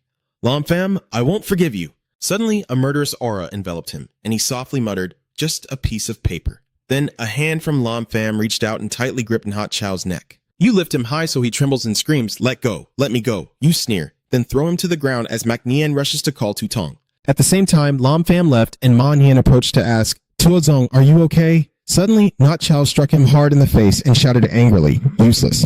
Mac Nien tremblingly explained, "I told you, Hua Tong, this medicine has serious side effects, but you insisted on taking it." He shouted angrily, "Your wings are big enough, yet you still dare to argue." He left, leaving the two of them still arguing behind. He cursed his subordinate, "You useless trash from your family." Suddenly, Hua Fifi ran over to Lam Pham with a bright smile and grabbed the other's collar to praise him. "You're so good at this," Lam Pham said awkwardly. "Stop causing trouble. Get down quickly." Her face was slightly blushing. Yes. Immediately after, Selena and Tan Tin arrived at the same time. Tan Ting spoke, and after Lam Pham finished, she continued, "Congratulations, you won the competition." Lam Pham arrogantly replied, "What kind of competition is this? Just a childish game. I haven't even taken it seriously yet, and it's already over." She sighed helplessly and said, "You're still panning, you fatso." Suddenly, 5 Feet clapped to interrupt the conversation. "Miss Tan, Brother Lam, let's go eat together. It's on me." He agreed too. "Fine. I'm hungry too. Let's say goodbye to Li Quan." After a moment, Lam Pham approached Lai Than Tam and praised him. "Oh, Brother Lam, congratulations. Since you plan to leave, we will take our leave first." I smile and clasp my hands. "All right, see you again." At the same time, in the office of Hua Thi Pharmaceuticals director, a news report is playing on the computer screen, stating that yesterday the company's medicine was found to have significant side effects, urging the public to use it cautiously, and announcing that Hua Thi Corporation will cooperate with the investigation. As a result, the company's stock plummeted sharply. Hearing that, Huan Yat-Chow was furious, smashing everything on the table, while Lam Pham's pupils dilated with intense anger. "Lam Pham, I want to kill you." Suddenly, someone knocked on the door. He opened the door and stood outside, calling out that President Hua Mak Nien was here with an old man who wanted to see him. Nyet Cho angrily shouted, "Get rid of him for me! I don't want to see him!"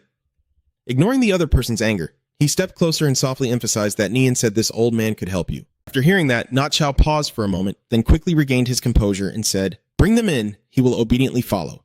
Understood. A moment later, 2 people arrived. The person next to Mak Nien is the Shama elder, who exudes calmness. Seeing his aged appearance, he grimaced in assessment. "What are you doing?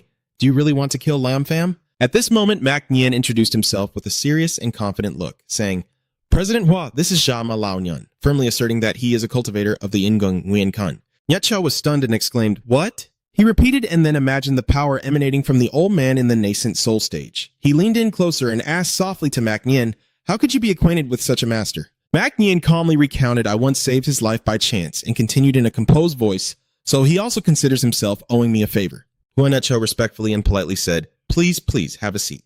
The Zama elder sat down and casually said, if he agrees to help Mac Nian, he will definitely assist. At the same time, he brought a hot cup of tea to respectfully invite Elder Not Chow with a warm smile. Thank you, Zama elder. We need your help to kill someone. Then the old man asked, are they an ordinary person or a cultivator? At this moment, Nian calmly replied, they are cultivators, with a cultivation level of the Ko stage, not worth mentioning in front of you.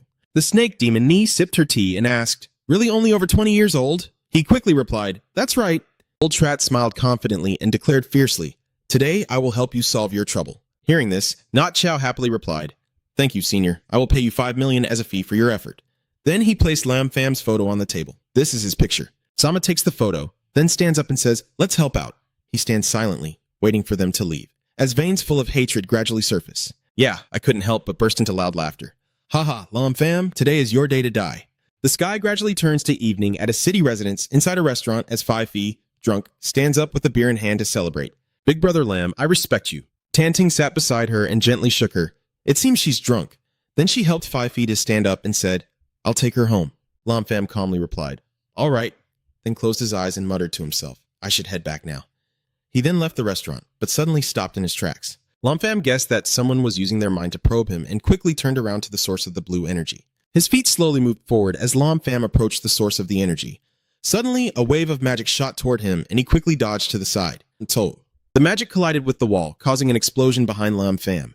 Suddenly, he said, since I left the restaurant, have you been using your spirit sense to follow me? The snake demon old man praised, saying my ability to detect his aura shows some skill. Then he asked, why are you following me? Suddenly, a staff strikes the ground hard. The old man emerges from the source of the magic and you don't need to know you're going to die. Suddenly, vicious black snakes appeared beneath Lam Fam's feet.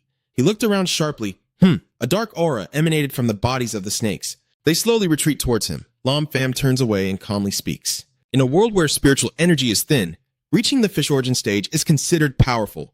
The snake demon roars wildly and all the snakes rush towards Lam Fam with bared fangs. You smile softly and release your energy. Yes, just one sentence was enough to shatter them into tiny pieces. A sneaky trick. The old man suddenly froze for a few seconds, then let out a faint, uneasy sound. How annoying. Finally, the snake demon rushes to kill Lam Fam. The old man swings his staff with all his might, but Lam Fam is faster and blocks it first. Then he broke the opponent's weapon, and the old man's face suddenly turned pale with panic.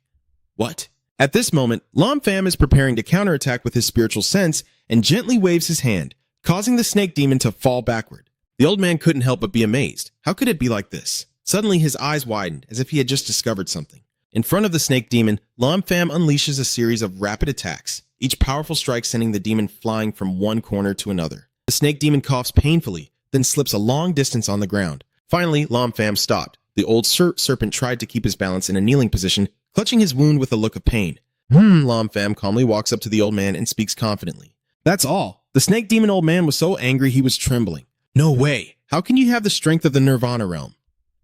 Without a word, you silently took another step forward. At this moment, the old man, trembling with fear, hurriedly knelt down and begged you to spare him. I am only doing this for others, Lam Fam immediately questioned. Tell me, who did you send him to find? Sweat poured down the old face of the snake demon as he trembled uncontrollably. It's Ni. Lam Fam stared wide-eyed. Mac Nin, well done. You quickly summoned blazing blue fireballs. Along with that comes a warning. In the next life, remember to open your eyes wide. Not everyone can mess with you. You snap your fingers, and immediately a fierce blaze erupts, rushing straight at the demon lord, leaving no chance to dodge and engulfing everything. In the end, Lam Fam walks away, leaving the wreckage behind. The next day, at the CEO's office of Huathi Corporation, Hua Nyat Chao sat calmly at his desk, suddenly breaking into a sinister smile. Hee. At that moment, Mac Nien walked in with a stern face. He stood up straight with a look of joy. Is Lam Fam dead yet? Mac Nien, with a grim face, shook his head. Zhang Zhou, terrified, asked again, not dead yet? The other side quickly reported that the snake demon elder had been gone all night and still hadn't returned. Not Cho frowned and asked further, could he have been killed in a reversal? Mac Nien's pale face revealed everything as suddenly a powerful foot kicked the office door open, causing it to fly away, startling Not Chow. What? Mac Nien also quickly turned her head to look. There is an unconscious person lying on the floor next to a foot approaching them. Lam Fam steps forward with a cold, hard face and a chilling voice. Hua Nyat Chao, you're dead for sure. He was so scared that he collapsed to the ground, trembling and begging desperately, even offering a tempting proposal. Lam Fam, please let me go. I will give you the Hua Thi group. Lam Pham contemptuously refused on the spot. The Hua group is not worth my attention. Not Chow knelt on the floor, desperately begging. Please forgive me. I can give you whatever you want. You just smirked faintly, your eyes flicking downward. Oh, then without hesitation, you decisively reached out and squeezed the opponent's neck. With a firm and confident voice, I want your life. Do you give it to me? Hue. At this moment, Not Chow's eyes widened as he struggled to breathe. Ha ha ha. Mo Nien is so shocked that she falls to her knees, her legs trembling and unable to move, panic filling her heart. Save me! You shouldn't interfere in their matters. Trat Lam Pham stepped forward, feeling overwhelmed with panic. Hey, Lam Pham, domineeringly said, do you want to leave? I agree or not? Mak Nien is begging, saying it was all Huan Yat Chow's order and not his fault, as he reaches into his sleeve searching for something, willing to buy this life with his own money if only he can be spared. Then, Mak Nien took out a scroll of paper and handed it to Lam Pham. He opened it with a look of amazement. This is the alchemy formula for Dao Wan Dan. Lam Pham secretly rejoiced. The Dao Yun pill can help cultivators comprehend the Dao Yun. Mak Nien forced a smile to please him. Lam Jia, as long as you can spare my life, I'll give you this. A slight smile appeared on his lips as he spoke, but he stopped immediately. The item is truly not bad. But Mo Nien trembled as he spoke. But what? Lam Pham, while forming a fireball, emphasized each word. You still have to die. After finishing, he directly unleashed his power at him, leaving a curse for Mak Nien before transforming. You won't die peacefully. Lam Pham immediately turned against them, betraying the divine healer sect, and asked, do you still want to live? In a daze, he raised 2 fingers to prepare to cast a spell before suddenly jumping out of the office of Not Chow. A few days later, Trang Vien promised the dark night sky, thunder roaring loudly. The rain fell like drops of water, and the wind howled fiercely. There is a person lying quietly in the coffin surrounded by mourners, the silent night rain creating a somber atmosphere, as Not Chow lies still with a faint voice echoing. Chow, Chow Ni. Chow Thuk clenched her towel tightly, tears streaming down her face. Sniffle, sniffle, old master Chow Ni. Chow Hien held her tightly and comforted her, vowing to avenge Chow Ni. His face darkened instantly at the deaths of Ma Nien and Chow Ni. Remembering Khan Mak Nien burned black and Nyat Chow foaming at the mouth, Chow Hien deduces that they were likely killed by a Ngung Nguyen Khan cultivator. Chow Thuk suddenly asks, what is Ngung Nguyen Khan? Chow Hien frowned and confirmed, I can't be wrong. Don't worry, I will handle this. He clenched his fist, trying to contain his anger, then remembered someone's figure and could only pray for the old master to help. The next day, a foot was stepping outside the school gate, and Lam Pham was standing in front of the school. Suddenly, Hua Fifi ran over from afar, calling Tiu Pham Xia. He suddenly turned his back, thinking to himself that this way of addressing might not be quite right. She cheerfully greeted him, Good morning, little fan. Suddenly, Lam Pham flicked her chin and reminded her, It's not early anymore. It's almost time for class. This isn't like you, Hua Fifi. She gently rubbed her chin. A short distance away, 2 people were standing and watching, praising. The atmosphere around them was also quite good. Fifi immediately grabbed Lam Pham's arm and pulled him inside the school.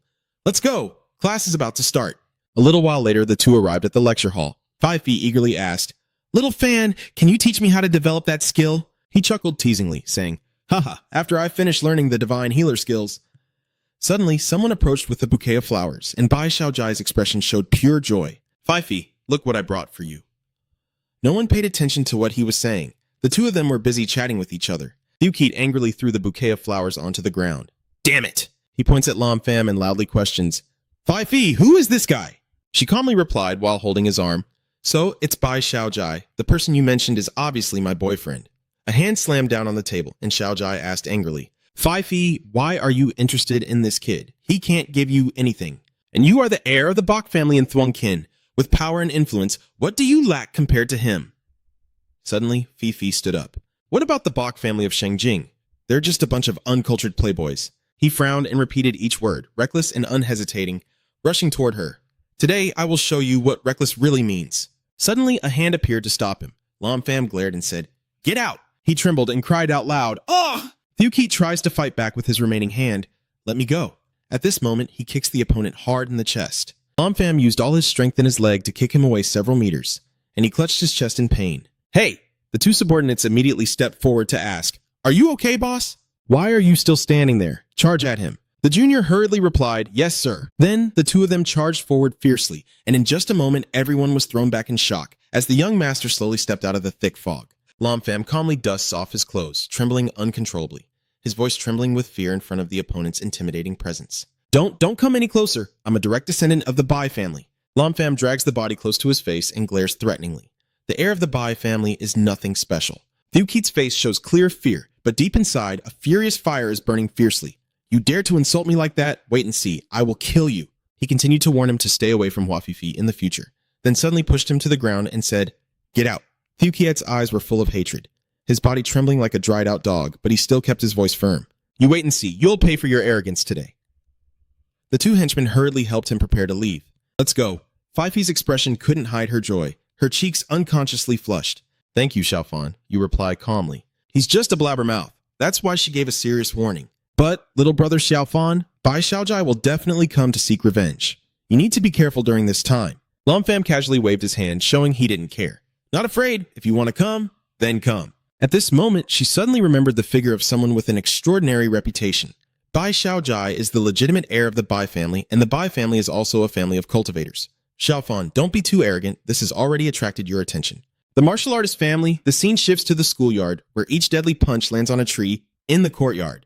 At this moment, a furious Xiaojai can only vent his anger himself. So annoying. Suddenly, a voice came from behind him. "Why did you call me out here?" He remained expressionless and asked, "Are you here to watch me punch the tree?" Xiaoji clenched his fist tightly and explained, "Someone is looking down on our Bai family. Cousin, what do you say we should do?" Hearing about the insult to the family, his cousin's face darkened. "Who is it?" Thiukeet continued. "Lam Fam. He said he's stronger and he's also a cultivator. You're no match for him." Now, Tiovo, burning with anger, urgently urges to take him to meet him. He secretly felt pleased and quickly replied, "Okay." The scene shifts to the front gate of the school, where Lam Fam and Fi happen to be walking out, and he instinctively looks across, uttering a puzzled sound. "Yeah." Tiovo confronted him and asked questions. "Are you Lam Fam?" Lam Fam nodded and said, "I am." His cousin's face couldn't hide his anger. "I heard you insult the Bai family, so it seems you're feeling very proud right now. You act smug, with your left hand on your hip and your right hand cracking your neck, but your attitude is just like dealing with an ant, not arrogant at all." Tiovo forced a smile and said, "All right, if you're also a cultivator, let's go somewhere else." Lam Fam just chuckled softly. The two of them quickly soared into the sky, with Xiaojai and PP watching below, heading towards an open field, while Xiaowu, engulfed in flames and magic, was already in a ready stance to fight. "Kid, I will make you pay the price." Then I jump up, with a fist of fire rushing towards you. Don't think that knowing a little cultivation technique means you can show off. But Lam Fam just sneers. "Oh, really?" as the punch is blocked by a transparent barrier he creates, making him sweat and doubt if anything can withstand it. Before he can react, he's thrown far away, and Tiovo, unable to stand steady, leans heavily on the ground, wiping his face with a tense but somewhat amused expression.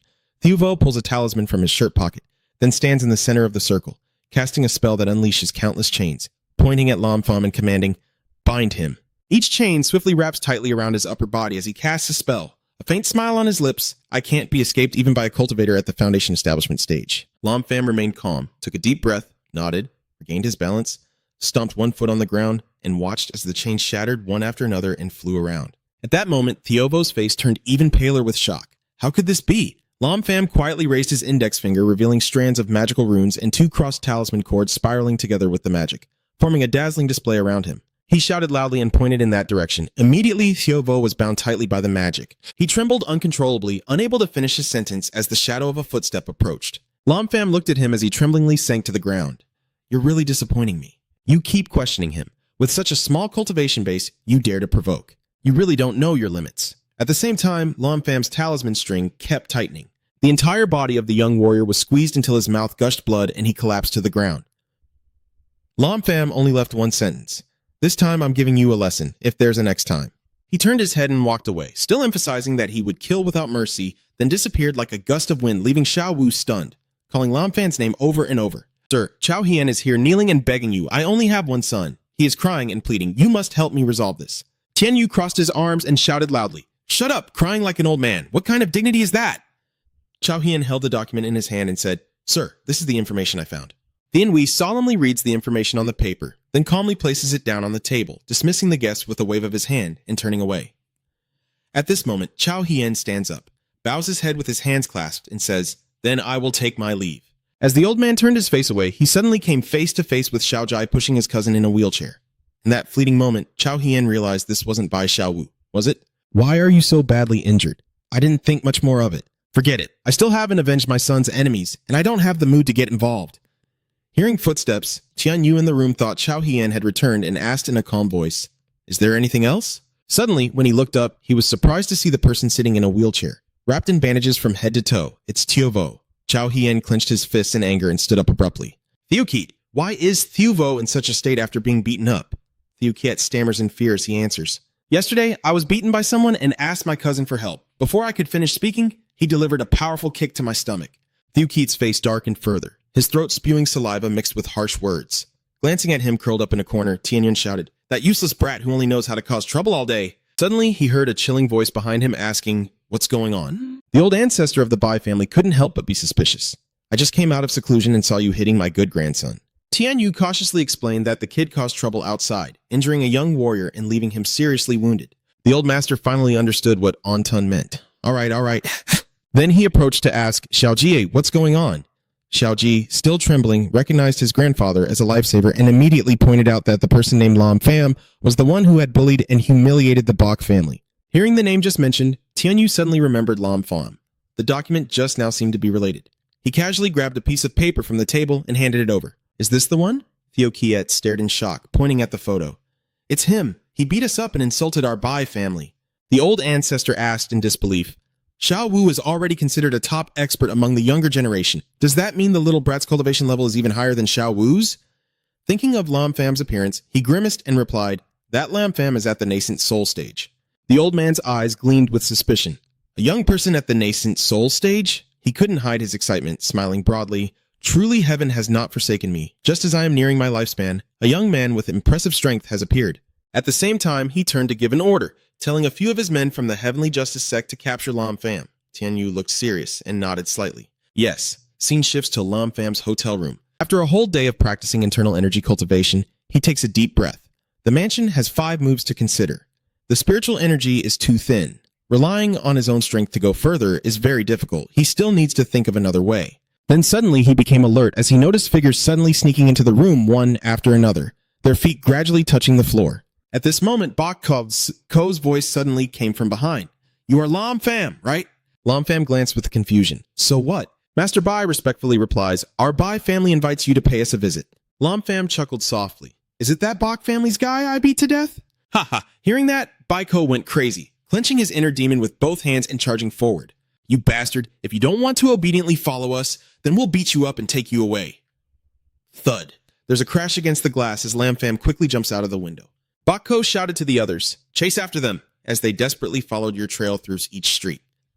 Bok Ko quickly caught up and provoked, Keep running. You laugh out loud and mockingly reply, This place will soon be your tomb. This makes Bai Chao even angrier, cursing non-stop, You ungrateful brat. At that moment, he shouted to activate the magic array, forming an internal demonic formation centered on you, with 4 chains connecting and pulling down the entire layout.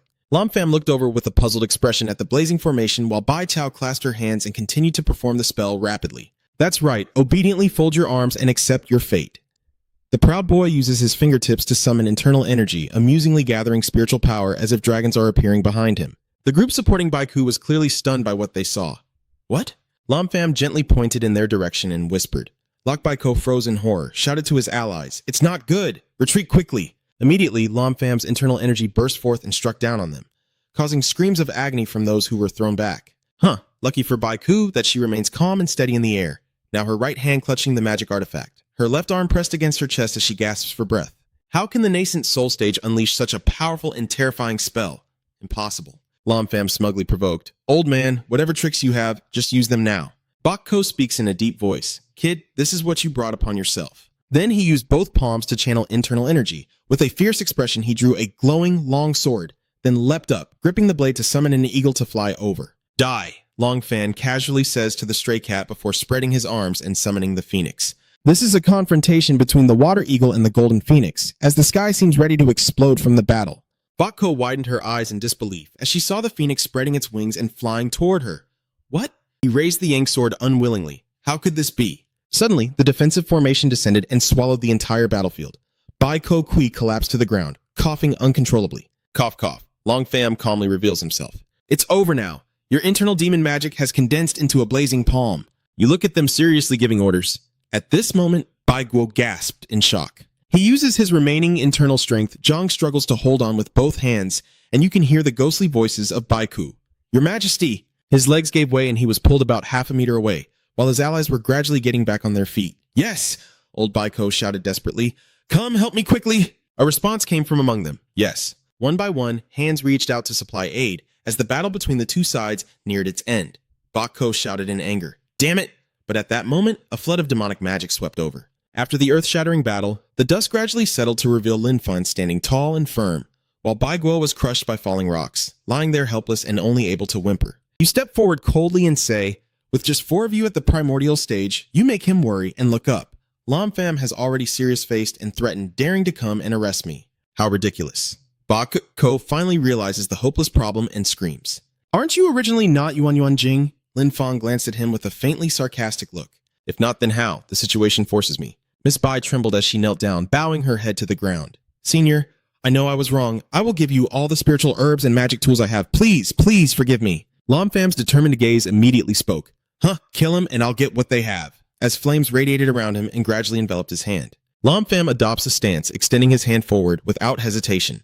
He swings his hand across, unleashing a wave of fire that burns everything, causing those affected to scream in pain. Bok Ko could only stare in horror, desperately pleading with Lam Pham for mercy, saying he could tell him a secret. Lam Pham stopped and asked curiously, "So, go ahead and tell me." Bok Ko quickly confessed, "The Bok family ancestor is about to perish. He told me to catch you to atone for his sins and take over your body as his own." Lam Pham widened his eyes. "He's not worth it." Bok Ko tries to explain that the Bok family elder possesses a magic weapon capable of destroying other souls. Lam Pham ponders, such a weapon was rarely seen in his previous life. This Bok family is interesting. After a moment of thought, he asked cautiously, "Do you know the level of the Bok family elder?" Bok Ko hurriedly replied, "Middle stage of the spirit realm." That level forces Lam Pham to carefully consider his next move. The realm of the mid-stage of the false environment. Lam Pham frowned slightly. Also quite tricky. It seems I need to use some tactics now, or I might not be able to handle him. The problem is clear, so he suddenly asked, "Do you know where young Master Bok Tio Vo is recovering now?" Thinking there was a way out, Bok Ko hurriedly replied, "I know he is at the People's Hospital. I have told you everything I know. Please spare my life." Lam Pham smirked. "All right." The sudden fire piercing through the chest, Bok Ko's eyes widened, blood pouring from his mouth. He looked at the corpse with a cold voice, saying, "Since the moment you came to find me, your fate was already sealed." The arm of Lam Pham, engulfed in flames burning Bok Ko alive, confirmed there was only one way to die. After eliminating Bai Tao, he smiled and looked into the distance. Then, Lam Pham glanced far away and softly muttered, "Is this the People's Hospital?" The scene shifts to the People's Hospital, where the building is bathed in gentle sunlight. Xiao Ji sits beside the hospital bed, bowing his head and speaking softly. "Cousin, I'm sorry." He sighed helplessly, saying, "It's all my fault. I caused you to end up like this." Xiao Wu shook his head, forgiving him. "It's okay. It's just that you were too arrogant." As they were talking, suddenly applause rang out, and the door swung open, startling both of them as they looked ahead. From the shadows, Lam Pham smirked sarcastically. Truly touching. His reckless behavior made Tio Kiet angry as he glared and shouted, "Who the hell is that?" Lam Pham slowly steps in, softly smiling with his eyes closed. "Are you talking about me?" Your appearance surprised Tio Kiet, who stared in shock and pointed at you, asking why it's you and not the old man who sent someone. Realizing he had spoken out of turn, he fell silent, prompting Lam Pham to lean against the door and ask, "Why not continue?" Tio Vo, recognizing the familiar voice, shivered and exclaimed, "It's you!" The sound of footsteps gradually echoes in the room as Lam Pham confidently steps forward, causing the two to fear. Refusing to accept the current situation, Tio Vo struggled and whimpered, trying to escape. Not giving him a chance, he unleashed his power, and flames gradually engulfed Lam Pham's entire body. Chains of light bind Xiao Vuo, leaving him no chance to struggle. Not willing to see his brother bullied, Xiao Kiet rushes forward shouting, "Let my cousin go!" Lam Pham's eyes suddenly flashed, staring directly at him. Before he could make a move, Tio Kiet was thrown against the wall. His body stuck fast. He immediately lifted Tu Vo into his arms. Before leaving, Lam Pham made sure to remind him to inform the Bok family elder to come to the forest outside the city to pick him up. He glared at Tio Kiet in anger and said sternly, "If not, you will bear the consequences, and it will be at the Bok family the next day." Tio Kiet immediately knelt down and begged, "Grandpa, please save my cousin." The old head of the Bai family, furious, glared and shouted, then gradually calmed down and asked, "What happened?" The child spoke, and then Tio Kiet hurriedly explained everything. "Grandpa, Lam Pham went to the hospital to take my cousin away." Lao Tang heard the familiar name and wondered to himself. After hearing this, the old patriarch of the Bai family burst into a delighted laugh, saying, "Not bad, not bad. Even 4 nascent soul stage cultivators couldn't catch him." Bok Tio Kiet panicked and confessed, saying if they wanted to save his cousin, they should tell his grandfather to go to the forest on the outskirts. "I hear someone dares to challenge me." The old master of the Bai family gritted his teeth in anger and shouted, "Go call the remaining guests here." He nodded in obedience. "Yes, old master." A moment later, 3 figures approached to witness the Bai family elder. Jia, noticing the unusual situation, asked, "Patriarch, what's the matter with calling us here?" He remained silent and recounted everything, saying that a young boy named Lam Pham had killed 4 of our guests. Tianlin couldn't help but feel excited because it had been a long time since something strange like this happened. Wow, he's really bold. It's been years since I saw someone like this. Master, what do you want us to do? Before he finished speaking, someone couldn't hold back and slammed their weapon onto the floor. He declared loudly, "I cannot refuse. I will kill him on your behalf." But obviously that's not what the Bach family patriarch wants. Foolish, don't kill him, bring him here. Old man Nap had to bow his head and speak softly. Yes. In the end, the 3 of them set out to restore the Bach family's honor. The old man now slowly sat up, not trusting them to act on their own. He decided to be cautious and will follow behind. The cool noon sun is shining down. Bach Hiu Vo was tightly bound and could only sob softly beside the tree. Lam Pham leaned against nearby, quietly sensing the spiritual energy, then suddenly looked into the distance with a determined gaze. They have arrived. The powerful chain aura surrounds the forest. The 3 witnesses could only shake their heads in silence as Lao Na looked down and saw the red aura gradually enveloping him. He shouted loudly and stepped back. Lao Nap forcefully swung his weapon down to the ground, resisting the encroaching chain aura. The shield created from Lao Na's strength defended against the encroaching chains, and then protected all 3 of them. Avoid a long and restless night. Lao Na commands us to move out. After walking for a while, Tianlin's steps suddenly slowed down, the thick aura of chains still enveloping them as they remained lost. She wondered confusedly, why haven't we gotten out yet? Looking around, the old man confirmed, "We must be caught in an illusionary formation." Tianlin looked confused. "Is there any way?" Old man Nap quickly clasped his hands together and began to chant forcefully. Namo Namo. The Buddha Tathagata appears to aid, and the old man strains to draw the sealing symbol. Buddha's aura immediately dissipates to clear the way for the 3. But the surrounding aura is once again enveloped in a dark shroud. Tianlin watches and laughs. "Ha ha, monk, you're useless like this." Suddenly, the symbol returned to its original position thanks to the head of the family. Jia was amazed by the scene before its eyes, which was increasingly close to the old man. What? He had to rely on this Buddha's power to raise his hand and block the deadly attack. The old body of the master couldn't hold up, grinding his teeth and cursing. Annoying. A teammate like her makes the old man so angry he shouts, "Please, come help. I can't hold on anymore." So Tianlin used the death snake to block. Jia used the spiritual sword to tear apart the power of the symbol, and all 3 worked together to resist. However, the Buddha's hands were soon shattered. An earth-shaking explosion sent the 3 of them flying. After that terrifying power, rocks and dust flew everywhere in a cloud of smoke. Tianlin struggled to sit up and wondered, "Cough, cough, monk, why is your Buddha seal attacking us? I've trained my whole life and can only answer that I don't know." Someone has now approached the 3 and praised them. Not bad at all. Lam Pham's appearance made the 3 of them glare angrily. He slowly descended and nodded in praise. Yet he didn't die. Tianlin quickly realized your identity and immediately brandished her weapon, determined that you are Lam Pham. The weak crowd in front of him made him feel disappointed. Why did the Bach family send so many people? You really underestimate me. Tianlin, attack now. The deadly aura surrounding her weapon roared as she whipped her whip. Die! Lam Pham remains still as the death serpent approaches, opening its mouth to swallow him. He only sneers, mocking innocence, then gradually unleashes his own power. He used his shield to block the deadly attack, dispelling the deadly aura from the poison snake. Lam Pham withdrew his hand in a provocative manner. That's possible. You 3, now it's my turn. The clear blue sky earlier was quickly swallowed by Lam Pham's gaze, as the 4 symbols dragon appeared majestically before their stunned eyes, while Jia was still gazing up in amazement, and Chao looked on with curiosity. What is this? Lam Pham immediately gave the order without hesitation. The 4 symbols dragon quickly seized them, forcing them into a defensive stance. In this urgent situation, I can only shout loudly, "Hurry and defend!" The overwhelming power has struck in one blow, leaving only weapons standing and waiting to fight. Such a large-scale attack forces them to struggle to get back up. Long Pham, feeling excited by the provocation, hadn't finished speaking when his intuition immediately warned him to turn back. He narrowly avoided a powerful attack from Hwasun. Playing such dirty tricks, it really angered him. Who is it? The crimson aura gradually spread around, and a figure hiding behind a tree slowly revealed itself. The Bach Jia elder chuckled loudly and stepped forward. The old man looked at Lam Pham and praised him, saying, "There are some martial paths where a young, strong person like you is truly rare." The sudden appearance made him happily ask, "Old Patriarch Bai, you finally decided to show up, huh?" He looked at Lam Pham with disdain and said, "You think I need to hide just because of you? Drowning in death and still not knowing your place." However, his eyes were focused on something else. The legs of the old patriarch of the Bai family had long been surrounded by chains of aura. Long Fan sneered, "A dying old man still wants to kill me." You also didn't forget to mention the Bach Jia elder's emotional wounds. Considering his age, this made the old man furious, his eyes turning red as he shouted, "Die!" His hand slightly opened, releasing a skull, while the Bak Jia elder radiated with energy from the floating magic staff above his head. Long Pham calmly assessed each wave of aura and said, Bak Kot Fan, with such a crafted magic weapon, heaven and earth are angry and cursed. It seems he truly cannot escape punishment, even in death. He didn't mind the harsh words from you and with bloodshot eyes looked down on you with contempt. Sacrificing a few ordinary people means nothing. Then the scepter gently swept across, drawing a stream of purple energy. As a result, dozens of skeleton soldiers appeared and charged at you. The proud old ancestor of the Bai family, with this Bai Kot fan in hand, even if you are at the peak of the Fish Yuan stage, you won't be able to withstand it. Behind you, a flame erupts. Lam Pham quietly utters 2 words. Is that so? As he finished speaking, the fire suddenly transformed into a giant, majestic phoenix, overwhelming everything. It spread its wings and opened its beak, instantly destroying the weakest skeleton soldiers. You smirk confidently and sneer. Is that all you've got? Then, clasping your hands together, you begin to recite another spell. A white tiger suddenly jumps out, charging shoulder to shoulder with the phoenix towards the old man.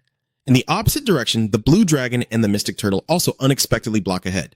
However, the old patriarch of the Bai family looked at the 4 mighty creatures and showed no fear.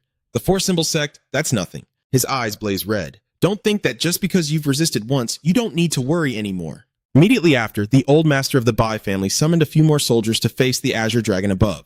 Go! A thunderous explosion erupted in the sky, seemingly part of his plan. Seeing this, the old patriarch of the Bai family chuckled with great pleasure. Done. But the joy didn't last long. What happened next left him stunned. What? The 4 beasts still stand tall, higher than the White Clan elder. Lam Pham calmly reminds him, look carefully. That is not the 4 symbols palace. Only now did he open his mouth in shock, realizing that this might be the 4 divine mansions. Hearing the correct answer, you were pleased to praise him before launching an attack at the White Clan elder. That's right, as if he understood. The 3 or 4 beams of light from the divine beasts immediately struck him with a powerful blow. The old ancestor of the Bai family had bloodshot eyes and couldn't help coughing up blood.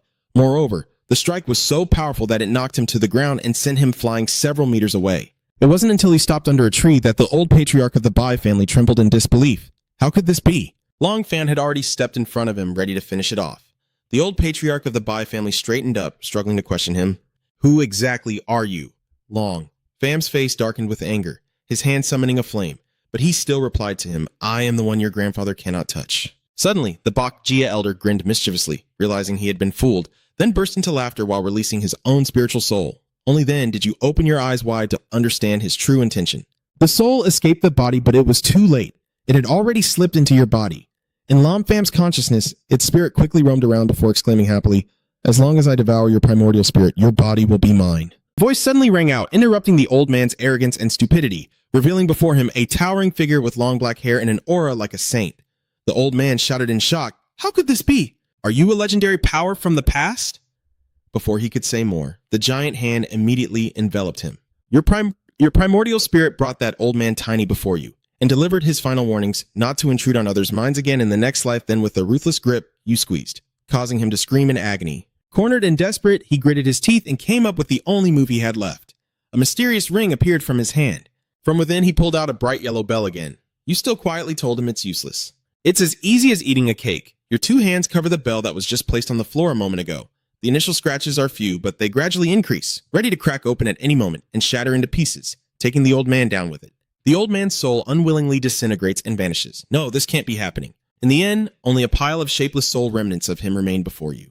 While outside his body, the world was open-mouthed and dry, half sitting under the tree from earlier. You also escaped from the sea of consciousness and breathed a sigh of relief after the fight, then suddenly your eyes caught something.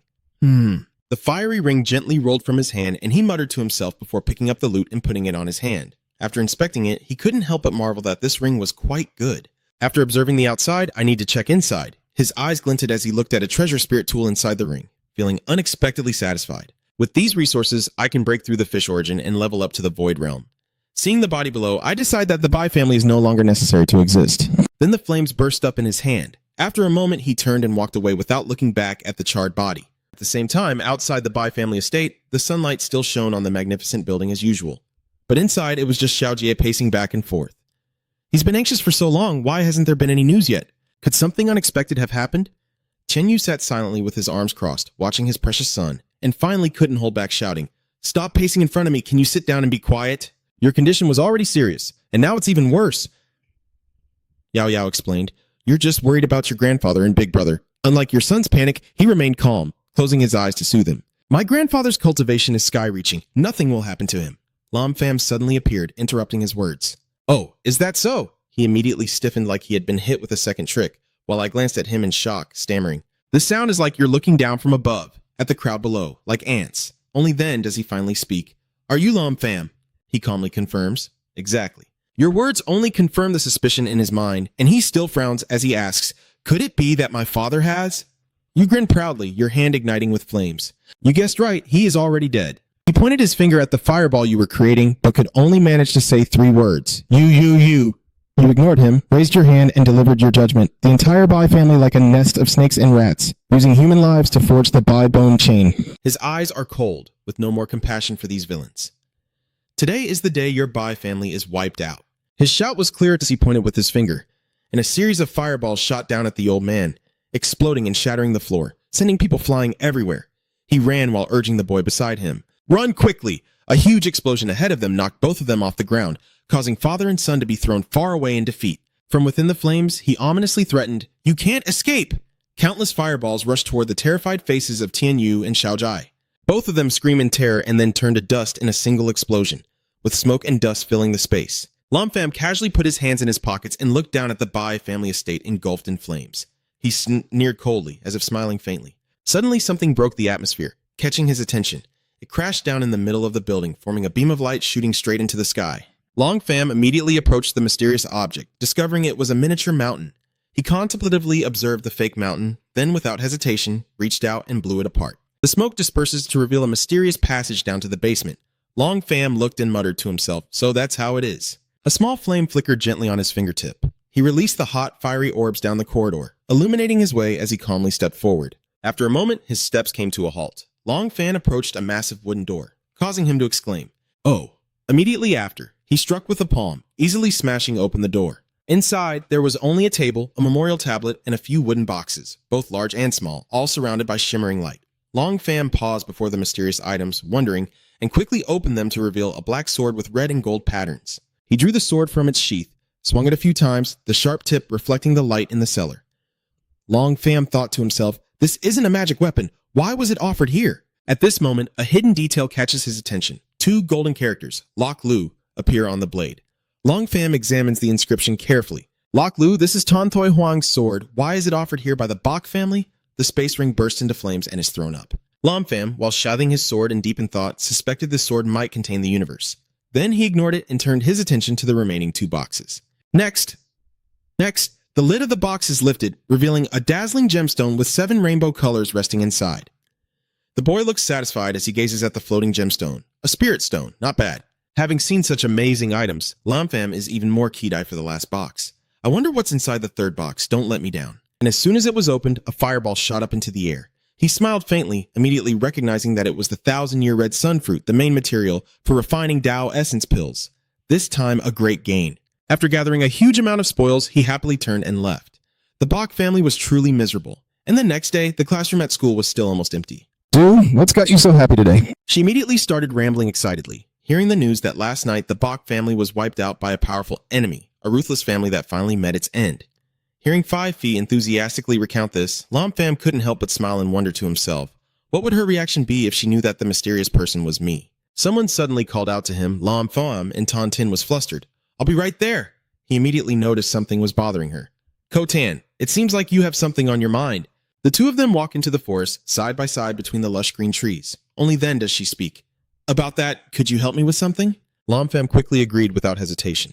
Miss Tan, your matter is also my matter, so what exactly is going on? She gently explained, I need to leave here for a few days. Could you help take care of your friend in Lam Nam?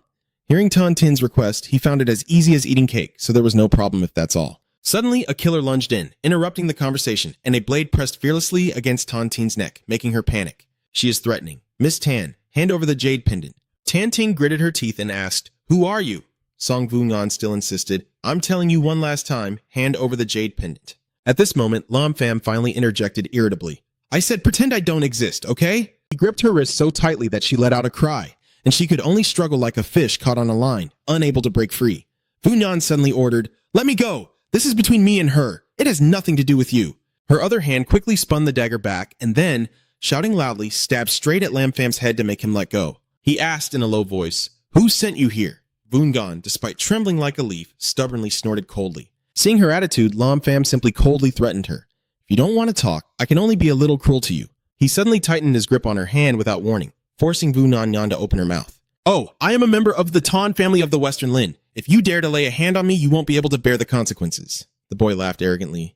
The Lin Tan family is not to be trifled with. Meanwhile, Tan Tin at the back immediately understood upon hearing those 4 words. Sure enough, the Tay Lin Tan family had come here. She interrupted the 2 of them and said, Enough. Her request made him a bit stunned. Lam Pham, let her go. He glanced at her to confirm if she was Tan. Tan Ting calmly explained that the Tan family belongs to the same clan as theirs, and that Tan Voon Gan is also related by blood. The matters of their family will be handled by her. She had said so Lam Pham could only sigh and obey. The hand that was just released quickly retracted. Voon Gan angrily crossed her arms and said, Wait for me there. Today's matter isn't over yet. Then she used lightness skill to jump from one tree branch to another and disappeared. After the figure had disappeared, Tan Tin gently clenched the piece of red jade in her hand. But looking at the jade, she couldn't understand why the Tan family heirloom, the jade pendant, was so important. Long Pham immediately wondered, this is the jade pendant that girl wanted. His soft voice confirmed his thoughts. I suggest I show it to you. She immediately and without hesitation placed it into his hand. The beautiful green jade is carved into the shape of a dragon. Long Pham immerses both the jade and the dragon into the flame in his hand, trying to recall old memories. This image looks very familiar, like I've seen it somewhere before.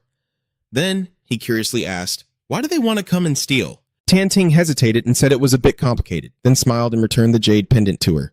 Next time, just let me know if you have time. She takes back the piece of jade and says thank you. Lam Pham politely replies, it's nothing, just a small matter. Keep in touch. In the tavern room, the spacious and fully equipped space was suddenly filled with the sound of shattering porcelain from Vu Nan's throat. She angrily hissed, disgusting. Her teeth clenched tightly as she remembered that figure. No one had ever hit her since she was a child. What right does he have? Her anger grew even more, making her determined. Lam Pham, I will not let go of the matter of the jade pendant related to the family secret. The man with 2 scars on his face softly called out, Little Tsu, you. But what caught his eye was a mess of destruction, and he immediately understood something was wrong. It seemed the young lady was being mistreated at Tan Tin's place. Vu Ngan, hearing this voice, turned and asked suspiciously, Uncle Tan, why are you here? He immediately reported, Young lady, the master knows you went to find Tan Tin by yourself. He spoke softly, but she still pretended to be indifferent. I know. Her attitude forces him to remind her. Miss, the master said you should stop causing trouble and let me take you home. Vu Ngan couldn't believe what he heard and asked again. What? Anger flared up as she pointed fingers. I caused trouble. Wasn't it because he went to get her? Uncle Tan gently explained. Miss, the master already said the ancestors' arrangements are for a reason. Hearing that, she also softened a bit and took the opportunity to make a condition.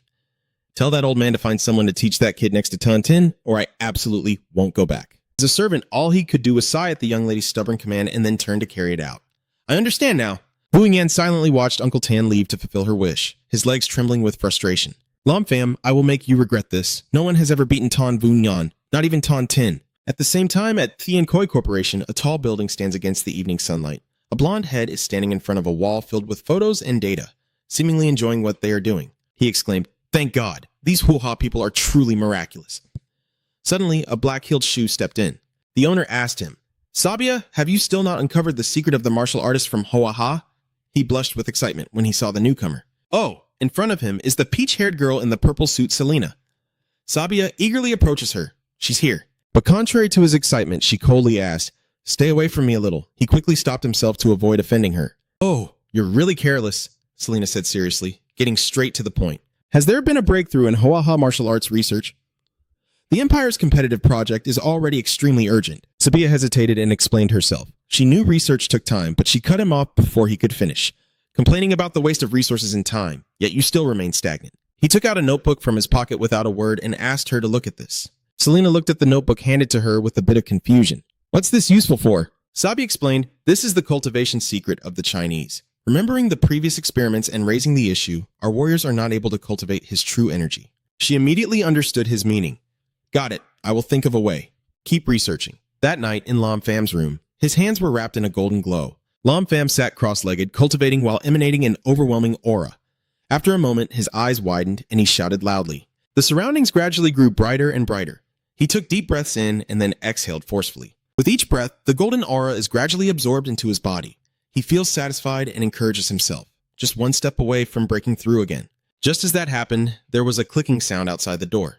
The boy opened it to check. Selena removed her mask and appeared in front of the room. Good evening, Lam Fam. You politely greet back. Selena, it's been a while. She adopts a shy and delicate pose. Are you treating the beauty like that? Why not invite me in to sit? Hearing her say that, you also gesture politely. Please, have a seat. The two of them sit quietly on the plush sofa, the space silent as a tomb. Long Fam broke the tense atmosphere like an unripe durian with his words. So late to see me. Is there something wrong? Selena glanced and said, I have something I want to ask for your help with.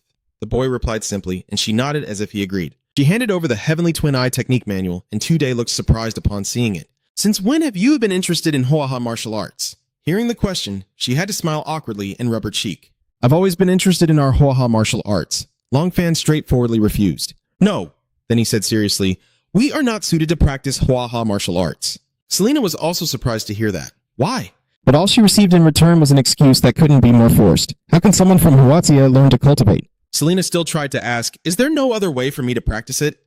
He closed his eyes, pretending to be helpless, and said this thing depends on self-awareness. Others can't help. Receiving this cold and indifferent answer, she took back the secret manual and her face darkened, changing her attitude. Well then, she said, and quickly left. Then I'll take my leave now, and before I go, I won't forget to glare at you. Long muttered under his breath, annoying kid.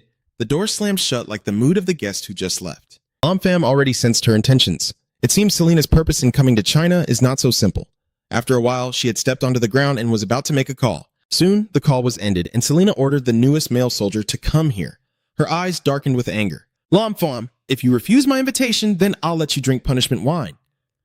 Late at night, Lam Fam kept his hands in his pockets, quietly watching the scene outside. While enjoying the city at night, he suddenly frowned as he sensed something. Then a barrage of deadly spears shot toward him. Lam Fam's legs swiftly leapt away, causing the weapons to miss their target and crash into the wall. He looked up grimly at the uninvited guests after landing. Each step he took on the floor was fearless. A group of towering, muscular soldiers wearing masks appeared. Long Fam silently looked at the strange group, then knowing it was pointless, called out, Selena, come out! Hearing such precise instructions, she sneered and nonchalantly stepped out from behind the crowd. Seeing that expression, he must have guessed it was me all along.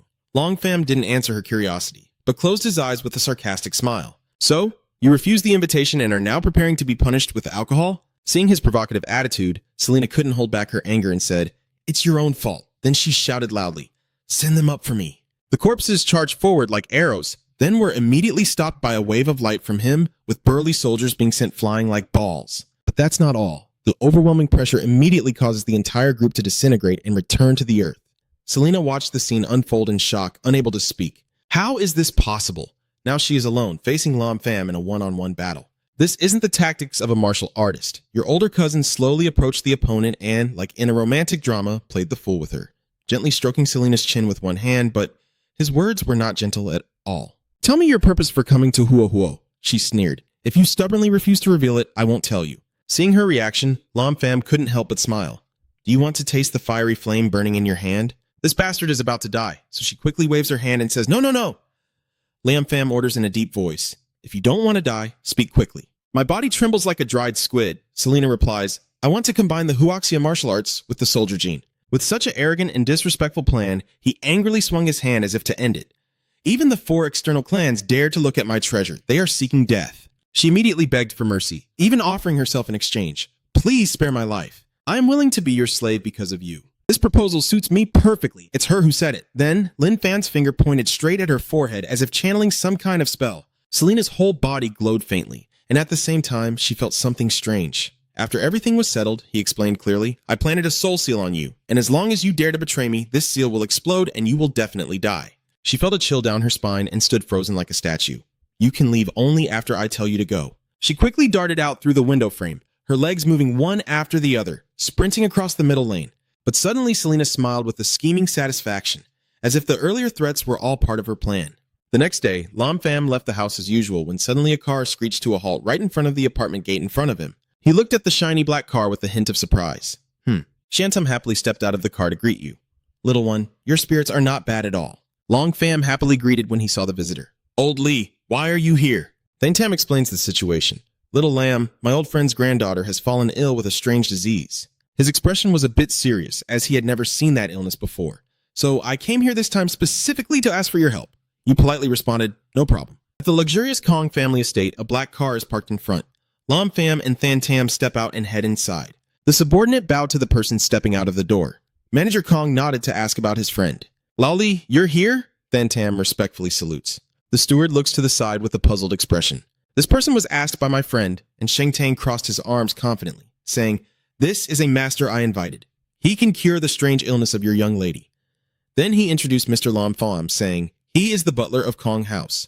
He greeted politely, saying hello. Hearing that he came for treatment, the butler Kong warmly welcomed him, saying, "Please come in, please come in." Then he led the two inside the house. Somewhere in the garden, a delicate hand was gliding over the strings of a guqin. Passing through the curtain, Lam Pham was surprised to hear the sound of a dan. He closed his eyes and slowly savored it. Not bad, but too sorrowful. But Manager Kong could only sigh and shake his head in sorrow, explaining that this was the young lady playing the instrument. Since she was young, the young lady has suffered from a strange illness, and no matter how many doctors have examined her, there has been no cure. Under the eaves, Kong Huyen sat with her back turned to them. He signaled to stop. "We're here." The delicate hand played the instrument gracefully, earrings swaying lightly in the breeze. Picture of a beautiful young girl with double M-shaped eyebrows, but with a hint of sadness appears before their eyes. Steward Kong bows his head respectfully to the young lady. Then he reached out his hand toward Lam Pham, and Elder Lee led the divine doctor over. Her face shows no emotion as she confirms again, it's him. Chung Tam nods at him. "Yes, don't underestimate young brother Lam Pham. His medical skills are extraordinary. I've never seen anything like it in my life." Kong Huyen immediately bows to you. "Please bother Dr. Lam now." Lam Pham smiles confidently and assures her, "Don't worry, I will cure you." Under the tree, Lam Pham gently takes Kong Huyen's pulse, lightly pressing 4 fingers on her wrist. At this moment, while focusing on sensing, he was surprised to find that a cold aura had temporarily merged with his own spiritual power. After examining her, Lam Pham deduced her symptoms. "Miss Kong, has it been since you turned 14 that every night at midnight you feel completely cold all over?" Kong Huyen was very surprised. "Yes, that's right. Does Master Physician have a cure?" He hesitated for a moment before replying. "If I have it, I do, but it's a bit troublesome." "Needed." Suddenly, Kong Lao's laughter rang out, interrupting your words. The old man approached mockingly, claiming treatment can't rely on just words. The boy frowned and silently looked at him. Kong Huyen stands up happily and runs over, and Grandpa's affection for his granddaughter makes him very pleased and indulgent. "Yin Yi, your grandfather has specially brought a divine doctor to examine you." The old man gestures towards the 2 people standing behind him. "Little Hoyen, let me introduce you. This is Master Dr. Maya, and beside him is his disciple Vuong Vu." She respectfully bows her head to greet you both. Vuong Vu politely replied on the surface, "Hello, Miss Kong," but his dirty mind revealed malicious intentions inside. "This girl is so beautiful. If only I could have her." Then Old Man Kong asked Van Tam with a puzzled and annoyed look, "Old Master Kong, this is the divine doctor I hired to treat your granddaughter." Hearing that, Vuong Vu shouted out in disdain, "The divine doctor? Him? I think even his hair hasn't grown in yet." Lam Pham vẫn giữ vẻ diễm dậm bình tĩnh. "What's wrong? Master, do you only know how to teach him to talk nonsense?" He gritted his teeth in fury. "What did you say?" After saying that, he rushed forward to hit Lam Pham. "Do you want to die?" "Master, but he doesn't care about his disciple and only pays attention to Lam Pham. In that case, the young one's strength isn't to be underestimated." He raised 2 fingers and pointed at the wolf, saying it's average but 100 times more powerful than his older sister. This statement made his dignified appearance disappear, and then he pretended to turn and walk away. "If Old Master Kong already has a divine doctor, then I won't bother anymore." Old Master Kong hurriedly mediated, "Mac Thanwai, don't argue with the young ones." Kong Huyen also stepped forward, and everyone listened as she spoke, suggesting a solution to the immediate problem. "Lam Thanwai just examined my condition. Now Mac Thanwai is checking my pulse. Who do you think is more accurate? Isn't it obvious?" Maya nodded in agreement and said, "All right." Then he silently took Kong Huyen's pulse. Before long, he diagnosed that Miss Kong was only suffering from internal cold, but long-term treatment had been ineffective. Mac Da frowned seriously, making it difficult for others to remove the deep-rooted issue. Kong Huyen's face darkened, and he said nothing. Thinking the other party believed his words, Ma Da smirked, but just then the old man had a secret remedy. He stroked his beard and continued, "It can eliminate the cold energy in Miss Kong's body." On this side, Old Master Kong's mood brightened. "Oh, what medicinal herbs does Master Physician Ma need?" I immediately told someone to prepare. Ma Da took out a long piece of paper and began to read. "Chuguo, the 1,000-year fire spirit herb, red sun herb. Long Huiet points to a few of those. Combined with my acupuncture technique, it can cure Miss Kong's illness." Old Master Kong happily said 3 words in a row. All right, I will have someone prepare immediately." Suddenly, a hand reached out to stop the old man's actions. Long Pham stepped forward to block him. "Wait a moment." Vuong Vu was shouting like a madman, "What are you doing?" You also don't bother to pay attention to him. Just glance at the person next to you. "No, old man, if you want the young lady to die, then just do as he says." This statement made him break out in a cold sweat. "Lin Pham, what's going on?" As for Maya, he was boiling with anger and challenging. "Kid, I also want to see what you can say." Lam Pham closed his eyes arrogantly. You ignorant fools. I can explain a little. You are certain that Miss Kong is not an ice yin body at all. She is the Tai Yin body. Everyone was surprised. The Tai Yin body? Wang Wu flicked his middle finger in disdain. Are you saying that the Tai Yin body is indeed the Tai Yin body? I've never heard that before. If you're going to make things up, you should have some reason behind it. Old Master Kong didn't pay attention to him and hurriedly asked if he had a way to cure it. Lam Pham responded confidently. Of course I do. Just need to guide Miss Kong onto the path of cultivation. You look at Old Man Kong and say the remaining part, so she can become a cultivator. Wang Wu burst out laughing and pointed at your face. Ha ha ha, a cultivator. Do you think you've read too many novels? A powerful force shot through, and Maxaw's slap sent him flying back, sealing his mouth. Then he looked at you, secretly wondering if you were one of the legendary cultivators. He clasped his hands politely and said, So you are a cultivator. Lin Fan was enveloped in a golden aura. Yes, my legs are apart, flames spreading around me, revealing my true spirit as a giant blazing phoenix. Mo Da opened his mouth in shock and exclaimed, What? Kong Huyen also couldn't hide her amazement. Old Master Kong was stunned by the scene and blurted out in shock. The person who was truly shaken to the core and whose 3 views were shattered was none other than Wang Wu. Mok Da changed his attitude, smiled ingratiatingly, then immediately bowed his head to apologize. Young master, I did not see Mount Tai and have offended you. Please forgive me. Lam Pham casually snaps his fingers, extinguishing his divine spirit. Yes. Elder Kong also clasped his hands in a pleading gesture, saying, Lord Lam, your divine power is boundless. Please must save my granddaughter. He replied calmly, It's a small matter. Kong Huyen also stepped closer. That, her face slightly blushed. Could it be that if I follow you to practice cultivation, the Tai Yin body can be healed? Lam Pham smiled brightly. That's right. Suddenly, a beam of light appeared around her as she knelt on one knee with her hands clasped in respect, and her disciple bowed to the master. It was you who raised 2 fingers to perform a spell. No need for that. Old Master Kong approached and explained, A teacher is like a father. Proper etiquette must be observed. No shortcuts. Lam Pham waved his hand and said, No need, just like this. He touched his chin and listed precious herbs, preparing 10,000-year snow lotus, dragon spirit grass, and 1,000-year chew fruit. Upon request, the old man quickly responded 3 times. Yes, yes, yes. Then quickly ordered the person behind him to go fetch the herbs for Lord Lam. He hurriedly saluted. Yes. A moment later, the herbs that Lam Pham mentioned were brought out. The grand butler placed them on the table and reported, Master Lam, the herbs have arrived. You just raised your hand to summon something and nodded in satisfaction. Well done. Immediately after, a giant alchemy furnace appeared before everyone's astonished eyes. Lam Pham gathered his strength to control the herbs flying inside. He focused his mind to control the temperature inside, and soon the fierce flames soared high. The sight before Kong Lao made him marvel. I've only seen this technique in ancient books. Maya beside him nodded in agreement. Lam Pham's eyes widened as he shouted, Complete! He reached out and took the fiery orb shot out from the forge. A shiny fire pill had been formed. Then he held it in front of Kong Huyen and told her to drink it. The situation in front of her made her face turn red. Seeing the other person still motionless, he took her hand and placed the pill into it. Hurry and drink it, then I will pass on a cultivation technique to you. The cold yin energy of the Tai Yin body will no longer be your pain. Kong Huyen covers her mouth with both hands, happily chews the pill, then slowly sits down on the ground. While meditating, Lam Pham kneels on one knee, raising his hand and begins to focus his energy. His 2 fingers press precisely on Kong Huyen's forehead, and immediately a fierce stream of fiery red energy burst out between them. Her acupoints have been burned open. Then Lam Pham reminded her, Remember this path of energy flow, now do it yourself. Kong Huyen closed her eyes and replied, Yes. Streams of fire and water intertwined emanated from her body. She kept sweating, frowning and biting her lip in pain. Old Master Kong looked on with concern. Kong looked, Master Lam, my niece, my technique is reliable, no need to worry. The cold air begins to seep out from beneath Kong Huyen's body, spreading rapidly around and piercing through the nearby group, causing them to shiver in shock and exclaim, What is that? Mei Ye was also covered in it. Lam Pham immediately extinguished the flames, shouted loudly, stepped back, and a sturdy shield was formed to prevent the cold air from penetrating inside. Then Tam watched the ice melt off her body, shivering slightly, as 20 years of accumulated cold were this terrifying. Then Lin Pham moved behind Kong Huyen, focusing his spiritual power and striking her back. You just transmitted your internal energy while guiding her. Kong Huyen immediately followed and practiced her cultivation. Yes. The cold energy in her body is enveloped by the heat fire, shooting straight up into the sky. The dazzling light forces Old Man Kong to shield his eyes. Immediately after, centered on the 2 of them, the fiery whirlwinds radiated out and gradually faded away. The fading smoke reveals Kong Xuani standing up, full of energy, smiling loudly. Old Master Kong looks surprised. Huyen Ni, my girl. Old Master hurriedly ran over and grabbed her shoulders tightly.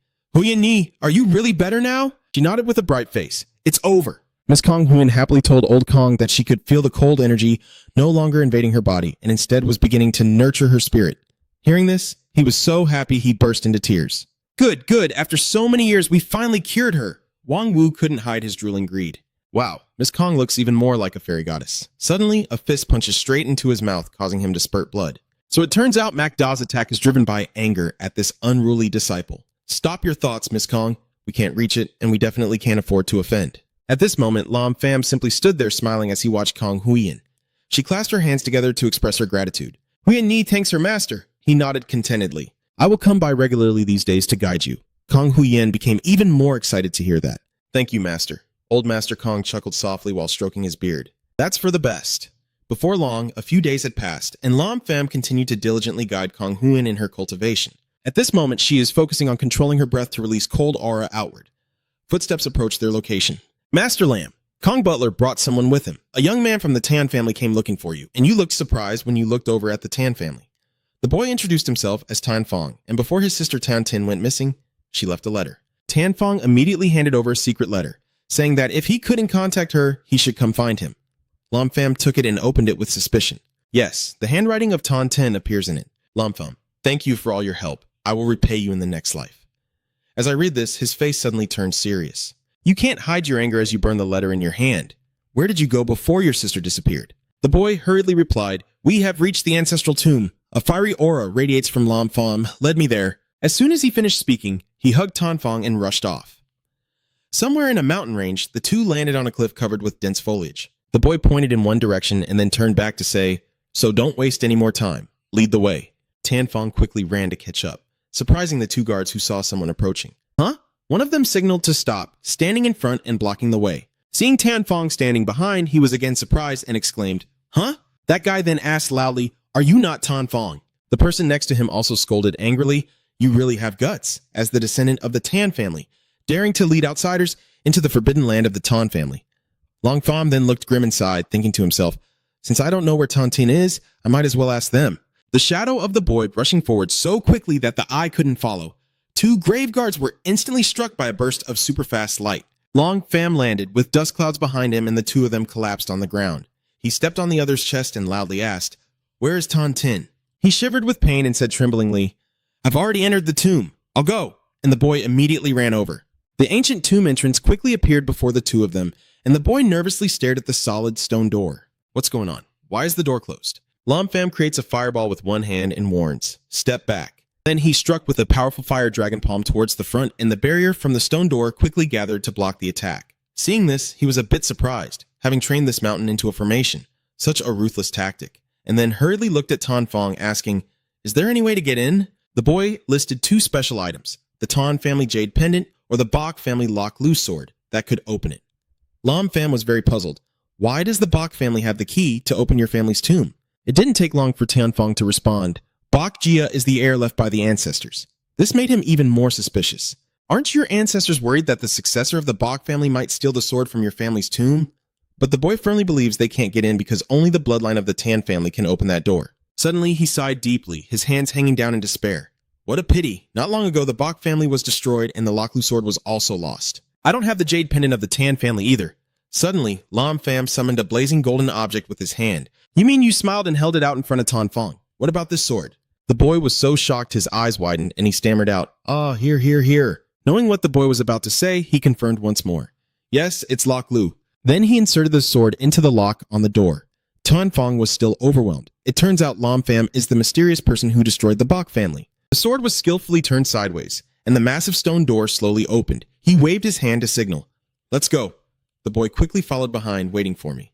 Wushehi in the mountain cave, Tan Tin, injured and trembling, staggered towards the cave entrance, struggling to breathe before finally collapsing exhausted on the ground. Suddenly, something on her left startled Tan Tin, but the pain in her leg immediately throbbed, causing her to cry out in pain. She grit her teeth and struggled to endure, trembling all over. Two figures approached slowly, so they had been hiding here. Wu Nung stands next to Uncle Tan, smirking mockingly. Run, why don't you run anymore? Tan Tin struggles to question why she is so stubborn about this jade pendant. Are you trying to kill everyone here? Losing your temper and shouting, what secret has the family hidden? She heard that, stomped her foot hard on the ground, then smugly moved closer. The eldest daughter really knows nothing at all. Today, you're definitely going to die, so I might as well tell you. Wu Nan pressed Tan Tin's head down with a murderous look, knowing that as long as she took that jade pendant to the ancestral stone statue, she could inherit the ancestors' legacy. She emphasized the part about possibly becoming an immortal, and she gasped in shock, as if she couldn't believe her ears. She wants to become an immortal and clenches the object in her hand, loudly declaring, "Even if I die, I will destroy the jade pendant." But Vunon has already snatched it away, one hand gripping Tan Tin's neck and lifting her up. "If you die, the talisman will still belong to me." Then she decisively threw her in another direction. She sneered maliciously, "Ha ha, the inheritance from our ancestors belongs to me." Then, I am determined to eliminate Tan Tin. The threat. Today, I will send her to reunite with her ancestors. Vunon raised her sword with a devilish expression, charging fiercely. "Goodbye, my dear cousin." Tan Tin trembled and closed her eyes as if accepting her fate. Luckily, her entire body was protected by a solid shield to block the attack. Vunyan suddenly exclaimed, "What? Who?" Then immediately opened her eyes in shock as she sensed the presence of a stranger. Lam Pham is right behind her, angrily replying, "It's your father!" Tan Tin sees him and joyfully shouts, "Lam Pham!" Uncle Tan was stunned inside. How is that possible? I didn't even realize it was him. Vun Yin glared annoyed, looking back and forth. At this moment, Tan Tin is supported by Lam Pham's power. He pulls her close and then gives her medicine. "Take this pill first." "It's you again, ruining my good fortune." Hearing that, he was furious all over, having already forgiven her once before, but now repeatedly causing trouble for me. Lam Pham's eyes showed murderous intent, truly blind to reason. "I can't let her go today." Suddenly, Uncle Tan quickly jumped up, carrying Vungan, and hurriedly left, then turned to warn her. "Lady, this guy is not someone to mess with. The best strategy is to run." Wunung helplessly obeyed, raising the jade pendant, and the door immediately opened, allowing both of them to rush out, leaving Lam Pham witnessing the scene in silence. Then a sinister smile appeared on his face as he cursed the fool, and he quickly gestured to Tan Tin. She nodded in understanding. Lam Pham Hai strode forward to the door and loudly shouted with a hollow voice. He raised his fiery arm over the tough stone surface, channeling his aura to gather in his palm, while the large door was shattered into pieces by Lam Pham at the same time. And at that moment, Vunon and the other two quickly ran toward a place. Old Master Tan suddenly stopped, a cloud of white smoke billowing up around him.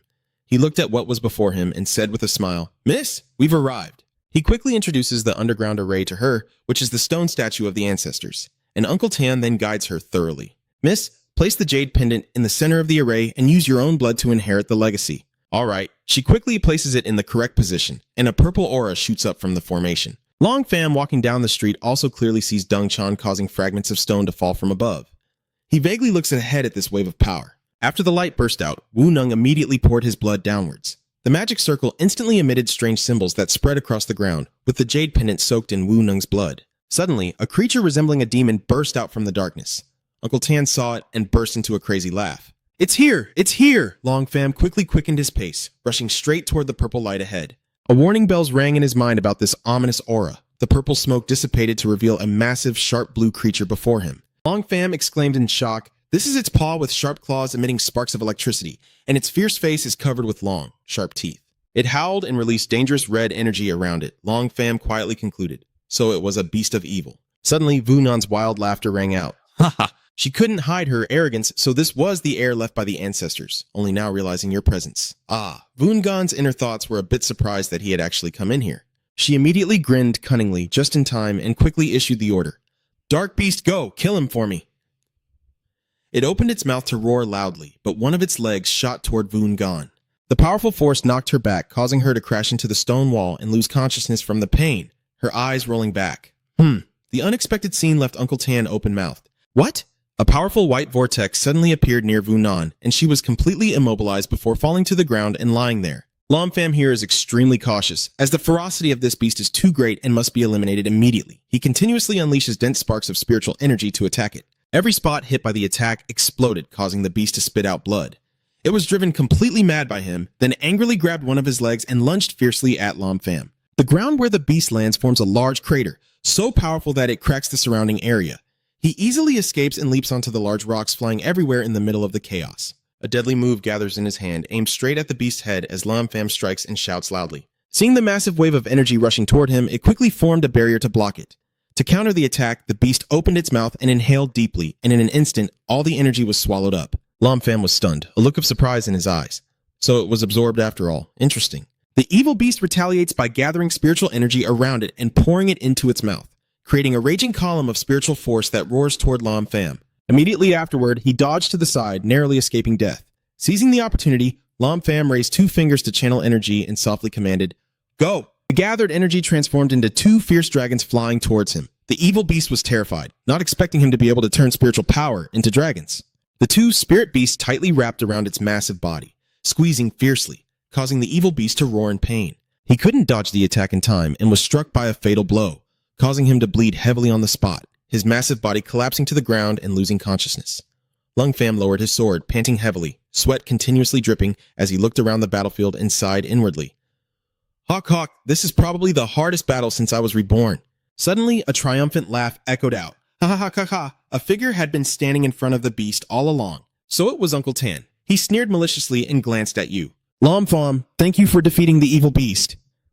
Long Fam frowned, not surprised, and simply whispered, As expected, your goal was not just to break the seal. Uncle Tan calmly admitted, Yes, luckily for you, I was able to obtain the essence of the beast. The old man's eyes flashed with cruelty as his voice grew colder, saying if I hadn't relied on myself, I wouldn't have been able to defeat it. Long Fam pressed on, questioning whether my arrival was also part of his plan.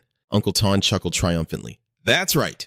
Long Famon's face darkened as he questioned, How can you be sure I will come to save Tan Tin? He quickly received an explanation from him, of course having investigated you, and knowing that you value loyalty and friendship. When you learned that Tan Tin was in danger, you would definitely come to save her. Long Fam closed his eyes, took a deep breath, and then asked slowly, So how could you be sure I could kill it? He frowned, his voice lowering. If I don't kill it, wouldn't your plan be for nothing? Unfazed, Uncle Tan still wore a sinister smile, his eyes calm. It's okay. After all, just wait a few more years. You doubt and question why all this effort is needed just to obtain the corpse of the evil beast. Hearing that, Tan Thuk's face twisted and he growled. Of course it's for revenge, those traitors of the Tan. Long Fan frowned, unable to hide his surprise. A rebel? He slowly took a step forward, then took a deep breath to suppress his anger before beginning to tell the story. During those years of chaos, our ancestors aimed to restore the glory of Emperor Tan. He hesitated briefly before continuing, revealing that our ancestors learned from the ancestral book that there was a ferocious beast sealed by Emperor Tan in the tomb. Then he looked mysterious and said, The old man's voice steadily echoed, revealing that the ancestors had allied with the Tan family of Dado and the Tan family of Talin to break the seal in the ancestral tomb. But suddenly his tone dropped sharply, and what was unexpected was that after their success, the two families feared my ancestors' power too much, so they conspired to kill my ancestors and wipe out our bloodline. Tan Thuk's hatred darkened his entire being, but they didn't expect that some of my family still survived. Enduring as their steward through countless schemes and sacrifices, he finally succeeded. As the story concludes, he wears a sinister smile. All right, that's all I have to tell. I don't know when, but Uncle Tan from the West had placed the beast on his head. It turns out his goal was to buy time. The spiritual energy begins to swirl intensely around him. Tan Thuk's body gradually distorts, his eyes blood red. You can now go. The contact point emitted powerful gusts, followed by a blazing purple beam illuminating the entire space. From the gruesome flesh, a hand reached out, then a leg followed. The scene before him darkened Lam Fam's eyes as Uncle Tan completed his fusion, his bloodline surging with uncontrollable power, driving him into a mad frenzy. Ha ha ha, two sharp horns grow on his head. Uncle Tan shows his ferocity. This is my revenge power. Unable to contain his rage, he glared at Lam Fam before suddenly leaping into the air and delivering a fierce punch from above, his fist clenched tightly with spiritual energy. Go to hell! The impact exploded like thunder, cracking the ground into huge fissures. He couldn't hide his cruelty, laughing with pleasure. Ha ha ha. Long Fan managed to raise his sword to block, the powerful shock making him grit his teeth as he endured. Yeah, Du Chen's attack caused the ground beneath him to sink and debris to fly everywhere. Long Fan quickly stepped back, leaping into the air and striking with two sharp swords towards Uncle Tan. But he easily caught the attack with one hand and crushed it into pieces, then sneered contemptuously. You're too weak, too weak. Long Fam remains unfazed, clasping his hands in front of his chest as a surge of spiritual energy surrounds his body to test this move.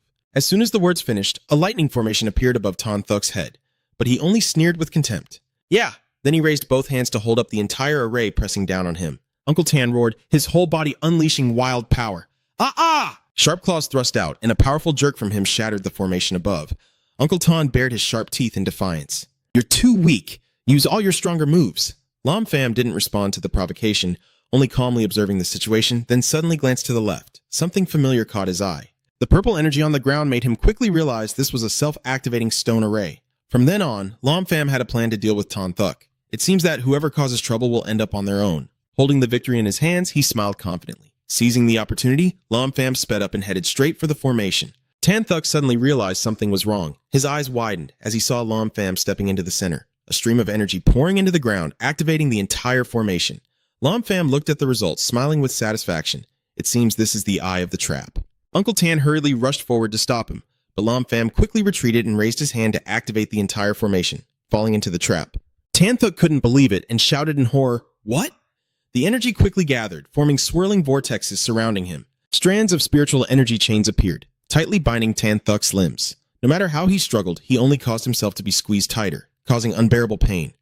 Lam Pham stood in front of his prey, mocking and sneering, foolish. Tan Thuk realized he had fallen into the trap and angrily cursed, calling him a petty coward. Lam Pham was unfazed, his tone full of sarcasm and contempt. "It's just your own stupidity." Humiliated, Tan Thuk became even more frantic, howling like a wounded beast. "I must kill you." He sneered dismissively, "Too bad, you don't have what it takes." The old man clenched his fists, his muscles bulging fiercely as a blazing blood-red spiritual energy erupted from his body. Uncle Tan shouted to the sky, "Even if I self-destruct, I will take you down with me." Lam Pham showed no fear, his eyes shining as an invisible force sealed the old man's spiritual power. The old man stammered in disbelief. "How is that possible?" You pull out a talisman, activate it with a faint surge of spiritual power, and sneer, "You want to blow yourself up in front of me. You're still too inexperienced, young man." A series of talismans immediately float in the air, forming circles around Uncle Tan. Lam Pham extends his hand to control them and delivers a new palm strike. The fire suddenly erupts from the talisman, burning the old man. Uncle Tan is seriously injured after the attack, blood gushing onto the ground. One of his arms and his waist were completely burned away. He cried out in pain. But the parts of his body that were lost recovered in an instant.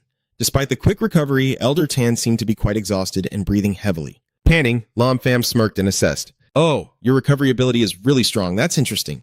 Raise a finger and channel your spiritual power. Let's try this." 2 flaming swords appear. Then dozens and hundreds of other swords emerge. A powerful surge of spiritual energy erupts. Lam Pham swings his hand to command the swords to attack. Uncle Tan's eyes widened in horror as the spears rapidly approached. He couldn't dodge, only crying out in pain as each spear tore through his flesh. You just stand outside indifferently. This is the Atai sword formation, capable of corroding flesh and transforming into a primordial spirit. Just enjoy it slowly. Your gaze turns cold as you sneer. Enjoy it. If you have the courage, just kill me directly. Lam Pham's face darkened, unwilling to let the old man go easily. "Of course I will kill him, but not now." Lam Pham coldly swung his hand, delivering a fatal strike that sent Uncle Tan flying far away. The old man collapsed onto the ground, with no time to breathe, as he slowly approached step by step. When they arrive, Lam Pham firmly stomps his foot onto the old man's chest. Uncle Tan is in pain, with no strength left to resist. Van Nai, in despair, begged you to let him die peacefully, promising to reveal the secret of merging with the ferocious beast. He firmly refused, contempt clear in his voice, saying, "I don't need that trash." Old Bang Huang's eyes went blank as he saw the spiritual fire erupt from Lam Pham's hand. No. His body was quickly consumed by the flames. A desperate scream filled the space. No, Uncle Tan is writhing in pain in the flames when a girl quickly runs over. It's Tan Tin, who stops, gasping for breath with her hands on her knees. Then she anxiously asks, "Lam Pham, are you okay?" He closed his eyes and smiled reassuringly, saying it's okay. There's someone kneeling nearby with their hands on the floor. Tan Voongan widened his eyes in dazed shock, trembling all over, muttering repeatedly, "How is that possible?" "How is she?" His cold gaze flicked past, almost forgetting her. He quickly moved behind Voongan and struck her hard on the back of the neck. The blow knocked Voongan unconscious, and the man's indifferent voice echoed, "Go to sleep for a while." Tan Thuk's screams of pain still haven't stopped. Tan Ting looked over with a suspicious gaze. "What is this?" Long Pham calmly replied. Tan Vu's butler was stunned. She couldn't believe her eyes. Why did he turn out like this? "You look tired and sigh. The story is quite long to tell." After a while, upon hearing everything, Tan Tin fell silent, her expression full of disappointment. "Turns out we were all deceived by him." You also nodded and sighed. "That's right, there's no inheritance here." Seeing Uncle Tan suffer like that, she felt a bit reluctant and wished for him to die peacefully. Long Pham coolly agrees, gathering spiritual energy in his hand. Despite his face being covered in dirt and having been tortured all this time, Uncle Tan still wants to live, and he hurriedly shouts, "Wait! Actually, there is a legacy here." Long Pham slightly raised his eyebrows, a glint of interest in his eyes. Then he extinguished the burning flame on the old man, leaving his charred body curled up on the ground. "You coldly command to speak." Master Tan trembles in pain, weakly begging to place the Lok Lu sword and the jade pendant between the sword sheath and the sword of the Tan Huang statue, so that the inheritance can be opened, telling you this news, only asking for mercy to spare his life. Long Pham turned to look at the distant Tan Huang statue. There is indeed a place to put it in. After confirming, he turned back to threaten the old man. "If he dares to lie to me, I will make him wish he were dead." Without wasting time, Lam Pham quickly followed the old man's instructions. Immediately, a powerful surge of energy emanated from the statue, and then Tan Huang's soul appeared floating in the air, with the two of them standing face to face, witnessing everything. He asked in a commanding tone as a king, Who are you? Why are you calling me to wake up? Tan Tin knelt on one knee to pay her respects, clasped her hands, and bowed respectfully as she introduced herself. The 78th generation descendant of the Tan family, Tan Tin, bows to pay respects to the ancestor Tan Huang. Tan Huang closes his eyes as if reminiscing, his voice filled with admiration. Has it been so long already? He waved his hand dismissively, saying, Stand up. She immediately stood up and said yes. Who are you? I am Lam Pham, respectfully greeting Emperor Tan. Emperor Tan stared in shock, examining the aura surrounding the boy's body, surprised and thinking, how could this guy have such a high cultivation level? He is not a stingy person to praise either. Not bad. To have such cultivation in an era of thin spiritual energy, he can be called a genius of the heavens. Lam Pham shook his head modestly. Tan Huang is too kind. Immediately after, Tan Huang looked around anxiously.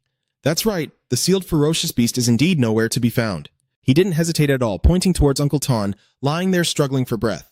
Tan Huang had released the ferocious beast, then merged with it, his whole body trembling as he struggled to crawl, his voice weak. Ancestor! His face was stern, his eyes filled with anger, a powerful imperial aura radiating from him, furious that a descendant of the Kuo family could be so rebellious. Damn it, Tan Huang's spiritual power gradually takes shape as a dragon, its enormous form appearing above him and rushing toward Tan Thuk. Uncle Tan shouted in fear, No! King Tan raised a hand to unleash a massive energy towards the old man. He closed his eyes as if unable to bear it after the attack. Tan Tin saw this and asked suspiciously, Great Ancestor Tan Huang, why didn't you kill this beast completely? Hearing that, he sighed softly and looked up nostalgically at the distant past. Back then, after the fruit of humanity unified the world, he intended to nurture vitality, but an ancient fierce beast that the primeval immortal sage had sealed broke free from the seal. King Tan and everyone worked together to temporarily seal that space again, but the beast with terrifying power pushed him to his limits. However, he was also heavily wounded and lacked the strength to kill it, barely holding on to life, relying only on time to torment and eventually destroy it. But that's only a temporary measure. Hearing this, Lam Pham hurriedly asked, Emperor Tan, what is the space you just mentioned? He replied in a deep voice. It was originally part of the Nine Continents continent, but who would have thought a king beast would escape the battle the sages had fought against the king beast? He was very regretful but couldn't kill the king beast, only seal it away. You gently propped your chin in thought, so that's how it is. Emperor Tan sternly looked at you and entrusted you with this important task, saying that the seal of the ancestor is about to disappear and the mission to eliminate the king beast is now yours. Long Pham quickly clasped his hands in refusal. King Tan, a young man with low cultivation, will hardly be able to bear this great responsibility. He pondered for a moment, as if considering something. His gaze gradually shifted to Tan Tin. She stepped forward and accepted the inheritance without hesitation. Tan Huang raised his hand, his index finger lightly touching her chin. Tan Ting opened her eyes in surprise as a golden light enveloped her body, and suddenly an influx of energy and knowledge made her scream in pain, clutching her head. Seeing that scene, Lam Pham rushed over worriedly. Could it be a theft? Before getting any closer, he was stopped by Tan Huang's barrier. He calmly reassured him, You don't need to rush. I won't use such tricks. After the inheritance was completed, he withdrew his hand and Tan Tin had lost consciousness. She fainted and fell to the ground, with Lam Pham worried beside her. Lam Pham closes his eyes to sense the spiritual energy descending upon his body, quickly sitting cross-legged on the ground, focusing on practicing the technique to absorb the spiritual energy. The streams of qi from all directions gathered turbulently without end. After finishing his cultivation, Lam Pham took a deep breath and exhaled softly. Phew. He raised his hand to feel the new surge of power flowing through his meridians and happily said, Breaking through to the peak of the Void Realm, Emperor Tan has given me too much. Before he could relax, Tan Tin was enveloped by a blue aura. Lam Pham cautious in the face of the sudden change, a majestic dragon appears, winding around her. He watches the scene, feeling worried, uncertain if Tan Tin's mood has changed, as the dragon disappears, leaving a mark of inheritance on her forehead. The layers of black fabric with golden dragon patterns draped over her, her clothes had transformed into dragon armor somehow. Lam Pham noticed the patterns on her outfit, and Tan Tin, appearing regal, scolded and knelt down.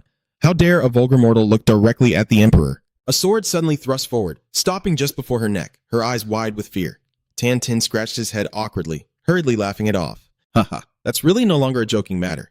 But Lam Pham isn't laughing, holding the sword tightly to threaten her, giving her one more chance to gather her words. I was just joking with you. Who knew you would be so serious about it?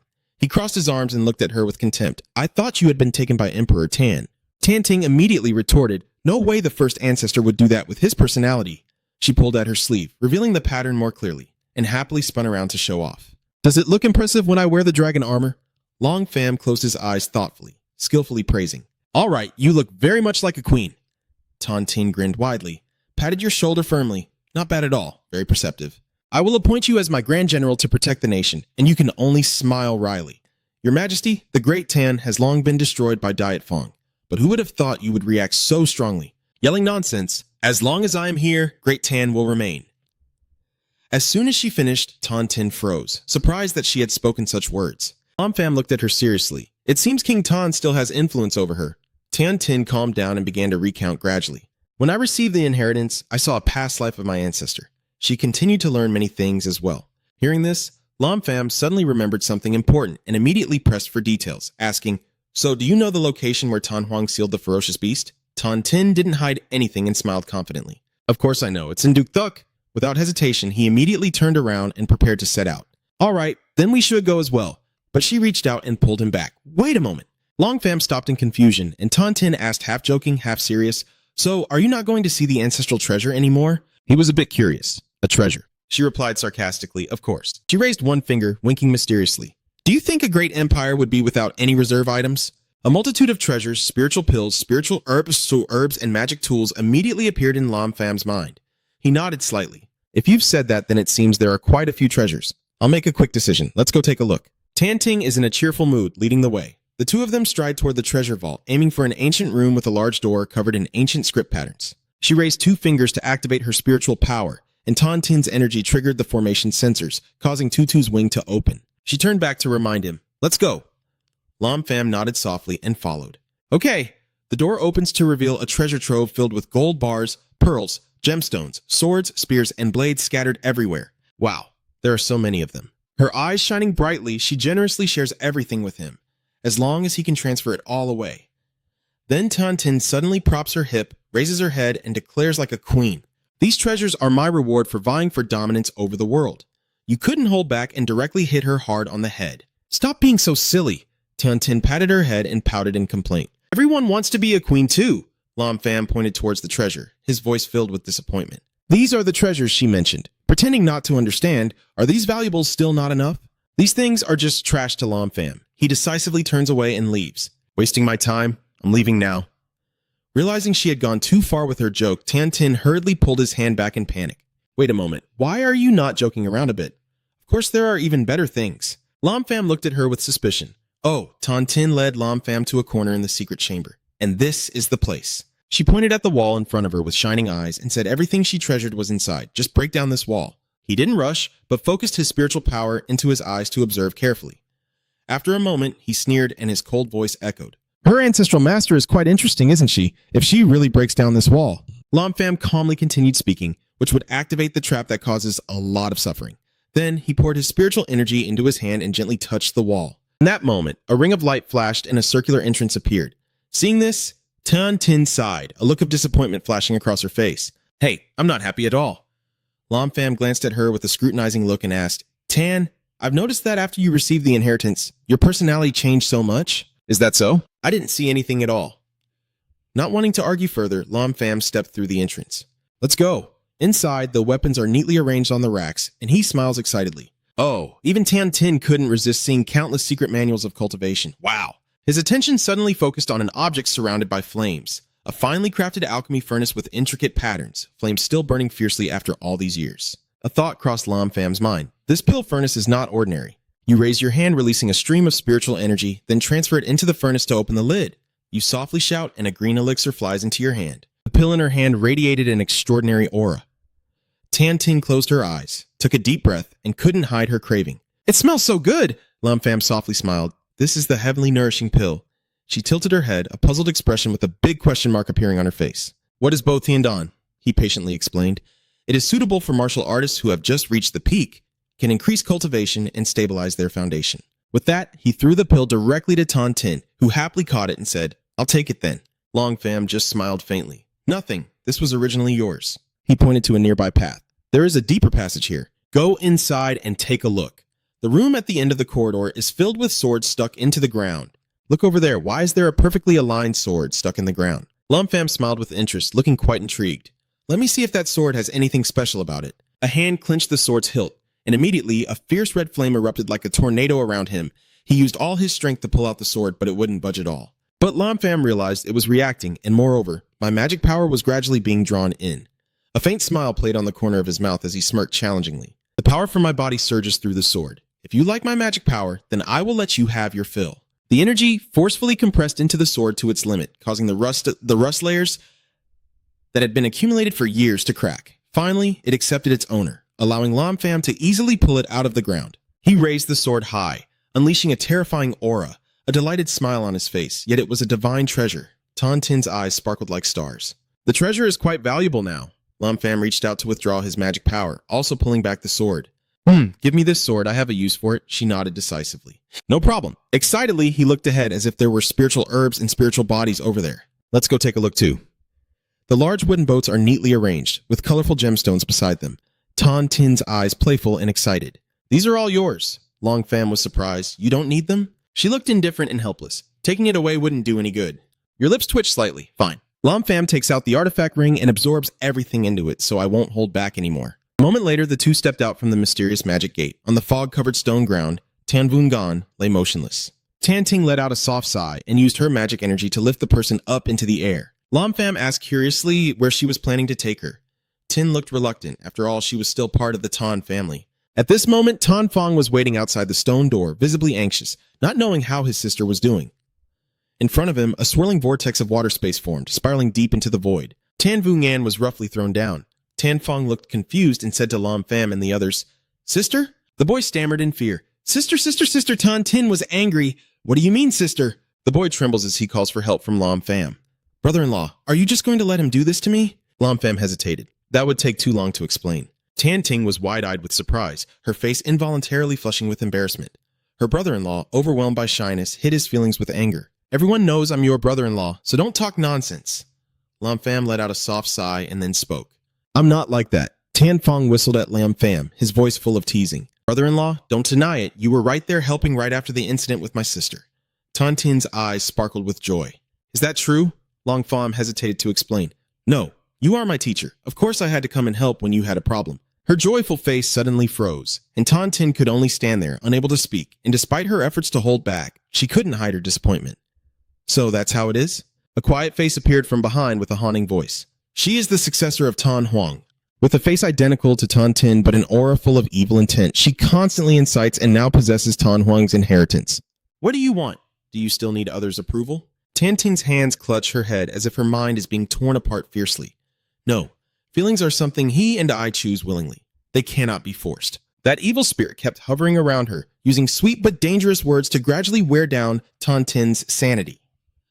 No, if he doesn't want to stay by her side, then tie him to her side. Every seductive word rises together with a wicked smile. You are the Empress of Great Tan, after all. Tan Tin's disciples shrank back as if her soul had been seized. Her face completely changed, darkened with evil energy, exuding a terrifying aura. Yes, I am the Empress of Great Tan. Do I still need others' approval to get what I want? Noticing something's wrong with Tan Tin, Lam Pham immediately became alert. Miss Tan, what's wrong with you?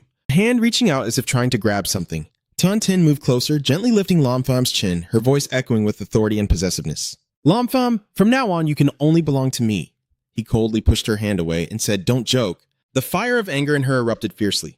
I'm not joking. If I say it's mine, then it's mine. Lam Pham frowned. Miss Tan, you're possessed by a ghost. A firm denial rang out. No, I'm fine. A sudden block of ice rises up around Tan Tin's feet, slowly enclosing her like a frozen prison as Lam Pham exclaims, You've made an enemy, Miss Tan. Her eyes blazing with fury, her powerful aura condenses into a mighty dragon that charges fiercely at Lam Pham. Tan Fong shouted in horror, Don't do it, sister! The giant dragon body wrapped tightly around Lam Pham, as if imprisoning him in a steel trap. Meanwhile, Tan Tin easily shattered the icy bonds that held her into tiny pieces. She slowly approached with a possessive voice. You belong to me. Tan Tin gazed at Lam Pham with infatuation, her eyes full of longing. You can't escape from my hand. Suddenly, he swung his hand, knocking away the other hand as if to dodge. Lam Pham, who had slipped behind her, delivered a strike to the back of her neck, causing Tan Tin to freeze. She staggered forward, and at that moment, a steady hand reached out to hold her back. Holding Tan Tin in his arms, Lam Pham could only sigh and quietly observe to see how she was doing. His cultivation suddenly advanced a level, but the mismatch in realms confirmed her mental state was lacking. Tan Fong hurriedly rushed over. Sister! Anxiety was evident on his face. Big brother Lam, why did you and I suddenly become like this? Lam Pham calmly explained that this condition was caused by a mental demon intrusion, with Tan Fong's voice full of urgency. Will we continue like this in the future? Lam Pham gently eased the boy's unease. It's nothing serious, just rest for a few days and you'll be fine. The boy couldn't hide his joy. That's good to hear. At the Kong family estate, Kong Huan is focused on cultivation, as if absorbing the essence of heaven and earth. She tilted her head slightly as if she had just heard a strange sound, her eyes wide with surprise and caution as she looked around. Who? A powerful step stomped down on the ground, breaking the silence. Long Fan briefly showed a gentle smile. It's me. Surprise and joy are clearly visible on Kong Huian's face. Master has returned, huh? He looked at her with admiration. Not bad, even while I was away. She's still working hard on her training. Kong Huian couldn't hide her joy and pride. Lam Pham seriously instructed, Huyen Yi, tell the servants not to disturb me while I am refining the pill, and make sure they understand clearly. I will remind them. Master, what kind of pill are you planning to refine? Lam Pham's face looks a bit serious. Reincarnation pill. She pondered quietly, remembering her master said that the reincarnation pill weakens the Thunder Tribulation and helps cultivators ascend to the Immortal platform. Her eyes were full of admiration. No wonder she was the master, even knowing about this kind of pill. She turned to leave, so I won't bother the master anymore. He responded indifferently. Lam Pham calmly walked through the open main door, a flash of light flickering from the token ring. Immediately, the Pill King's peak appeared, flames roaring and swirling around it. The aura from Lam Pham transformed into flames, enveloping it as the pill refining process began. In Tan Tin's room, Tan Fong sat quietly beside her and she let out a soft groan, her face showing clear discomfort. Her eyelids fluttered slightly and slowly opened. Tan Fong anxiously asked, Sister, you're awake. Tan Tin propped herself up slowly, her face showing signs of fatigue and confusion. Where are you right now? The boy said anxiously. Sis, this is your room. Have you forgotten about sneaking up on Mr. Lam Pham? She said, eyes wide with shock. What? Completely confused about what has happened. She only remembers being rejected by Lam Pham, then nothing more. Realizing something, Tan Tin's eyes suddenly flashed with a sharp glint. She pointed directly at Tan Fong's face and said, If you dare to talk about this outside, you're done for. The boy raised his hand and swore, Don't worry, sister. I definitely won't tell anyone else about this. Her expression gradually softened. I remember that. Tan Fong feels a bit tense. Lam Pham once told her to take the elixir from the ancient tomb. The door opens and a figure appears. Tan Tin's father enters with a face full of joy mixed with emotion. Ting Yi, you're awake? She smiled reassuringly at the person in front of her. I'm fine, Grandma. He looked a bit contemplative, which was good, but Tan Tin suddenly stood up in panic. What just happened? A heavy sigh escaped from him, his face filled with deep worry. The elder of the clan, from Tan Vun Yan's side, learned that you had obtained the inheritance and forced us to hand it over. Tan Tin's eyes grew sharp. What? The killing intent flares up with a powerful aura and you're still happy? The overwhelming pressure causes Tan Tin's father to collapse in fear, as he grimaces in pain trying to call Tin Ni. Tan Ting suddenly woke up looking surprised and frightened, quickly pulling back her power. Tan Ting hurriedly ran over. Sorry, Dad, I couldn't control myself. He smiled gently. It's okay. A warm feeling spreads as his hand gently pats her head. Father Tan Tin's eyes shine with pride and emotion. You're all grown up now. You've become mature. At Kong's place, a small pill suddenly flew out from the Medicine King's peak of Lam Pham, and his hand gently reached out to catch it. You smile confidently. It's a success. A gentle fragrance spreads and reaches Kong Huiyan. It smells so good. Joy filled her eyes. The master has ascended. Her legs hurriedly rushed forward. Seeing two people already waiting, she couldn't help but be surprised. Huh? Kong Huiyan excitedly waved her hand. He heard the call, old Master Kong turned around, and Huiyan Ni's voice was full of surprise. Sir, why have you two come here? The old man smiled with a relaxed expression. Haha, I followed the scent here and arrived outside Master Lam's room. The door gently opens and a figure slowly steps out. Master? Elder Kong asked slowly with a respectful attitude. Young Master Lam has exited the sect. Lam Fan simply replied indifferently. The old man pointed toward the place where the bright light shone and the mystical smoke curled in the air. Lam Pham inside nodded in approval, having successfully crafted several pills for Huiyan Ni, while old Kong smiled happily, his eyes full of satisfaction, making all the effort worthwhile. Lam Pham maintained a courteous attitude. After all, I am little Huiyan's master. Helping her is only natural. Lam Pham handed the newly crafted pills to Kong Huiyan. Thank you, master. Lam Pham was slightly surprised to see that Elder Kong still stood still without leaving. Is there something else he wants to say? The old man looked a bit confused. Haha, it's nothing. I'll take my leave now. Immediately, the old man and his servant calmly returned. Lam Pham and Kong Huiyan silently watched their figures leave. You give the medicine bottle to Kong Huiyan to combine with Than Tam Dan for cultivation, which can enhance the cultivation of Than Tam Nguthon practitioners. A smile clearly appears on her face. Thank you, master. In the darkness covering the voidless peak, Lam Pham entered a meditative state to cultivate beside the Pill King's peak and the treasure sword, his body radiating a powerful spiritual energy, flames blazing around him. Lightning flashes among the swirling dark clouds, thunder roars and bolts gather above, before suddenly striking down at Lam Pham. The sword spins in the air, emitting strange vibrations as if sensing imminent danger, then slashes upward to block the fierce anomaly. The thunder tribulation with destructive power descends, shaking the entire space. The blazing red eye flashes, and the spiritual awareness of the sword awakens, emanating an aura of majesty. Thunder and lightning descend like the wrath of heaven and earth, as the fiery sacred sword spins fiercely, slicing through each bolt of divine lightning shooting down from the sky. Not only does it stand firm, but it also gradually absorbs the intense energy flow, transforming into power. The dark clouds disperse, and the thunder becomes less frequent. Suddenly, a majestic fire phoenix appeared and swooped down. At the same moment, the Pill King's peak also soared into the sky as if welcoming the surge. The phoenix transforms into a tornado and merges into the peak. The King of Medicine Peak spins wildly in the air, bursting with a blinding light and an overwhelming heat that engulfs everything. Lam Pham clenched his sword hilt as lightning flashed along his arm, swinging his blade to tear through the sky as dark clouds gradually dispersed and the space was illuminated with a mystical glow. Lam Pham continues to sit in meditation, stabilizing his spiritual energy, as blazing flames envelop his body and merge with the true energy slowly spreading around him. His strength gradually recovers, and Lam Pham lets out a gentle sigh of relief. Phew! You stand on the cliff, gazing into the distance. Next, from the shadows, a person quietly appears and speaks with a hint of meaning. Not bad for someone so young already at the Immortal platform level. Feeling something, Lam Pham quickly turned around and looked behind him. From inside the Medicine King peak, Hien Mac, with chains wrapped around his body, floated into the air and hovered in the sky. Lam Pham's eyes flashed with a cold glint. Who are you? Why did you come out of the refining peak? The boy raised his head proudly with a smug smile on his face. I am the spirit of this peak, named Xian Mo.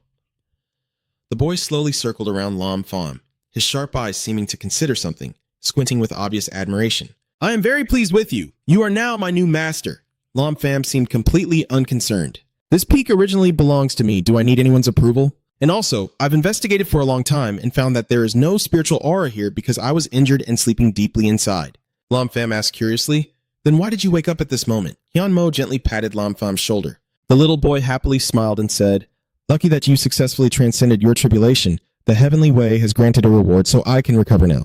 He pointed to the thing stuck in the ground, so that your sword can also generate spiritual energy. Then he quickly added, but still during the incubation period. Lam Pham was surprised to hear that. Really? Hien Mac, with a confident look and a haughty tone, believes he can have everything. Because he wasn't prepared, Hien Mac was suddenly flicked away and dodged aside, while the boy held his swollen forehead. Oh no. At this moment, Lam Pham seems to realize something and immediately becomes serious. The protective sword in his hand glowed intensely, with a blazing red flame burning from the blade. He smiled brightly, indeed sensing its spirit. Streams of energy converged and flowed into his palms. Then Lam Pham examined the remaining items outside and collected everything. Chet Hien Mac hurriedly shouted with a worried look on his face. Wait, Lam. Pham couldn't hide his irritation. What are you planning to do now? Hien Mac hesitated in fear. About that. Stammering, I want to go with you to see the outside world. I don't want to go inside you. And then Lam Pham flatly refused. No way. Hien Mac was stunned, unable to believe what he just heard. Huh? The small body flies over and hugs Lam Pham's leg tightly, not letting go. Hien Mac's eyes are teary as he pleads, I promise I won't cause any more trouble for you. Will you really not cause me any more trouble? Chemo nodded firmly. Yes. In a different situation, a tense meeting takes place in the Tan family conference room, where the senior Tan decisively insists that Tan Tin must hand over the ancestral inheritance. A subordinate immediately chimed in. The Grand Elder is right. Everyone else stood up to support him. That's correct. Only then do we have a chance to strengthen the family. The conference room door swung open forcefully and a figure stepped in. Ba Tan Tin and Tan Tin stood at the door with serious expressions. He looked around and frowned in annoyance. The group of Traki was surprised to see the newcomer, and their irritation was evident on their faces. Tanting, the old man shouted angrily, give me the inheritance from the ancestors so we can make the family stronger. Tan was so angry she couldn't hold back. Suddenly a hand raised to stop her. Third Uncle Tan clearly stated that Tin Ni had obtained the inheritance from the ancestors and would definitely pass it on to the family. Why are you wasting time with nonsense? Hand it over now! Ba Tan Ting couldn't help but feel annoyed, but still held back. He didn't say he wouldn't hand it over, just that he would wait until Tin Ni fully absorbed the ancestral inheritance before giving it to everyone. Suddenly, a hand pointed directly at his face, cutting him off. No more words. Hand it over now. Zhao Ji, with an uncontrollable sneer on his face, continued to threaten that he would strip him of his position as head if he didn't comply. Tan Tin's eyes burned with fury, a fiery red mark instantly appearing on her forehead, and in an instant she seemed to transform into someone else, her aura causing the surrounding air to freeze. Every step she takes carries a chilling aura that makes everyone in the room feel the threat, her voice full of authority and without any mercy. You all are truly delusional. Rage surged within Tontin. This the inheritance from my ancestors. Who do you think you are to claim it?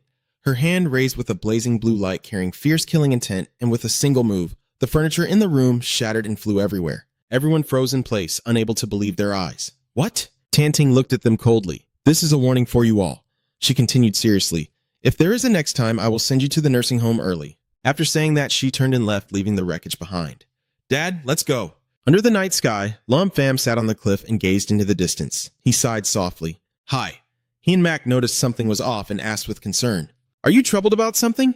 Lam Pham looked worried with a slightly gloomy gaze. Time really does pass quickly, the little boy sneered, looking as if he had lived for hundreds of years. Lam Pham suddenly asked about the boy's condition, saying, So Ding-Jiang, how did you get hurt?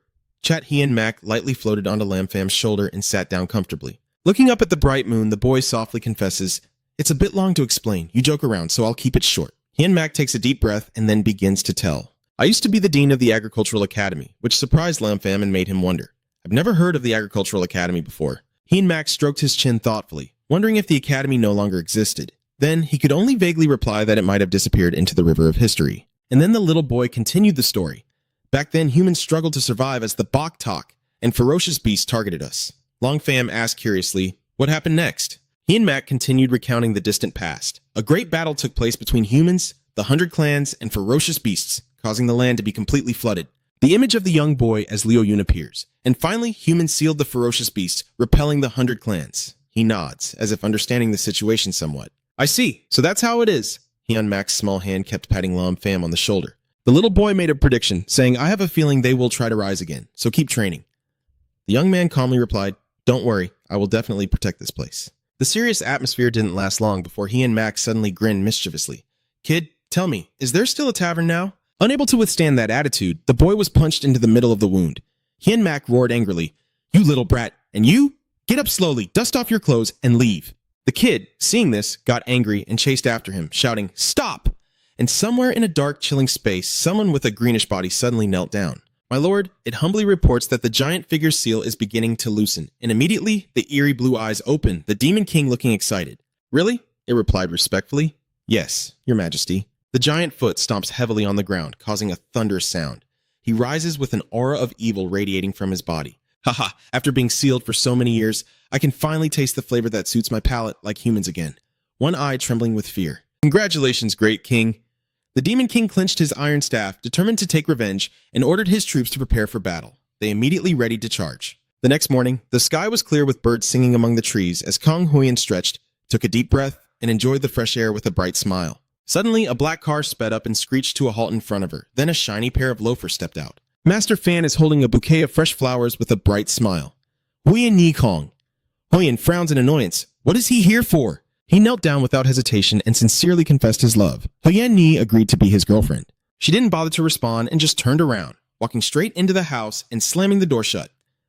Get lost. But Fan Tru didn't give up and kept knocking on the door. Huyen Ni opened it and said, I truly like you.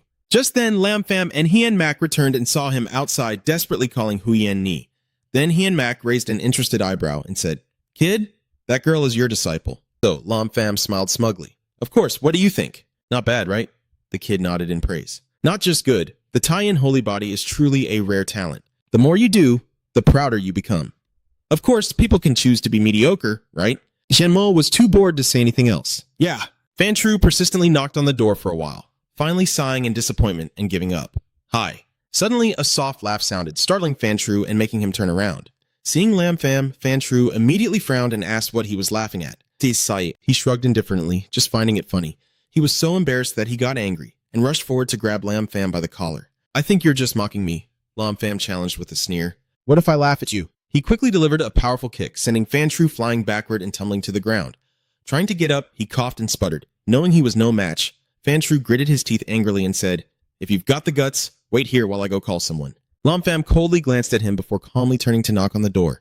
Kong Huyen immediately opened it angrily and shouted, What are you knocking for? Stop bothering me, I won't agree. But she was immediately stunned when it wasn't who she expected in front of her, but Lam Pham and he and Mac, making Kong Huyen feel awkward. It's me. Why is it, Master? I stammered to explain. Master, I didn't tell him. But Lam Pham simply replied calmly, I know. She widened her eyes in surprise. How do you know? He softly reassured her, Don't worry, with me here, the person you don't like, I will stop them for you. That statement suddenly made Kong Huyen feel warm inside. Your master is truly kind. A moment later, as she sat to cultivate, her aura stabilized and radiated outward. Long Pham quietly observed nearby when suddenly loud noises came from outside. Where is old man Kong? Hurry up and get out here for me. As you turn around to check the situation, Kong Huyen calls to the master. Do we need to go see what's going on? He nodded calmly and walked away. At the same time, outside, 3 people were arguing fiercely. Then Vo angrily and bitterly said, this old man doesn't keep his promise, right? Despite his anger, old Kong remained calm. Old Fan said, when have I ever lied to make him angry? And then glared and pointed at Fan Tru, who was trembling, saying, isn't it true that the 2 families have formed an alliance? Before my grandson could even propose, he was beaten up. Old Kong still responded calmly and slowly. Is that what you believe when you say you don't drink and talk nonsense? But he was so furious he turned purple and roared. Ignoring him, Kong Huyen happily ran over and waved her hand. Uncle Kong. Old Kong happily turned to look at her. Huyen Yi, you're here. Fan Tan Vo smiled cunningly. You really have a good eye for people. You found such a good wife for my grandson. He pushed Old Master Kong aside and excitedly said, this is Kong Huyen. So pretty, I like her very much. Old man disliked introducing him. This is Mr. Fan Than Vo, an old man. He angrily shouted, why did you introduce me to your daughter-in-law like that? Kong Huyen forced a smile. Hello, Mr. Fan? Lao Pham just appeared and called out to Lao Kong. Old man suddenly relaxed. Oh, little brother Lamb. Old Master Kong warmly stepped beside him to introduce when Than Vo suddenly erupted in anger and shouted, I told you so! Why did you refuse to establish a connection? Turns out Huyen Yi already has a boyfriend. Old man Kong, how are you running your business? He said, pointing at the boy with dissatisfaction. You stole my daughter-in-law and beat my son. I must settle this with you. Old man Kong quickly stepped in. What are you planning to do, old man? Lam Pham is my guest. He pushed aside the old man and shouted, get out! Then Vo assumes a fighting stance. I must teach him a lesson today. Lam Pham relaxes his arm, gestures invitingly, and says with a smile, come on. He stormed forward in a rage and kicked out, but you easily dodged and mockingly asked, is that all you've got? Then Vo swung his fist again but missed you completely. Lam Pham sneered, if you're older, stop fighting. What if something happens? If you cause trouble for me, what then? He angrily continued his attack, spoke less, and you snapped your fingers. Then Vo's body immediately became immobile as he furiously questioned, what kind of love spell did you use? Lam Pham casually walks past him. Sir, please calm down. Then Vo glared angrily at you. Quickly help me out. Old Master Kong stepped forward to explain. Old man, this is my niece's master. He angrily roared at the master. I don't believe it. Don't deceive me. And wasn't it said that your niece's health was not good? How can he possibly learn martial arts? Old Master Kong replied calmly. Since he acknowledged little friend Lin as his master, his illness was cured. Ah, sneered. What about him? Could he be a deity? The old man confidently asserted. That's right, little Hien. Show this old man a little something. Immediately, she cast a spell, causing her hand to reveal a glowing lotus flower with blue flames rising around it. Then Vo widened his eyes in shock. Is this real? Old Master Kong asked with a disappointed look. So now do you believe me? Then Vo calmly replied, I believe now. Break the curse for me. Long Pham waved his hand and flames erupted around him, catching him off guard. His face looked sad. I never expected Huyen Yi to become a cultivator. We can't reach that height. The fox is dead. The old man hurriedly called him back. Don't go, old man. But Than Vo kept walking without looking back. Night falls as the crescent moon rises high. The 3 of them sit together inside the house, sharing a meal. Lam Pham gently puts down his chopsticks and says farewell. I should leave after this meal. Master. Lam Pham placed his hand on her head. I've taught her everything I can. From now on, she has to walk her own path. Kong Huyen sobbed and cried. Can I not go? But you stubbornly shook your head and then immediately turned and left. Seeing your back, her determination grew in her heart. I must train hard and stand by my master. You confidently stepped out of their house, and Xian Mo flew over to ask, are you really just going to leave like that? Long Pham confidently replied, of course, I sense that something big is about to happen. A blue eye flickered in the darkness. In the darkness of the night, a few houses still have their lights on. The Demon King grins maliciously, surprised that just stepping outside, he can now enjoy the taste of humans. He bent down to rummage through the corpse's organs and put them in his mouth to eat. A person holding a sickle ran out, shouting angrily, Monster, die! He licks his lips, then stands up and laughs with pleasure. The Demon King swings his staff and hits him on the head. The next morning, while Lam Pham was sitting in the living room, someone suddenly kept knocking on his door. Hi, Lam Pham, you seem a bit surprised. Why did you come here? She deliberately asked back. Not welcome? Lam Pham replied happily. Of course you're welcome. Come in. Right now, they are sitting on the sofa at a comfortable distance. Tian Tin takes the initiative to speak, saying, Thanks for what happened last time. You shouldn't mind it. It's a small matter. Suddenly, Lam Pham got straight to the point. Right, did you come to see me about something? One hand lifting her hair. Oh no, I forgot to mention the main reason. Has your expression become serious? Did you watch the news this morning? Do you have a bad feeling yet? Is something wrong? She held up her phone, showing a small rural village attacked by wild beasts, with bodies already eaten. Longfan still didn't understand and showed no interest. Nothing seemed strange. She gradually recounted. At first, I also thought nothing of it, but seeing those large footprints, I realized something was off. Tan Ting suggested that it seemed like a beast had attacked the village. Longfang was a bit confused. How could a beast appear now when spiritual energy is so scarce? She calmly replied, if it's from before, then what? Shh, you remember something about the blood moon from the day before. Longfam understood what Tan Tin was implying, that her ancestor's seal had a problem, allowing the feral beast to escape. Tan Tin confirmed, yes, I suspect so. Are you suggesting that? Let's go check and find out. In the ruined village, only scattered debris remains as Tan Tin and Lam Pham observe the scene before them. Hin Mo floats nearby and says, Kid, the demonic energy here is too strong. His face darkened. Indeed, the demonic energy was thick.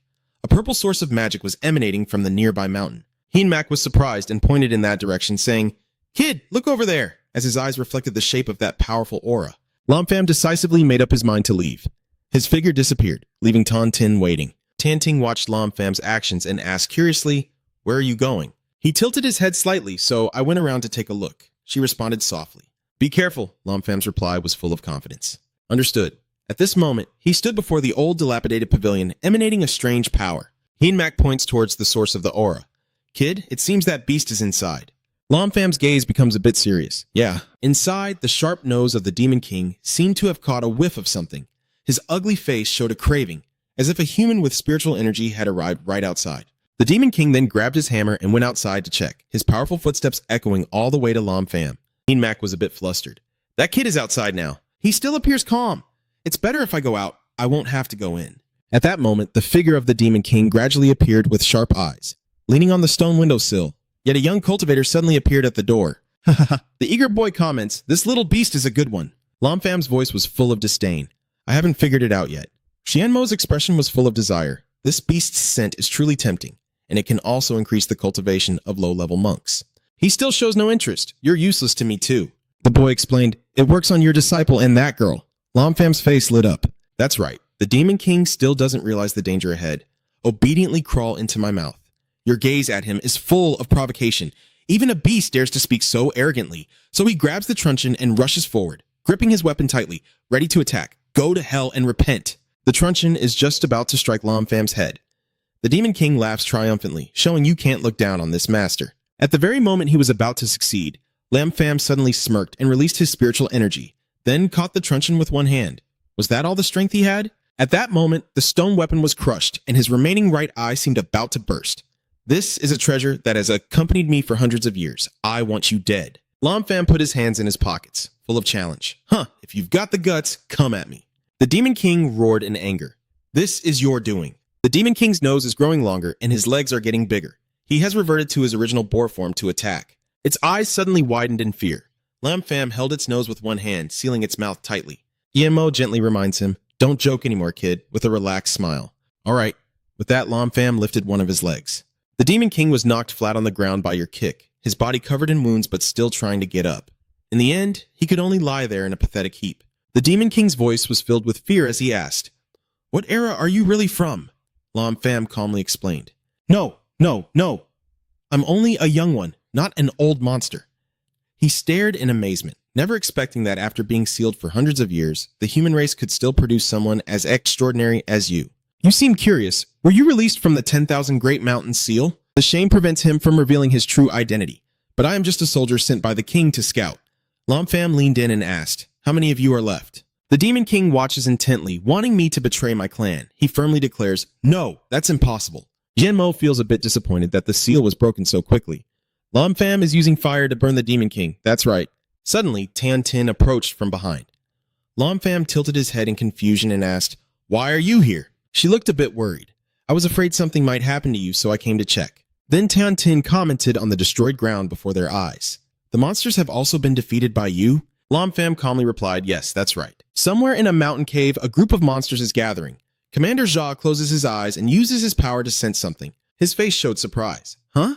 Ho Di is a bit curious. What's wrong with Zha, Commander? He frowned and analyzed. I can't sense the aura of that silly pig anymore. She feels puzzled. Isn't that stupid pig supposed to be out listening for information? Why did the aura suddenly disappear?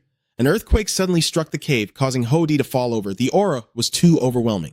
Commander Zha is conjuring a purple sphere that forms a protective barrier for the monsters against prying eyes. Then the sphere suddenly explodes, and Hodi jumps up. It's terrifying. He gritted his teeth in anger and said, "Damn, wild boar." She raised her hand and suggested, "Commander Zha, how about I go to the human city to explore?" He looks a bit satisfied. "Okay, be careful." Hoding responded, "No problem," as white streams infiltrated the pile of rubble. "Did you find anything?" "No, I didn't." Finally, Tiantin also smiled with relief. "Well then, it's over. Lam Pham plans to host a pork feast tonight to help her improve her cultivation." She looks a bit hesitant, wondering if she can bring someone else along. "Are you okay with that?" Tiantin happily agreed. "Alright, tonight in Lam Pham's dining room, Kong Huyen stands in front of the table. Master called me over for something. I explained briefly and helped her improve her cultivation. Her eyes were full of curiosity. "Can my master increase my cultivation level?" Lam Pham confidently affirmed yes, this is a good item. Kong Huyen smiled with a squint and thanked her master. At this moment, Tan Tin stepped forward to introduce, "Lam Pham, this is my father." He politely glanced over and said, "Hello, uncle," then pointed to the empty seats beside him. "Sit down." Someone is quietly lamenting in the dazzling city night. It's only been 100 years. Hodi looks around at everything.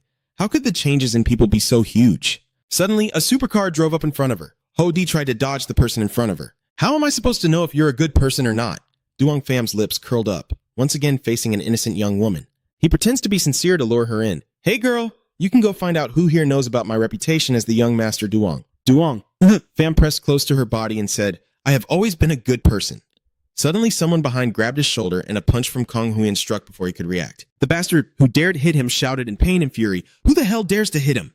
She calmly walked over to him. "Duong Pham, you're impressive, really daring to force women on the main street. Do you want me to tell your grandfather?" Duong Pham's expression suddenly turned into flattery. No, Miss Kong. I know I was wrong. I won't dare again next time." Kong Huyen's face darkened. There better not be a next time. He was so scared that he quickly denied everything. No more, no more. Then she pointed and ordered them to get out of here, while Hodi watched Duong Pham drive away, feeling extremely annoyed inside. "You ruined my good thing."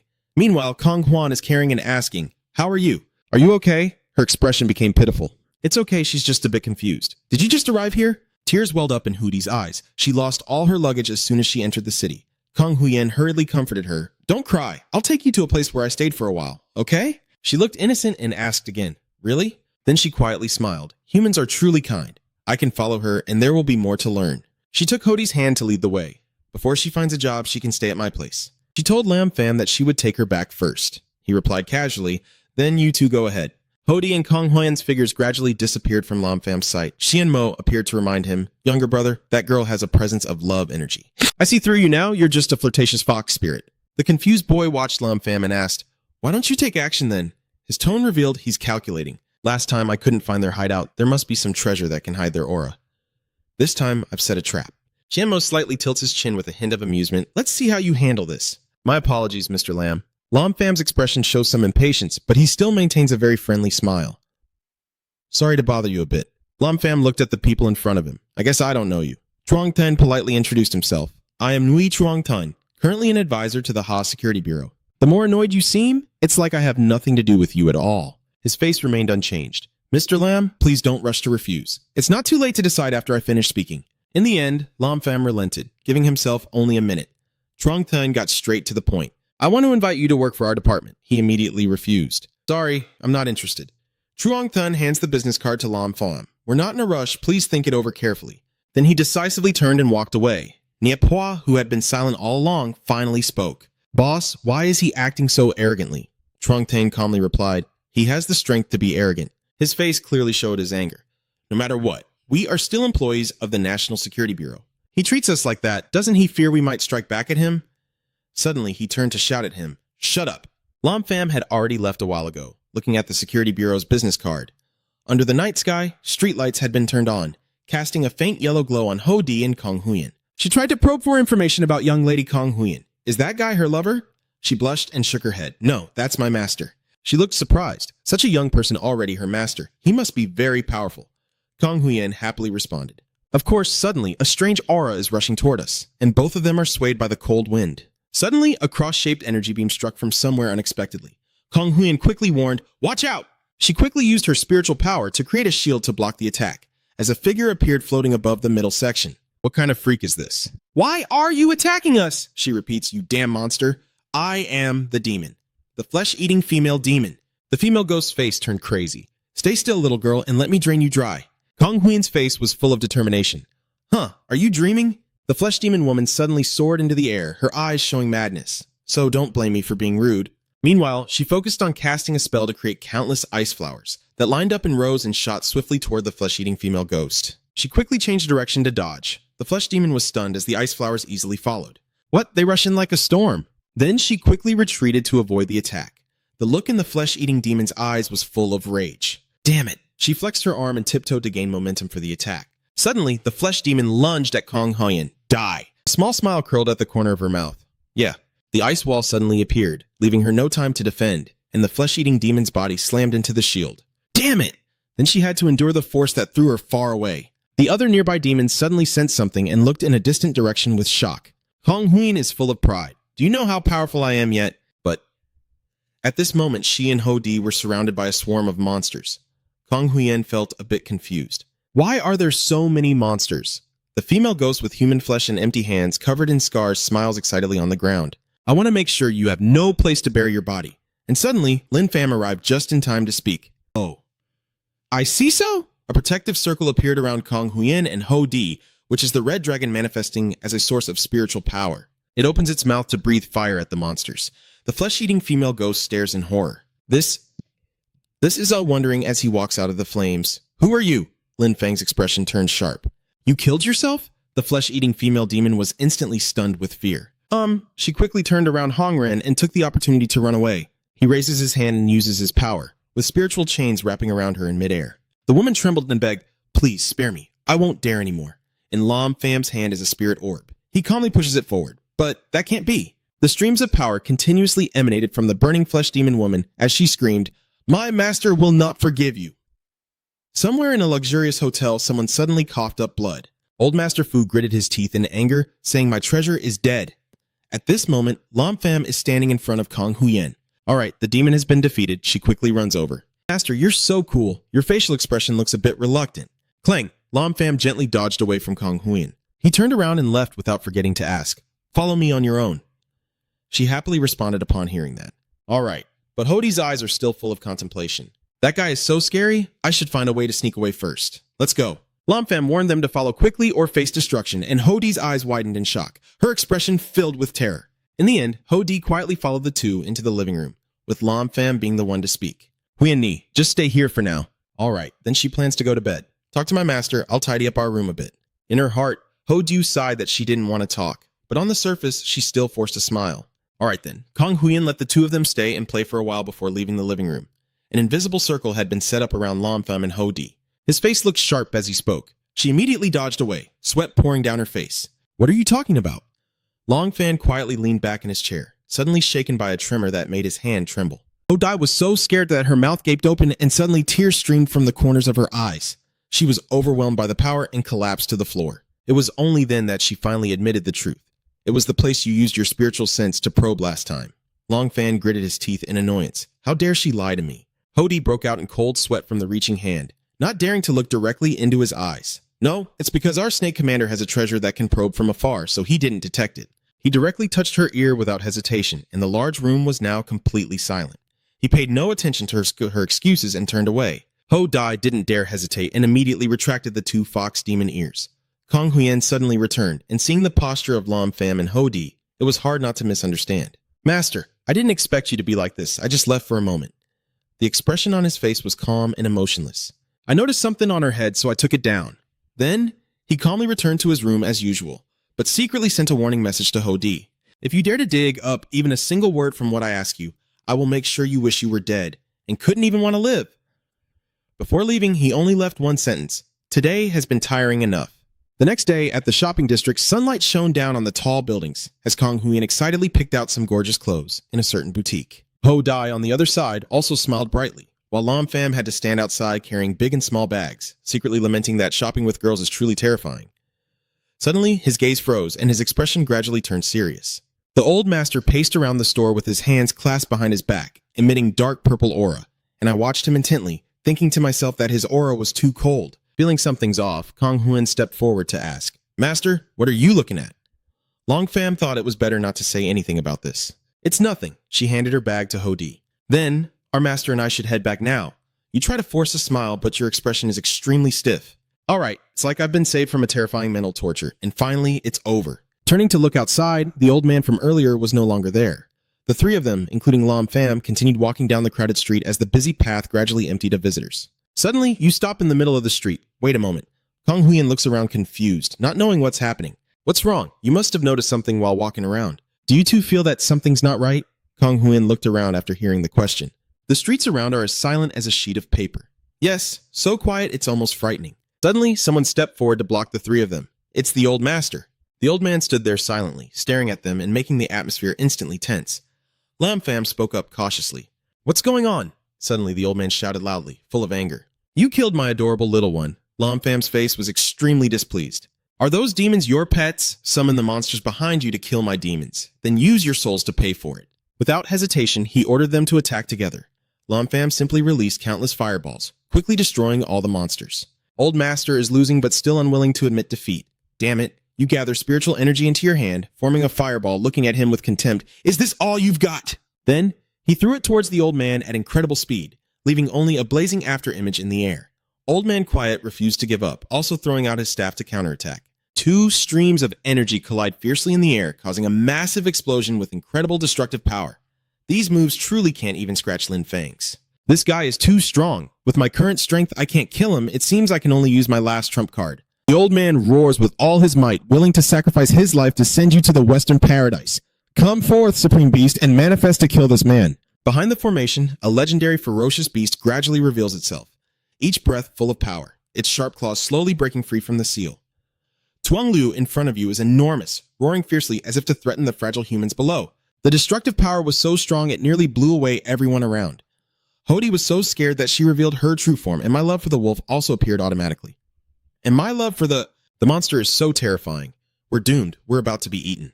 Hearing the familiar voice, all the heads turned toward him. Lam Pham showed no fear, looking at it with contempt. Who did you think I was? Turns out it's your own snake. It screams to correct your words. I am the Demon King overthrowing Cao Tianyuan. You don't take those words seriously at all. Cao Tianwen, you can only bully here. It becomes furious upon hearing that, insulting the great deity, I, the Demon King, will kill you. With that, Tuang Lu swings its tail straight at you. A golden aura emanates from Lam Pham's hand as he prepares to attack. His skill is modest, but his tone is formidable. With a single swing, his spiritual energy severs Tuang Lu's tail. He lightly shook his hand as if disdainful of it, unaware of his own limits. The severed tail quickly reattached to the demon beast, also making it utterly furious. All four snakeheads threaten the cowardly humans in unison. I, the Demon King, will make you suffer to the very end and then die. As it finished speaking, it immediately opened its mouth to release toxic gas aimed at Lam Pham's group, while a shimmering silver-white spiritual energy appeared to protect everyone from the attack. The misty white smoke spreads everywhere, and from the center, the divine crown of the Medicine King with lightning shooting out. As soon as it reached the sky, it absorbed all the toxic smoke to prevent anyone from being harmed. Lin Pham noticed a figure with golden spiritual energy rushing past his shoulder, and he and Mac's distinctive sharp teeth were hard to hide. The little boy sitting on Lam Pham's shoulder patted his chest and sighed, then looked at the little demon boy and asked, Tuang Lu, isn't he still as difficult as ever? Tuang Lu, isn't he the eight-headed, eight-tailed snake from the legend of Oa country? The kid squints and explains, Little guy, there's something you don't know. This one caused chaos during Emperor Dayu's flood control. His tone sounds very helpless. Then Dayu chopped off one of his heads with an axe, and he fled to the wilderness. Tuang Liu Hu Hin Mac roared, Shut up! The kid just sneered at him, and after hearing those two words, he was already unhappy. As soon as the kid finished speaking, the snake's tail swung in to attack the group.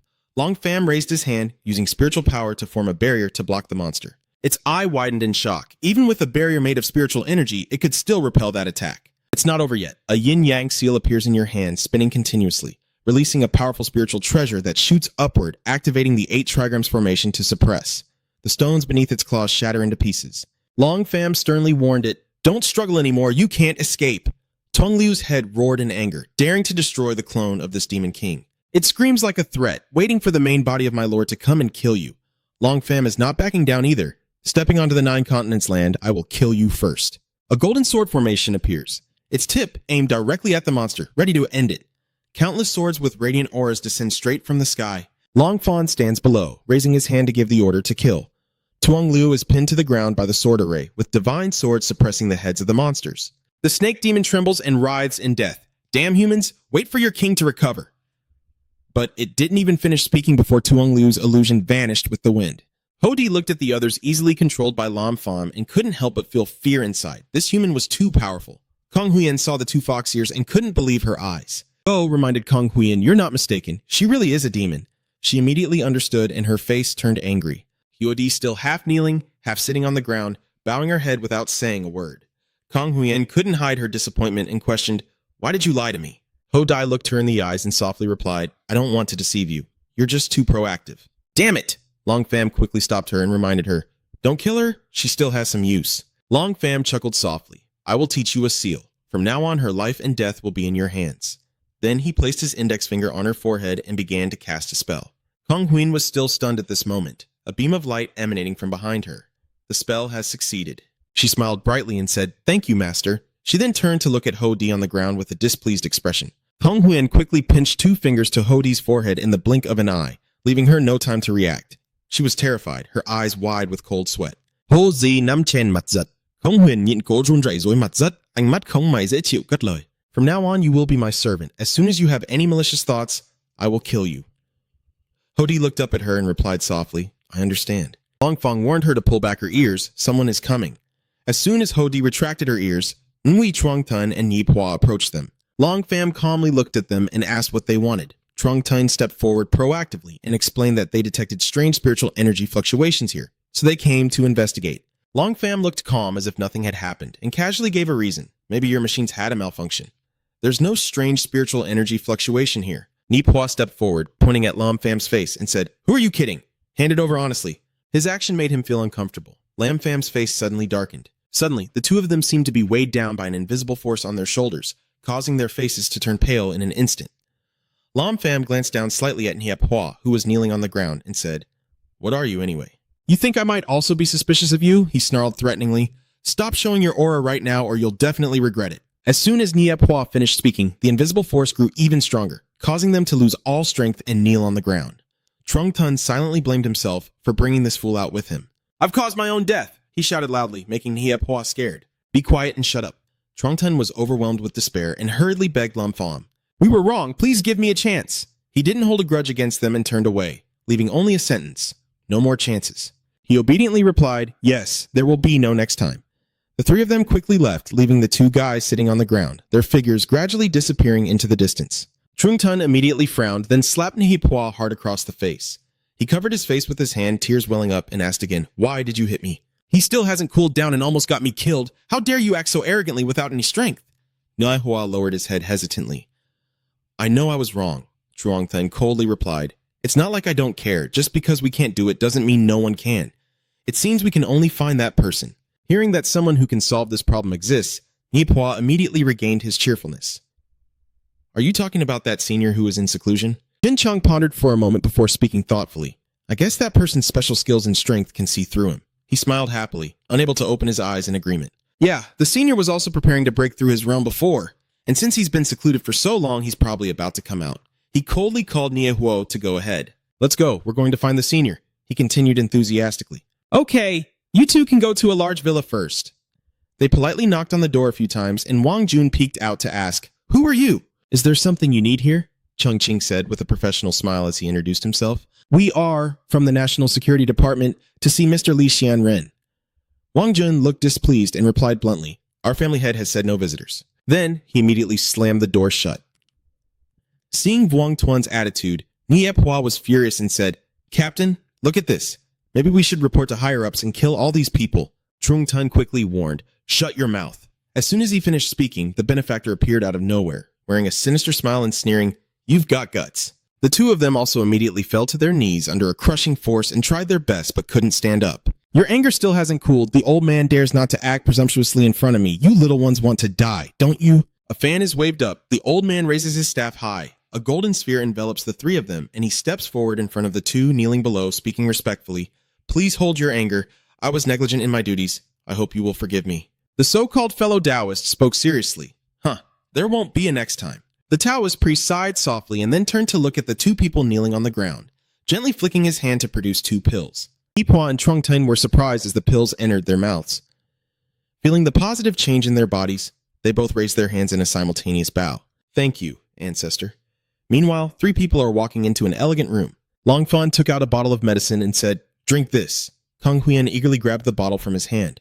"Thank you, master." Long Fan continued to take out a sword and a set of clothes, giving her 2 more treasures, one for attack and one for defense, which could significantly improve her strength. She gratefully received the 2 treasures. "Thank you, master." He suddenly spoke up and said, "You!" Long Fan smiled gently and encouraged her.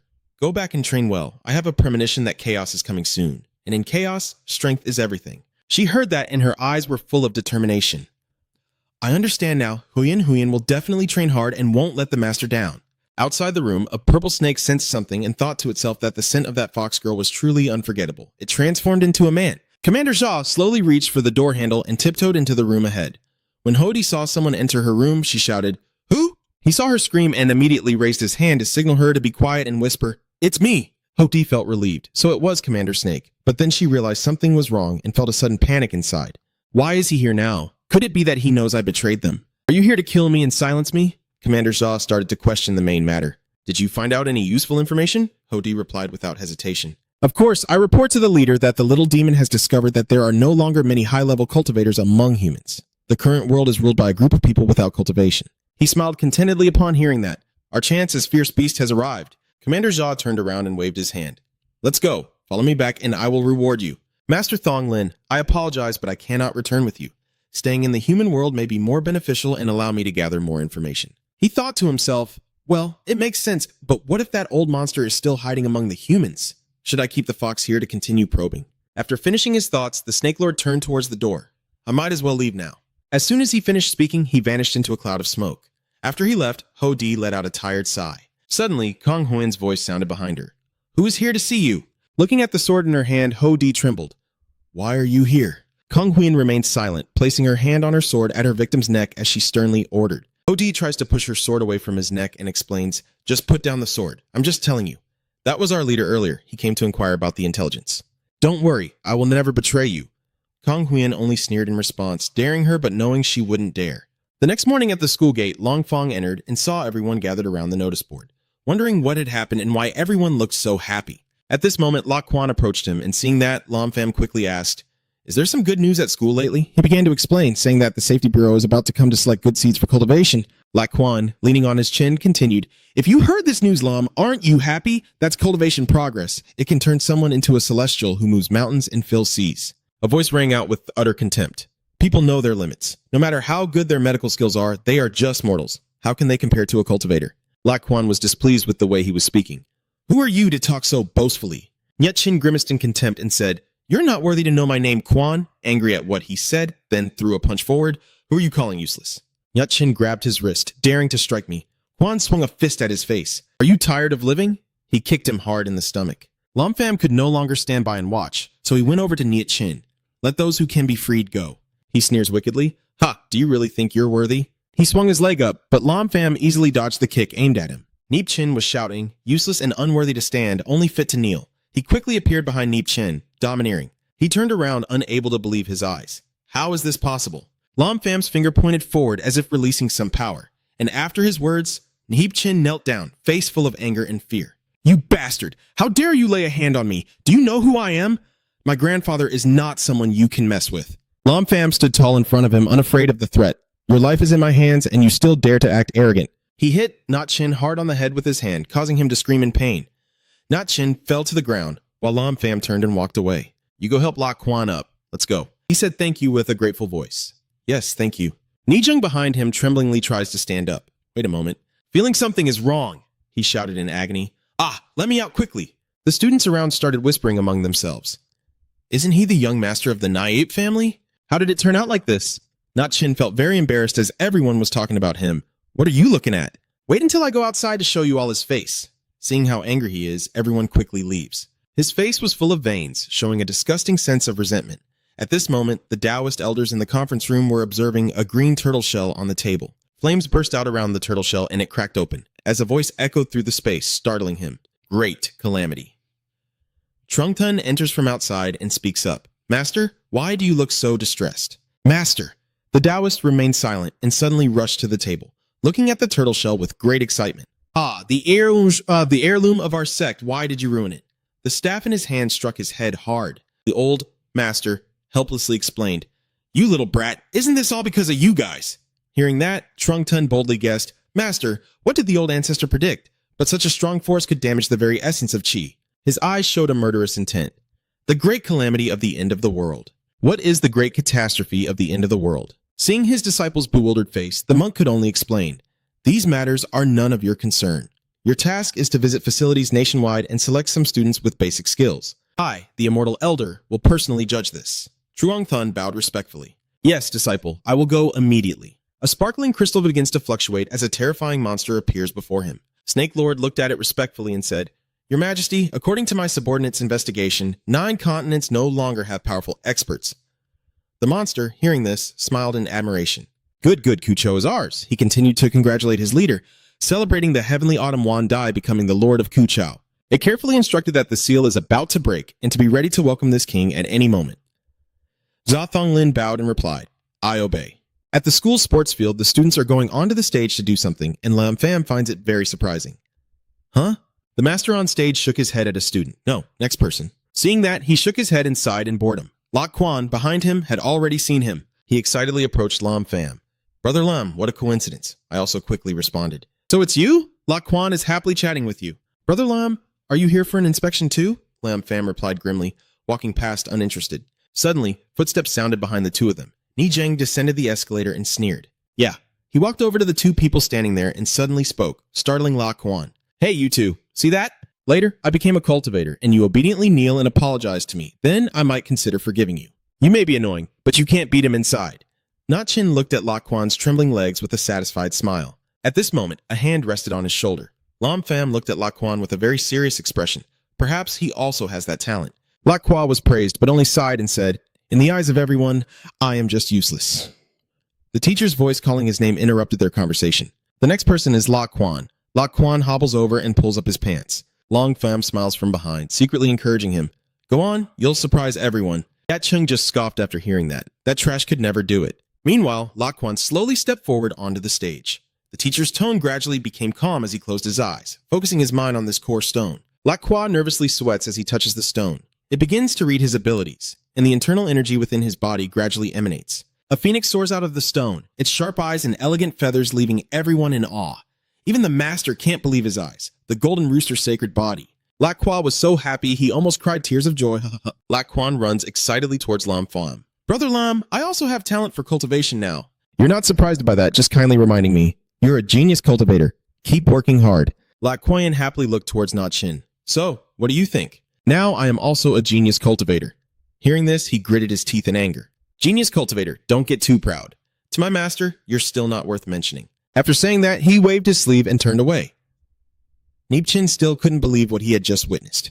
How disgusting, how could this be? Just with that guy, how could he be some kind of saintly figure? The classmates around started to gather around Lok Quan with admiring looks. "Wow, you're so impressive." Long Pham on this side crosses his arms and smirks inwardly. Yeah. A moment later, in the Niep family's luxurious house, a glass of water was shattered to pieces. Niepchin clenched his teeth as he looked at the broken glass. "Damn it!" A figure appears behind him. Niep Hua's face is grim as he asks, "What's going on?" Upon hearing the question, Niepchin vented his frustration, saying he was just a recently awakened person who dared to offend him in public. Hearing this, the student also became annoyed. He's just a young kid who hasn't cultivated yet. Tomorrow, I will help you teach him a lesson. The next day at school, Niep Hua and Niepchin stand in the schoolyard, pointing at a classroom. This one. They both look furious. Nai Huo ordered them to come down. Ni Zheng quickly agreed. "All right," he started shouting loudly. "Lak Quan, bring Brother Lam down here for me." He looked up from the upstairs balcony and saw the two people below, feeling a bit scared. A moment later, he went downstairs and stood facing the two of them. "What do you want to do? Why are you here alone?" But he quickly changed his mind. "Forget it. Deal with you first, then handle the others." He told his master, "Master, help me kill him." Niep Hua reached out with his hand, a purple energy enveloping his palm. The source energy rushes toward Lok Quan, wrapping around him like a constricting cord. Niepchin sneered. "Ha ha!" He quickly rushed forward and punched Lok Quan hard. "This is the outcome of you messing with me." Lam Pham, who happened to see this scene from another side, is about to deliver a decisive blow. "Die!" A shadow flashed past in front of him. Lam Pham quickly saved Lok Quan. The two of them appeared on the other side, and after Lam Pham saved Lok Kwa from the attack, he turned to ask how he was doing. Lok Kwa wiped the blood from the corner of his mouth with his hand, battered but still calm. He couldn't be defeated. As soon as he saw Lam Pham appear, Nam Chin immediately pointed him out as the traitor, claiming he was the real culprit. Realizing it's an old enemy, a fierce idea flashes through Nihuo's mind. No one can stop me today. Thinking it through, he acts immediately, casting spells while warning, settling all old and new debts at once. Knowing the opponent is not worth paying attention to, Lam Pham sneers, "So it's just your useless brother." Niphua gathers energy in his hand and launches a purple energy beam directly at him. Lacroix quickly stepped in front of you, afraid your benefactor would get hurt. "If you touch Mr. Lam, I will be gone already." While speaking, a hand suddenly grabbed his collar and pulled him back. Lam Pham held the person causing chaos with one hand and counterattacked Niphua with the other. Seeing your strength, Lak Quan was so surprised he couldn't close his mouth. How is Brother Lam so powerful? He easily deflected the enemy's attack and mocked him for his weakness. In just a few seconds, Niepua's aura was shattered and he cursed inwardly. "Damn it, I can only use forbidden magic." Not wanting to lose, he raised his hand to the sky and recited a spell. Waiting for a Bagua circle to appear above his head, he shouted, "Help me, Immortal!" Immediately after, another Bagua circle appeared beneath his feet. A red-eyed monster gradually appeared behind him, from the purple aura. This move finally piqued Lam Pham's interest. "You seem to be quite skilled." Niepua begins merging the monster into him. Feeling the surge of vitality after completing the fusion, he laughed triumphantly. "My power is at its peak. Today I will deal with you once and for all." Niepua instantly turned into a stream of energy, rushing straight at Lam Pham. With quick agility, Lam Pham swiftly dodged and counterattacked. Seeing that, Niepua grew even more arrogant and mocked, "What's the point of dodging around? If you have the guts, fight me face to face." Lam Pham nghe xong mỉm cười, chiều theo ý của đối phương như ý muốn của cậu. Nhiếp Hoa bất giấu xoay trộn theo hình xoắn ốc lao về phía cậu. Hai nội lực này chỉ có thể nhịn thấy ruột hai luồng khí tức tim vang dạng và vào nhau. Suddenly, his punch was blocked by just one finger from you. Long Pham sneered and said, "Haven't eaten yet? Are you trying to scratch me with this little strength?" The opponent taunted, and Nipua's eyes hardened with a frown. He gathers all his strength and throws a series of punches at you, saying, "Go to hell." Before Niepua can attack, Lam Pham has already circled behind him, ready to counter. Lam Pham raised his claws to grab his opponent from behind, then pressed him down onto the ground. Part of his body sank into the earth, and with his opponent's grip on his neck, he couldn't resist, only threatening desperately. "Let me go. Kill me. You'll regret it."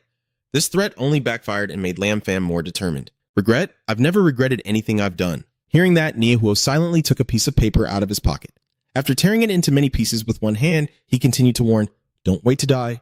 I've called someone over. So that doesn't affect your spirit at all. Then I'll just wait and see who comes to kill me."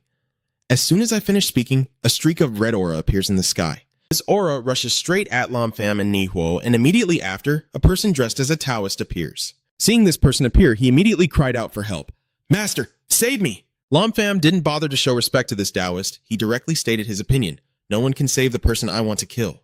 Seeing that, he hurriedly stepped in to stop him. "Hold on, my friend, but it's already too late. Lam Pham has already taken action against him. All around you, only drops of blood are falling now." Seeing this scene, the old priest was speechless, and you pretended to care, as the opponent kept stammering. "What's wrong? He's angry and questioning me. Why did you kill him?" Hearing that, you looked straight at the person in front of you, showing displeasure. "Are you lecturing me now?" At this point, his anger had reached its peak. He shouted, "Why would you act so ruthlessly when he has no grudge against you?" In contrast to his reaction, Lam Pham calmly replied, "Repeated provocations and even aiding evildoers make him unworthy of mercy." He seems unwilling to hear those explanations, begins to warn and focus his energy, preparing to attack. "Kill my beloved disciple, then take his life in exchange." Lam Pham obeyed his order and flew up, launching the energy-created swords toward the old monk. Not wanting to waste time, he announced a move to end him immediately. Watching the moves that Lam Pham unleashed, he felt worried inside. Where did this brat provoke a monster from? Realizing how strong his opponent was, he offered to surrender, saying, "Young friend, wait, I admit defeat." Lin Pham, hearing this, mocked him with a finger. "You say you'll fight, then fight. Say you won't, then don't. Don't you care about face anymore?" He, knowing his limits, explained, "You're still young, but already so talented, I can't compete with you." His competitive streak flared up, refusing to listen to what he just said. "No need for words, just take my attack first." The old Taoist priest was secretly alarmed by how powerful your move was. "What?"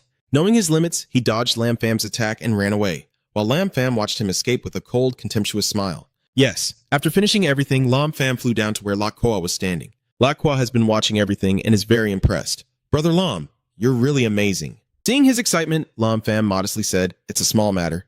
Then he remembered there was still one person he hadn't dealt with yet. What should we do with him? Since the opponent isn't someone worth paying attention to, I'll let Lacroix decide. It's up to you. Remember, if there's a grudge, settle it, or else it can easily lead to a restless mind on the path of cultivation. Understanding your guidance, Lacroix's expression became even more serious. "Can I kill him?" Lam Pham didn't answer, but asked back, "Do you want to kill him?" Lok Kwan's eyes sharpened as he made his stance clear. I want to. Seeing Lok Kwan like that, he focused his energy into his hand and conjured an object. When the sword was ready, he handed it to Lok Kwa and said, "Go ahead." Lok Kwan accepted it and expressed his gratitude. "Thank you." Nyet Chin watched in horror as Lok Kwa raised the sword to kill him, trembling as he begged, "Please don't kill me." Lok Kwa is not a heartless person. He gives him a chance and asks me for a reason not to kill him.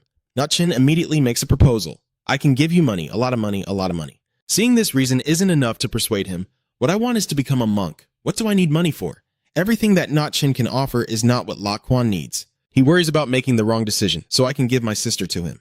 Lok Kwan couldn't believe this person after hearing that, because even your sister's life can be sold.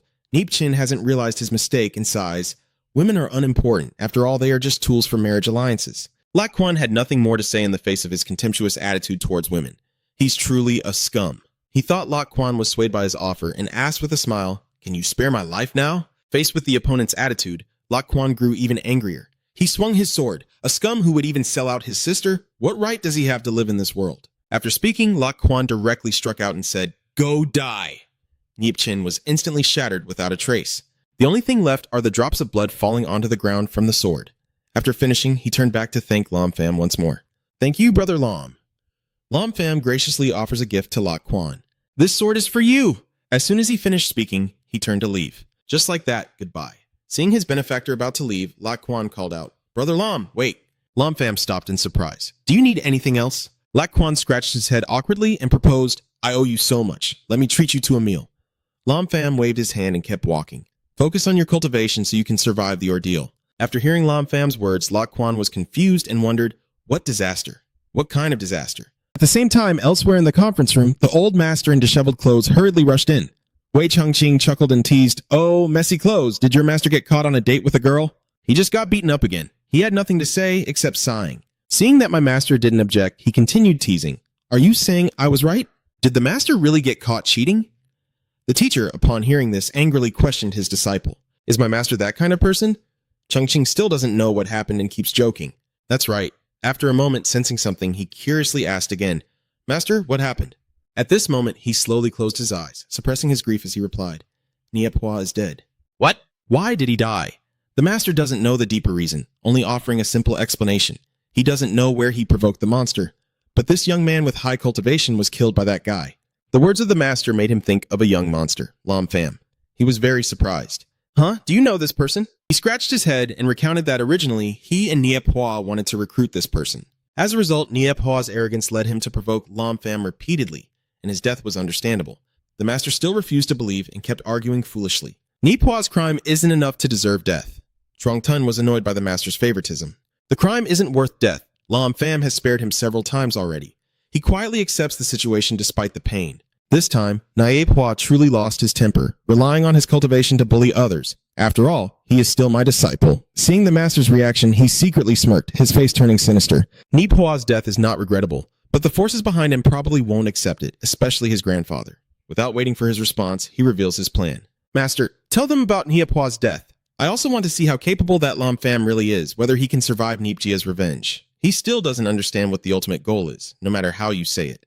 Trung Tun points out the opportunity, taking advantage of the chaos while the Nyep family's house remains eerily silent and deserted. After hearing the bad news about his grandson, Nyep Viem was furious.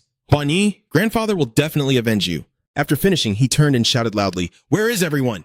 Hearing his call, the son hurriedly ran over. "I'm worried something urgent has happened." Nyep Mansion just ran over, asking, "Dad, what's going on?" "Nyep Fu just arrived." Nyep Viem immediately ordered, "Find out who killed my grandson," and the man quickly reported back that he had already sent people to investigate. At the same time, somewhere else, the Taoist and the old fool were arguing on the street. The Taoist shouted, "Do you think I would hit you?" This old man. The two arguing suddenly stop, both realizing that the approaching person is unusual. This person has incredible spiritual power. Noticing Lam Pham approaching, the Taoist priest pressed the old man's head down and bowed. "Don't you understand what they are after? Is there something wrong between you two?" The guy covered his mouth and asked with a smile, "Have you received a master's inheritance yet, little brother?" Lam Pham didn't answer, just shook his head. Seeing that, he happily proposed, "Little brother, how about this? You acknowledge me as your master, and I will pass down everything my ancestors have left." The boy coldly refused outright, showing no interest. At that moment, the old man seized the opportunity to escape, retaliating. This Taoist priest was as shameless as ever, no different from the other's intentions, and he also took the chance. Amitabha, the young brother, from just a glance, knew he was destined for the Buddhist path. This time, Lam Pham lost all patience. He chased after them and told them to get lost. After saying that, he cast a spell and turned away. The monk looked around confused, wondering where the young brother had gone, while they searched in vain, not knowing he was invisible in front of them, until suddenly the thug punched him directly in the face, catching him off guard and causing him to cry out in surprise. Not only was he beaten, but he also got scolded because you kept trying to compete with me, causing him to run away. This time, Lao Chuo couldn't hold back and kicked the spot right between the two legs of the Taoist. The two continued to clash, throwing punches and kicks in the middle of the street. At the Nisip residence, a hurried servant rushed in to deliver the news to the Niet family. The master of the house, hearing that, he turned back to ask what happened. The servant immediately reports that the investigation is complete, and the family head has clarified everything. After reading the situation, he was furious. A mere fool dared to kill my son. At the same time, Niet VM received the news and went to find Niet Fu. Seeing Niet VM arrive, Niet Fu quickly reported, "Father, the death of Hua Ni has been investigated." He doesn't need to hear the reason and has impatiently shouted, "So what are we waiting for? Hurry and send someone to kill them." He's afraid the old man will be angry, so he reassures him, "I've already arranged it." Tonight at the school dormitory, Lok Kwan is sleeping so soundly that he doesn't even realize his blanket is about to fall off. A burglar is silently sneaking into the room, holding a knife, through the open window that lets in the moonlight. As he reached the foot of Lok Kwan's bed, who was sleeping, he swung the knife up to strike.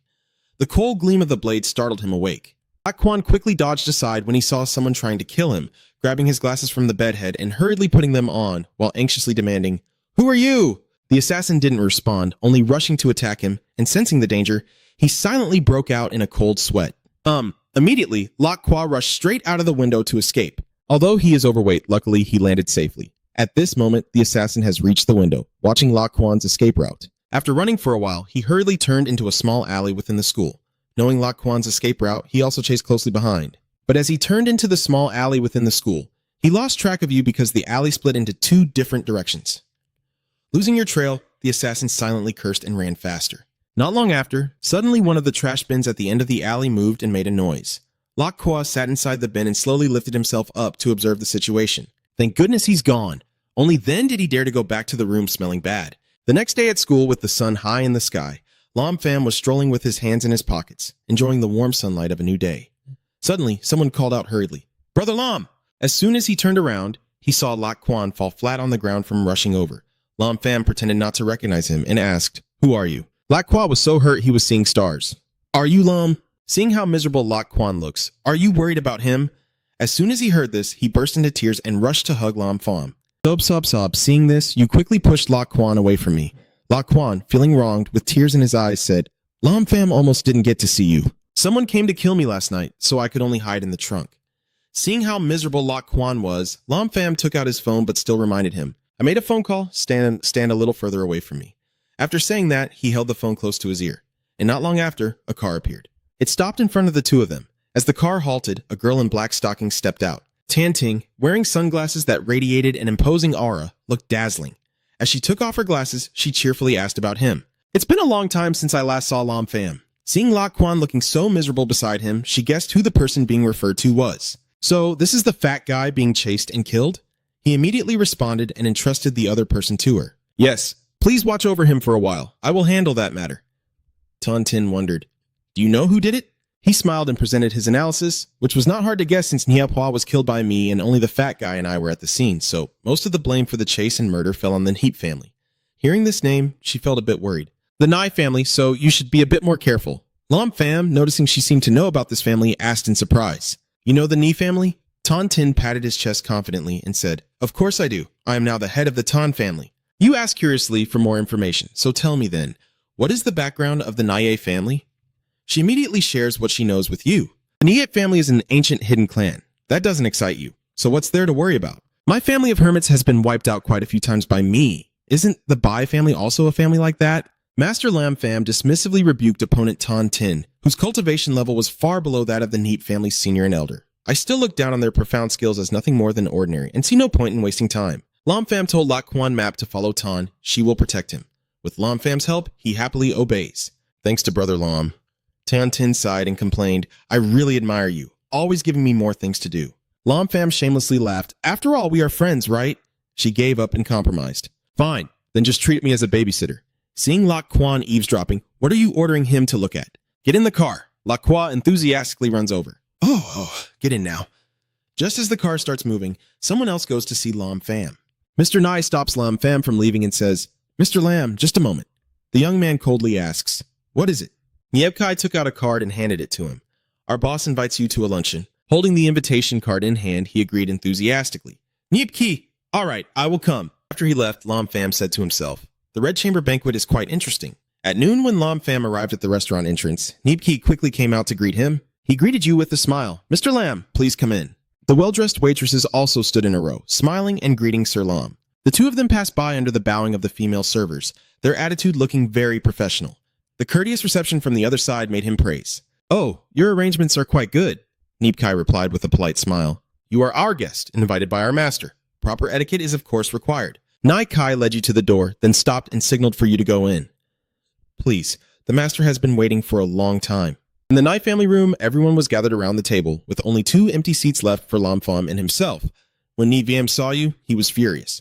Ni Lan and Ni Fu exchanged glances, showing displeasure. Ni Sun's expression, sitting opposite, was not much different from the 3 of them. Seeing you arrive, the servant reported back that the master had been brought here.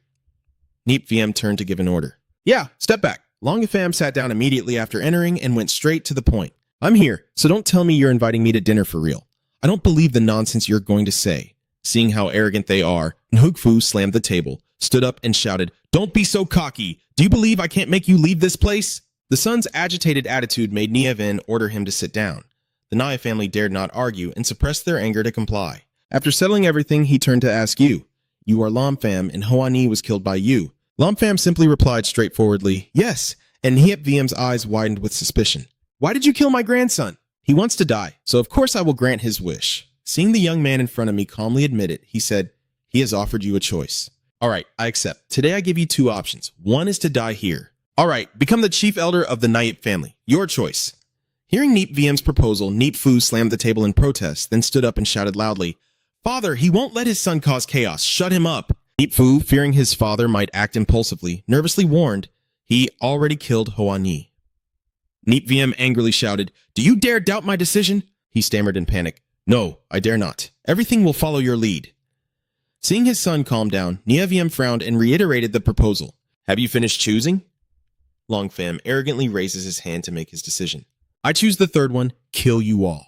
Someone finally dared to disobey me, and I will make you regret it." After speaking, he concentrates his internal energy into his dantian, preparing to strike. The aura he generates is incredibly powerful, spreading throughout the room. The surging streams of energy turn into chains that tighten around Lam Pham, then form into a dragon that soars before him. It didn't hesitate to open its mouth and attack towards Lam Pham. He remained calm and composed, reaching out to break the chains, then tilted his head back to unleash his aura in response. After breaking through the previous move, he sneered and said contemptuously, "Niep family is hidden. Is this all you've got?" Niep Wiem, standing with his cane, warned, "You also underestimate my Niep family. Next time, I will make sure you can't leave safely." After the announcement, he turned to give the order. "Let's go." Everyone in the room dispersed, leaving Lam Pham sitting alone at the table. "I don't like to be at a disadvantage," Lam Pham retorted. "Don't leave just yet. Give and take makes everyone happy, and take one of my moves in return." He then raised his hand to control the water in the glass to rise into the air, slowly stood up, rotated his wrist slightly, and the water, as if alive, immediately split apart. Then, with that small amount of water, they curled together to form a giant dragon that charged toward the Niep family. Niep Sun, furious, turned back, focusing his strength to counterattack, ready to die.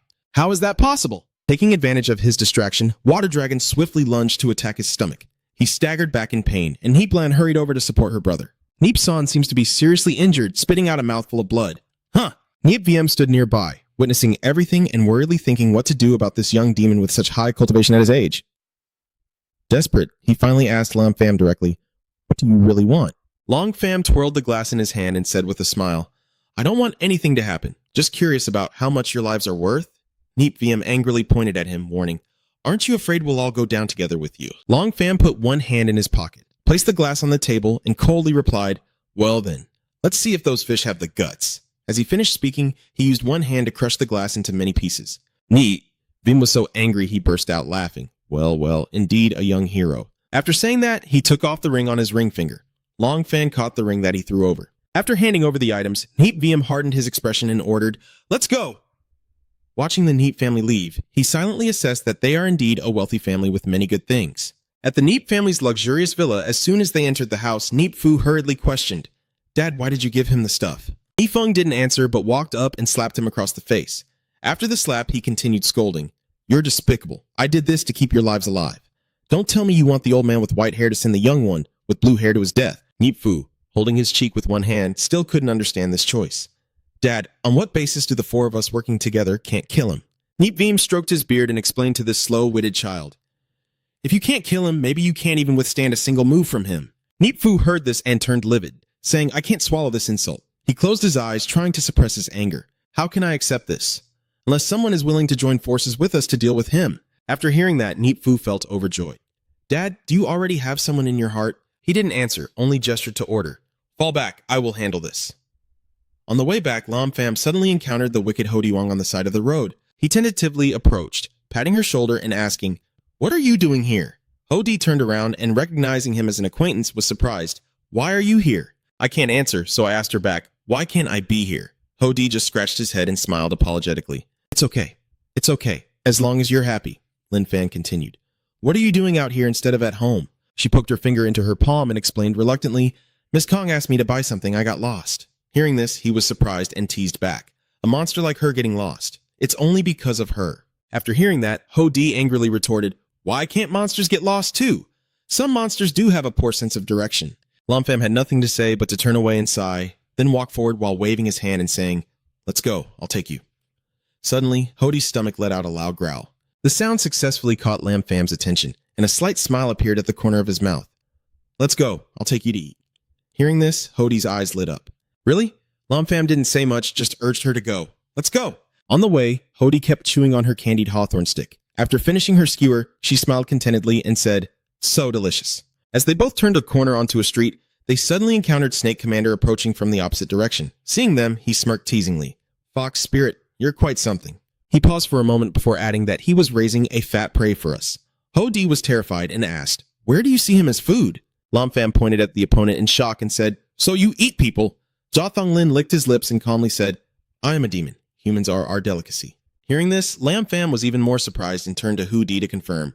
So you're a demon too? She was speechless, thinking to herself, The old master is overdoing it. Jia Thonglin said nothing and charged straight at the prey, saying, Let me taste what your flesh tastes like. Hodi, terrified, covered her face and screamed. The thing you worried about has happened. Lam Pham just grabbed his neck with one hand and lifted him up, sneering, Do you monsters have no brains? The Snake Commander was so scared that tears welled up in his eyes and asked, Who exactly are you? Lam Pham looks mysterious and says, Guess what? He got furious then. You are the one on the mountain. Lam Pham gently controls. He knows how to think too. The Snake Commander is about to suffocate and even turns to curse at Hudi. Holy, how dare you betray us and collude with human monks? She nervously waved her hands and stepped back. No, I don't have it. Lam Pham tightened his grip even more. He struggled but was of no real threat. He smirked and said, Don't struggle anymore. Our strength is worlds apart. You can't escape. Jia Thonglin begged and cried, Please, old master, spare me. I can also become your spy like the fox. Lam Pham refused outright. No, you're too ugly. Immediately, flames burst from his hand and spread to his neck. Jia Thonglin's body blurred and gradually disappeared, leaving only a painful scream echoing. He turned into a purple spiritual pill resting in Lam Pham's hand. He generously handed it to Hodi for her. She happily accepted it. Thank you, Elder. At this moment, on a mountain, a man is kneeling before a large cave entrance, shouting, Old ancestor, come out and see me for a moment. Finally, the large door opens and an elder appears before the entrance and asks, Who are you? Niep Viem kneels with his head to the ground. The unfilial descendant Niep Viem bows to the elder. Elder Nep quickly helped him up, so it was little Viemzi, get up quickly. Niep Viem clasped his hands respectfully and thanked the elder. Elder Neep asked suspiciously, Why are you here if you don't hold a position in the family? You're disturbing our peaceful cultivation. Old Patriarch Nip was furious upon hearing this. What? That makes me so angry I want to curse. How can there be such a reason? My family's reputation no longer matters, does it? Niep Viem explained helplessly.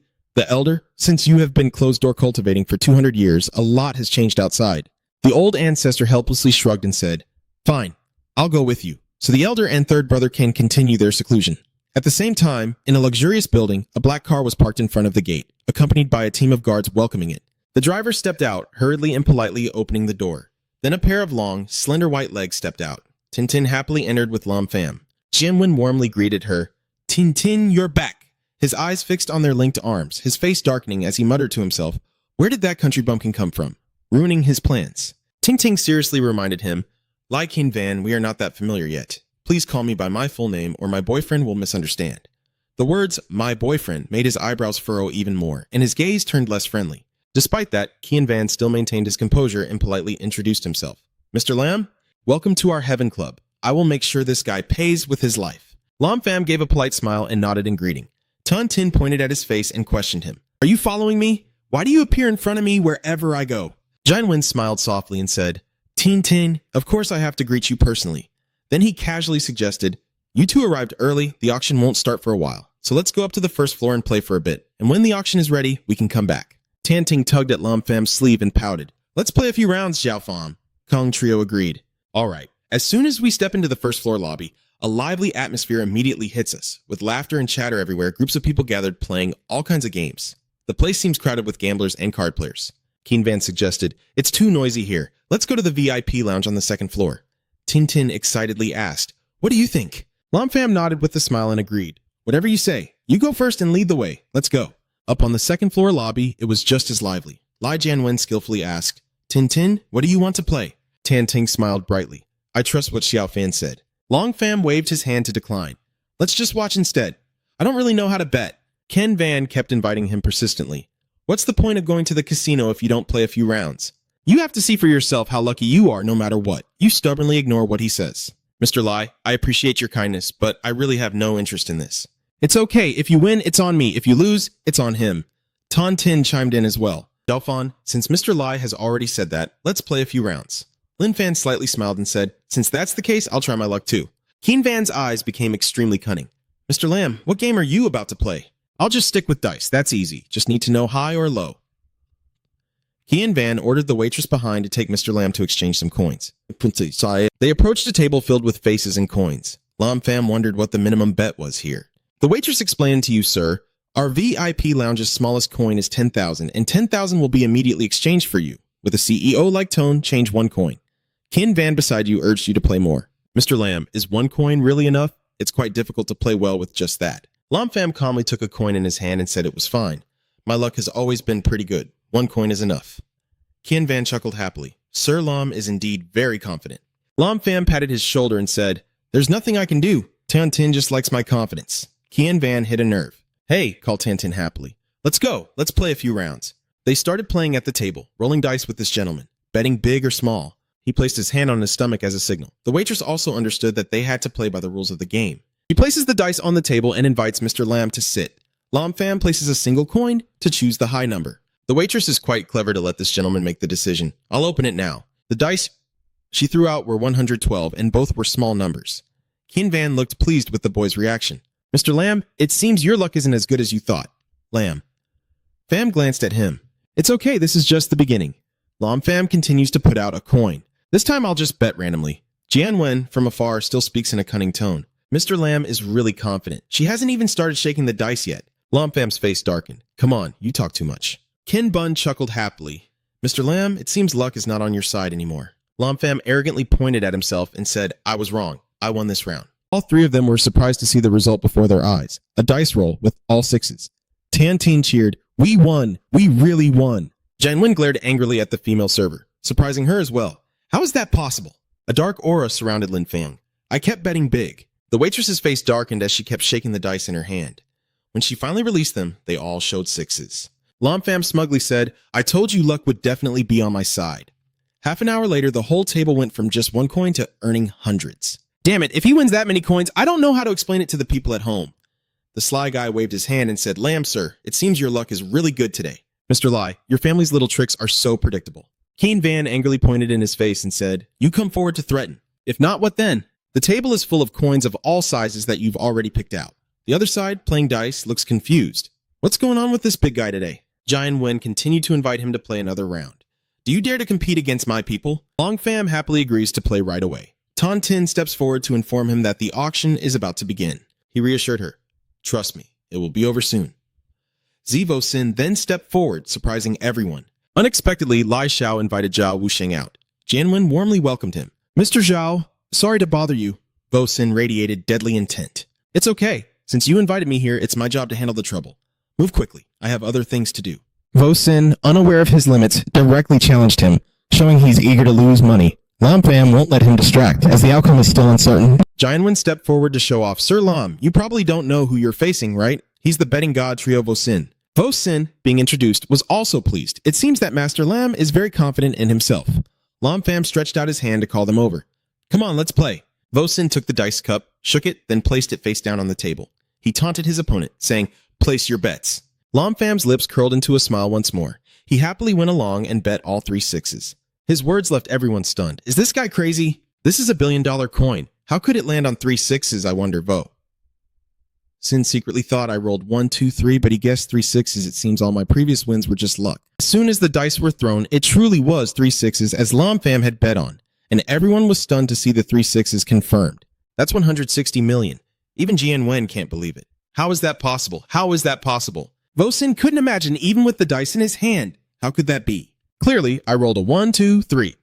Vosin was dissatisfied, so he challenged you to another round. As expected, Mr. Lam is a master. Shall we play another round? Lam. Pham no longer holds back. He's not happy. No more playing. It's too easy to read us. After saying that, he also left with Tan Tin.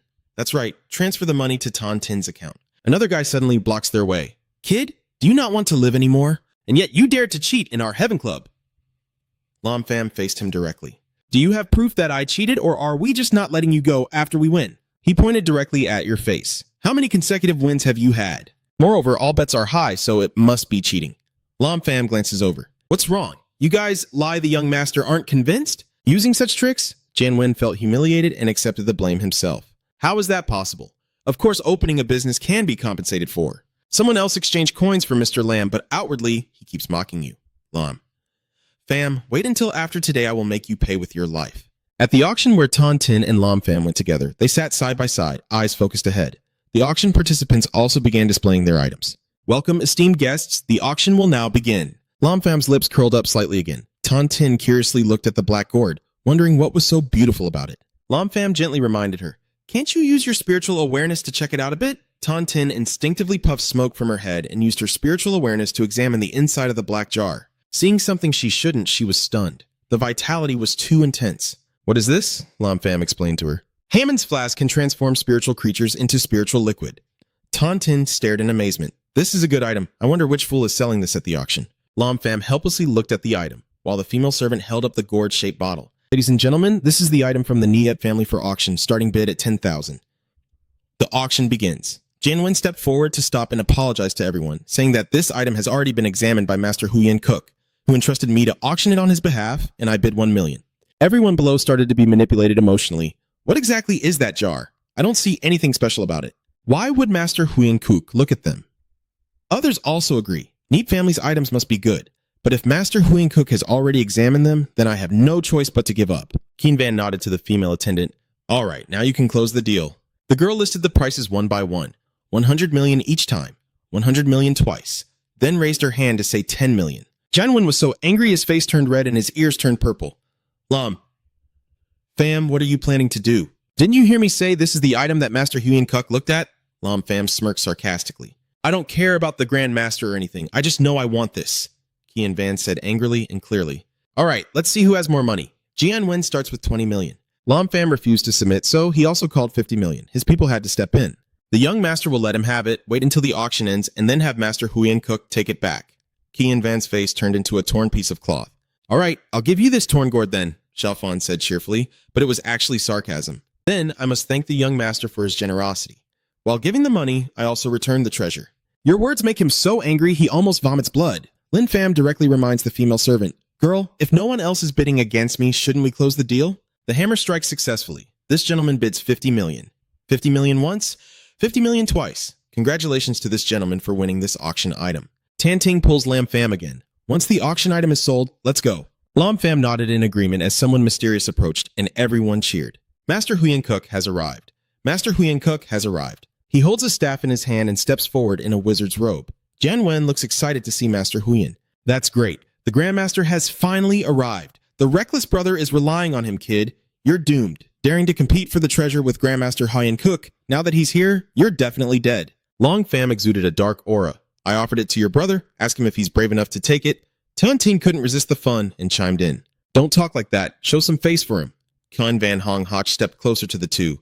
At this point, you still dare to be so arrogant. Let's see how the master will deal with you later. Mr. Xian happily awaits the master. Master Huiyan Kuk, you finally arrived. Master Huiyan didn't waste words and went straight to the main point. Did I already take the item I told you to get? Jianwen honestly reported everything. At the auction, I told everyone that was a treasure you looked at, but that little brat still stole it. They really don't respect the great master. Master Huiyan's face darkened. So there are people who don't respect Huiyan Kuk. I also want to see what kind of deity they think they are. Tiantin joins the fun. Fam, quickly take out the gourd for the master to see. Your hand is clutching the gourd tightly. Here, take a look at this bottle. Jianwen still keeps talking nonsense, truly unafraid of death. Master, it's this untimely young man. Please teach him how to behave as a proper person. Fam glared at him. Then I'll wait and see. Master Huiyan lowered his voice in contempt. You have the courage to speak to me like that. But he sensed that something was not right. Master Huiyan's face paled when he saw the boy. Why was it him? The person even the Niep family can't handle. Why did I have to meet him? He respectfully clasped his hands together. Master, it was just a misunderstanding. Tanting whispered in his ear. Do you know this person? Fam involuntarily looked confused and asked, Who are you, brother? Master Huiyan Kuk, you just said you would teach him a lesson earlier. Even Master Huiyan has to humble himself before Fam. Master, don't listen to his nonsense. If I had known you wanted this treasure, I would have personally auctioned it and given it to you. Master Huiyan happily held the bag of money in his hand. This is my lifelong savings. I hope the master will consider this and spare my life. A thought flashed through Fam's mind. Tis, could it be that I've already gained a notorious reputation so quickly? He said with a smirk, grabbing the money he had saved. Yeah, not bad. Change your attitude immediately and get out. Master Huiyan scrambled away on all fours, and Jianwen grabbed his collar to stop him. Master, your magic is profound. Why fear this little brat? Huiyan Master pushed him away with one hand. If you want to die, don't drag me into it. He didn't forget to leave a message. That person is someone even the Neep family dares to kill. Jianwen Banshin realizes that he is actually a loser. What? The scene shifts back to Fam's bedroom, where he holds up the treasure he just acquired from the auction. The transforming ability of the Hanling Hulu is really powerful. It only took a moment to transmute 5 spirit stones. But I still wasn't satisfied because the gourd is still weak. With too little energy, it's useless for me, so I should look for some high-grade spiritual herbs instead. Fam poured out Hoenn Grandmaster's collection, all glittering gold and silver gems, but they were useless to him. Dagger, the weight isn't light, but it's all trash. Your eyes are fixed on the stones on the table, and in your hand, a pomegranate red gem is glowing. There are still good things like this. The fiery red gem radiates powerful energy, held between Fam's hands, its strength surging even more. You slightly close your eyes, observing with some interest as the black aura inside the gem suddenly erupts and transforms into a strange red demon. Inya grinned happily and said, 1,000 years have passed. Humans, thank you for releasing me. To show my gratitude, I will make you my meal. Fam looked at it with disgust. 1,000 years must have fried your brain, huh? The red demon roared in anger. Want to die? Suddenly, a surge of black aura shoots out from it, attacking you. Fam raised his index finger, causing the dark energy to dissipate.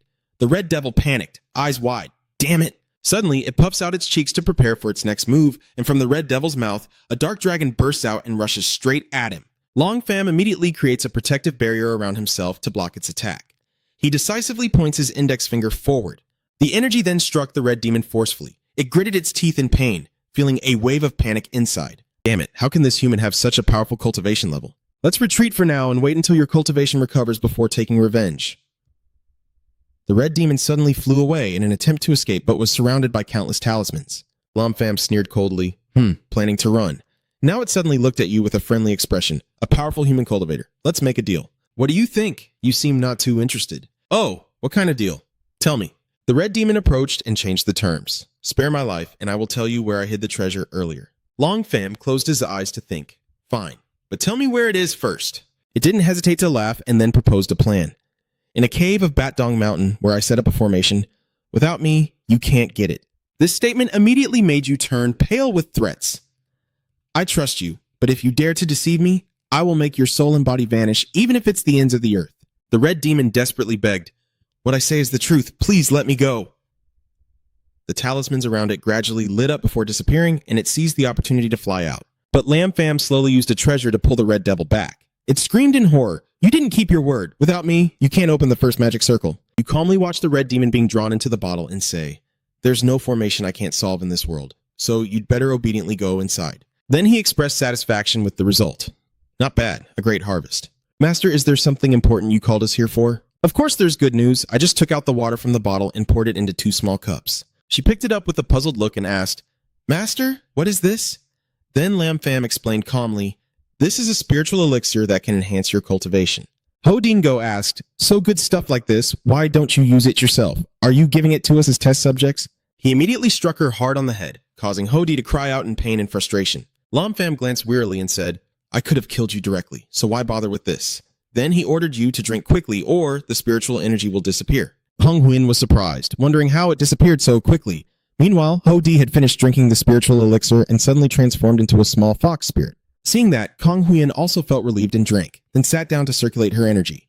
She immediately broke out in sweat and looked uncomfortable. Lam Pham panicked and realized that the spiritual energy of the spirit liquid is still difficult for Kong Huyen to absorb at this moment. He quickly pressed her forehead to acupoint. Two tall figures suddenly approached in front of Lam Pham's house. Neat VM followed the old ancestor and announced, "It's right here." After confirming, he grabbed the treasure tower in his hand. The elder Niep raised it high, and a beam of light shot straight up. The protective tower gradually grew larger and pressed down on your house. Long Pham looked on with disdain. "I spared you last time, but now you come to your death." A small gust of wind suddenly rose in front of Neat VM and the others. Long Pham then appeared, facing them directly. Nifeng impatiently scolds, "Today is your day to die." He calmly retorts, "Just the two of you are not enough." That comment drove him into a rage. "With our clan's ancestor here, you'd better obediently surrender." The elder Heap looked annoyed. "All right, no more wasting words." Neat VM couldn't keep his composure and said through gritted teeth, "I go first." He immediately spat out a large flame to attack Lam Pham, and a stream of energy began to condense in his hand, transforming into a giant water dragon to counter the attack. The two forces clashed, causing a massive explosion that shook even Kong Huyen inside the house. "Not this time!" Niep VM kept attacking him relentlessly, but Lam Pham's hand blocked the move and powerful sparks shot into the sky. Now it's my turn. The two beams of light from Lam Pham's hands suddenly shot straight out, wildly attacking Niep VM and the elder. He was worried inside. "This is bad. I can't hold on." Both of them had to hurriedly run to avoid the massive explosion from the two energies. Under the sunlight, sand and rocks were thrown into the air, and Hiep VM's eyes blazed with ferocity. Both elders stared blankly at the chaos ahead. Elder Nhep is more anxious. You're no match for him. Niep VM bitterly looked at him, but then received advice from the Nep ancestor. "All right, regulate your breathing." Immediately, Niep VM sat cross-legged on the ground to circulate his energy as Long Phan approached leisurely. "What's wrong? Do you also want to learn my martial skills?" Old Ancestor Niep looks furious. "Little friend, I see you are also a strong cultivator in the Hukyon.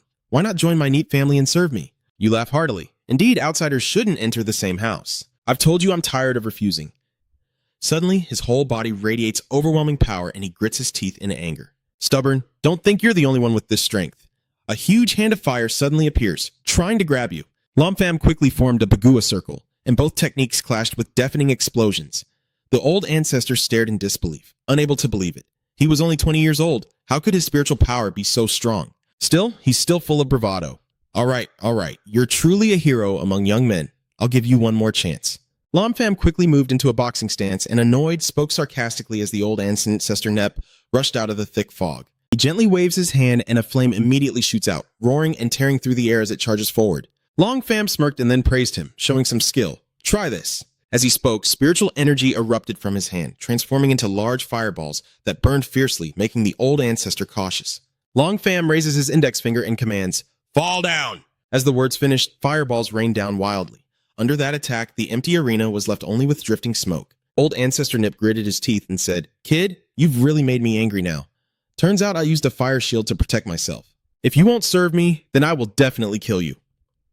Then he chanted loudly to activate his body protection technique, and a giant figure of fiery energy appeared before Lam Pham.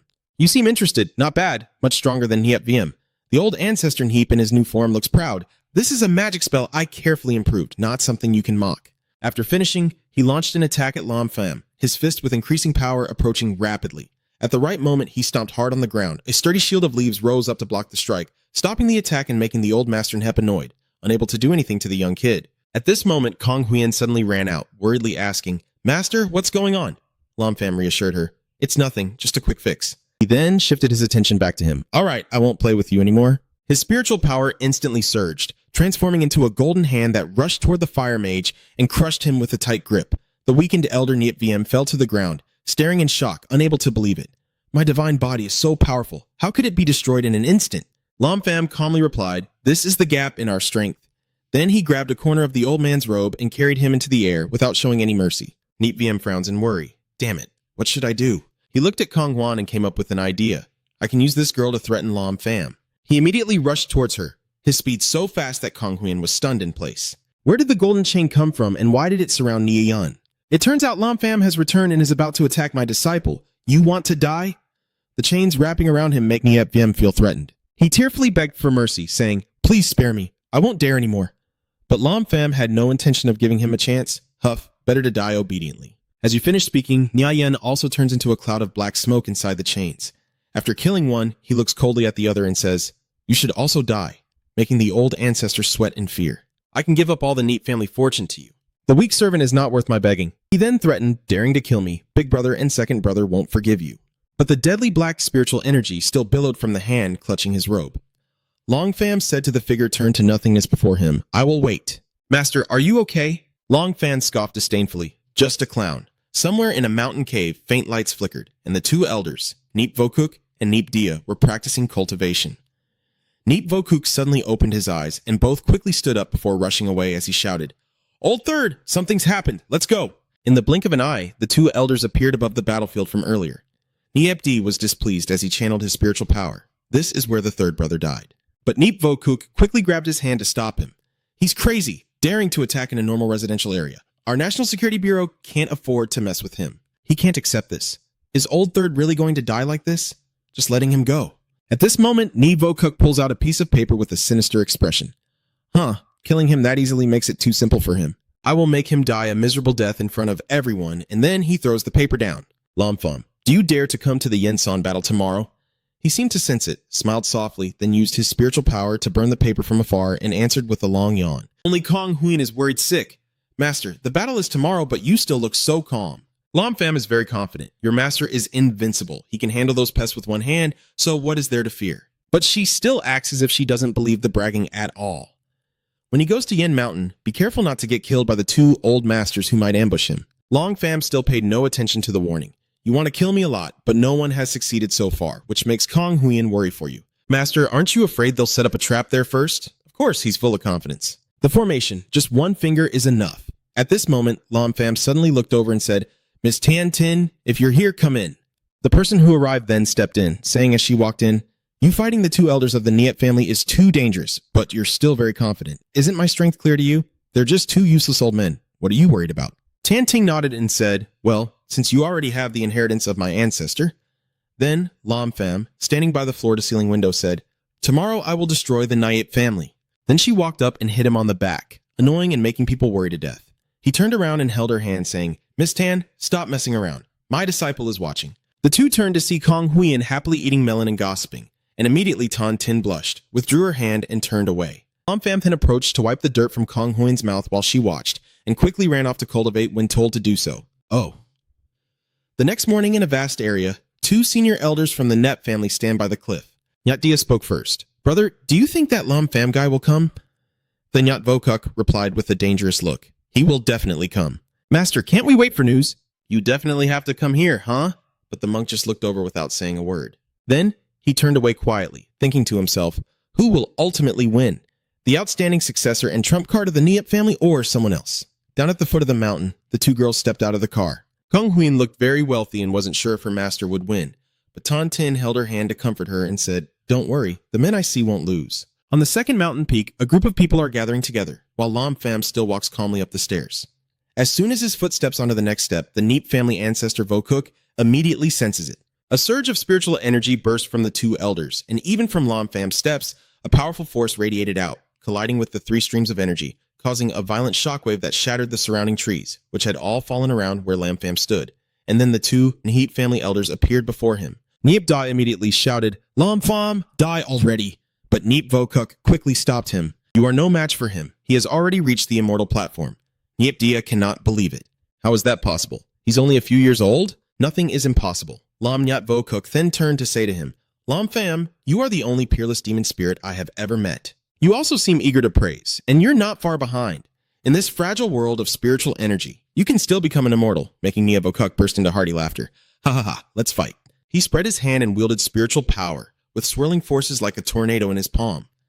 Lam Pham slightly curled his lips. Niet Vokuk, you don't need to test me this time. After finishing, you also unleash a move with fiery spiritual energy. The two powers collide with flashes of light, creating a powerful and surging shockwave. Like a tornado, it shattered the surrounding earth and rocks. The onlookers were all stunned with amazement. Wei Chongqing exclaimed, "Is this still a human?" The master stroked his beard and muttered to himself, "No wonder it's an immortal platform. This has gone beyond the limits of a human." Hong Huiyen's eyes sparkled. "Wow, my master is really amazing." Tan Tin, meanwhile, is wondering when she can catch up with him. Neep Wuji at that moment could no longer keep his composure.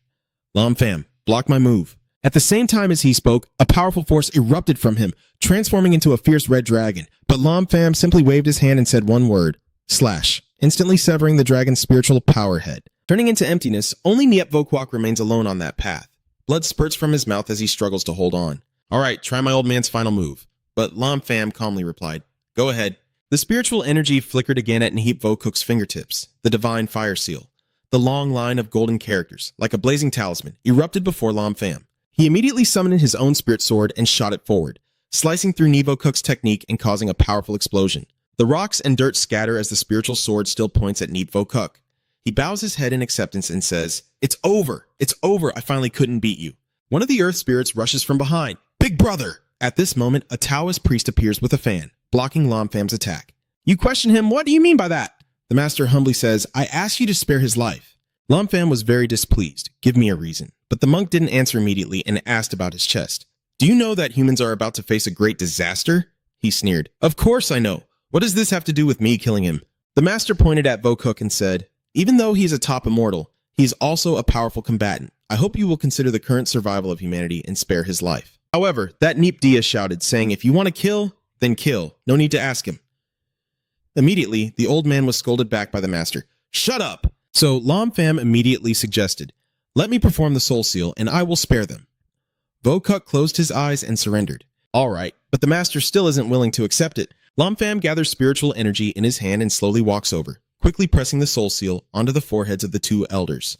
The master standing beside him bows in thanks, fellow Taoist. He just turned his back and waved his hand, saying, "No need to thank me. It's just for us humans." His words made the master secretly sneer inside, truly a demoness. When Lam Fam approached, the two girls also ran over to him. Kong Huiyen called out, "Master, Tan Tin is too shy to speak. Congratulations." And Lam Fam just smiled and replied, "Ha ha, let's go." Suddenly, a voice rang out from behind. "Senior, please wait a moment." So Lam Fam turned back to look at the old master rushing over. "What's the matter?" He smiled humbly and said, "Ha ha, I have something I'd like to ask about."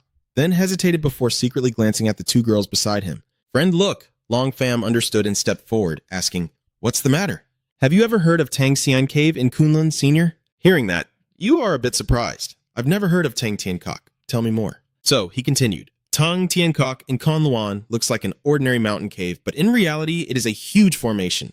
"I see now, that's why." Then he continued, "I learned from my master's ancient books that the deep part of Tang Tian Cave still holds the existence of the Immortal Gate." His words surprised you. "The Immortal Gate?" The master replied confidently. "Yes, the previous immortal cultivation sect was established to stay away from the mortal world."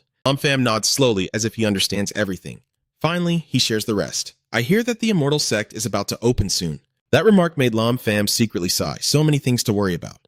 In a deep mountain forest at Tang Tian Cave in Kolin, 3 people, 2 men and 1 woman, are walking together. One of them, Lei Batien, frowned and said, "Cough, cough." As expected, this mortal world is so murky, the aura here is too polluted. He's very annoyed. It will never compare to our divine realm. Staying here a little longer makes me feel uncomfortable all over. An environment so contaminated, how can there be good seeds? Another person, Tian Ren, is more optimistic and also needs to give others some chance at fate. Bai Tian listened and decided to let it go. "I guess I should continue to live a leisurely life in the mortal world for a while longer."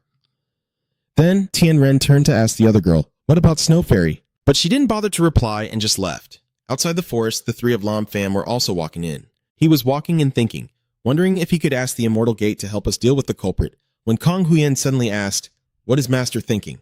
However, Lam Fam just chuckled and replied, "Nothing's wrong." Kong Huiyen asked Lam Fam about it. "Master, looking into your eyes, it seems like something's wrong, but you just pat her head. What could possibly be wrong with me? Her little head is probably thinking that something happened to me, right?" Suddenly, Tan Tin jumps out to defend her from behind and is bullying Huiyen Ni again, isn't she? So, Kong Huiyen also followed along. That's right, that's right." Long Fam crossed his arms and smiled. "I am Huiyen Ni's master. Different statuses, but you still mock me. Come on, you are still my student. You think that's right? But didn't she already resign? Go be her family head. There's no more teacher-student relationship." Then he laughed and followed after him. Isn't there a saying that one day as a teacher, a lifetime as a father? Come on, call me mom. Hearing Tian Tin speak, Lam Pham felt helpless, and as he opened the car door, he could say anything. Sitting in the car, his spiritual power surged again, enveloping his body. Lam Pham opened his eyes wide. Seeing you appear, he and Mac grinned excitedly. So you have time to come here now? Come visit my peak or what? Be a bit more gentle. Do you know if I am from the Immortal sect? The boy asked back with a frown. Where did you hear that from? Long Pham replied. From an old Taoist. I don't understand the Immortal sect, so I asked you. He and Mac crossed his arms unhappily. Those cowards who once fled when monsters attacked have now hidden in Kulong. So your conclusion is that people from the Immortal sect won't help us. He and Mac snorted dismissively. They can't even run away. How could they help you? In the end, Lam Pham replied with a stoic expression. I understand. After saying that, he turned and walked away. Thanks. Moving ahead on the arena, under the blazing sun, Ba Tian's family attack knocked out the opponent, surprising everyone. He stands on the arena looking down with disdain. You are truly too weak to even withstand a single finger of mine. The spectators below are amazed, wondering what background this scholar has that even Wei couldn't defeat him. Trung Tun has been beaten to bleeding. Your cultivation level is profound. I am no match for you. Standing among the wreckage, may I ask Senior if you come from the Immortal sect? Ba Tian excitedly laughed. That's right. I didn't expect you worldly folks to have some understanding. Trung Tun weakly replied, It's still my master's teachings that told me. Then he turned to look at the people below the platform. You are truly too weak. Not a single one can fight back. It really ruins the mood. Senior, would you like to find someone to practice with? He nodded in response. How should I lead the others? Making him laugh happily and agree. Then the two of them stepped down from the arena together. In Lam Pham's room, the space falls into silence as he concentrates on casting a spell, while he and Mac hovers nearby observing. The little boy silently marvels at how Lam Tu's alchemy skills are improving, even able to refine immortal energy into the shape of a fan, which Lam Pham smiles and catches with his hand. He and Mac looks at the fan still glowing with spiritual energy. This isn't good. The fan is about to undergo a tribulation. You suddenly woke up in a panic. It's over. I forgot that the spiritual energy needs to undergo a tribulation. Soon, you appeared on a rocky outcrop below a fan full of spiritual energy. Both of them looked at it. He and Mac reveled in the pain of others. Kid, aren't you worried that this fan won't survive the heavenly tribulation? But Lin Pham is very confident. The divine aura of this immortal lord is all top quality, and the thunder tribulation is nothing to worry about. Van Keep transforms into a giant dragon rushing toward the fan, two powerful forces colliding with a fierce clash. Far away, Ba Tian watches and laughs with delight, surprised by this unexpected fate. Then he grabbed the long spear and flew toward the fan. Jianmo looked annoyed and warned, Kid, someone is coming. And Lin Pham looked at the approaching person and wondered, Who is that? Why is he capturing the grown-up? Ba Tian immediately threatened, saying, Kid, this immortal energy belongs to me. Get out of here now or don't blame me for being rude. He frowned and asked, Who are you? Pham, everything in this world must be considered carefully. Yet he laughed and said, I come from the immortal sect of the Ba Dao clan. If you give up competing for this spiritual energy with me now, I might consider granting you a chance for an immortal fate. Are all the people of the Ba Dao sect as shameless as you? He then pointed his sword at you and said, Famer, do you dare to insult the Ba Dao sect and want to die? Long Pham challenged with a smile. Then, let's see. The spiritual energy around automatically converged towards the fairy-grade fan and was called back into his hand. Long Pham, calmly holding the fan, said, I might as well test the power of this divine weapon. Ba Tian still looked very imposing. You brat, hand over that fan now. Do you really think a mere mortal is worthy of a heavenly weapon? If you think you're worthy, then come and take it. Your skills are what matter. Ba Tian's challenge infuriated him. Fine, I will kill you and take this divine weapon for myself. Then he shouted loudly, claiming to dominate the world. As soon as he finished speaking, spiritual energy shot out from the sword in his hand. The blade sped toward Lam Pham, but was stopped with just one finger. Then he sneered sarcastically. His sword intent not pure enough, his dominance not strong enough. Truly trash. His comment made Bai Tian furious. Does he even understand anything? But Lam Pham ignored him and muttered to himself, thinking it's better to test the power of this fan. With that, he swung it forcefully, unleashing a violent whirlwind towards Ba Tian. He brandished his sword to cut at the tornado. Yes, the sword energy and the whirlwind clash and cancel each other out. He sneered, Is this all the skill you have? You might as well obediently hand over the celestial energy and I will spare you for your disrespect. But Lam Pham is not one to back down. I was afraid I might kill him and make him doubt life itself, which only made Ba Tian even more furious. A mortal like you dares to look down on me like that. You sneer and wave your fan. I'm just telling the truth, so what? Are you so angry that you become reckless? He angrily swings his sword and charges forward. This kid, die for me. He slightly smirked and punched Ba Tian squarely in the stomach. The shock made him stunned, quickly stepping back. He clutching his chest, contemplating that this young man was not someone he could fight back against now, so it's better to retreat first. Thinking that, he calmly said, "Don't be too arrogant, kid. Today, I'm just not in a good state. I'll settle the score with you later." Long Fam then smirked, not intending to let him go. "Do you want to leave?" "Of course not." Saying that, he leapt forward to chase after Ba Tian, delivering a kick to his face that sent him crashing to the ground. "Get up," he angrily shouted. "You little bastard, saving your life is more important." Ba Tian changed his tone completely. "Buddy, today's incident was disrespectful on Lei Mo's part. I apologize to you and hope this can end here. Having one more friend is better than having an enemy, don't you think? But Lam Fam has no intention of going along with this. Oh, just talking won't be hard. But whether you'll regret it later is another matter. Or maybe you should swear a blood oath, and I'll let you go right now." He's getting angry again. "I've apologized, so don't push your luck." Lam Fam sneered and said, "Well, it's just because you're not as good as others." Lam Fam summoned dozens of swords, causing Bai Tian to fear and threaten. "You dare to kill me, and the Immortal sect will definitely not forgive you."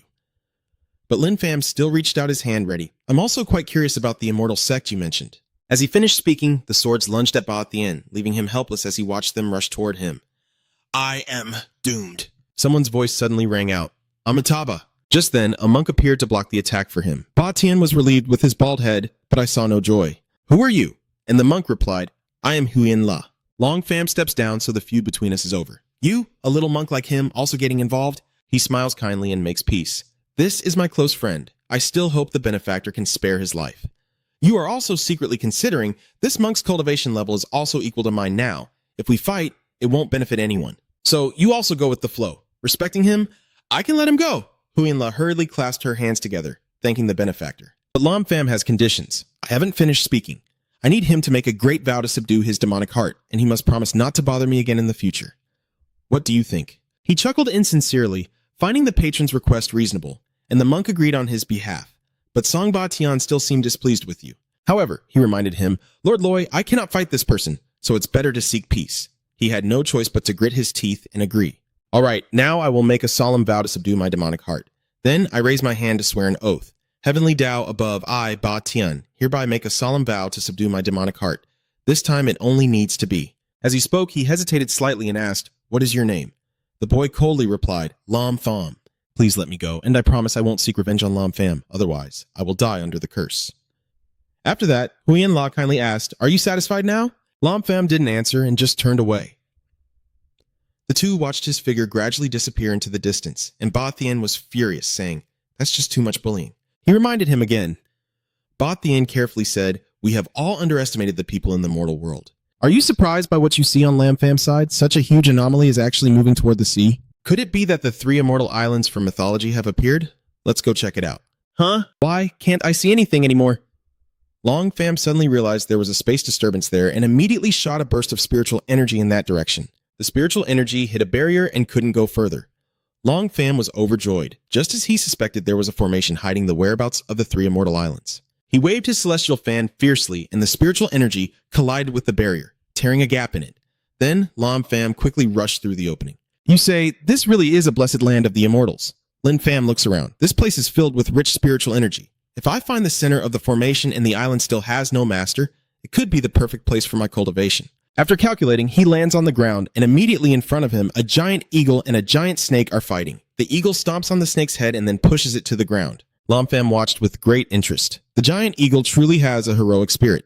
As soon as he finished speaking, the eagle sensed his presence and charged at him, blowing away trees and breaking branches around where Lam Fam was standing. But you remain unfazed and say, "The small magic of the Void Cave has no effect on me." The eagle still dives down fearlessly. Lam Fam pointed a finger and said, "For me, you're too weak," and struck its wing with a surge of spiritual power. The eagle immediately fell flat to the ground, turning back in horror and crying out, then was instantly crushed by a giant hand controlled by your spiritual power. The giant eagle, pressed down and crying out in protest, finally gave in. Lam Fam praised it for knowing when to surrender. "It seems your spiritual intelligence is quite high. I'll spare your life this time." It was released and bowed its head in submission to you.